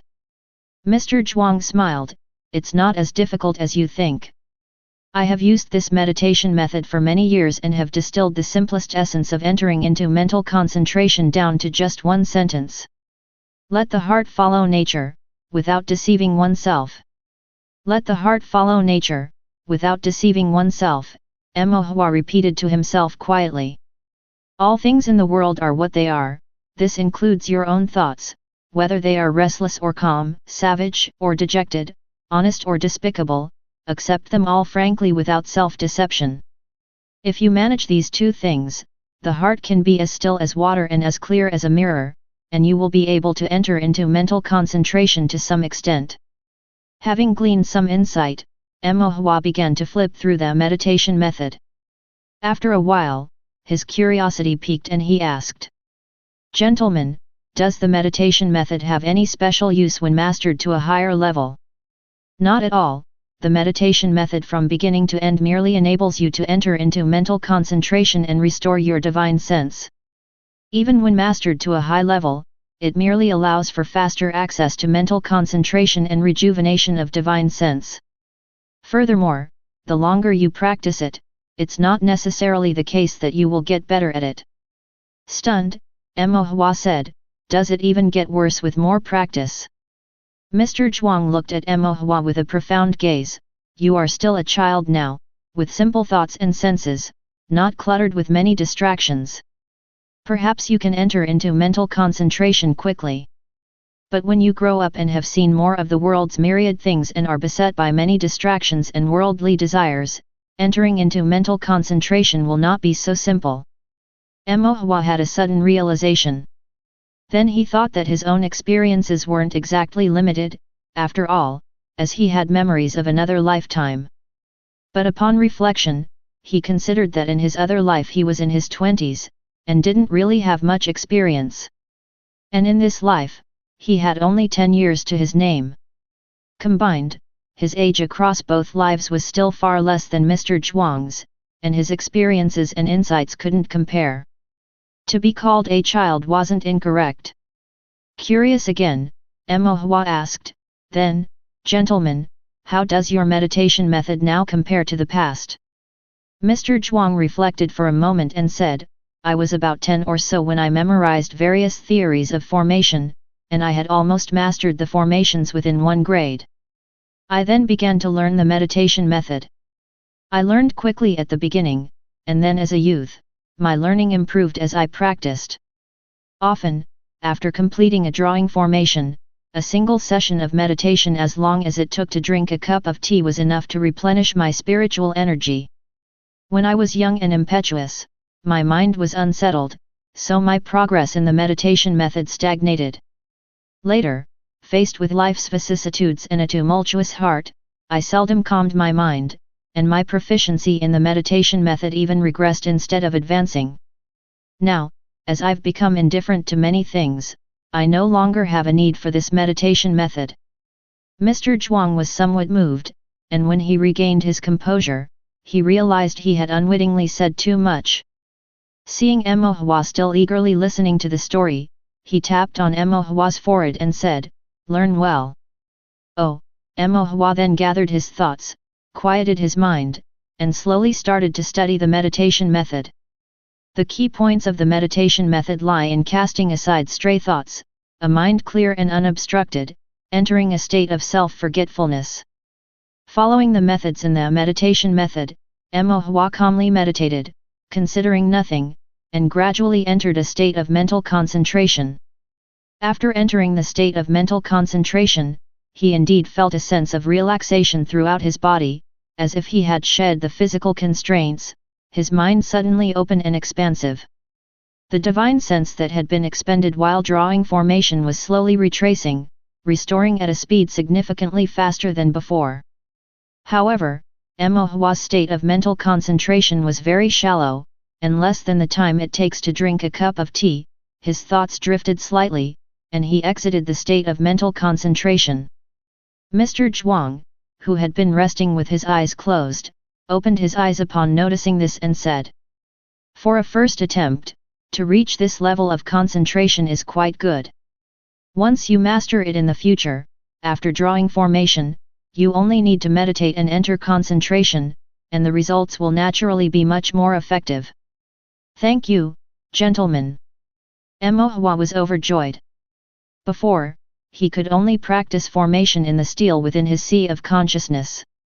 His progress in practicing during the day was slow. Now that he had learned to meditate, his divine sense could recover quickly. Even though his foundation couldn't compare to those disciples of the worldly family, with diligence he could compensate for his lack of talent, and in the future, he might not necessarily be that much worse than others. With a change of thought, Hua then asked, "Gentlemen, I now understand the meditation method, but what about the visualization law you mentioned before?" Mr. Zhuang lay leisurely on the bamboo chair and said, "Take a guess, what is the visualization law used for?" After thinking for a while, Hua said, "The meditation method is used to recover divine sense, so is the visualization law used to enhance divine sense." "Correct," Mr. Zhuang nodded.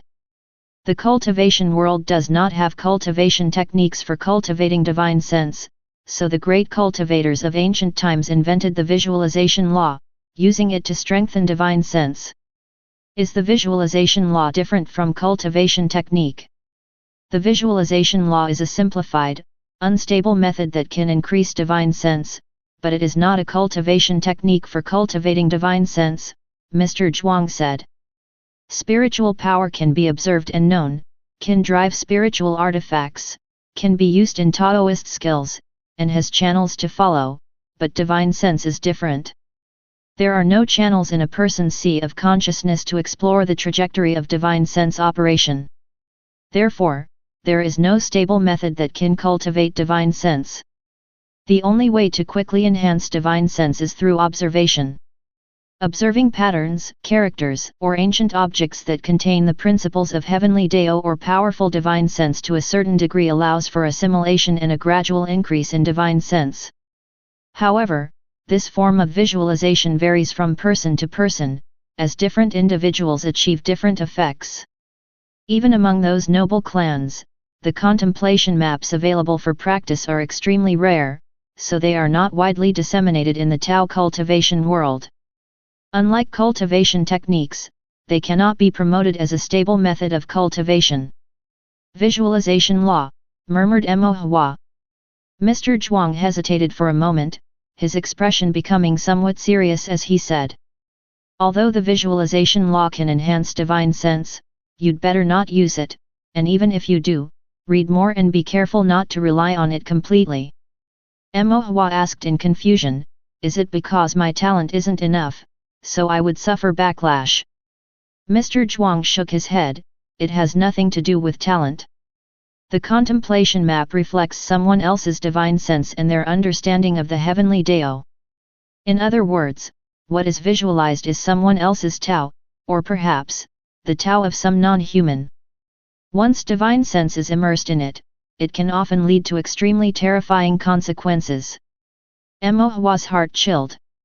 Mr. Zhuang waved his hand, "These matters are still too early for you to worry about. You just need to focus on learning formation. As for things like contemplation maps, you may not even encounter them in the future."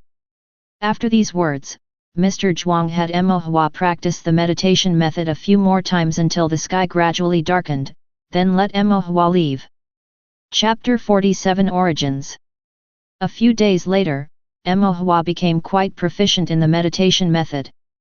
After entering mental concentration, his divine sense recovered twice as fast as before, and whereas previously after completing a formation painting, he needed to rest for an hour, he now only required the time it took to drink 2 or 3 cups of tea to recover.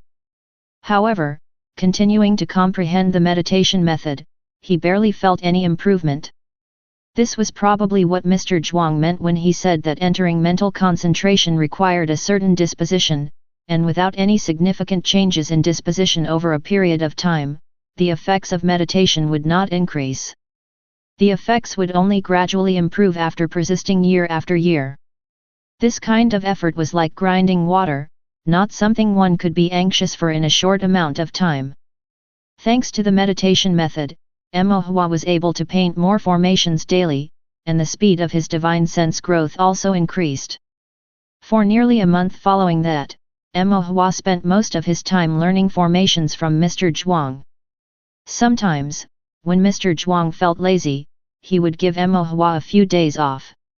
Hua took the opportunity to visit the Fated Gathering, where he found manager Mo and told him that he would be following his mentor to study formations and would no longer have the time to help Fated Gathering with formation painting. Manager Mo was not surprised and merely glanced at Mo Hua. Weren't the formations painted by your elder brother? Mo Hua scratched his head and chuckled. Sighing, Manager Mo looked at Mo Hua and said, I've never seen a child with as much talent as you. No matter what, study hard. Of course, Manager Mo.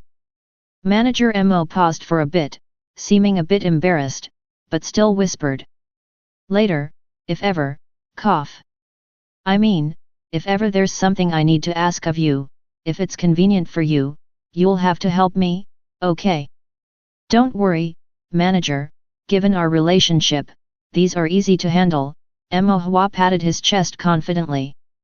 Manager Mo laughed, saying you don't lack confidence, but his expression was clearly much happier. Mo Hua thought for a moment and then asked, do you know where Instructor Yan has gone, Manager Mo? Manager Mo fell silent before he sighed, it's his private affair, related to the sect, and it's not appropriate for me to tell you. When you're older and still want to know, I'll tell you then. Mo Hua silently nodded his head. After Dahu and his two friends left the sect, they had more time on their hands. When they had nothing to do, they would come and play with Mo Hua. Sometimes, when the eatery was too busy, they would help out and then enjoy a bowl of hot beef noodles. Lu Ruhua would also let them take some other food home. Occasionally, when Mo Shan was home, he would give them some pointers in martial Dao. The Dao of cultivators is divided into spells and martial arts. Spiritual cultivators practice spells, while body cultivators practice martial arts. Martial Dao uses spiritual power to activate the potential of the physical body, causing it to burst forth with great strength, as well as the attributes inherent to the spiritual power itself, engaging in close combat with the enemy. For instance, Mo Shan's favored boxing method, Fiery Flaming Fist, was incredibly powerful with its swift and forceful punches, which were wrapped in red fire elemental spiritual power. Following Mo Shan's body refinement, Dahu and the others practiced their punches vigorously, making Mo Hua look on with envy. Unfortunately, Mo Hua had no talent for body refinement, and he could not learn any of these martial Dao techniques. Even if he wanted to learn some offensive skills in the future, he would likely have to follow the path of a spiritual cultivator, learning some spells. Spells are condensed by controlling spiritual power with divine sense for long-range attacks, without the need for close combat. Dahu and his friends were very serious about their learning. All of them were almost at the 6th level of Qi refinement, and once they reached the 6th level, they would enter Big Black Mountain and become monster hunters. Big Black Mountain was treacherous, and the monster beasts were ferocious. If one's skills were not refined enough, venturing into the mountain for monster hunting could mean a slim chance of survival. Thus, they dared not slack off in the slightest. The business at Fated Gathering was better with each passing day. With time and good reputation, even some of the more affluent cultivators from the northern part of Big Street would make a point of traveling from north to south, through the entire Immortal City, just for a plate of beef and a pot of fermented rice wine. Within all of Immortal City, this was the only place where one could enjoy meat for just 2 spirit stones. And within the entire Big Black Mountain state boundary, this was the only eatery where one could taste such delicious monster beast beef. With the business flourishing, Lu Ruhua was too busy to manage alone, so she hired 2 aunties to help. Both women came from impoverished families with husbands who had been disabled from monster hunting and were unable to make a living. Lower echelon cultivators were diligent workers. The 2 aunties and Zhang Yun managed the eatery in an orderly manner. Zhang Yun worked diligently at the eatery, and life gradually became more comfortable. Her husband's health was also improving. He was now able to do some simple physical work, and she was no longer as shy and constrained as before. In order to thank Mo Shan's couple, Zhang Yun spent time making various kinds of pastries as thank you gifts, supposedly having learned them from her mother. Her family used to run a pastry shop when she was younger, but due to a twist of fate, they lost their properties and could no longer keep the shop open, although the culinary skills were passed down to her. Zhang Yun's pastries were made with simple ingredients but were tasty to eat, so Lu Ruhua let her make more for sale at the eatery, allowing her to earn some extra spirit stones to support the household. In her free time, Lu Ruhua also learned to make pastries from Zhang Yun. Some of the pastries that Emohua brought to Old Kui were learned from her. Beyond that, Zhang Yun knew how to stir-fry pine nuts. There were all kinds of pine trees in the mountains outside Tongxian City, and pine nuts were plentiful but not filling, so no one wanted them. When Zhang Yun occasionally went up the mountain to gather wild vegetables, she would bring back some pine nuts. Roasted in a pan, the resulting pine nuts were fragrant and crisp. Placed in the eatery, customers either used them to accompany their drinks or as a snack with tea, and they were quite enjoyable. As it turned out, the person who liked the pine nuts the most was actually Old Kui. Emohua once brought some pastries for Old Kui to eat and also grabbed a handful of pine nuts for him. Old Kui was cracking pine nuts while playing a game of 5 elements chess with Emohua. Listening to the crisp sound of the pine nuts being cracked, smelling the unique aroma, Old Kui seemed very relaxed. After a short while, the game of chess was not finished, but Old Kui's pine nuts were all gone. Old Kui's already mediocre chess skill had obviously deteriorated. Despite his expressionless face, Emohua could somewhat feel a sense of loss from his countenance. As Emohua was leaving, he said to Old Kui, "Grandpa Gui, I'll bring you some more pine nuts next time I come." Old Kui nodded in agreement. As Emohua was leaving, the typically reticent Old Kui also cautioned, "Be careful on the road." It was uncertain whether he was worried about Emohua or the pine nuts. Afterward, Emohua's life gradually stabilized like this. Among the thousands of lights in Immortal City, with all the joys and sorrows, sweetness and bitterness mingled, the cultivators all strove to live on. Emohua was also one of these lights, diligently practicing cultivation and drawing formation diagrams. Time went by like this for more than a month. Emohua continued to learn formation arrays from Mr. Zhuang as usual, studying formation diagrams daily, practicing drawing formations, and restoring divine sense through meditation, his days as calm as still water, without a ripple. However, Emohua's divine sense and the foundation of his formation skills were gradually becoming solid. His understanding of the principles of formations deepened. He could grasp the formations within the 6 formation patterns after studying them several times and practicing a few more. On this bright and sunny morning, with a crisp mountain breeze, Emohua, like always, went to Mr. Zhuang to study formations, but at the door, he encountered several unfamiliar cultivators whom he had never seen before. Chapter 48 Guest. At the foot of the mountain path leading to Forgetful Residence, stood 3 cultivators. Among the 3 cultivators, 2 children stood in the front, followed by a veiled woman behind them. The 2 children, a boy and a girl, seemed slightly older than Emohua, dressed in bright and luxurious clothes that suggested high status. At this moment, they were respectfully standing on the steps in front of the gate, bowing towards the mountain. The boy was handsome, with eyes that sparkled brightly. The girl was exceedingly beautiful, her complexion even whiter and clearer than snow under the sunlight. From a distance, the 2 looked like a golden boy and jade girl serving beneath an immortal.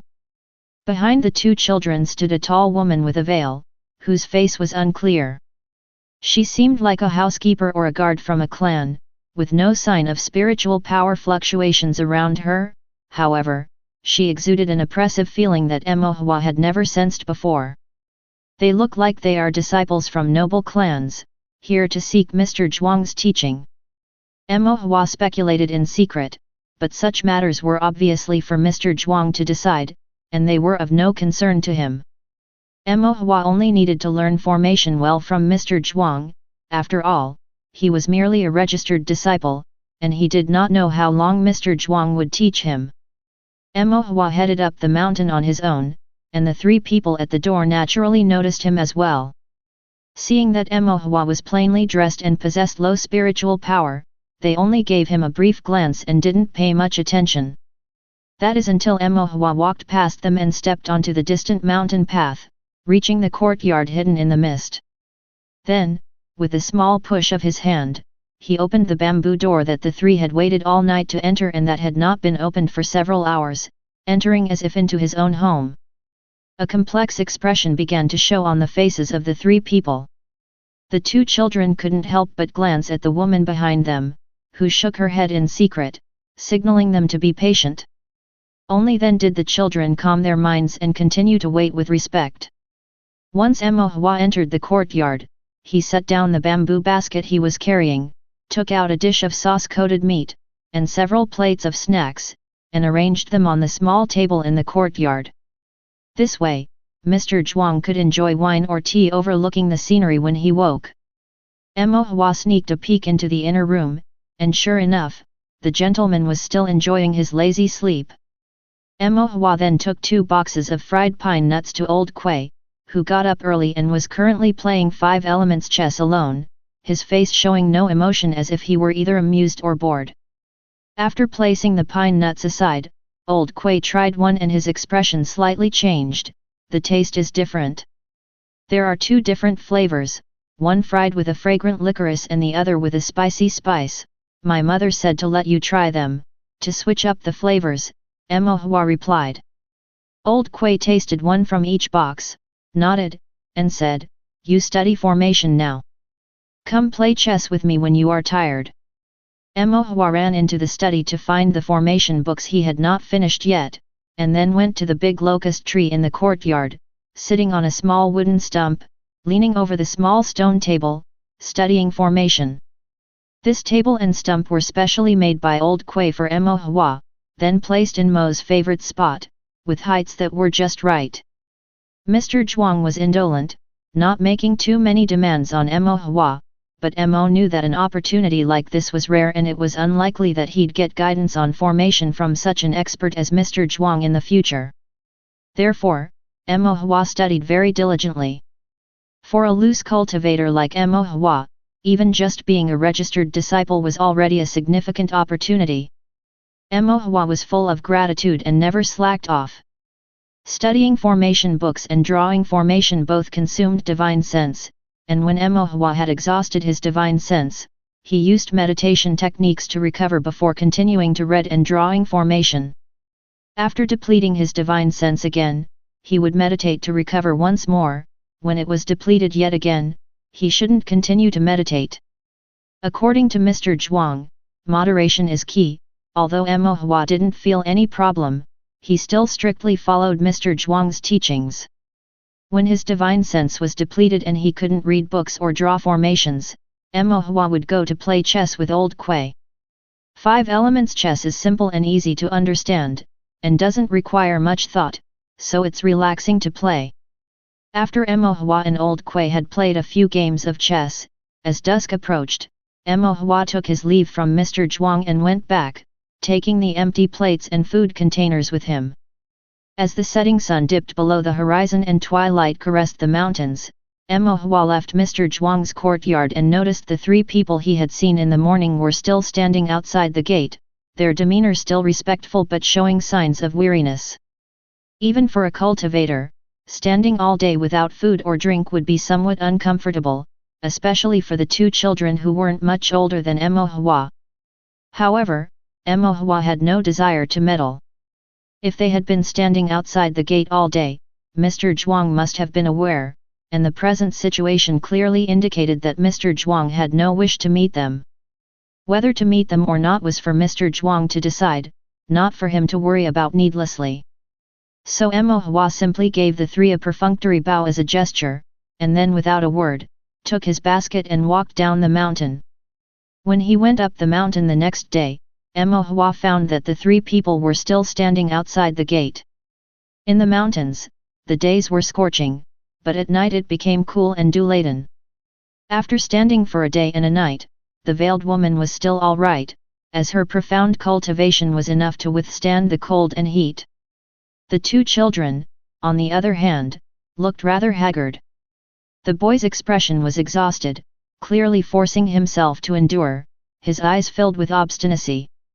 The girl's face had turned even paler, resembling dew-laden pear blossoms, yet her clear eyes also revealed determination. Mo Hua stole another glance and couldn't help but marvel, beautiful people really do look good at all times. Yet Mo Hua's heart remained undisturbed. In this world, the more beautiful a woman is, the less she has to do with you. Mo Hua, just like the day before, pushed open the bamboo gate as if nothing were amiss, passing the three people with their complex gaze of slight resentment, carrying his basket into Mr. Zhuang's courtyard. Mo Hua thought that in at most 3 or 4 days, the three people would leave, but they continued to wait at the door for 7 days, their faces as white as paper and still without any sign of backing down. Mo Hua couldn't help but admire their persistence. Especially considering that when he himself had come to see Mr. Zhuang, he hadn't been obstructed, yet these three had stood without food or drink for 7 days and had not even passed through the gate, which made him feel slightly ashamed. The next day, Mo Hua prepared a few questions about formation, specifically to ask Mr. Zhuang. Mr. Zhuang's demeanor was as usual, patiently answering questions, but occasionally he would look outside the door, his expression inscrutable, as if lost in thought. Mo Hua asked, "Gentlemen, do you not want to see the people outside the gate?" Mr. Zhuang came back to his senses, not intending to say much, but looking at Mo Hua, he said. "After old acquaintances, there is a tangle of karma I do not wish to be involved in, thus it is better not to meet." "Then I will tell them to leave," Mo Hua offered. Mr. Zhuang's expression flickered.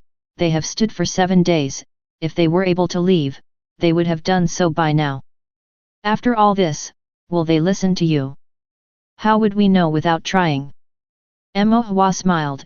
They've stood outside for 7 days, disturbing your peace, and you're not even sleeping well because of them. Before, you often slept in until the afternoon, now you're getting up at noon. Mr. Zhuang, amused, said, "All right, go, try and make them leave, do not disturb the tranquility of these mountains any longer." Evening glow. At twilight, Mo Hua first returned home and had his mother cook some food, 2 bowls of hot noodles, some soy-braised beef, refreshing pickles, a few plates of snacks, and several pots of osmanthus-flavored wine. He then packed the food into a food box, stowed it in his storage bag, and took it up the mountain. Midway up the mountain, there stood a man, a woman, 2 children and the veiled woman, all standing as straight as before. Mo Hua, carrying his storage bag, approached them and got straight to the point. "You've disturbed Mr. Zhuang's peace," he said. "It's best you go back.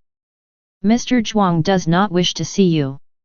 Upon hearing this, both children appeared somewhat disheartened, while the veiled woman spoke up. "Please pass on a message. Just say that an old acquaintance has come to visit, with urgent matters to discuss, and we must have an audience with Mr. Zhuang," she said. "Mr. Zhuang is aware of your reasons for coming and has chosen not to see you.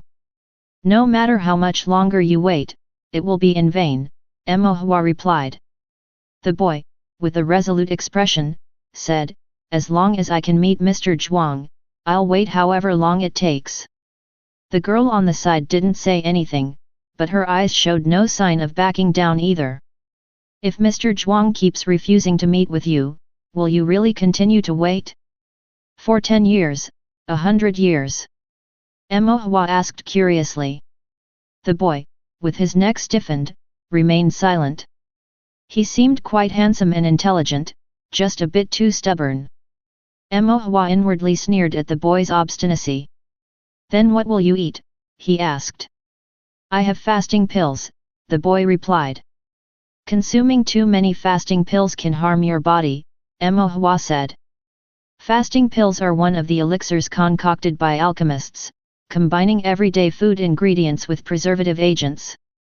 They are transformed into pills that are easy to carry, can relieve hunger, and replenish blood qi. They are an essential type of pill for cultivators who travel long distances or engage in extended periods of secluded cultivation. However, consuming them for extended periods can be harmful to a cultivator's blood qi. Of course, Another reason why loose cultivators don't eat fasting pills is that they are not cheap. Using them to stave off hunger is not cost-effective. Humph, the boy snorted, that's none of your concern. Yet, he couldn't help but stealthily glance at the veiled woman. We appreciate your kindness, young friend, but we must meet Mr. Zhuang on this trip, and we will not leave until we do, said the woman behind the veil. Staying here to meet Mr. Zhuang is your desire, but no matter how long you wait, you won't see him. Knowing Mr. Zhuang's nature, the longer you wait, the more he will want to avoid you, Emma Hua said. The veiled woman hesitated for a moment. She had never seen Mr. Zhuang but was somewhat aware of his ways, knowing that what the young boy said was likely true. If Mr. Zhuang didn't want to see them, they could turn to bones waiting and still never meet him. Seeing her waver, Emma Hua continued, for those in Tao Cultivation, everything is about fate. If Mr. Zhuang does not want to meet you, it's because the right moment has not come. If the moment has not come, no matter how staunchly you wait, it will be contrary to your wishes. The woman couldn't help but ask, then when will we have the fate to meet the gentleman? That depends on Mr. Zhuang's mood, Emma Hua answered. You should choose a day when the weather is fine to visit him. There's no need to wait long, just perform a proper greeting at the entrance. If the door opens, it means Mr. Zhuang is willing to see you. But if the door remains firmly closed, then the destined moment has not arrived, and Mr. Zhuang does not wish to see you. You may then leave at your discretion. The woman was still hesitant.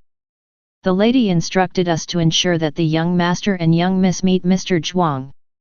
If we leave now, what point is there in waiting for 10 or 8 years, neglecting cultivation, with no sleep or rest, ruining your blood qi? Even if you eventually meet Mr. Zhuang and take him as your master, if your foundation is damaged and you cannot glimpse the great Dao, what would be the meaning of it all? Emma Hua retorted. The woman nodded and then frowned. We never said we wanted to take Mr. Zhuang as our master. How did you know that? You've come to visit the gentleman with 2 children of enlightenment age, if not to seek mentorship, what else could it be for? Emma Hua thought to himself. If it was just a simple visit to an old friend, they wouldn't have stayed put for 7 days without leaving. Still, outwardly, Emma Hua maintained an unconcerned demeanor as he continued, as I said before, everything is within Mr. Zhuang's expectations. You should return, and when Mr. Zhuang is ready to see you, he will naturally do so. After finishing, Emma Hua felt the timing was about right and opened the food box, letting the aroma waft out. Would you like something to eat? He offered. The girl was managing fine, but the boy immediately looked unsteady, pretending to be composed but unable to stop glancing into the food box. The taste of fasting pills was not pleasant, and consuming them excessively could lead to discomfort, not to mention that they could not compare to the wine, meat, and snacks in Emma Hua's food box in terms of flavor and aroma.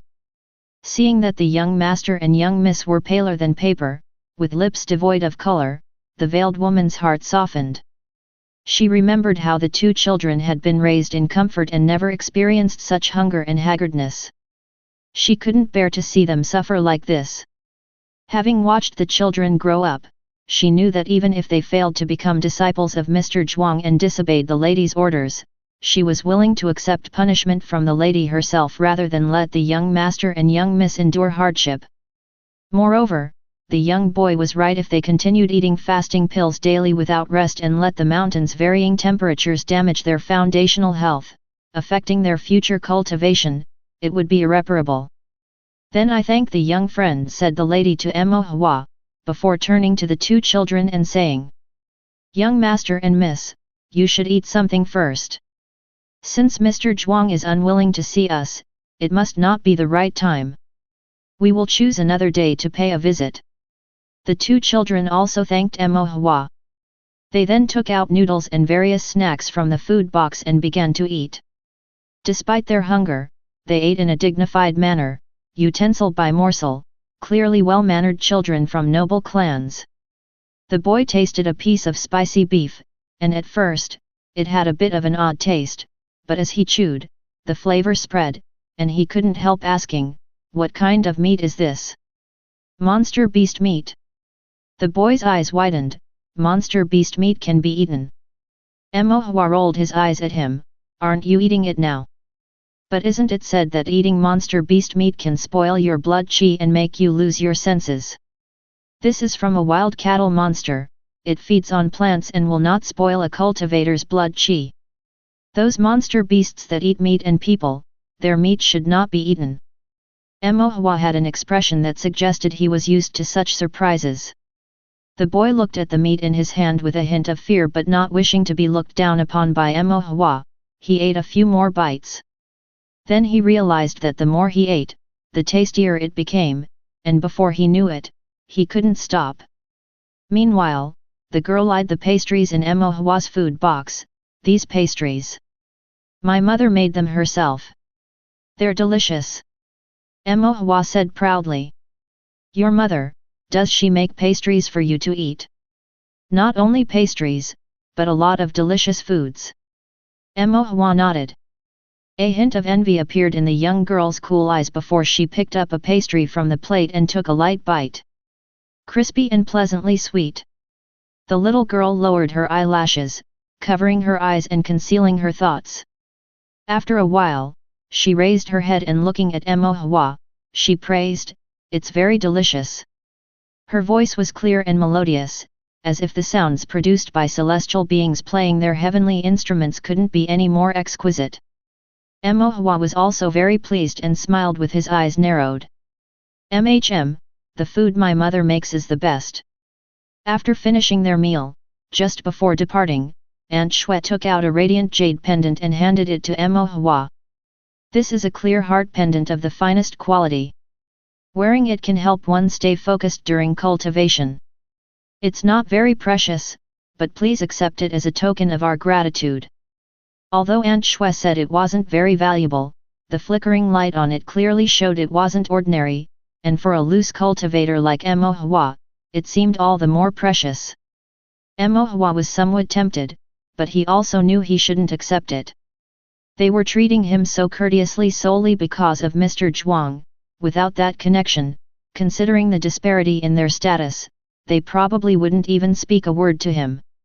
Since he was studying formations with Mr. Zhuang, he already owed a debt of gratitude to Mr. Zhuang, and couldn't exchange Mr. Zhuang's face for personal benefits.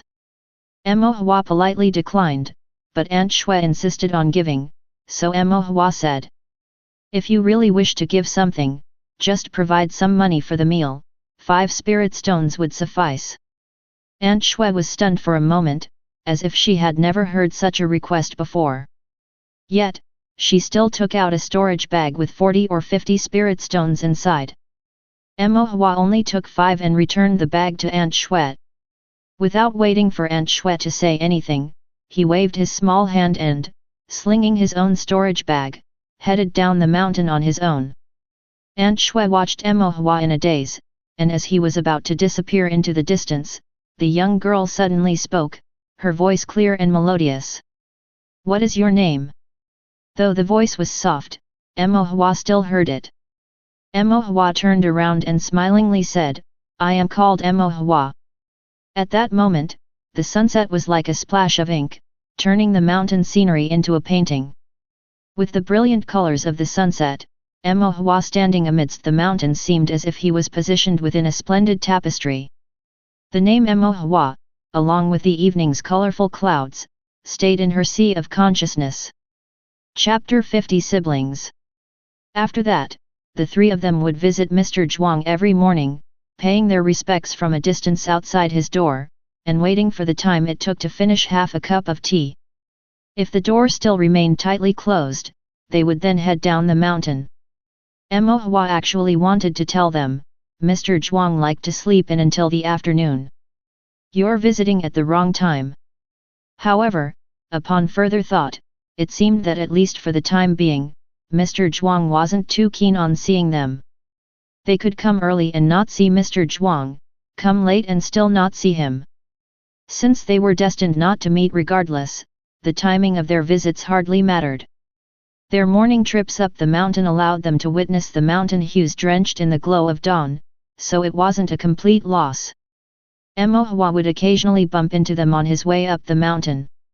If he had time, he would greet them and engage in casual conversation.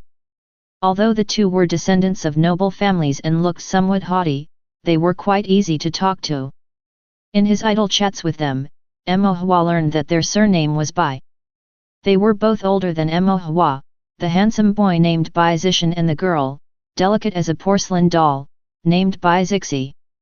The two were siblings who had come from afar, ordered by the elders of their family, to pay respects to Mr. Zhuang and learn about formations. Bai Zishan was talkative, Bai Zixi less so.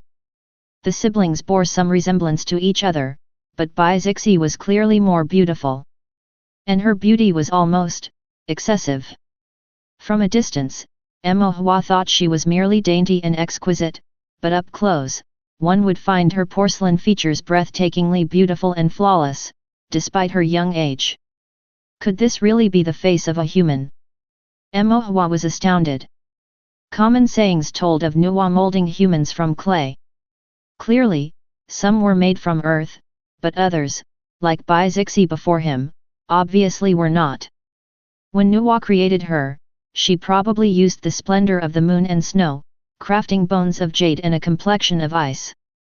Emohua stole another glance at Bai Zixi and thought silently to himself.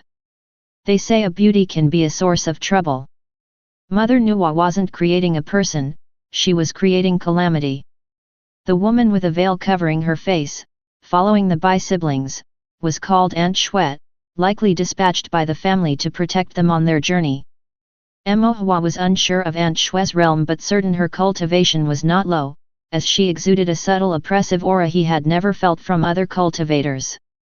The highest realm cultivator Emohua had seen before was the old sect leader of Tongxian Gate, who was at the Qi Foundation middle stage. However, due to the sect leader's amiable nature and diminished spiritual power with age, the oppressive feeling wasn't as strong as that from Aunt Shuet. At least it should be the cultivation of the foundation establishment stage.